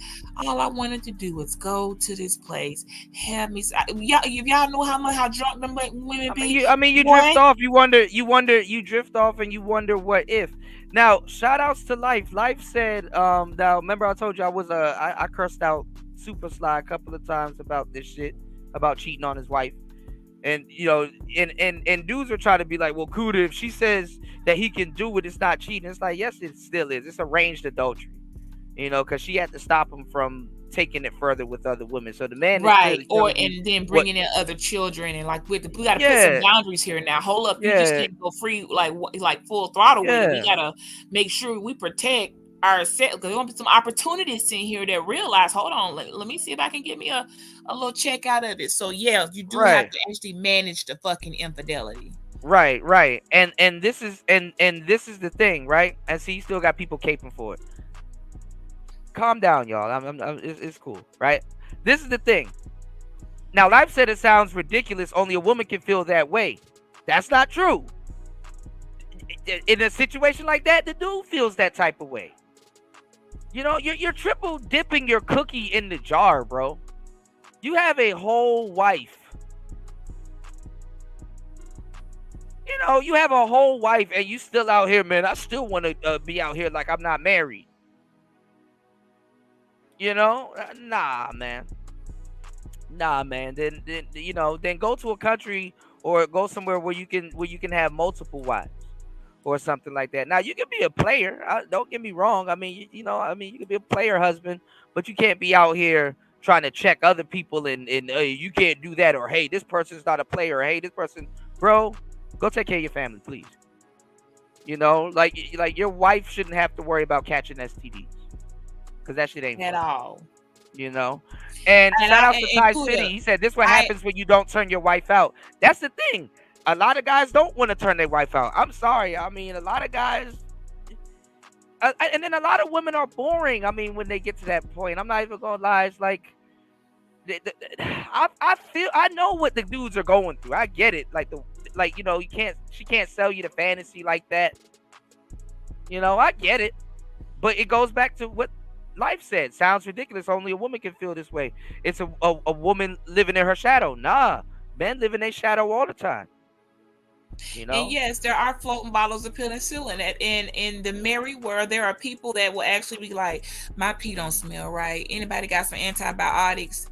Bitch, ain't y'all getting tired of this? Then y'all just clear that up. Well, he done picked something up. Like, these things are actually real stuff. And I would just be listening like, y'all doing, you know what? I don't have any.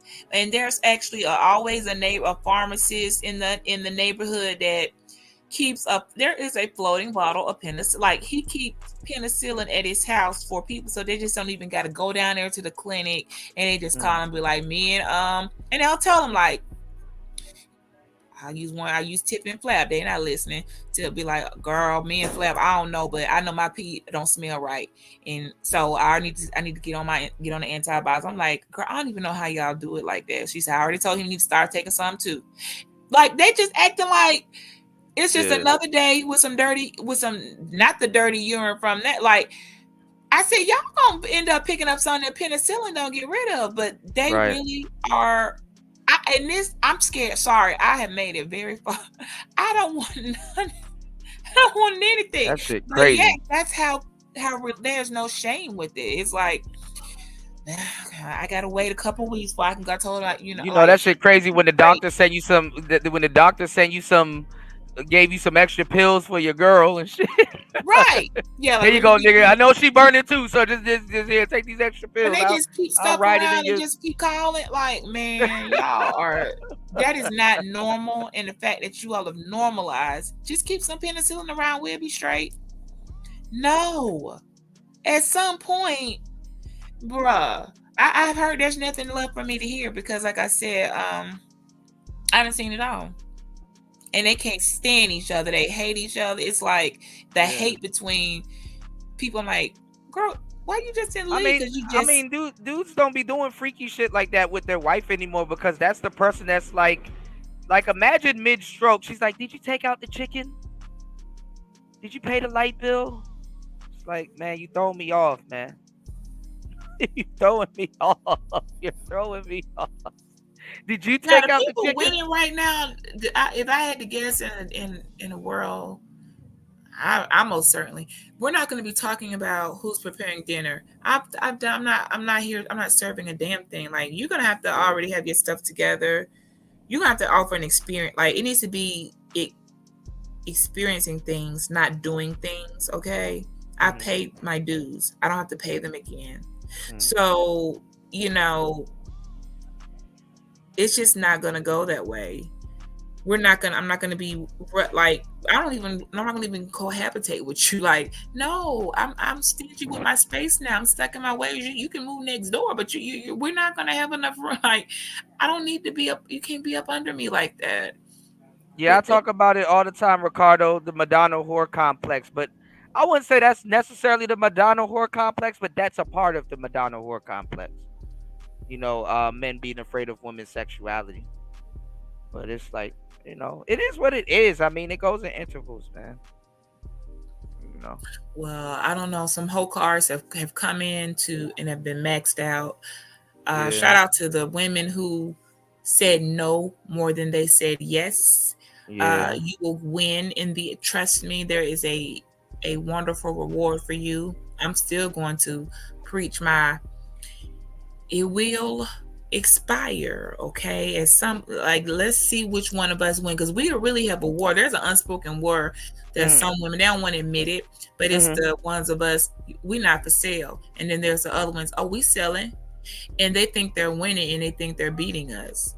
and they don't realize there's certain unspoken perks that come with no. Yeah. They don't understand that. They still thinking they winning right now. They really think like, I'm gonna let you, okay. And here I am like, girl, look at you. You looking bad. Your bottom teeth are fall. Like, how's that working for you now? Like they look, I can see it on you. I can smell it on your coming out your skin. Okay. That's why I have people damn near, I walk in there like, well, I don't smell that good. Y'all just smelling clean skin. You're smelling pores that have not been intoxicated with you have like, it's a whole different type of flesh I'm rocking over here. Well, I mean, a lot of people don't drink water, and like I said earlier, you know, smoking isn't really a woman's trait, but you got people are stressed, you know. You know, your wounds take longer to heal when you smoke. You know, I know women that smell like blood. I told you, guys in this manosphere, they be trying to act like they want the wifey type, but they want the girls that are pirates. They want the girls that got tattoos on their knuckles. They drink Don Julio. Got a black and mallow in her back pocket. Yes, absolutely, absolutely. Yeah, they basically dykes. What the hell? Pirates. Right. It's like you know because they don't have to. Those girls don't require anything, but we got something to drink. They just want, as long as you keep them high, they don't need. They're not talking about. So what we gonna do about that? The fence, baby. We gonna put up the price. Like they're not having that conversation of I really need somebody to put install me a new sink in my bathroom. That other one is done and over. They're not asking that. They're not asking for anything but keep my cup full. And who got the whatever in the room? Who got the weed? Right. Who got the weed? They don't need anything but to be in another planet. So yeah. But I mean, I'm gonna tell you the truth though. From what I know, and I've been doing this for a long time, as you know, a lot of dudes don't get along with actual feminine women. So it's like I can really just be like, bro, you gonna say all of this shit, but some tatted woman with the LMA bun, a bottle of Hennessy, tattoos on her face and knuckles, and whatever, with a blunt in her mouth, she can pull you. Yeah, but most of these dudes are most of these dudes in the space are complaining because a girl like that turned them down when they wanted her. You know, she may have a little bit of body or something. Yeah, they couldn't get her, and then they're like, oh well, Pookie and Ray Ray this and Pookie and Ray Ray that. It's like not all the quote unquote good or decent women are going after quote unquote Pookie and Ray Ray. Do a lot of them get with Pookie and Ray Ray? Absolutely. But it used to be a time where dudes were turned off with Pookie and Ray Ray's quote unquote woman and wasn't trying to marry them and stuff like that. Use them for what they wanted to be used for. Even those women will reject you because it's like, he try to wipe me up. They'll get back. They get on the internet and tell you this. Yeah, nah, man. A lot of them is faking, man. I'm over here sitting over here zoning out. Thought I was talking. I'm doing this prize picks. I got 400 in for the day, man. Yeah, man. Congrats. Man, I got so much money rolled on this Dallas and New Orleans. Boy, they better come through today. Whoa, they better come through. Congrats. War Master says say no to tattoos. Absolutely. But listen, y'all, I'm finna. It was great. Going on to 9 hours. Beach, we got to do this again. I got some topics. You gotta, you know what you got to do too sometimes, because I think people would definitely, because you have a really good like perspective on things. Like I think you should choose like a topic, like still do your daily driving, but like choose like a topic, like a. I wouldn't say get into celebrity gossip because I know you do your own thing. You be in your own world, but like. Cover some of the topics because you really was dropping. You always drop gems, but you really, I got a whole new show idea from some of the stuff that you said on today's show, and I definitely got to give you your credit because, like, I didn't even think about it being a career girlfriend because a lot of people do want to be a career girlfriend, but the people that are actually the career wife or girlfriend, they do suffer on the back end. There's a lot of truth to that. There's a lot of truth to that because I didn't even think about it like that, how a judge's wife would have to greet people and talk to serious people and then listen to Judge Mathis late at night. Like, man, I probably should have listened to this person years and stuff like that. It's like, yeah, I you know, I've been using too much celebrities as examples instead of serious people. Yeah, and that also, it kind of, it's a magnifying glass on the, the 1% of, what you'll ever see. The average person, you can't compare yourself to them. You just can't, because it's false, man. It's false.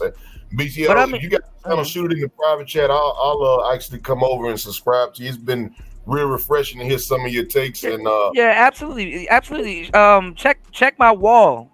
Check my wall. There's okay. Yeah, I share everybody's stuff, but beach.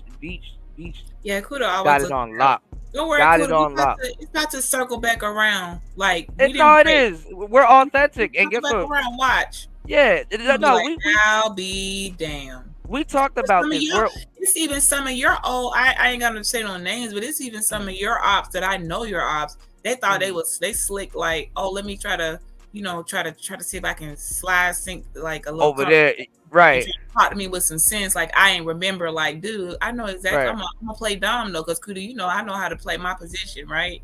They recreate themselves.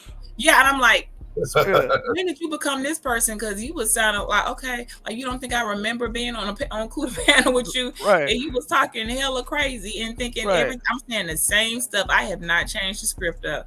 I have not changed one bit neither. Not I'm so one glad you damn didn't. bit. The script has stayed the same. So, right. You want to know why? Because we got integrity. It's called stay down till you come up. When I say I bet on Seabiscuit, you could run into me 50 years later, like, yo, you still fucking with Seabiscuit? You see the horse right here? 10 toes down. They wouldn't understand why now somebody gonna start back using 10 toes down. When we stand 10 toes down, we stand at 10 toes down, and we're not budging. And they don't. They have not been standing 10 toes down. They might have had 2 or 3. They definitely didn't have all 10. So when something they were able to change with the wind, we don't change with the weather. And so when you're 10 toes down, you can't. It's not much you can do with those type of people, but respect it. So we'll see tomorrow how many people standing 10 toes down. Okay. Right. Well, y'all some don't have no stuff to say, But it was great, you all. I'm gonna let Kuda close your show out. Shout out to the chat. Thank you, Beach. We have to do it for show. We gotta do this again. We gotta do this again. No, but Beach, this is the thing though. When you don't lie, you don't have to remember shit. When you tell the truth, you don't have to remember the lie. Right. And the thing is, sound horrible. It's like, no, this how it was. This was terrible. It was embarrassing, and I didn't like it. Like, there's nothing to remember. That's how it went. And it's always exactly how it went. Right. People have asked me questions like as if I'm gonna change the response 50 different ways. I'm like, what part did you not understand when I said I can't say it any other way. No matter how you ask me that, you're gonna get the same result. Like, what are you looking for? And they finally like, damn, what they make you? I don't know. I'm trying to figure out where they make y'all at.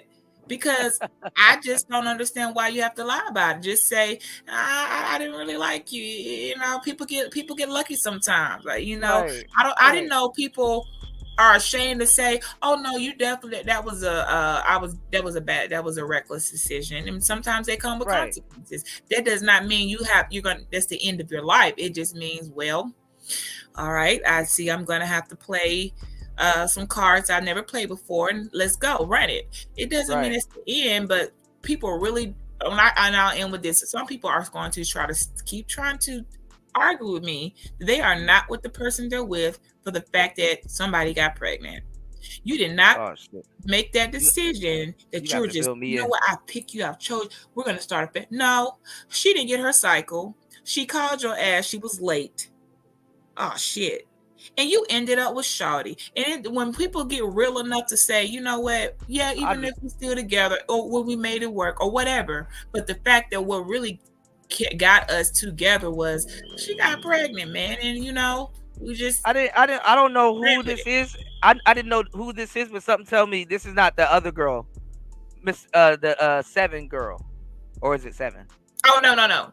That's what I'm saying. All right, so it's somebody completely different because that's how. No, I'm saying I'm talking about relationships and I don't know why people are afraid. They'll try to sell. Well, we met at there was a gala and I saw him. They'll give you a whole false fairy tale, but really y'all hooked up after some club or whatever. Somebody that you wasn't on the pill, he didn't have a condom. Okay, we're grown adults here. I wish somebody would act like at some point in their 20s or whatever, you did not have reckless sex. Okay, let's be thankful that we came out on the winning side of it. All right. So, I don't know who this is, but the funny part is that this is not your first rodeo. I'm telling you, this was my story. Oh, okay. Okay. I was about to say. Okay. Why would you marry somebody you didn't love? Well, because I had a child and I didn't want to be a baby's mama. And I would be damned if I was going to get left high and dry. So the only option was either you go to the chop shop, the baby chop shop, or you marry the dude. And good luck. Okay? There's no fucking love in it. And I don't know why. And they're like, wow, when you said that way, that sounds so. I'm like, no, it doesn't. You know how many women I know? There was no love. It was very simple. You forgot to take your birth control, okay? We're just honest enough to say, no, that's not why we got together. I was at a party. Shit happened. That wouldn't even been my first choice, but shit, things happen when you're 10, you're 20. Like, why are people acting like people don't, you don't make decisions that have consequences? And one of the biggest consequences is procreating. You're a baby. So you only have, like I said, there's only two options. You're having the child. Well, there's three. You're having it single. You're having it together. Or you're going to the chop shop.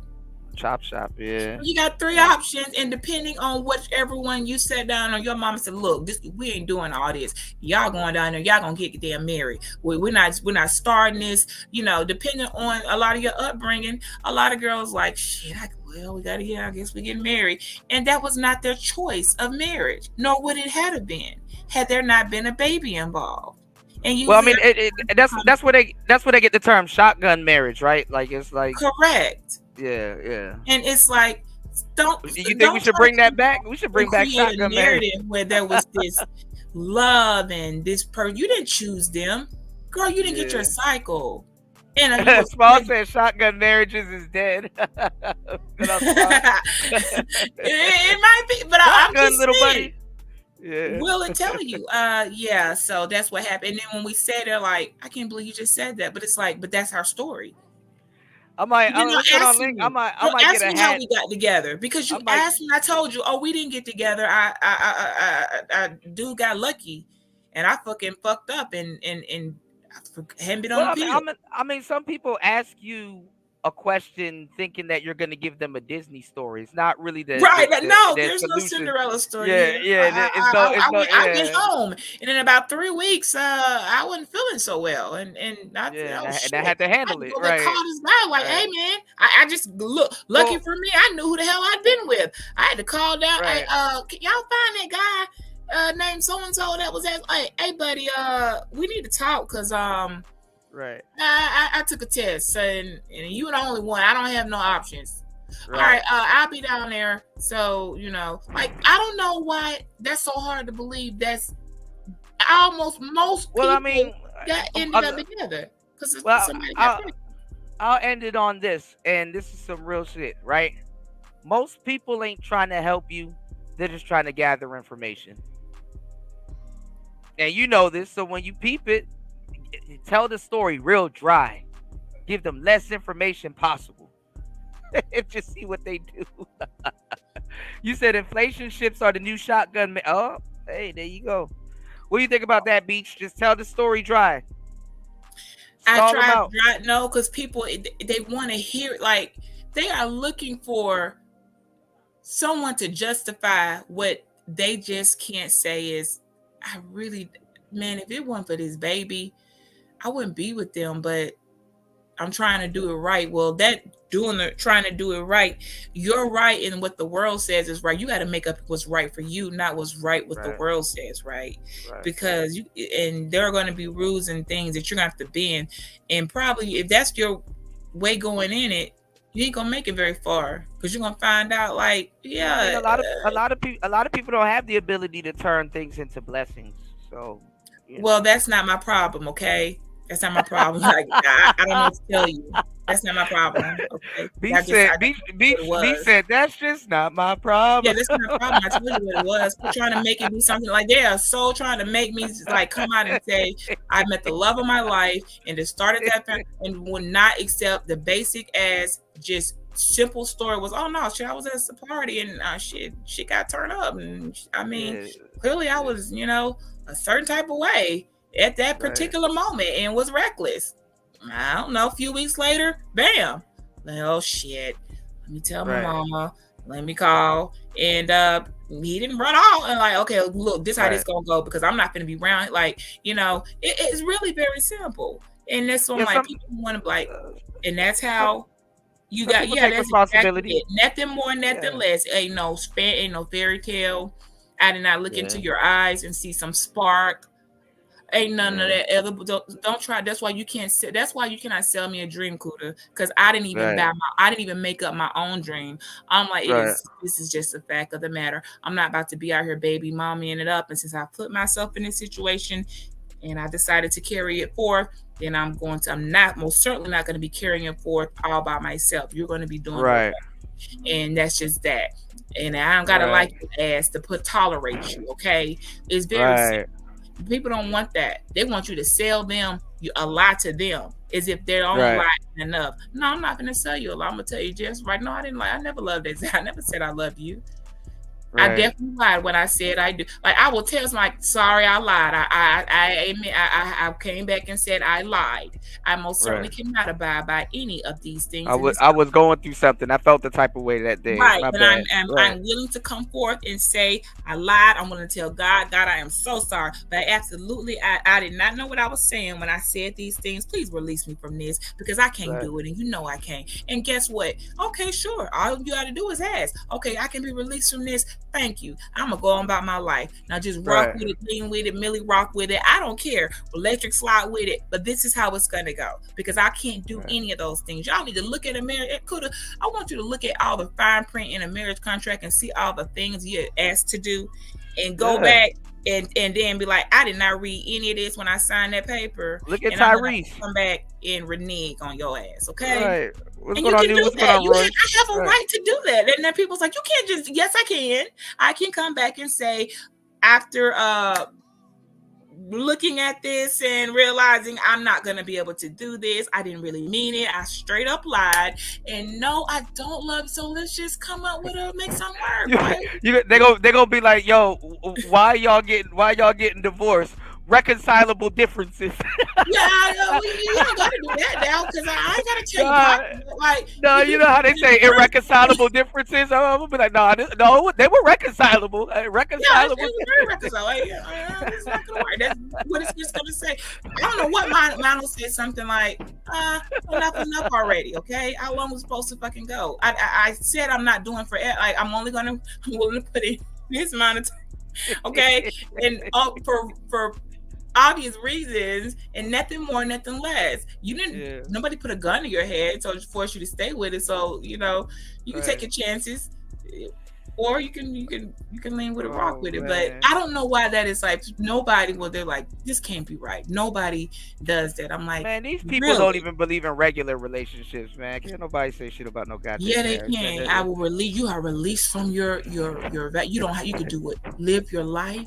See who you want, but just make sure that you adhere to these things right here in this part of your financial responsibility, and you're good. All right, we good, and keep that. Don't fuck up don't have me in unnecessary, and you're good. I don't care about any of that. It is. It's just really that simple. Because if I didn't love you, what the fuck do I care about any of the other stuff for? But I just need you to do your end of the deal, okay? And that is to take care of what you created also. You know, what you're part of this, you know. You do that, I'm fine. I don't give a damn about any of the rest of that. UFO Kamikaze said beach of contract, but he lowercase the R, like you know, breach yeah, of contract. very simple. Yeah, stay on target, and you'll be fine. I'm not. I make, you know, I don't even call you. Like, what do we need to talk about? There's nothing to talk about. If you're alive, good. That's how I need to know if you're alive, or if you're not in a hospital. What are you calling for? Like, I'm completely transactional.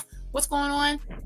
Oh, y'all are out for, okay, so what do you need? Oh, you want to see the kid? Okay, call them. You need to talk to them. Right, they got a cell phone. Right, they got a cell phone. Why you FaceTime me? I do not mislead people. I do not sell dreams. There's no hope. You know exactly. I will never. I have gotten, you got 3 kids. There will never, ever, ever be a chance of you ever getting within an inch of my flesh. So you know that I'm not misleading you. You know so it's your choice to stay on paper now. You can go down there and pay that little fee. It's only $3.90 and get out. Or you can know what you know deep in your fucking soul is. See, these put me on game. She might pull up, you know. Yeah, you know, everybody. Well, we can all eat and sleep in our own beds, okay? Right. Until the next chapter, and whatever that is, I'll look out for you. I ain't gonna leave you out there just, you know, for dead. But you don't get to ride to the end. I did not agree to that. Okay, you want, you know, your time will come to you should slide out of the way for the next person. I don't understand why people just don't. It's very simple to me. And there are other people. If you love some people, you got to give them distance. I'm not gonna lie. I have a bad habit where I can love you to death and not speak to you ever again. I don't know why. It's just I need to fix some things. I think I know what you mean. Yeah, it's not personal neither. It's not even a personal thing. It's like you know, the ability to detach is once I detach, I detach. That don't mean I don't love you. I don't care if you wish the best, but I have detached, okay? And some people are just like, you cannot change that, Kuda. Okay, you can. That's just part of your makeup and your mental. You know, you cannot change that. So my ability to detach, you know, detach. I don't know. I like being alone, even to recharge. Like I'm a group person, but I like being alone also. Right. So you'll find a girl that respects that and says, okay, so look, call me when you need. Oh man, that's the hardest thing because people get attached, and then I really want to be alone at that point. Yeah, because I know, you know, and that shit. So then you just gotta find a girl that's like, I'm just not clingy, and it's like, I like my private space too. Oh, this is perfect because dude, I'm not trying to see you every day, and I really like my time too. So we'll call for each other when we want. You know, I'm here. Ain't nobody else coming up, and you know, you good. Absence make the heart grow fonder. She's out there. Yeah, there are women that are, I'm stingy with my time. Wait, I don't want to be in the same bed. You know how wild I sleep, and I be flipping and flopping, and sometimes I be on the and then 2 people in a bed together, you got to really compromise your position. Like, I don't care how big the bed is. It's like, why we got to share this cover? I don't even want to share the same blanket. Like, I'm just I want to wrap up like, man, I want to snuggle like a bunny, and we got to be under the cover. Like, it's just a lot of I'm just stingy with my space. So I just need somebody else stingy with theirs. And we understand it. That's all you gotta do. So why you gotta do, Cool, is keep asking, like, the things that you want. Just keep putting it out there. You get what you ask for. There are women that understand and not gonna take it personal. Like, wait, if I can't see you almost every day, are you kidding me? No, go do you. I'm gonna be over here twirling my hair, or I don't know, watching Netflix, binging. Should be right in position, should be right, perfectly intact, not out there in the street. I wrote that. No, you're right. No, because I wrote that in my book that I just finished. It's called Dating After COVID. Hold on, Lord have mercy. I don't even think it's good. I gotta get that. Let me see. No, but link where I can support. No, I'll give you the free version. I got you because you always come through and definitely drop gems. We want to support our people. Okay, all right. We want to. Don't worry about it. But it's a guy. I really want to see, because it did change. You know how many marriages? But COVID tested people. They could not just 2 weeks of lockdown. they couldn't stand each almost other. Everybody I knew was styling for divorce. Just 2 weeks of not being able to go to work and leave that person you've been fake pretending you love so much. Right. 2 weeks of being in a space with them where you can't leave, you can't see the one you sneak cheating with, you can't go sneak dick with somebody, you can't go whatever. You are stuck face to face with this person in a house for just all it took was 2 weeks of lockdown, and them people ended up divorced. 2 weeks. Couldn't stand each other. I was like, yeah, she moved out. She moved out. I'm like, well, no, but I mean, Tom Brady.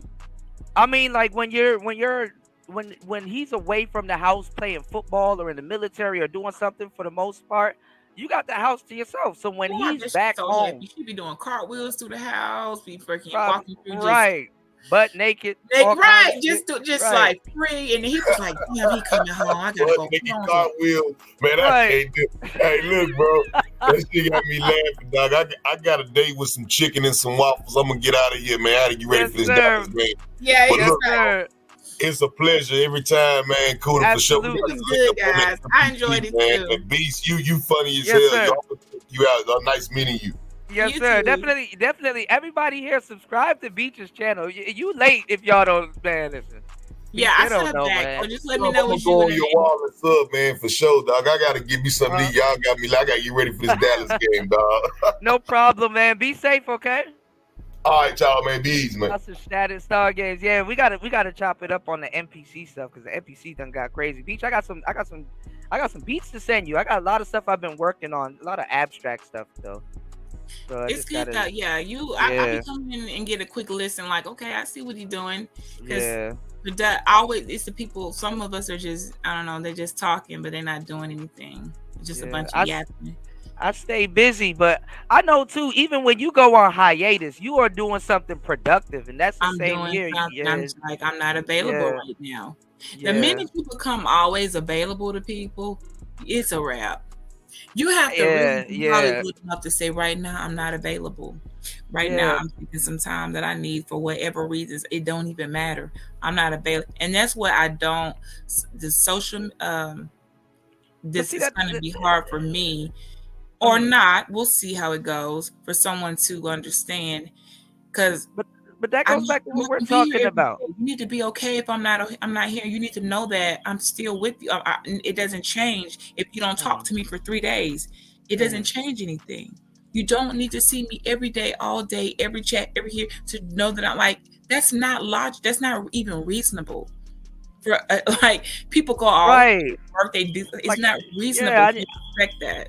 I need to disappear for a little bit, go get a bag or recharge or something. Like exactly. Sometimes I just turn my ringer off. Cool. I'll turn my ringer off for 3 days. I'll turn it off. Man, I had my phone on Don't Disturb for a week. I don't even turn it on. But I'm saying, but I really have it off to like no notification, like for days at a time. I'll notice if something that's like, oh shit, I need to hit them. I look and see if something needs to be really addressed. I'll be weeks late. I will be weeks late on shit. I had my phone on Don't Disturb for like a month one time. And that's perfectly fine. And everybody was mad at me. Oh, it wasn't fine for me, but everybody was mad at me. But it was perfectly fine. I was like, damn, something is going wrong and I don't know what it is. That's the month I needed to come back as I was. And I'll be down just so you need to hear my voice. What did you need from me that important that you couldn't go? Like, I didn't die. Okay. Right. I was all right. You just like people like that codependency. Like, no, I know you're gonna be good. If I don't see you for a while, Cootie, you're gonna come back. Like, you'll be back. You're there, and we'll be on the same page. Right. Like, I don't like where's Kuda? It's been people be in the make comments. Hey, where are you at? It's been 2 weeks. Okay, I'll be there. We adults, like we got shit to do, like right, or nothing to do. It doesn't matter. Like no, sometimes I have absolutely nothing to do. I have nothing to do. Right. Watching I'm binging off of Netflix, watching nothing, laying around in a t-shirt. What shows are you watching? Absolutely nothing. I just don't want to talk and mingle. I don't want to talk. What shows are you watching now? Because I need to find something in between studying. Netflix got video games on your phone, huh? Well, I gotta find the next one. I done gone through so many because I really be into the Japanese culture, right, and a lot of Asian stuff. And I've almost ran through almost every single samurai one in that are good in actual like linked to an actual time and actual. Don't say too much now, Beach, because they're gonna be on your ass when they find your page. But a lot of y'all don't know. Beach watch anime. Yeah, I'm running. I need anime something to come. So yeah. I'm gonna be so I'm like, come on, I need another warrior. I need another assassin or somebody to drop something for me. I'm about to watch Akira again. And I'll go back. Yeah, sometimes some stuff I'll go back and rewatch. It's different when you're older now. You miss things that you catch things that you missed and you'll catch something that like, oh yeah, because you know how we grow. So when you go back and rewatch something that you're in a different place now, you'll catch stuff that I missed that last time. That's the whole point. That's what's the beauty of rewatching things. So I watch Kenshin, Lamar Kenshin. But nobody's watched him more than me. I probably have given him 1 million fucking views. I will literally put it on play nonstop. Okay, you are not messing with my Batosa. Okay, Kenshin. I just gotta find a time to sit down. The only time like I will watch like a movie or something, it'll be on my phone or something, and I'm like about to go to sleep. So that's kind of. Devin D said Kenshin is the shit. War Master said I haven't watched Game of Thrones. I fuck with him the long way. Like, yeah, I don't research like the film, the live version. I started over Hunter x Hunter. So I'm still in the beginning of Hunter x Hunter. So man, they're gonna have to bring back Kenshin. I don't know what they're crazy. I gotta get in the kitchen. That's on Netflix. I'm not selling for that. I'm gonna make a list. Nah, Netflix game is fire. I got this game. I'm just trying to figure out how to hardwire my phone to my computer and have like the actual sound, because it's like this dating game and I get to make like this. I can't tell y'all. I just want to actually do it. But y'all gonna see it on the pre-record soon. It's a dating game and you get to like show up in this house and then you get to choose who you want to date, what your avatar looks like, and then it's like this thing making rules and they're kicking people out the house and you can go on a date with this person and do it. I just want to do a whole show where I'm like just narrating and going through it, and yeah. Because dating now, Kuda don't laugh, but she's changed numbers, and I wake up and I got a dick pic on my phone. I'm like, this is bullshit. Like, what is this? Yeah. Like, damn. No, that and someone said, bro, Bridget, that's how people flirt. So you mean to tell me I can't just? I have to send I've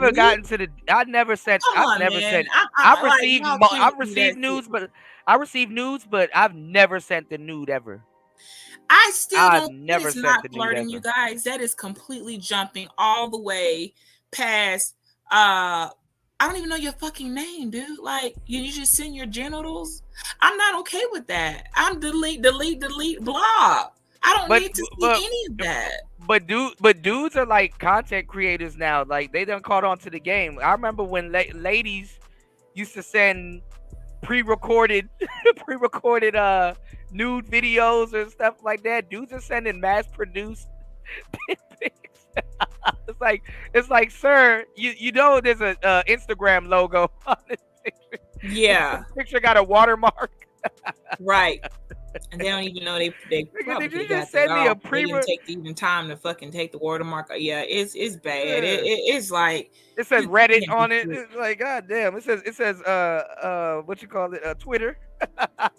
Like, sir, you know you can take the watermark off this pre-recorded dick pic. Right. It's yeah.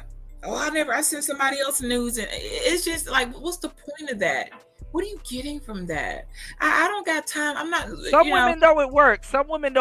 But that's why I said I be trying to give guys the game. Like, can you figure out which women it works on? Because I wouldn't say that you're mad at the D pick, but like they gotta at least build up to it. You know, no, it's like, that's or you request it. Okay, that's why I think I was like, wow. So that's how what type of time you're on? Yes, that's what it's.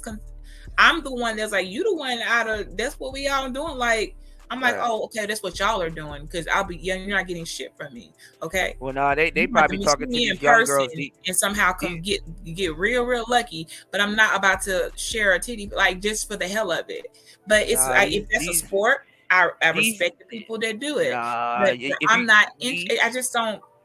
It's not for me. Okay. I know you have sons. I don't think they will tell you this, but if you talk to the younger generation now, these girls are sending these boys videos of them fucking somebody else, like, hey, you're next type shit.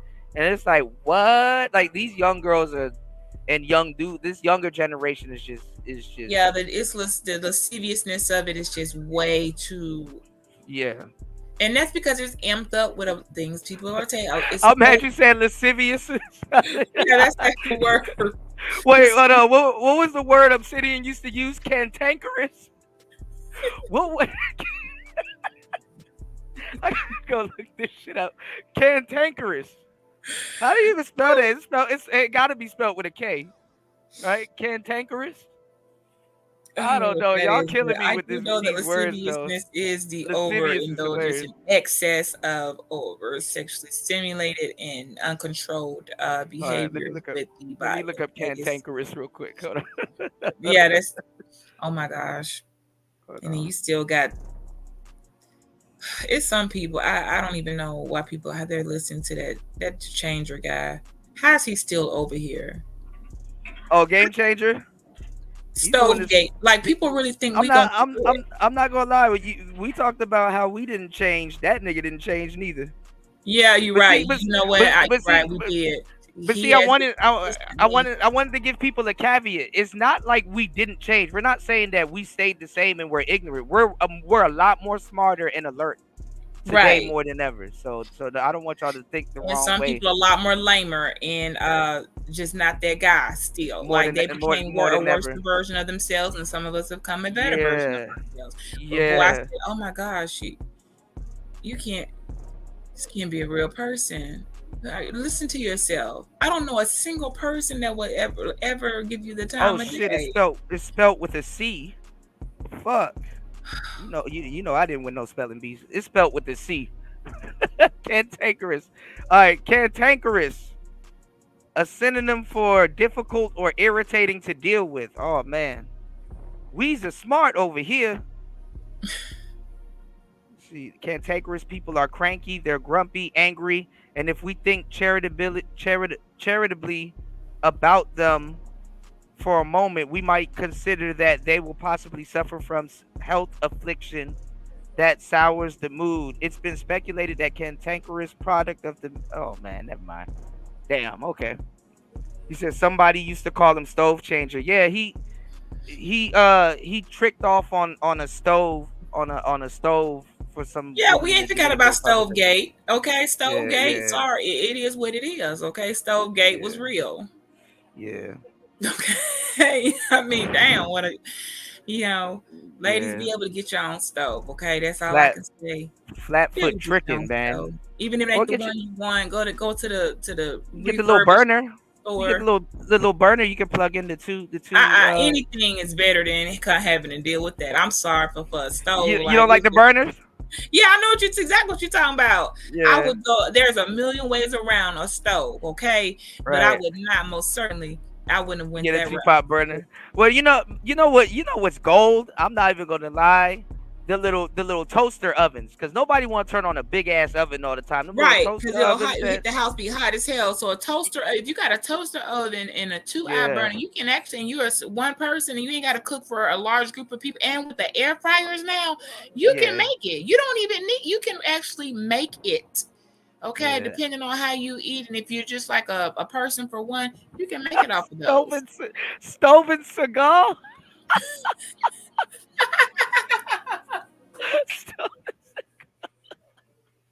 Hey yo.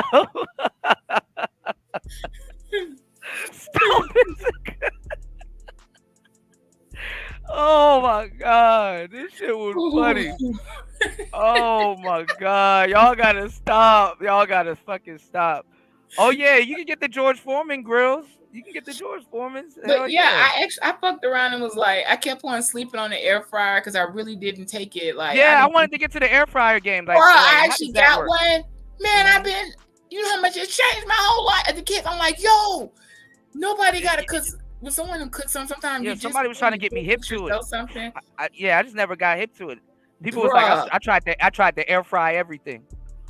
Man, my son, like, if he just want to do his own breakfast, because he's in college now, he'll come through and just do enough baking for him, and I have to cook for everybody. Because, you know, sometimes when you start doing stuff, you got to, like, oh, man, I got to make a... Yeah, I just never got one.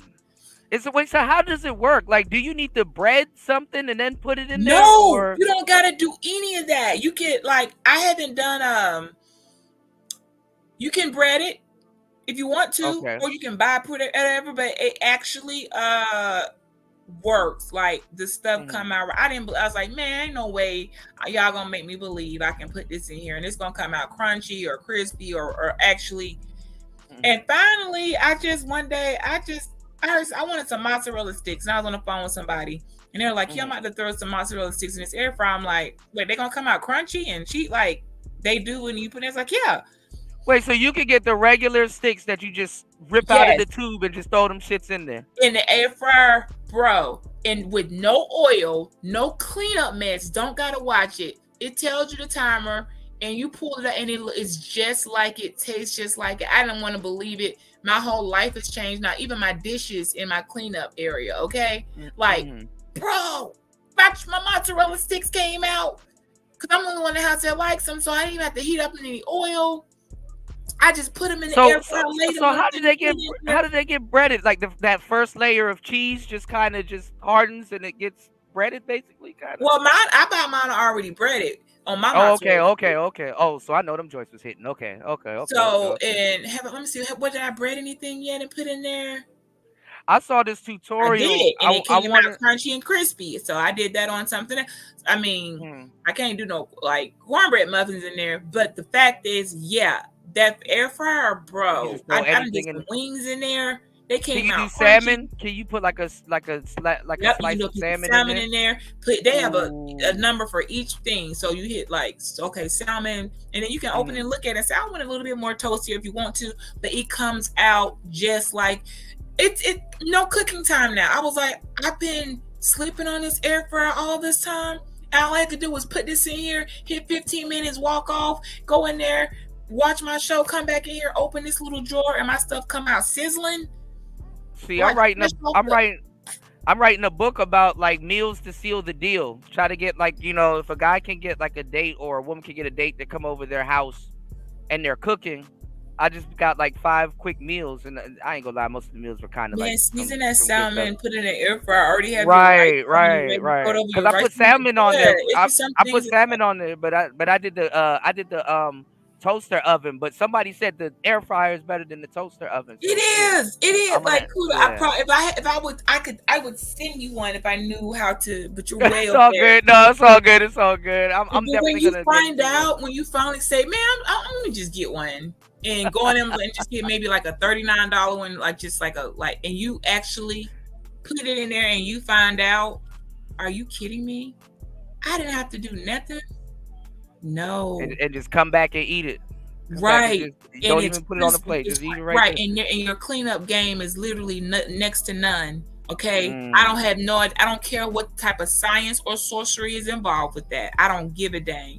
My whole life has changed. Now it's like, I don't got to worry about, you don't even got to overcook the stuff. It don't even, or burn it. The air fryer, no. You can't burn nothing, right? Some stuff and it'll turn itself. I don't care how it works. I know for sure though, I can go in here right now before we get ready to go and throw some sausage in there if I wanted to for breakfast, or just enough for my daughter before she get ready to go and play. For somebody. And it's quick too, right? It's pretty quick, right? It's pretty quick too, right? Yeah, it's quick.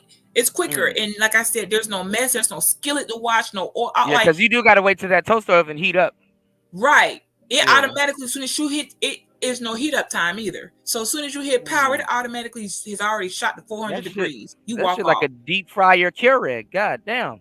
I know. That's why I said too. I kept hearing people for all this time. I've been sleeping on it. I just didn't think it was gonna come. It could accomplish what I could do over a stove. Oh, the hell it can. So I was like, wow. And everybody in my house been like, my daughter happier. She go over there throwing some freaking fries in that baby. They come out restaurant style, crispy. I cheat for Thanksgiving. I can't have an air fryer, man. Everything going in that air fryer going to get abused on Thanksgiving. Yeah. Cut the turkey and put it in piece by piece. Like, yeah, I look, it's expect my water bill to go down because we've had less dishes now because the air fryer don't require as much cleaning. All that, you know, you got no pans and all that extra. It's just not. War Master says, "Don't eat salmon. She's my friend." Well, they're talking about people eating cats and dogs. So, bro, I don't know, man. Americans, we eat a lot of worse shit too, though. We're not really fully out the thing, but cats and dogs is crazy. Yeah, Yeah. I didn't think about it until I saw them in their real habitat out here. I never like a wild domesticated cat. I'm not saying that I'm that I understand why people do things, but that's hell no. In America, it is not the apocalypse. I have not been pushed to those measures, and I'm not even. So I don't eat some stuff. I'm just not even going to entertain because. I mean, the duck. I can see the duck. I mean, people eat duck all the time. I was talking about how people call it pate. They just call it a delicacy and kind of like. See, you use it. Look. Beach used the exact same word I told y'all what they call it to bypass black people. They call it a delicacy. If you dress it up, put a high price tag on it, and serve it with some brie cheese and a glass of wine, it's not duck anymore. It's pate. Yeah, but duck is a higher. The chicken is the low end on the bird. Well, actually, where I'm at, they actually cook the duck the way the duck is supposed to be cooked. Okay. I don't even know how it's cooked, but I know that. Because it's game meat. Like, duck is greasy in the West, so they use a lot of grease. Okay. Yeah. I bet that's weird. Good. It's good. Like, I got to show you. I was supposed to put it up. I'll put it up when I get off. It's this thing called duck noodles, and it's actually really good. It's kind of like, I'm not going to lie, it's like a beef alternative.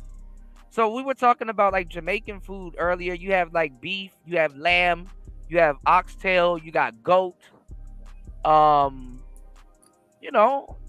It's just a little different, Some people, like a lot of people like, oh, I don't eat lamb, but they like gyros. Right. It's like, what do you think you eat? It's like, right. But lamb is not. That's not a low end of the meat chain. Like, I don't know why they would say that. As if that's like the low end. That's getting up there with But more. It's called game. That's really what it is. Because like when I used to sell wine, like people will be like, what goes good with deer? And it's like, oh, okay, like, because people eat all kinds of shit in America, but but the South, they eat gators in the South. They eat, people eat all kinds of shit. Jerky, Some stuff you'll find duck. Do you find duck served in like some high-end restaurants? Duck, like they don't just call absolutely. it duck. They probably call it.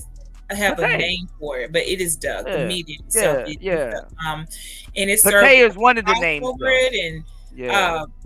It's not. It's not cheap. It's in some restaurants for sure, but I don't know what they call it. But it's considered a delicacy. Yeah, it's a delicacy. I mean, it's. I wish I knew the proper name for it. Any millionaires out here that's going to have those. It's so many different foods I haven't tried too, Kuda. So I hope my next the person like they want to try food, like travel, like they got to be ready to go. Like let's. But that's what I'm saying. You're at a different stage in your life. That's why I was asking you, like you're arranging to put a new life together at this point. Correct. Yeah. Okay, so we're gonna go where next into. Okay, cool. That's great. So let me see. Let me check the weather. Got the dresses already packed. Like very simple. It is so easy. It's not complicated. Like okay, what are we doing? Okay, cool. I'll be ready. Shout outs to War Master doubling up. Yes, we do need a stream. Hold on. Let me know when you're through, because I got some important things to say. Seriously. All right, hold on. You gotta echo. Shout out to Ed in the building. Hold on, I'll give you 1 second. War Master dropping a huge 20 on the Cash App. Doubling up. Yeah, we definitely need a Rumble stream. I got some video games I want to run by y'all, but y'all gonna laugh because it's funny. All right, hold on. Give me 1 second. Here we go. Yeah. I ain't gonna lie. I'm getting cooked. All right, Ed. What happened? I know you're gonna talk about, bro. I really don't care about that, man. I know you're gonna talk about Super Sly. Just get it out. We got a little bit of time. Just get it out, bro. What you gonna say? What's going on, Tech Realm? You said 304 TikTok. Oh hell no. Go ahead, Ed. Macbone, you there? Oh, let me unmute him. Are you there? Macbone. All right. Ed just be leaving and walking. All right. Okay. I guess not. Yeah, he did some interview with Super Sly, and he thought Super Sly really wanted to know about game and all that other stuff, and they were clowning him, Beach. So I told him it was gonna happen. I'm like, I don't know why you would do that, but hey, it's a part of the game, But yeah, shout outs to Beach. Beach, I remember when you were saying you were gonna go to Turkey, and then a week or a couple of days later, that earthquake happened. I was so disappointed. Yeah, my son. After that, he ended up going and he hit Istanbul, and he sent me all like the whole video log on the way. So I was like, well, I lived through him on that. But yeah, he's like, Mama, you can't come. Like, he's not safe. So he's in Germany now, and from Germany and Paris, it's like a 3-hour drive. And being that he done bought him a whole damn Audi, and I'm like, all right, so you got a car and you got a place. So how about I just come there, and then we can, you can take me on the. Yeah, you can just show you, since you know a little bit of the land, you can show me around a little bit. I told him, he just got there in June, so I'm like, start figuring out the ways to get around, and I'll just go there. Germany's never wasn't on my list, but hey, we'll make it work. So because I didn't spend the funds, that's the thing about it. It was like, okay. You did say it was just laying there. So you like, I need to do something with it. And okay. Exactly. I remember. Yeah. And I'm not, See, I'll be soaking up the game. I'll be listening. Exactly. I'm like, that's not my travel money. Like, I'm going. So yeah. I was like, well, maybe it might be better now because we didn't have a car before. Like, he didn't have a car in Turkey. You couldn't really go anywhere. It was limited to where they could go, though. So he couldn't. That's not a place to have a Turkey. In Germany, you kind of need a car because the town shuts down at 8:30. So anything you want to do, you better hurry up and be able to get around and go to it. And you can stay off the Air Force Base if you have a vehicle, because you can get, actually they'll let you just get a flush apartment. I'm like, that's what they got y'all living? Boy, y'all living a whole lot better over there than over here. I'm like, keep doing what you're doing. I'm not even gonna lie, the world is a lot more simpler, and most of us in the West, we gotta really simplify our world. We got too many little micro bills. We don't really get to enjoy shit. Kuda, if I could, I don't even want to tell you how. When I found out, I'm like, wait, how much is that car there? I am so mad. And even the insurance, I am so mad at how the cost of living is there compared to here. And I'm like, do you know how much I gotta? I'm like, oh wow. Well, if that's the case, why don't you just buy here and send it, ship it? How long will it take? It'll be cheaper. It'll be cheaper. They'll put it to get to me to get a vehicle here, shipped to the airport. But I'm like, how much they want for it there? No, I was gonna say it's probably less because they could just put it on a boat. Yeah, that still, it's like there's something about foreign soil, the soil. Okay, their soil, it has to go through this inspection, right? Because the soils cannot touch each other. It's an act of war. So someone has to do this thorough, detailed cleaning of the car so that any soil on it from Germany doesn't touch the ground on it when it gets to America, and vice versa. If I was to send a vehicle to him, I'm like, what the hell? They're really that process. They're really fickle about that stuff up there. Yeah. So they said, but 2 months we can have the car. You can have it and go through the little process. I'm like, wow. Okay, whatever. So before he leaves from there, I will definitely be up in my game and like buy that, get that discount on that price, ship that baby here for the low ski, because there is no way I could get what I'm looking at there. And I mean, they are German made cars, but it's just like, whoa, a foreign car in a foreign country is not the same price as a foreign car in America. Yeah, right. Yeah, I see the opportunity. Okay, I am an opportunity. You can spend $20,000. You can spend 20 grand and get something fully loaded. That's what I said. I see an opportunity there. Like, okay. So I think, yeah, I know exactly how that's gonna go, and you should know too. Would you ever drive a car with the steering on the right? Have you ever drove one of those? No, because over here it needs to be here. So that was also understood when you buy the car. They have lots there. Well, no, you can get that there, but you would have to get special tags though. I'm not doing all that. So they have a lot there for, I guess, because of the military, the Air Force. So if you're going to go back to America, where you can buy a foreign car that's approved for American roads, and also that you'll be able to get your parts. Right. So they have actual lots for that. Like they've already those things have been worked out, so you don't have to worry about I can't even get my parts because this one has to come from They have lots for, because then you want to. Most people take their cars back, or they may resell it. I told him, I don't know, you sending that here before you go back to Japan, because Japan's the next place. But we got 2 years Germany, and man, he living his life, man. You did a great job. I know you did a great job. Most times I don't say, I was like, I don't know. Yes, I actually did. But I sacrificed. And the fucked up part is you can look at other people's kids and be like, I'm so glad. Yeah, that's a problem. I didn't think that would ever become a problem too. And I have to admit, you guys, I'm guilty. But I'm sorry. It is very hard. You did it 3 times. So it wasn't an accident. Up the par, I don't think I'm gonna be able to. It ain't gonna work. Cool. Did you hear the echo now? Yeah, you back? No, I don't hear an echo. Jump in, man. So, all right. So what you got going on, Ed? Well, something's going on with the plumbing in my bathroom. That's why I hear the echo, man. Okay. Hey, listen. I got something important to say, man. Yeah, jump in. I know to you're the gonna talk weak about mofos that follow Sly. You gonna talk about Sly? See, there we go. About how I'm supposed to be dropped down. Okay. I'll tell you what. Come say it to my face if you dare. Hold on. I mean, here's the thing about it, man. I came to Sly with love in my heart. He spat on it and spit in my face. And guess what?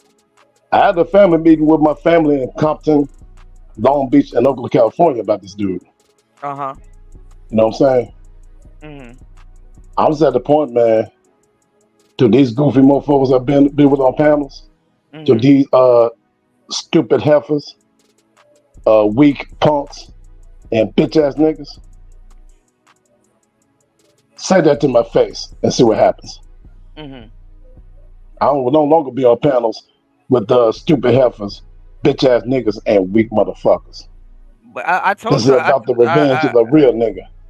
No, you got a lot of dudes pretending to be real, but then we can fake. But guess what? Me and my family, man, about to go offline and really prove you something. Online is one thing, offline is totally different. And I might not be the expert at the online stuff, but I'm a master teacher when it comes to offline. One of the things I'm a master teacher is being a real nigga, a real man. You dig? So, me and my family, Urban Babies, man, we got work to do. You know what I'm saying? I mean, hey, DJ Cooler, I've been on panels, man, come with solution after solution. And these punks, man, still want to be about the same weak mess. And you killing me, bro. This is the revenge. You got folks that's supposed to be about criticism of our people, but they just criticize the starting mess. Like this shoe fly, leprechaun, Lucky Charm 75 mofo. He said this is the revenge of the real nigga.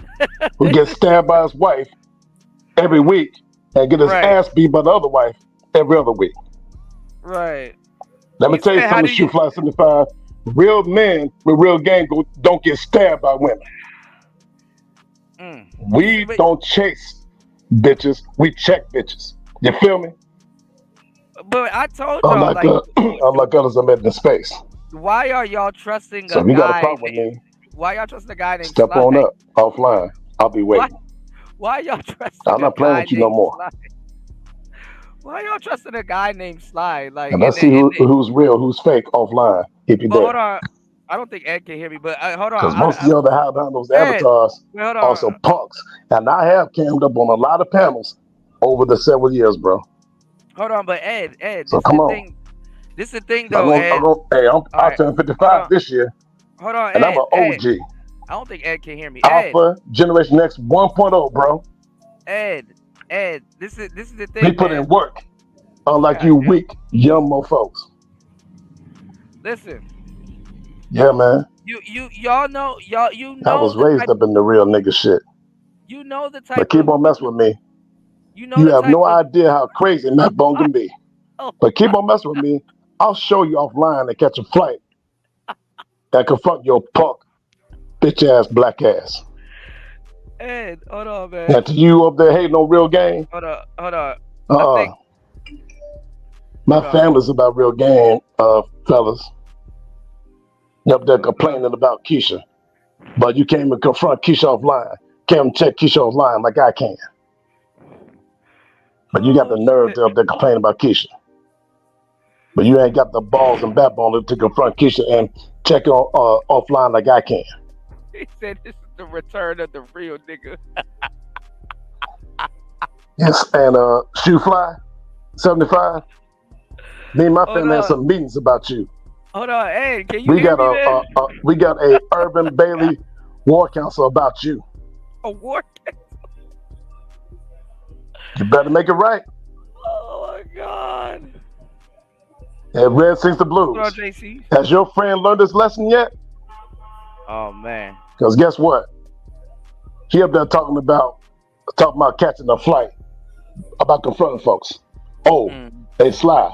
I'm that real nigga, man. And don't worry, I got vacation time coming up.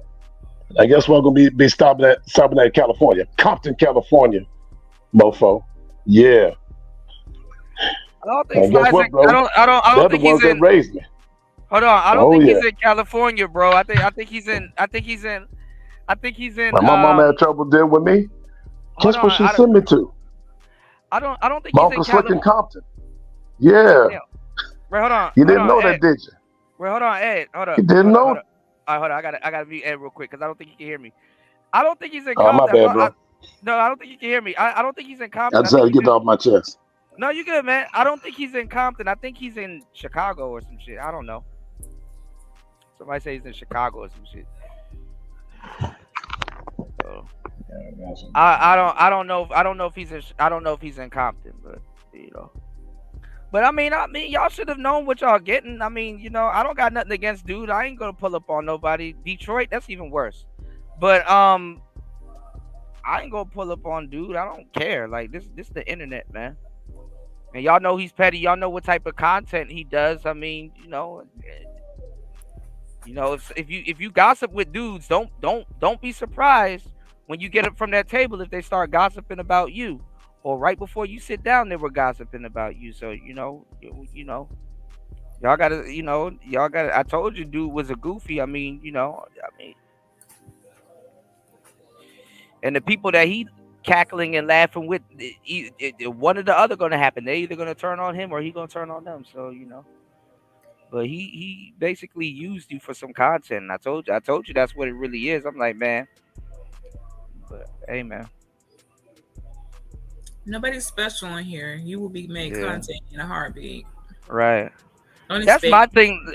That's my thing, though. Like, we were talking about it earlier, Beach. I was like, I don't trust a nigga that'll cheat on his family. You know, nigga, if a nigga would cheat on his family, bro, imagine what he'll do to you. I'm like, nope. Nope. Not for no fucking pussy, man. I get that, all the player shit I tell y'all to get married. I preach marriage. Get that shit about your system before you get out the game. Get that shit out your system, man, because that shit is some selfish ass shit. And your family, I agree too. Get all that out. Just get it out. If the women will appreciate, actually, if she's mature, she'll say, "Look, do what you need to do, whatever, and you come back and find me later." But I don't want these problems.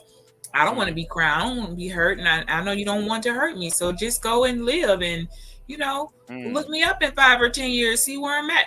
I mean, I don't see why that's a problem. Okay, right.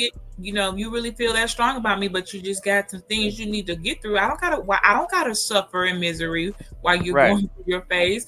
Let me be. Just don't be greedy. Don't put it like you don't. I'm not gonna tell you to let me be because I'm gonna leave you be. And you can see if you haven't been replaced. Okay, but you can't quit trying to have your cake and eat it too. Quit trying to hold on to her and then have all that too. You're gonna lose. It's a lot easier to just go ahead and do what it is you want and quit trying to hold the one that you think like that shit ain't working no more. Cause while you think you holding on to her, she already it's not working no more, y'all. Just go ahead and do what you need to do. Who knows? No, you're right. You cannot chain somebody down like that. Right. We're not doing chains no more. It ain't gonna work. I can't. That girl will have such low self-esteem and hate for you by the time you do get it out your system. She don't want you. So that's you're gonna catch them on the front end or the back end. So pick one, okay? And be done. Let me go ahead and do this now, get out of the way, and when I'm done, I'm gonna go find where. And if she's available, she is. If she's not, then you just have to find somebody else. But trying to hold one, choke one, have one on a leash, and then I hear no, those days it's not gonna work. I promise you, it's just not gonna work. Okay. I mean, it is what it is. Yeah. I mean, some people wait till you come around. And some people they're like, yeah, if you love something, let it go, and if it was meant to work, it'll come back. Some people are practical and realize there are more things to life than to waiting for you to come around. I have things to do. Yeah, just sit around twiddling my thumbs. I have things to do. You can't. Right. Everything I can get anything back. I lose except time, Kudo. And time is money. I told you that. I cannot get my time back. So, yeah, I'm going to be doing things where I'm not. No, time ain't waste for nobody. Right. By the time you come back around, I may be like, you know what? You don't look the same anymore. Now that I look at you, I really can't stand the way that tooth looks. And, people get turned off. That's why people don't want to let it go, because then you're afraid. All it takes is to be hard long enough for somebody to either come back and look at them and realize, I don't really like you much as I thought I did, or I really love you more than I realized. One or two options. All you need is a little bit of time apart, enough time to look at them again and realize, yeah, I know when you got that outfit, it was really fresh and we really liked it, but now when you put it on, it don't even fit right anymore. So it's just the back of the closet. It's just like that, y'all. So that's all it takes. No, but I mean, the thing is, okay, thank you. Okay, all right, thank you. All right, see you soon. Okay. All right, my bad. You said okay, my bad. I was looking at the chat. Okay. Somebody was asking me something, but you're right. I mean, some people though, you'll be surprised how bored and happy that they have somebody that's that's interested in them. They'll stick around for a long time, as you know. But like I said, you got a lot going on, so you're not waiting around for love. You know what I'm saying? And it's like, a lot of people leave love to go look for love. A lot of people will leave somebody that loves them to go try to create that same situation with somebody else. Right. It's all fucking dysfunctional. Right. And then find themselves in a situation where it's like, okay, well, I got to do this again. Replicate. So, so. Well, I've seen it. And the same results still in the same. At the bottom of the day, wear your fucking jumper cables. I told you none of this matters, because at the end of the day, you're going to get to an age. Yeah. And a woman, and I'm sorry, I be looking at folks all the time. I'm like, what? So one woman to the left. I'm like, I know that's right, girl. One over here to the right. You fussing about your husband ain't worth he. And I'm looking at you like you the fool. Did nobody tell your ass to stay married to his sorry?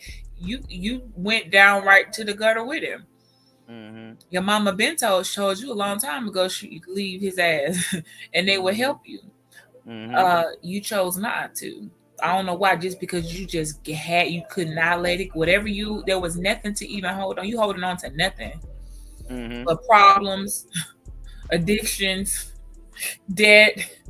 Right. People will be homeless together. I don't know what type of love that is. Then go home to their mama. I said, you got me. Y'all out here on some other type of time. My mom's, she's at her new home. Okay, at a better place. But I would shit. Are you crazy? I'm not going to be somewhere homeless with you because you got us all messed up. But with rent, and that's why you shouldn't be trusting anybody with your finances anyway, because they be lying. You better, like, women, you need a roof over your head. A guy can go sleep on his couch or his homeboy couch and be fine. You and your kids, good luck trying to find somebody to take you and your 3 kids in. That's probably not going to happen. We don't want that. I most certainly ain't taking nobody in. Oh, don't even ask me. I don't care how big this house is. Nope, don't ask. I am so sorry for you. I'll pay for you one night at a hotel. That's the best I can do. And actually, I'm not even doing that anymore.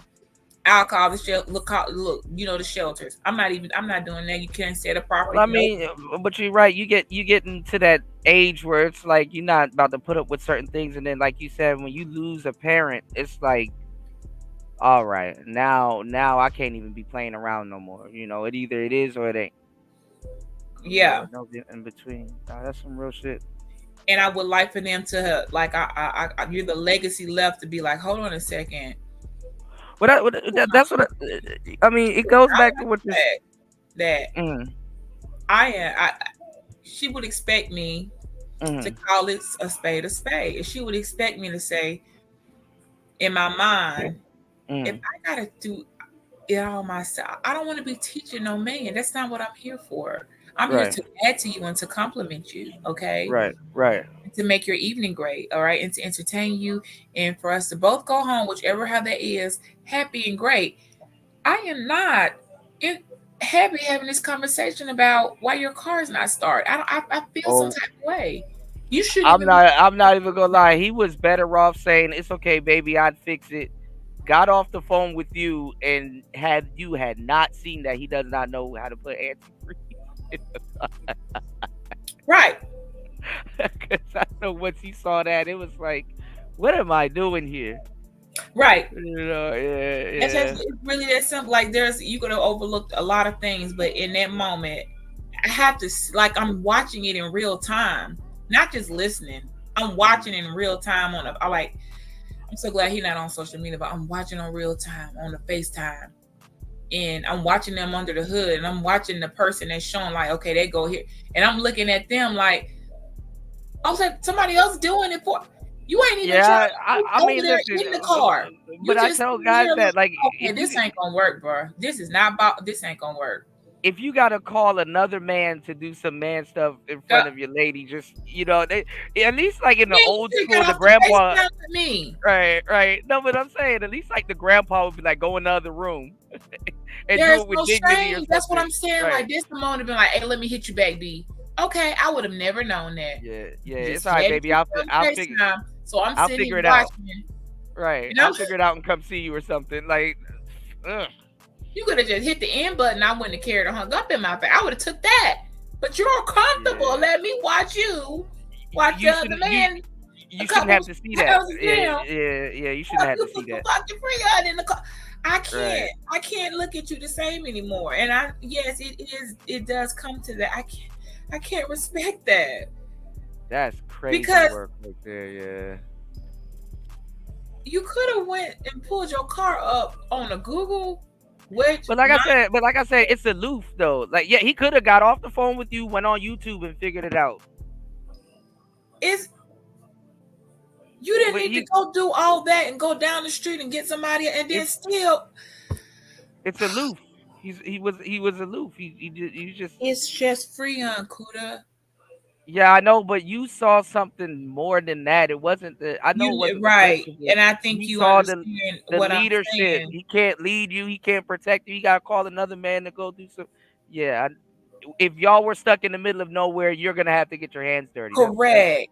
That's what you. Like, yeah. well, I didn't want to see this. Something don't let me see your dirty light. I didn't want to see that. I shouldn't have. That's what I said. He could have saved it if he had gotten off the phone because, like a lot of guys.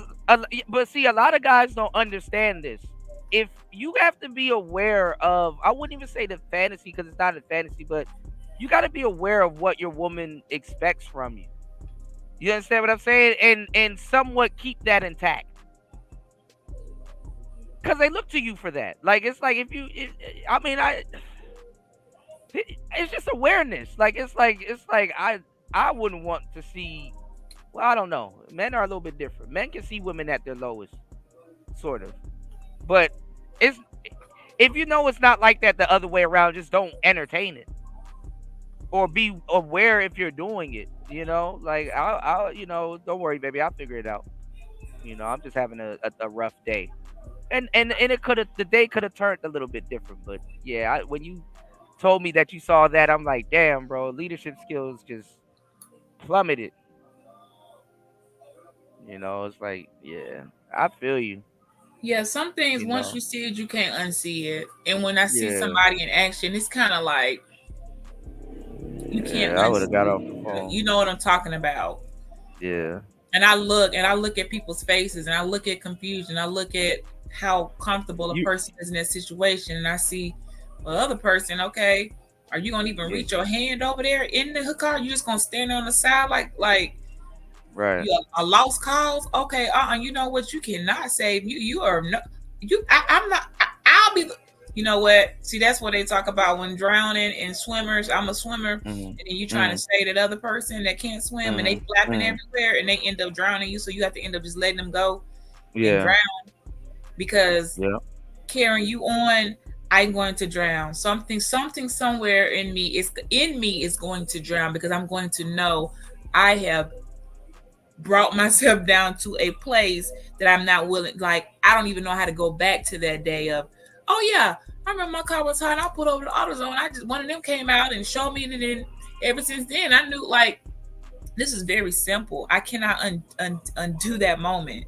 Well, I mean, but you're the type of person. If something goes wrong with your car or something, and you're going through a process, you'll actually sit there and study it a little bit, even if it's for a little bit. And like, okay, I thought all of us did it. Like, oh, where's that at? Because this is a simple thing. I'm probably in case there's a leak, I'm gonna have to fill it up again. So let me see what you're doing. Okay, hold it like that. Okay, I got that. I can do this. Like this is what a cable is. This is what a sending unit is. Okay, that's what that I got that. Okay. So simple things. I'm not talking about the complex things of changing a motor. Yeah, I don't expect you to change a damn transmission, but yeah, I mean, this is simple. Yeah, that's what I'm saying. The simple. So, you gotta take in mind too. You own the truck. You know, y'all are a different breed. You know, So if you're going to display simple-mindedness in front of me and actually parade it in lower, I am going to leave you where you stand. I'm already hit. I am sorry, not sorry. If you're going to display some type of simple-minded behavior in front of me, which I find to be embarrassing. Okay? Because all I can think about is if I was out there, I probably would have been the one putting the fuck. I can't do this. I didn't know you didn't know how to do that. Well, nobody knows these things. You have to go through stuff and something pops up. And then it's like God forbid, it's like two people are walking and somebody come up to rob them and the girl looks back and the husband down the street, he gone. It's one of those. It's like, oh, that's what we doing? Even the robber surprised, like, hey, I'll walk you home. I ain't even going. I just want your number for real. I didn't know who's gonna run. Like, shit. Yeah. You cannot. You will never look at. How you gonna have sex with that person again? Right. I can't get out of my head. You know, I can't go back. I'm sorry. I'm done. What's my name, baby? Antifreeze. You didn't need to go and get help for that. That was not a necessary. I That was YouTubeable.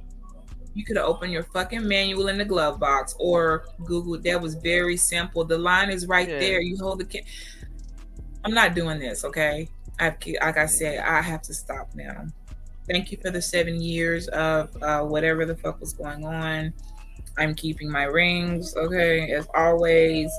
And you snapped out of it. I mean, a lot of people would stay in something just because the years put in. I mean, that ain't that much time. I put in more years or other stuff. 7 years ain't shit. I put in decades on stuff.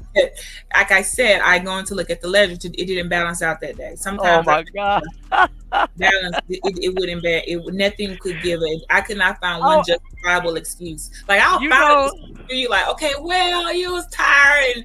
You know, it's a complicated type of car. No, you're not driving some type of Corvette. You're driving a basic American Dodge, truck. Your shit is right there on the top.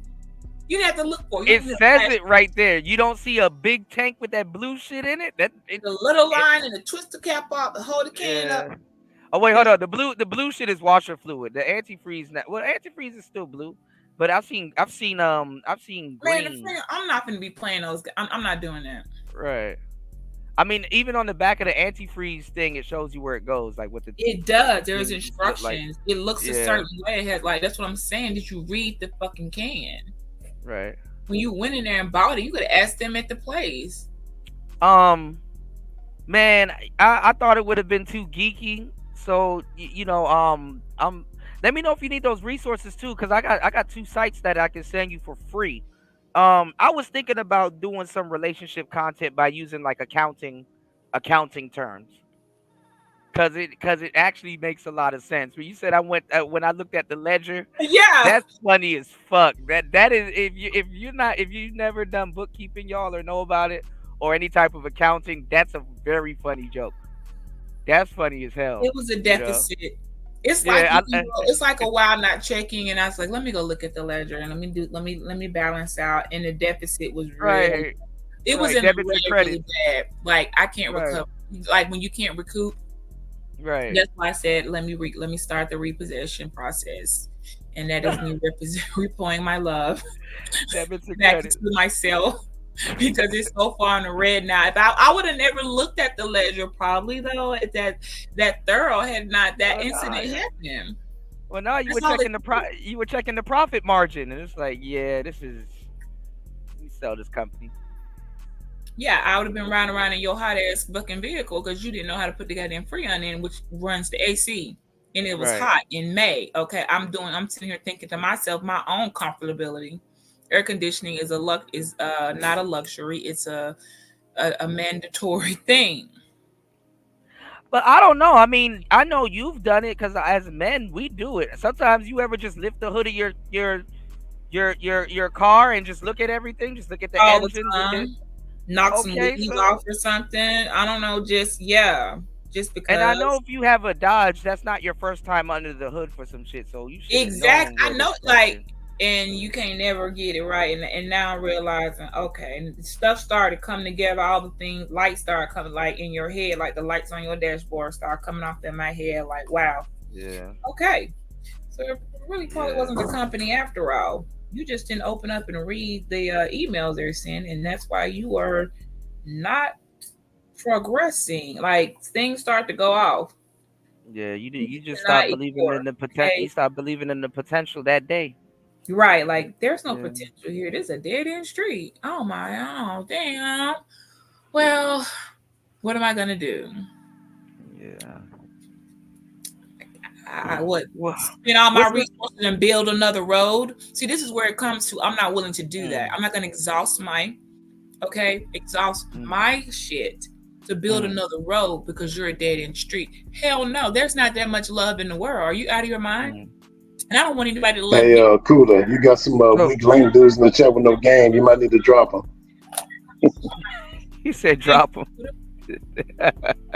They're not on the panel, man. But no, so before we get up out of here, I know I don't want to waste your time, but like, what would you call this chapter of your life? I'm on some new shit.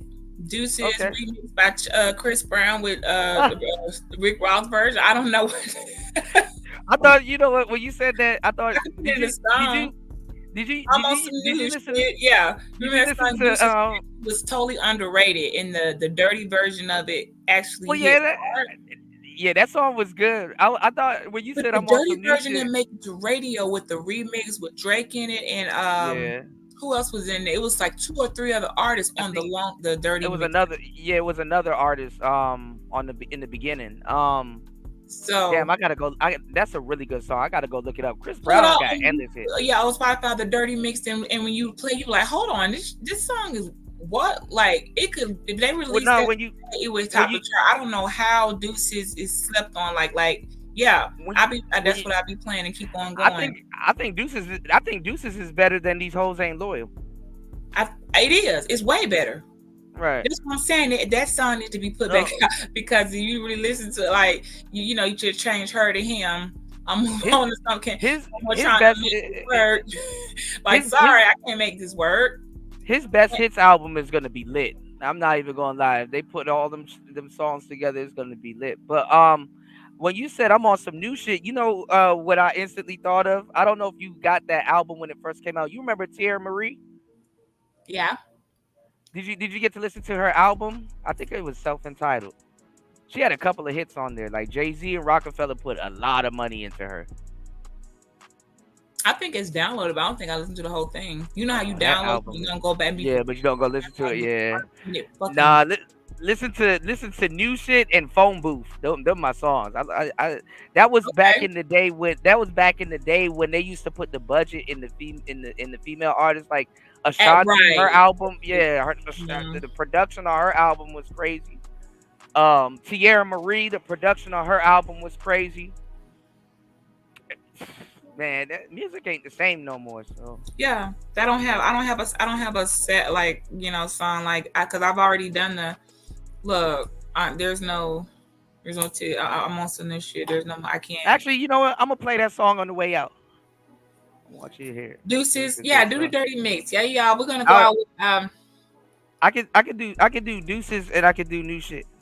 Okay, do Deuces dirty mix and then we'll do dirty mix. We'll do both of them. Yeah, do the dirty mix. That one here, it got a couple more features on it than the radio version. So you got to put Deuces and then put dirty mix, and it'll pull it. You see Drake name on it. You'll see the names on there that aren't on the radio version. It hit it. Oh yeah, it was T.I. that was on it. I knew it was somebody else. So Chris Brown, Drake, T.I. and Kanye. And Andre 3000's in that one too. Oh yeah, I see. All of them in it. It's like, dang, that one didn't make the radio. Well, it was most remixes sometimes don't, but that one is actually. So you got the regular one plus that. All right. Well, it was radio, not social media. So yeah, yeah. You're right. If he dropped it now, it'll probably be, Yeah. All right. Let's throw it on. Hold on. Let me kill this music in the background. I always appreciate when you come through. You always, man. People be sleeping. You be lacing people with the game. They just be sleeping, man. They just be sleeping. You know what it is? It's because people listen to multiple people. So it's like if you give out all this good information and then they go right back around and just go listen to a whole bunch of misinformation, it's like they just didn't listen to anything at all, So you said, listen, I'm Your Baby tonight by Whitney Houston's with headphones. The production value is insane. All right, I will go look that up. Chris Breezy is a beast. He is a beast. Hold on. I actually listen to words, Kuda. Everyone, every fucking. Verse. I actually knew all of their verses. Yeah, right. I knew all of their verses, right? I knew rapping with that shit too in my head. I was doing the whole thing in my head. Me and my friend, we used to make fun of Andre. Yeah, Kuda, that was one of your best beats ever, bro. No, that's the best. No, that's not my beats, man. I wish, but nah, I was listening to Andre's vocals in the background. Though? That's what's crazy though. This is like a 2011 song, and this is 2020 fucking 4. That's what I'm saying. Some of their best shit is their old shit. The best stuff is the old stuff. Like even the new video games are trash. Like we literally did a show not too long ago about how the older video games are better. Because everything doesn't need to look realistic. The whole reason why certain things was a video game is because it wasn't realistic. You know. Yeah. Hey, Chris Brown, if you hear us, you need to come drop that. You need to come back with that beat. Like they was just repurpose this shit. Exactly. But half the people on them tracks was beefing. Drake don't mess with Ross. Exactly. Yeah, like Drake and Chris Brown. I forgot Drake did this song. That's why I said, damn, Drake was beefing with everybody. I think this is before Rihanna. You know. Yeah. I'm not even gonna lie, Beach. Right. I'm not even gonna lie, Beach. I think Chris Brown and Rihanna situation made them both better artists. I know it sounds crazy, but it did. Probably did. You want to know why? It gave Chris Brown the bad boy image, which is hard to shake, mind you, when you are a young artist and you grew up in the game. It's called. They even got a term for it: the Nickelodeon curse or the Disney curse. Yeah, right. Bow Wow never shook it. Like Bow Wow never shook it. You know, or that other guy, the Orlando Anderson dude, the dude from That's So Raven. Those guys never shook it, but Chris Brown actually shook it. Justin Bieber shook it. You know, Justin Bieber shook it. So. You know, it's called the Disney curse. So it kind of hardened up his image. I know it sounds fucked up, but you know, and then it made Rihanna the relatable, rude gal, sexy thing, right? Yeah, it's like damn. Some people, it's fucked up, but it matured them. Yeah, I guess you know. And look at both of them got longevity. I'm not gonna say Chris Brown is the richest guy in the world, but like he's the closest thing to Michael Jackson. He's still going though. Yeah, still going. And his performing, nobody leaves a Chris Brown concert dissatisfied. I saw one of his shit. He's standing there floating in the fucking air. I'm like, he be dancing. He's like, damn, what the fuck? Like he be making he did a bunch of different genres too. Yeah, so you can't take away dude's talent. He appeals to all the races. Like once you can appeal to I'm glad he got it a little bit better and got himself a little healthier and stuff because you was fading away for a minute. Like, hey man, like it cut back a little bit. Whatever's going on, that's the LA lifestyle. He's really talented, but you can tell when they like, okay, let me chill out. Every one of them. I think he said to himself, as long as I can still backflip, I got it. Yeah, he probably fucked up one day and couldn't hit no backflips. Man, I gotta get out. I gotta get back in the gym. Like, man, this fucking up. I can't do my. I think it said, as long as I can still backflip and keep my hat on, I still got it. No, you know what was my joint? The beautiful people. Oh, when he hit that note, I said, "Oh shit!" Oh man, yeah, he was scaring me for a little bit, but I know, me too. Yeah, a lot of us like, "Come on, Chris." Well, I'm not even gonna lie because we did have a drug talk earlier, but I'll give you the game. Was not explained is that there's a lot of functional crackheads. Correct. There's a lot of functional crackheads, and they outlive everybody. You know? Boy, they was thriving during COVID. Them motherfuckers weren't getting no COVID. The trap house was jumped. It was like, wow. It showed the world some resilient ass people. Yeah. I'm talking about they was okay. They were unfazed. I don't even think the crackheads knew COVID was going on. I don't know a single one that had COVID. None of them caught COVID. We was like, wait a minute. Anybody notice? They doing fine over that immune system. I don't know a crackhead that got a shot. A crackhead never talked to me about getting those shots. They don't even be catching colds and shit, man. Right. Be out here. They were high the whole time, so they didn't even think COVID existed. So right. Shit. Right. This shit changed with him. Shit. It's not funny, but no, y'all, this real shit. You can keep it a buck at Play It Talk Radio. We're not gonna over here. We're gonna make some jokes. Yeah, we're gonna make some jokes, you know. Yeah. But yeah, that shit, you're right though. I saw some thrive and I seen some people that was like, wow. Well, I was struggling. I had no tenant because you didn't have to pay rent, so I had to go. Like, with no income for on some Hey, rental. excuse me, Kuda. I just put a joke in the chat. Those who have no real game, no real manhood, and are functional crackers in this chat need to have the riches taken away. Yeah. Well, I mean, I told you, man. I mean, super I mean, Kuda. I've been giving these young goofy dudes advice after advice, real game after real game, solution after solution, and it's like, okay, who has money? Who has women offline? Oh, I do, but you don't. So no matter how much they make fun of me, whatever.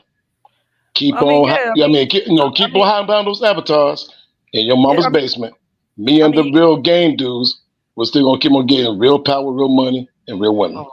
I mean, get it in, Ed. I mean, you know, and you be pulling girls at the gym, so don't worry about it, all right? Man, I be pulling girls everywhere, and guess what? I don't have to go overseas to get with a Colombian woman. They're here in Dallas, Texas, everywhere. Absolutely, man. Goofy, man. Yeah, man. Goofy among goofy. Oh, and Shaka Nulu, you want to know what the joke is? You are. Need to stop hiding in your mama's basement in Dallas. No, need to stop hiding in your mama's basements in Las Vegas. Man, come on. Oh shit, y'all chill. Don't pull up on each other now. Now, this Beach, we gotta have an industry talk because a lot of people don't know that you were in the industry. You got a lot of fucking knowledge on like the era of music that mattered. You know that, right? So this girl, this is the biggest bag fumble ever. Because Jay-Z never put a Rockefeller chain on none of his artists. And she was the only one that he put a chain on, and she threw up the rock sign, and this is one of the biggest hip-hop fumbles ever. What do you think? I think Beach stepped away for a little bit. Wait a minute, Kuda. This lady was like a force of the industry, man? Like a manager? Man, Tierra Marie was pretty... I don't know if she could dance a little bit, but she had the look and the voice. It's just that she wasn't a Foxy Brown. She wasn't a Vita. She wasn't a Mill. You know, cause like Rockefeller was really supposed to be on some mafioso type shit, and then like it turned into some like, you know, kind of I guess when the clothing line came out, it kind of turned a little bit like baby girlish, if that's the thing. But then again, I'm not even gonna lie, you had the baby girlish type artists mixing in with the mafioso type chicks, because you had well, I don't know, because you had Ashanti. She wasn't like you had a mixture of both, like Violator or you could say Murder Inc. had Ashanti and they had Charlie Baltimore. So you had your baby girl and then you had your mafioso type chick signed to the same label, if that makes sense. So I don't know. Hip hop was weird at that time. It's like dudes wanted two girls. It's like I need the baby girl and then I need the mafioso chick, which is crazy, you know. So I don't know, but I'm gonna throw this on. All right. You back, Beach? Yeah, I'm here. Yeah, I was saying like this was one of the biggest bag fumbles ever, because I think Tierra Marie would have been competing with Ashanti. Well, she was for a little bit, but yeah, her style too. Cause see that kind of like b-boy hip hop, kind of like with that whole vibe, like it's some styles that like they just I don't know who fumbled it. You just never know, or if because I'm looking at her profile, I'm like, man, hold on a second. That's why I was like, wait a second, I downloaded it, but what something happened there. I don't know. You didn't finish listening to it. What about A. Marie? I'm an A. Marie junkie. Yeah, my daughter likes her too. Oh my goodness. Oh, see, good taste, good fucking taste. Yeah, A. Marie's first albums were good. I don't know, in R&B, like their first two albums are pure, and then after that, the industry kind of steps in. Yeah, but it's certain styles that just really can be made to look so sexy, and you don't have to have your ass cheeks like it's certain styles that's just like they're really fly, and it's like you're showing it's enough to be sexy, but it's also not enough. It's not giving what you see what I'm saying. You ain't all up in my. You're not in any crevices, right? You don't get the crevices, but you can see. You know, like it's a way to do it, and so some people understood that, and then some just said, "Fuck it, I'm just gonna just spread wide eat." Like, man, what happened to the seduction, the art of seduction, without actually giving it all has been lost, and it need to come back because that's honestly. TLC had it. I love Crazy Sexy Cool. That was oh my god. I know that album like the art of seduction. It's an art, which even with some dancers like not strippers but exotic dancers, they sell a fantasy. They're performing a fantasy. They go home and freaking. Well, I mean, some girls got a certain look. Like I guess like Ashanti wasn't sexy. She was like cute and pretty. You know what I'm saying? But when she got older, then now people look at Ashanti and be like, okay, she's sexy. Who else? Who's a good example? Because there's a difference between cute, attractive, sexy. You know what I'm saying? Like there's a difference like in looks. Yeah. So so Tierra Marie, she was kind of more of the cute, baby fat kind of, rock-aware. You know, she wasn't, like I said, like at the time, remember Rockefeller, they had a couple of girls, but they didn't get the treatment that she got. And DJ said, you can't fumble the bag if people don't rock with you. She fumbled the bag, and I think people was rocking with her, but I don't know. I don't know if it was her team. I don't know if Jay stopped putting money behind her. And then recently I saw she had some stuff going on with 50. I'm like, how did that happen? I thought she was signed to Rockefeller, so I don't know what happened with her and 50. And then some people fumble. It depends on how bad. Because I'm gonna be honest. There's nothing worse than hey man, if you can't be trusted with a little, you can't be trusted with a lot. And if you already coming in like, whoa, that was supposed. Some people may realize, hey, this is just already seeing they can foresee some things they don't want to deal with. Like there's gonna be too many advances. You went like there is no reason because there is a responsibility to your people. Your managers will say, hey, look, if you stay right up in here, we're gonna handle this. You should be okay. We'll let you know when you're getting to and you just won't listen. You just straight and they can't nobody tell you something. You don't know what's going on behind the scenes. And they're like, man, what are you blew all of that and you coming to ask for more? Man, this shit got you for 4 months you could have lived off it. Like, what did you do? Your housing is taken care of.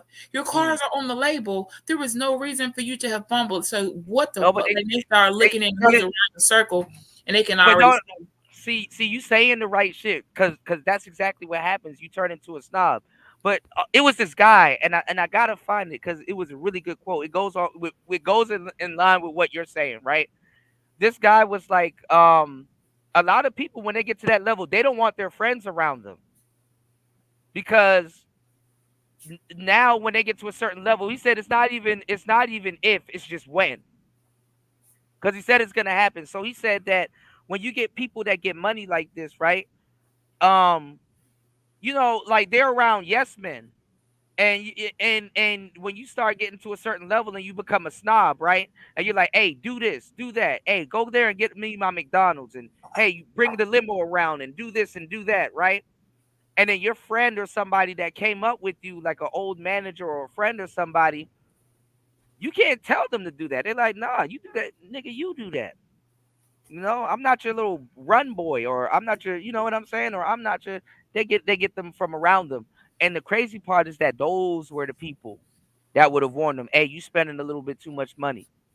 Hey, you need to not do that. Hey, you need to go over here. Hey, you really need to do this. You can't run from where you come from. So yeah, you forget where you come from. The same people you can't switch up. You cannot come up with people and then when you get what you think you need and start not that's a bar. You can't run from where you come from. Because they would have told you, hey babe, let's go to sleep now. And you're like, okay. Or they would have gave your ass an Advil PM to make you knock yourself out and go to sleep because they knew you were gonna they'll do the things that other people around you would just let you keep going and crash and burn. Like, honey, I got you, boo. I already gave you some Advil PM. You gonna like, I need to sleep. I just can't. I know I got you. That's your keeper. So yeah, you lost your keeper because you gotta sleep. And Now, somebody's watching your stuff who's like making sure they ain't stealing. Because trust me, all them people around, it's supposed to be a room with a lock on it with shit in it that, oh, they ain't nothing in here. Nobody even going in there. Okay. You don't got to wake up from, what the hell happened? Where's my, all your, you missing bag. You missing all type of stuff. You don't got to wake up from that because they're there with you. And hey, when you go to sleep, everybody leave. The party over. She's like, you know, you need them. So yeah. So if you switch to, you know, you gotta, sometimes people be they, you know, well, I mean, everybody wants to be right. So the yes man thing, I can get that, but like, yeah, I don't know. You know, you're right. You can't run from where you come from. You can't. Yeah. DJ said women didn't like her like that. Now I know a woman that got turned on. They liked Christina Milian for a good second, and then when she started up playing, I think she's from Cuba. I think they said last time. When she upplayed that, they got her ass up out of there, which is crazy. You know who I actually really liked, and Lil Wayne got with her for one time, for a little bit. What's her name? Nivea. I like Nivea. What the hell happened with her though? That didn't. The last time I seen her, it was a meme, and the meme was funny as hell because she looked cracked out. Yeah, but they were using the meme for like Thanksgiving jokes. It was like how I'm looking at the turkey on Thanksgiving, and then they showed like the internet is hell, man. But yeah, she got a baby with Lil Wayne, and that's kind of the same thing. Christina Milian got a baby with Lil Wayne. So I really don't know, you know. Yeah, who I wonder what happened to was the other girl that was on Young Money, the Chanel girl. I don't even see nothing about. I have no clue. She had more kind of like, you know how like you do the like, you know how like you know how to pull off the punk look, right? Like the punk style, like the old school, not even old school, like it's actually new school. It's just people not hip to it. You know how you pull off the punk thing, right? Yeah. She kind of was doing that, but you couldn't tell if she was a skater or not. And then I'm so glad women didn't catch on to this fucking phase. You know what I hate? That nose ring that lead to the earring. I hate that. Yeah, I don't know why. I feel like if something swipe across her face, it something gonna get fucked up, either the nose or the ear. I hate that shit. She's looking ass on somewhere. Like there's a limit to the fucking piercings, people. Yeah, there was a girl, Brittany Taylor. She was really good, but she fucked up and was under Trina. Brittany was like, boy, I can't even find. They swiped her music. It's like whoever was. A lot of music from Dennis Swipe. A lot of that shit will be on an old MPC or something like that. I can't even. They took the music off of this everywhere. Like whoever owned the right to it, whatever. I guess when they scrapped something. They wiped it. I can't even find her old stuff that I had down. They swiped the music. I went to YouTube. I went to Audio Mac. I went to every type of where is her stuff, because she has some songs that kept kind of like I could relate to, and I cannot find, like there's like 2 on YouTube, and they're not even the best ones. And I'm like, wow, they really do have the power to erase you. Yeah, I said I mean, damn, Brittany, like fuck. And she has so much damn potential. But after that Remy Ma punch and Love and Hip Hop, it went down, and something with I don't know, but it was like, the word it right before you was about to, you could rap, and she had this style, and nobody else.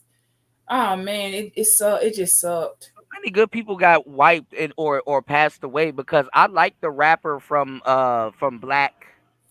I actually like Black. I actually like the whole group Black. That was a good group. Damn. You know. 3LW got fucked up. And they had like, I listened. I'm like, that Jack rap, it was like, what the, oh shit, who that on that girl listen? Like, I'm just listening to her rap, and I'm like, who is this? She just came like a fish out of water, and her words and her lyrics. And I'm like, you know what happened? See, I know. I said you started outshining. Trina's discovered you, and you started outshining. I really, in my heart of hearts, I believe who she thought was for her was not, and was in, because you were surpassing her in style. Was she on Slip and Slide?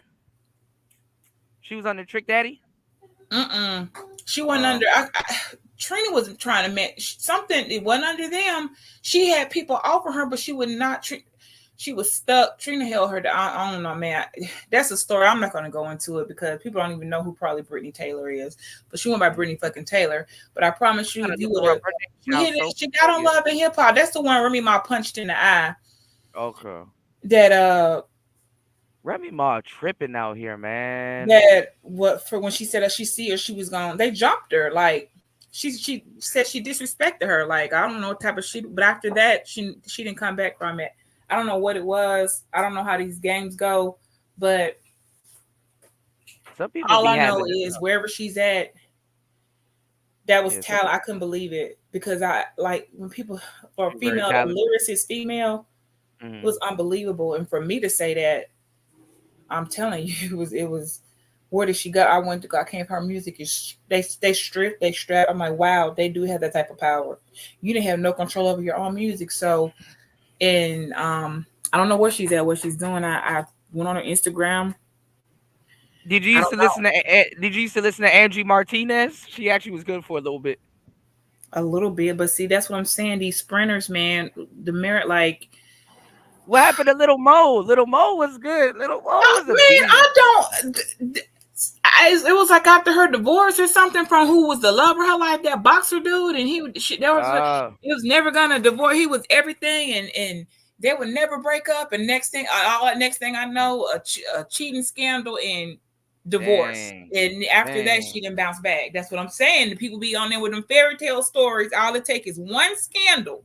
Yeah, got caught with somebody on Twitter, dropped something. Next thing I know, she divorced. She crying again. She on a Breakfast Club, half falling apart. And I'm not gonna lie, I need some of these R&B artists to get their heart broken and make a good ass album. Because Mary J be making good albums. I don't know. Man, I can't trust her, Mary J, because she's been crying for her whole goddamn career, and I don't know. At some point, you ain't got no happy. You've been crying for two. I can't take you always crying as artist. Everybody doing you wrong, it might be you.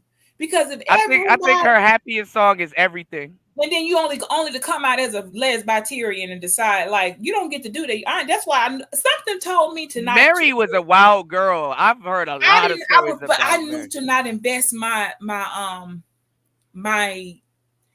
soul in her music because something was wrong with something with her was not going to resonate with me. She got some good music, but yeah, you're right. A lot of her, now that you said it, I've never heard a happy song from Mary. Now, and then she came out the closet, and I'm like, so you've been crying all these years about how dudes been doing you wrong, and you ain't even wanting you a dyke on the slope. Like, how am I supposed to take you? That's why I didn't take her serious. She was hanging around with Missy. She was hanging around with Missy and them. So something about me backwards. I can't take you serious. I couldn't. It was something other than that Method Man song.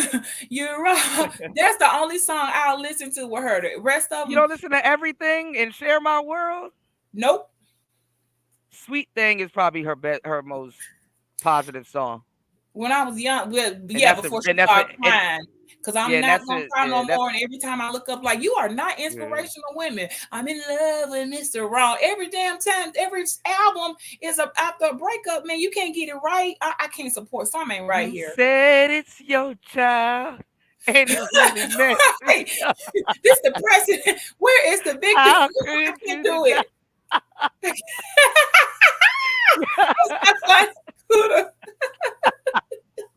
I ain't gonna lie. I was slow jamming to that shit though. I'm not doing it. I can't. When they cry all the time, like they're not celebrating any love. It's just cry after cry after cry. I ain't gonna lie. I started snapping my fingers. I was like, I ain't gonna lie. How can you deny your own dogging you out for 25 years, 2 failed marriages, a domestic abusive cocaine relationship with Jodeci didn't just come out and say, well, but by the way, I'm also I ain't gonna lie. We just said crackheads live long, so she was strung out a little bit. But she's out the closet now and living a full thread. She about to get a wife and everything. Like, I can't. How am I supposed to take this serious? You think so? Last time I heard it, she was paying child support and alimony or some shit. She's paying the guy that used her.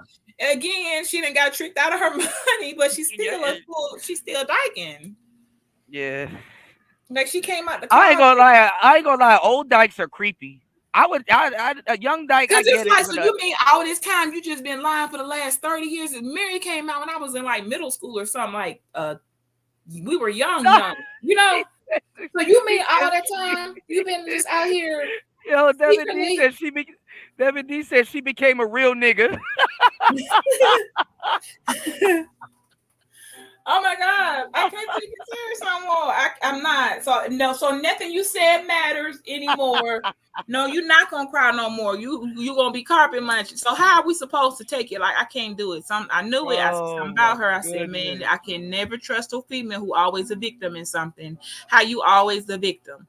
Right now, how you paying palimony? How did you get yourself in that type of situation where you? I don't know. Fucking palimony.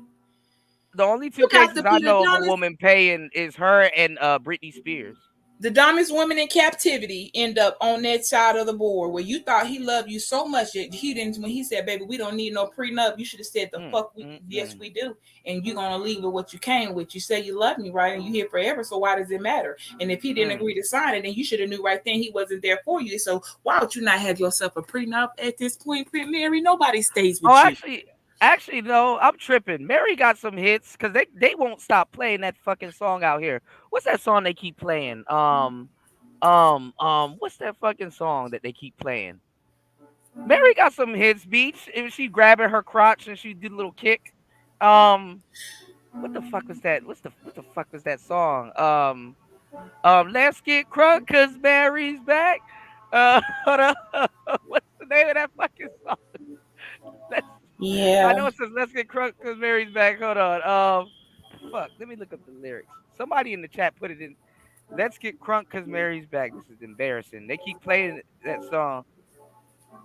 Hold on, out here. They love the hell out of that song. Hold on. Cantankerous is still on my screen. Hold on. Let's get. Nah, man. I knew to trust my gut, and my gut. It was so many women that was all the baby mamas and the broken hearts and was just always playing Mary and always crying over a dude. And I'm just like, what is y'all crying for? What the fuck? I ain't gonna lie though, heartbreak do hit different when you listening to Mary though. I mean every single word when I'm listening to Mary if I'm going through some shit. See? Well, I don't listen to her. I literally go out my way if she comes on singing. I actually don't.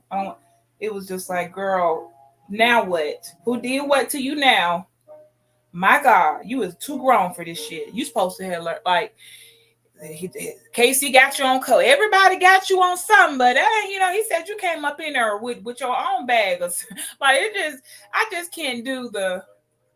I mean, I get it. I mean, she did have a lot of sad songs, but I ain't gonna lie, But for you to have all the sad songs and had a love, but you just can't come out now after you.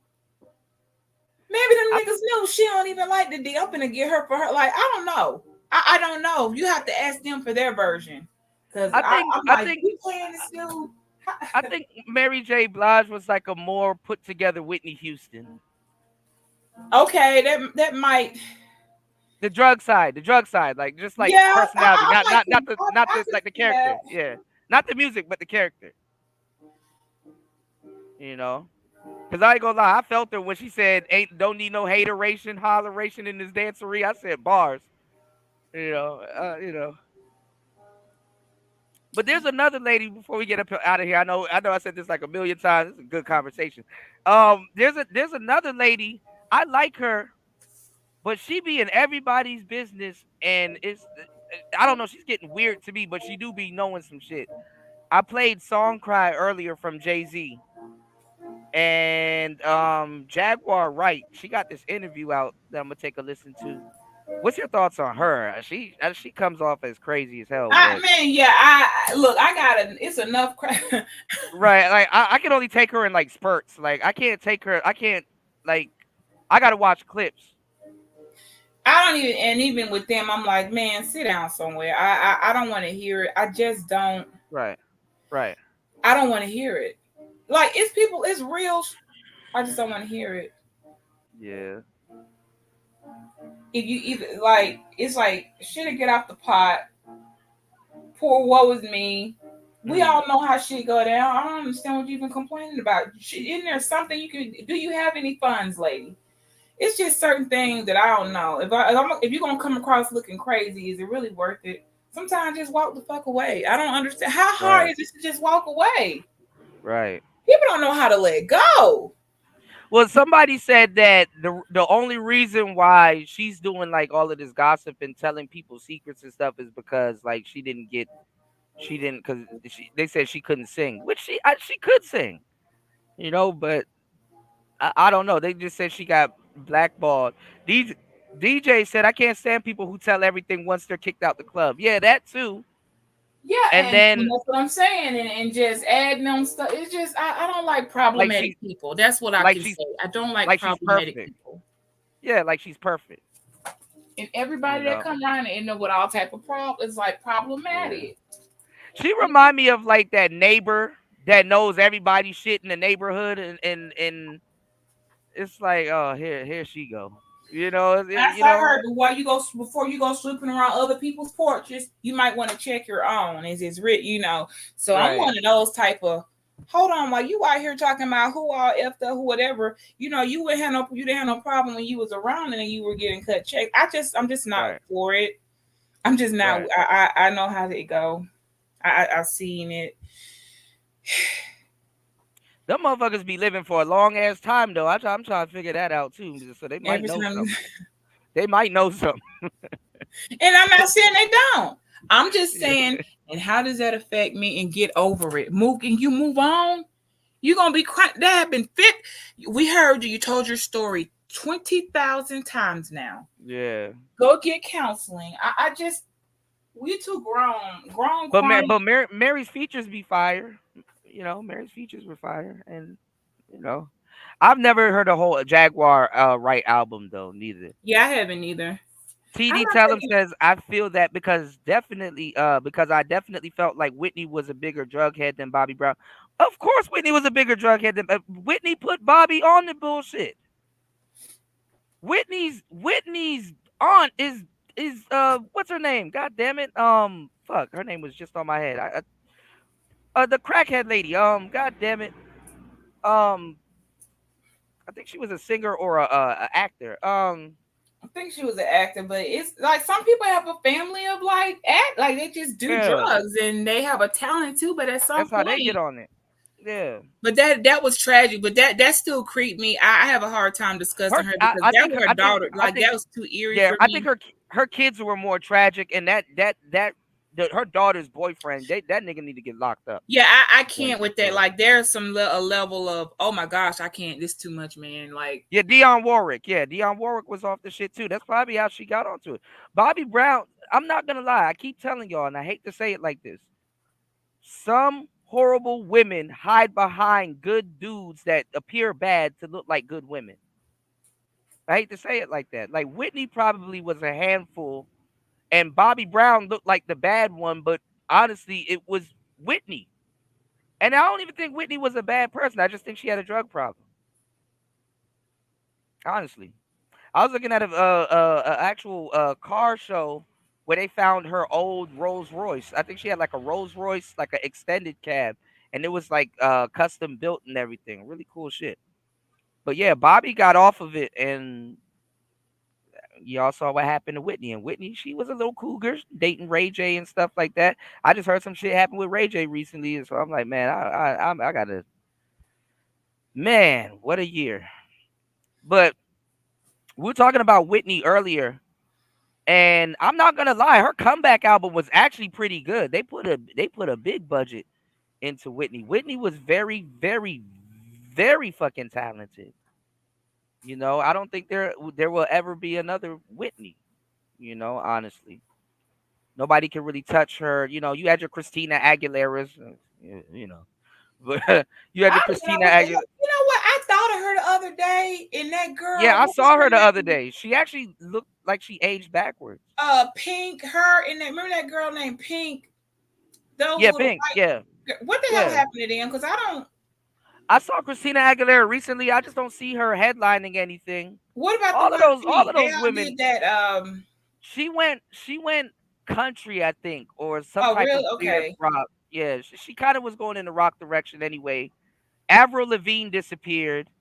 I don't know what the hell Maya's doing, so they can't do a Lady Marmalade thing again. And I don't know what little Kim is doing too.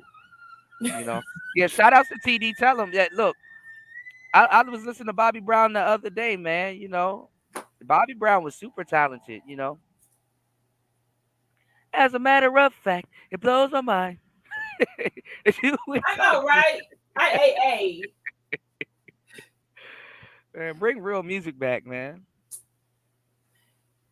I don't know what's gonna happen. Just have to go back. They show Bobby Brown doing a TikTok. I was like, okay, man. You know, that man enjoying his life, you know. And I know you're getting bored. I know he done remarried and everything, and yeah. You know, I'm sad he had to lose his daughter because boy, she wasn't spending anything to them. That was just a tragic story. Like, man, what the? And it looked like she took after him more though. It's the crazy part. Yeah. She looked completely Gap and everything. You know. I don't know. For some reason, she reminded me of one of Obama's daughters. I don't know why. But you know, she probably went through a lot of shit low key dealing with them because they were at like the height of their career when she was. I know, but she loved her mama. Them two was that was. Yeah. That girl, I can't. It's just some things where I'm like, man. Well, I mean, people are talking about the music is horrible. I mean, if you know where to look and you're somewhat of a music connoisseur, you know where to look. I mean, I think The Weeknd is phenomenal. But his old shit is, y'all got to go listen to that Trilogy album. That album right there, you know. I'm a motherfucking star boy. Yeah, well, y'all look, dang. I'm gonna play that, but we got to be out the door in 20 minutes. So I'm gonna get her a little change. That's what I was doing, multitasking and getting ready at the same time. Right. To get the little one to go, and she was back there. I'm surprised you didn't hear her on the piano while she. Yeah, no, I heard it. Yeah. Okay, I was like, it was loud. I was trying to close the door, but I was like, well, yeah. You can't really drown out a piano, so. Yeah, nah, she's good. I'm like, it's a job. Let's go put your hours in, girl. Come get the check, and then we come on. You like Alicia Keys? Love her, and for all types of reasons and stuff. Her first two albums were good, but I'm telling y'all, after that second album, it's not. Well, when I say love, I mean like understood. When I show her, when I show her Alicia playing the first time before my daughter didn't have to use sheet music, I was like, let me show you how. Yeah, it is going to be for you one day. And she was like, wow. And then she could see resemblance. Sometimes when you see people that kind of look like, you know what I mean? That's good for her, for a healthy body image. That's very look true. Like you. Yeah, that's very true. Yeah. Because you know what I'm saying? And do what you, it's like, okay. And then the album songs in A minor. It's like, it's telling you what key the song is in. So she just walked and like, okay, I had to show. I'm going to show you a pianist and show you somebody like what you can, the possibilities. No, you cannot, you don't have to sing, but just to show, you know. I ain't gonna lie, Alicia Keys makes me want to sing. I ain't gonna lie. I listen to that first two albums. You know what song really fucked me up? The Life. The Life is my favorite Alicia Keys song. And Trouble. I know they say she's eccentric and people still trying to like judge her for saying she stole somebody. Like, no, you can't steal something. We don't even the wife is like, no, we were over, we were done. That was there's no problem. Well, they were saying it was scandalous because she knew the wife and they were friends. But we don't understand how some people like, look, me and him, we really not together. Like, I see y'all together. You're not there to see people. Like, I just don't. Yeah. I don't know if they. I feel bad too because I feel bad too sometimes because I cover those stories, and the fucked up part is that, like, when we cover and talk about certain topics, we're actually closer to the celebrities than we are to normal people. It's not many people that I would have said, nah, man, something's there. I could I'm not a fairy tale person, but that was one of the few times I'm like, oh my gosh, you know, you're going to be judged. They are going to try to stone you, Mary Magdalene and Alicia, but apparently it was worth the risk. He too, and y'all sat down with people at the table and said, this is going to be bad. We will take all the blows, but this is happening and everyone was going to be fine and there will be peace. But they was not. They were standing on whatever that was they had. So I have to respect when people are like, we're not gonna do anything in the shadows. I'm gonna tag you in it. I gotta send you this Jaguar Wright interview because she just said something about that. She said before, because she went in on Alicia Keys. She was like, before Alicia was with got with Swiss, she was flying out to like some other like little country or little island or whatever and was messing around with women. A lot of people knew Alicia Keys was. Oh, well, you know, Alicia, that's she actually before falling song, she was rapping. Had her for a little while there. She experienced that's not telling us nothing we didn't know. In some of her already know, right.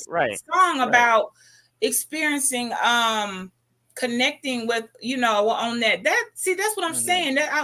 And you should go to a college campus and but see, you had to be around to know that. That's not no big deal or no big feat. But now you got this new generation of people. So you got a new generation of people yelling, "Ooh, scandalous!" You know. So yeah, and I'm like, you must ain't been on a college campus before. You want to see some shit go down. Right. Go to I'm just not, and it's nothing that I haven't heard or seen or been in the damn room and witnessed my damn self. I'm not impressed by some of the stories. I'd be like, come on, man, you got to give harder than this.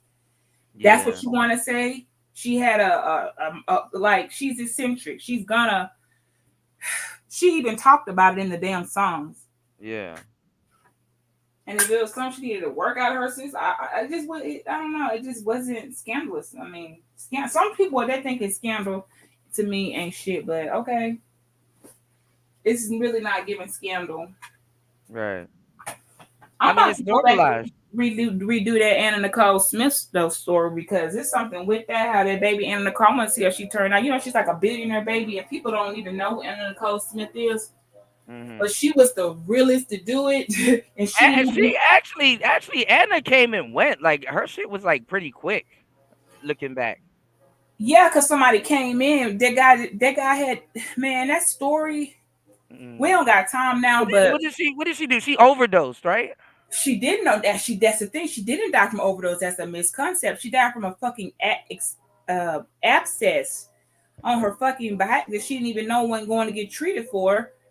From taking B12 shots, like that was a thing back then for weight loss and stuff. And, yeah, I remember the B12. Yeah. And her shit you're supposed to use a different area or a flower where you're fat at, use your tummy.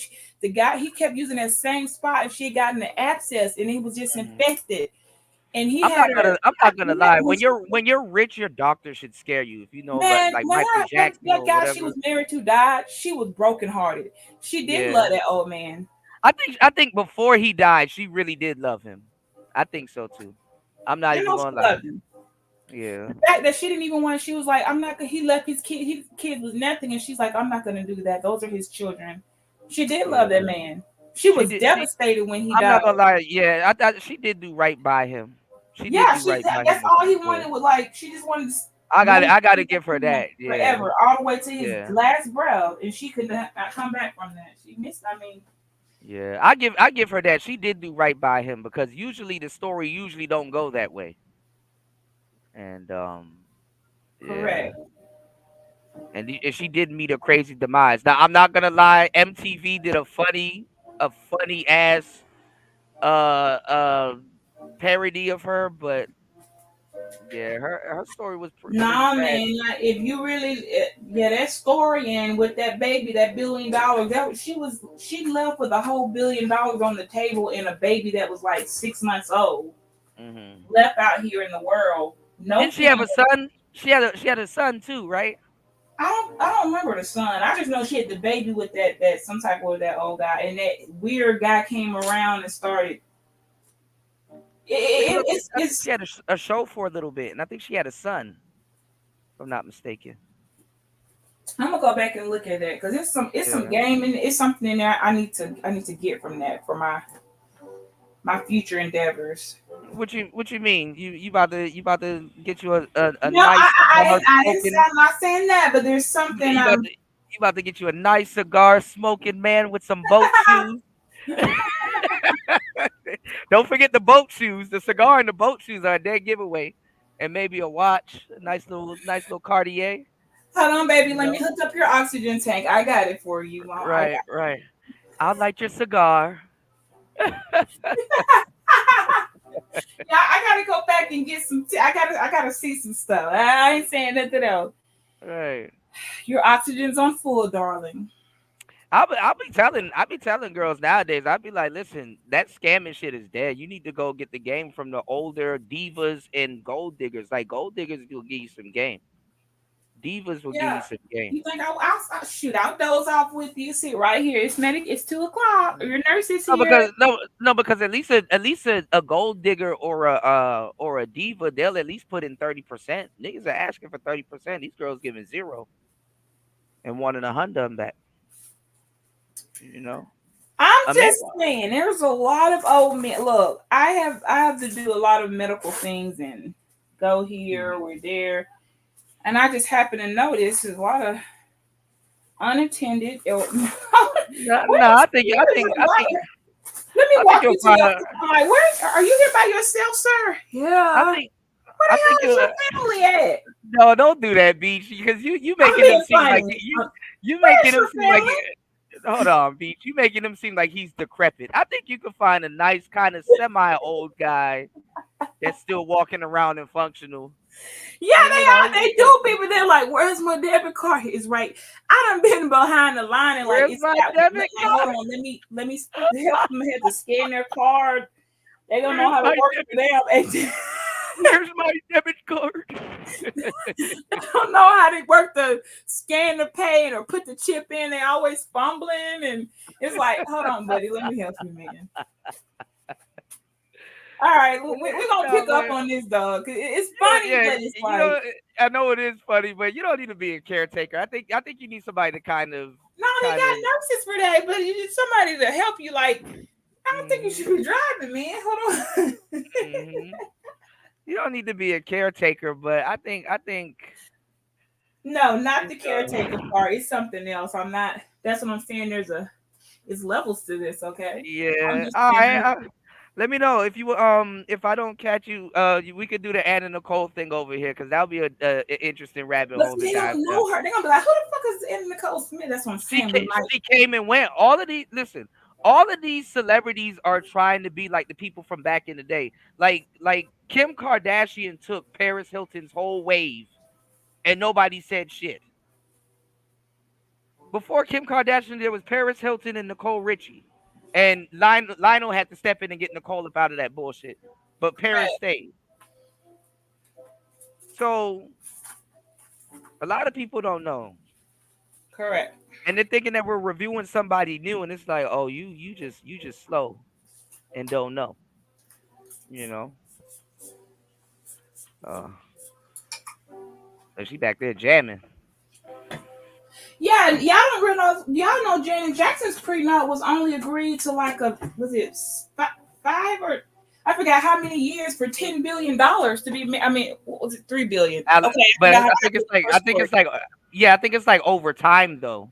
But no. All she had to do was, but still, that's a great arrangement. She only had to stay married to the dude under 10 years. For $10 billion.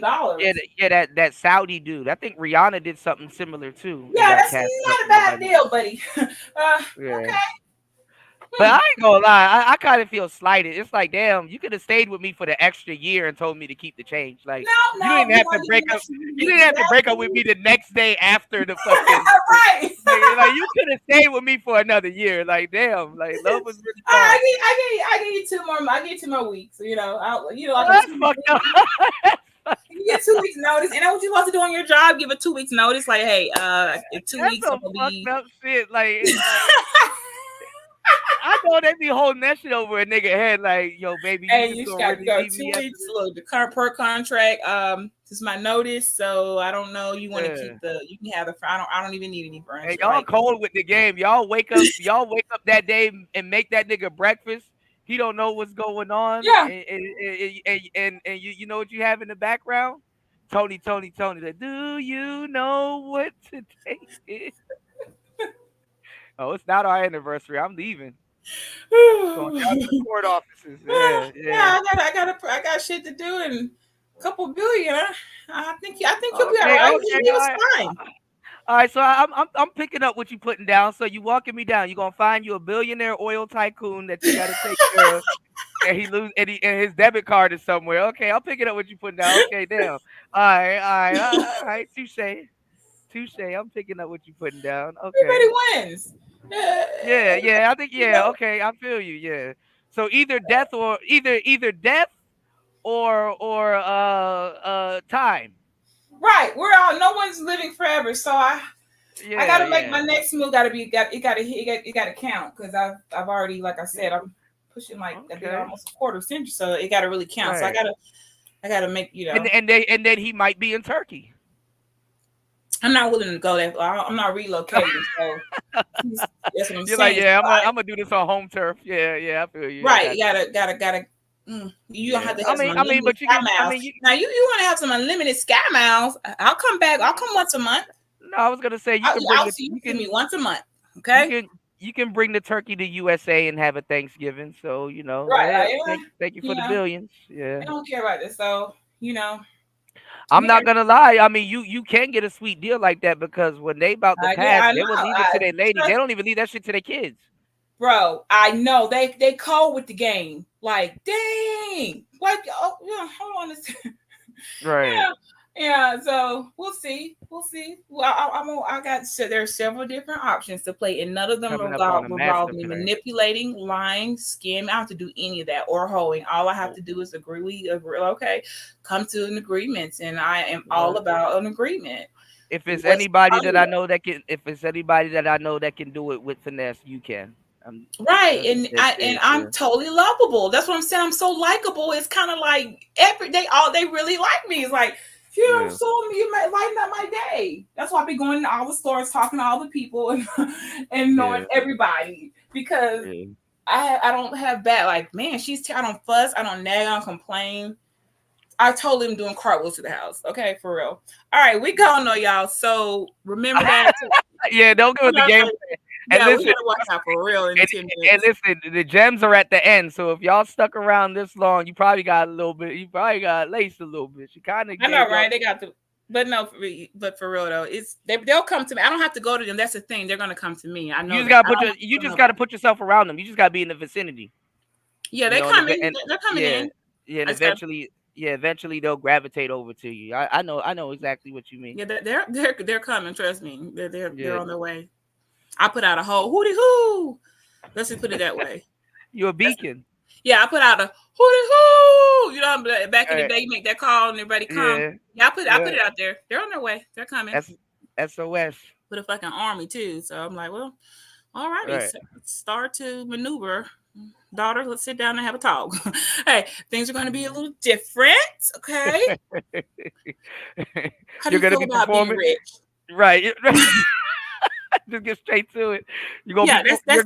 Those ain't too long. Right. How do you feel like being rich? How do you feel about being stinking rich? Right. Mommy, I have some things I want to know. Are you okay? You gonna be okay? Good. That's all that matters. So I'm good now. That's all too. The boys are they hey. So that big piano with that ribbon on top of it. Right. All of that shit go. Baby grand and everything. You'll be fine. Yeah.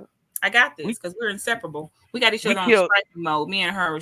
Where she's at, I am with her. So that's no one can take us apart. So we're a pair. We killed three African elephants for this piano. On everything, right? Like, damn, you got me out here. Ain't it illegal for this? And you know what? I'm just gonna look the other way, buddy. I don't care about none of that. How you get your money? That's not my business, not my concern. I will happily go to the other room. I do not need to be here calling. I don't want to know about nothing. Like, I understand. See, that's the thing. I'll go to you know what? I'm just gonna leave the whole house while y'all discuss business. Where you want me to go to? That's the whole point. I don't care. I'm not interested in that. Okay. Right. I'll be back in. Tell me when to come in with champagne. Right. All right, y'all. Let me go. Kuda, give me. I'm gonna holler at you, y'all. Y'all leave a comment. Right. Be safe. Check this song out, okay? I'm gonna be listening to it while I got these last 10 minutes. Okay. All right, take care. All right, Thank you it was so great, much. man. I Yes. appreciate you. Let me know when you're gonna do the Anna Nicole thing. Yeah, I will. Okay. Okay. Shout outs to Beach in the building. If you guys are not subscribed to Beach, you ain't got no reach in these spaces, man. Like I said, Beach be dropping game. Real sister. So when people be like, man, they don't exist. Yeah, okay.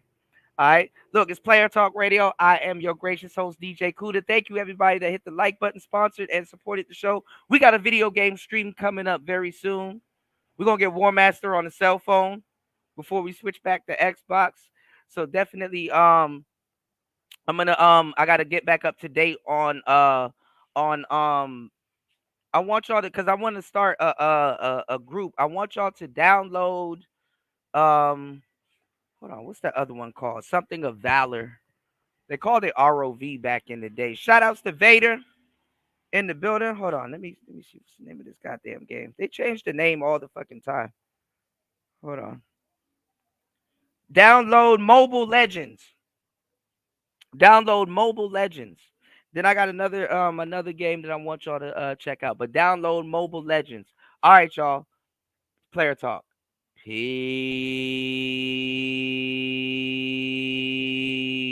What's going on? We at the end part of the show. What's going on? Chaos coming at the end. What's going on, man? Jump in. What's up? Yeah. Are you playing Tia Murray's album back in 20 years ago? Bro, they don't know nothing about this shit. They don't know nothing about this shit. That was her only album.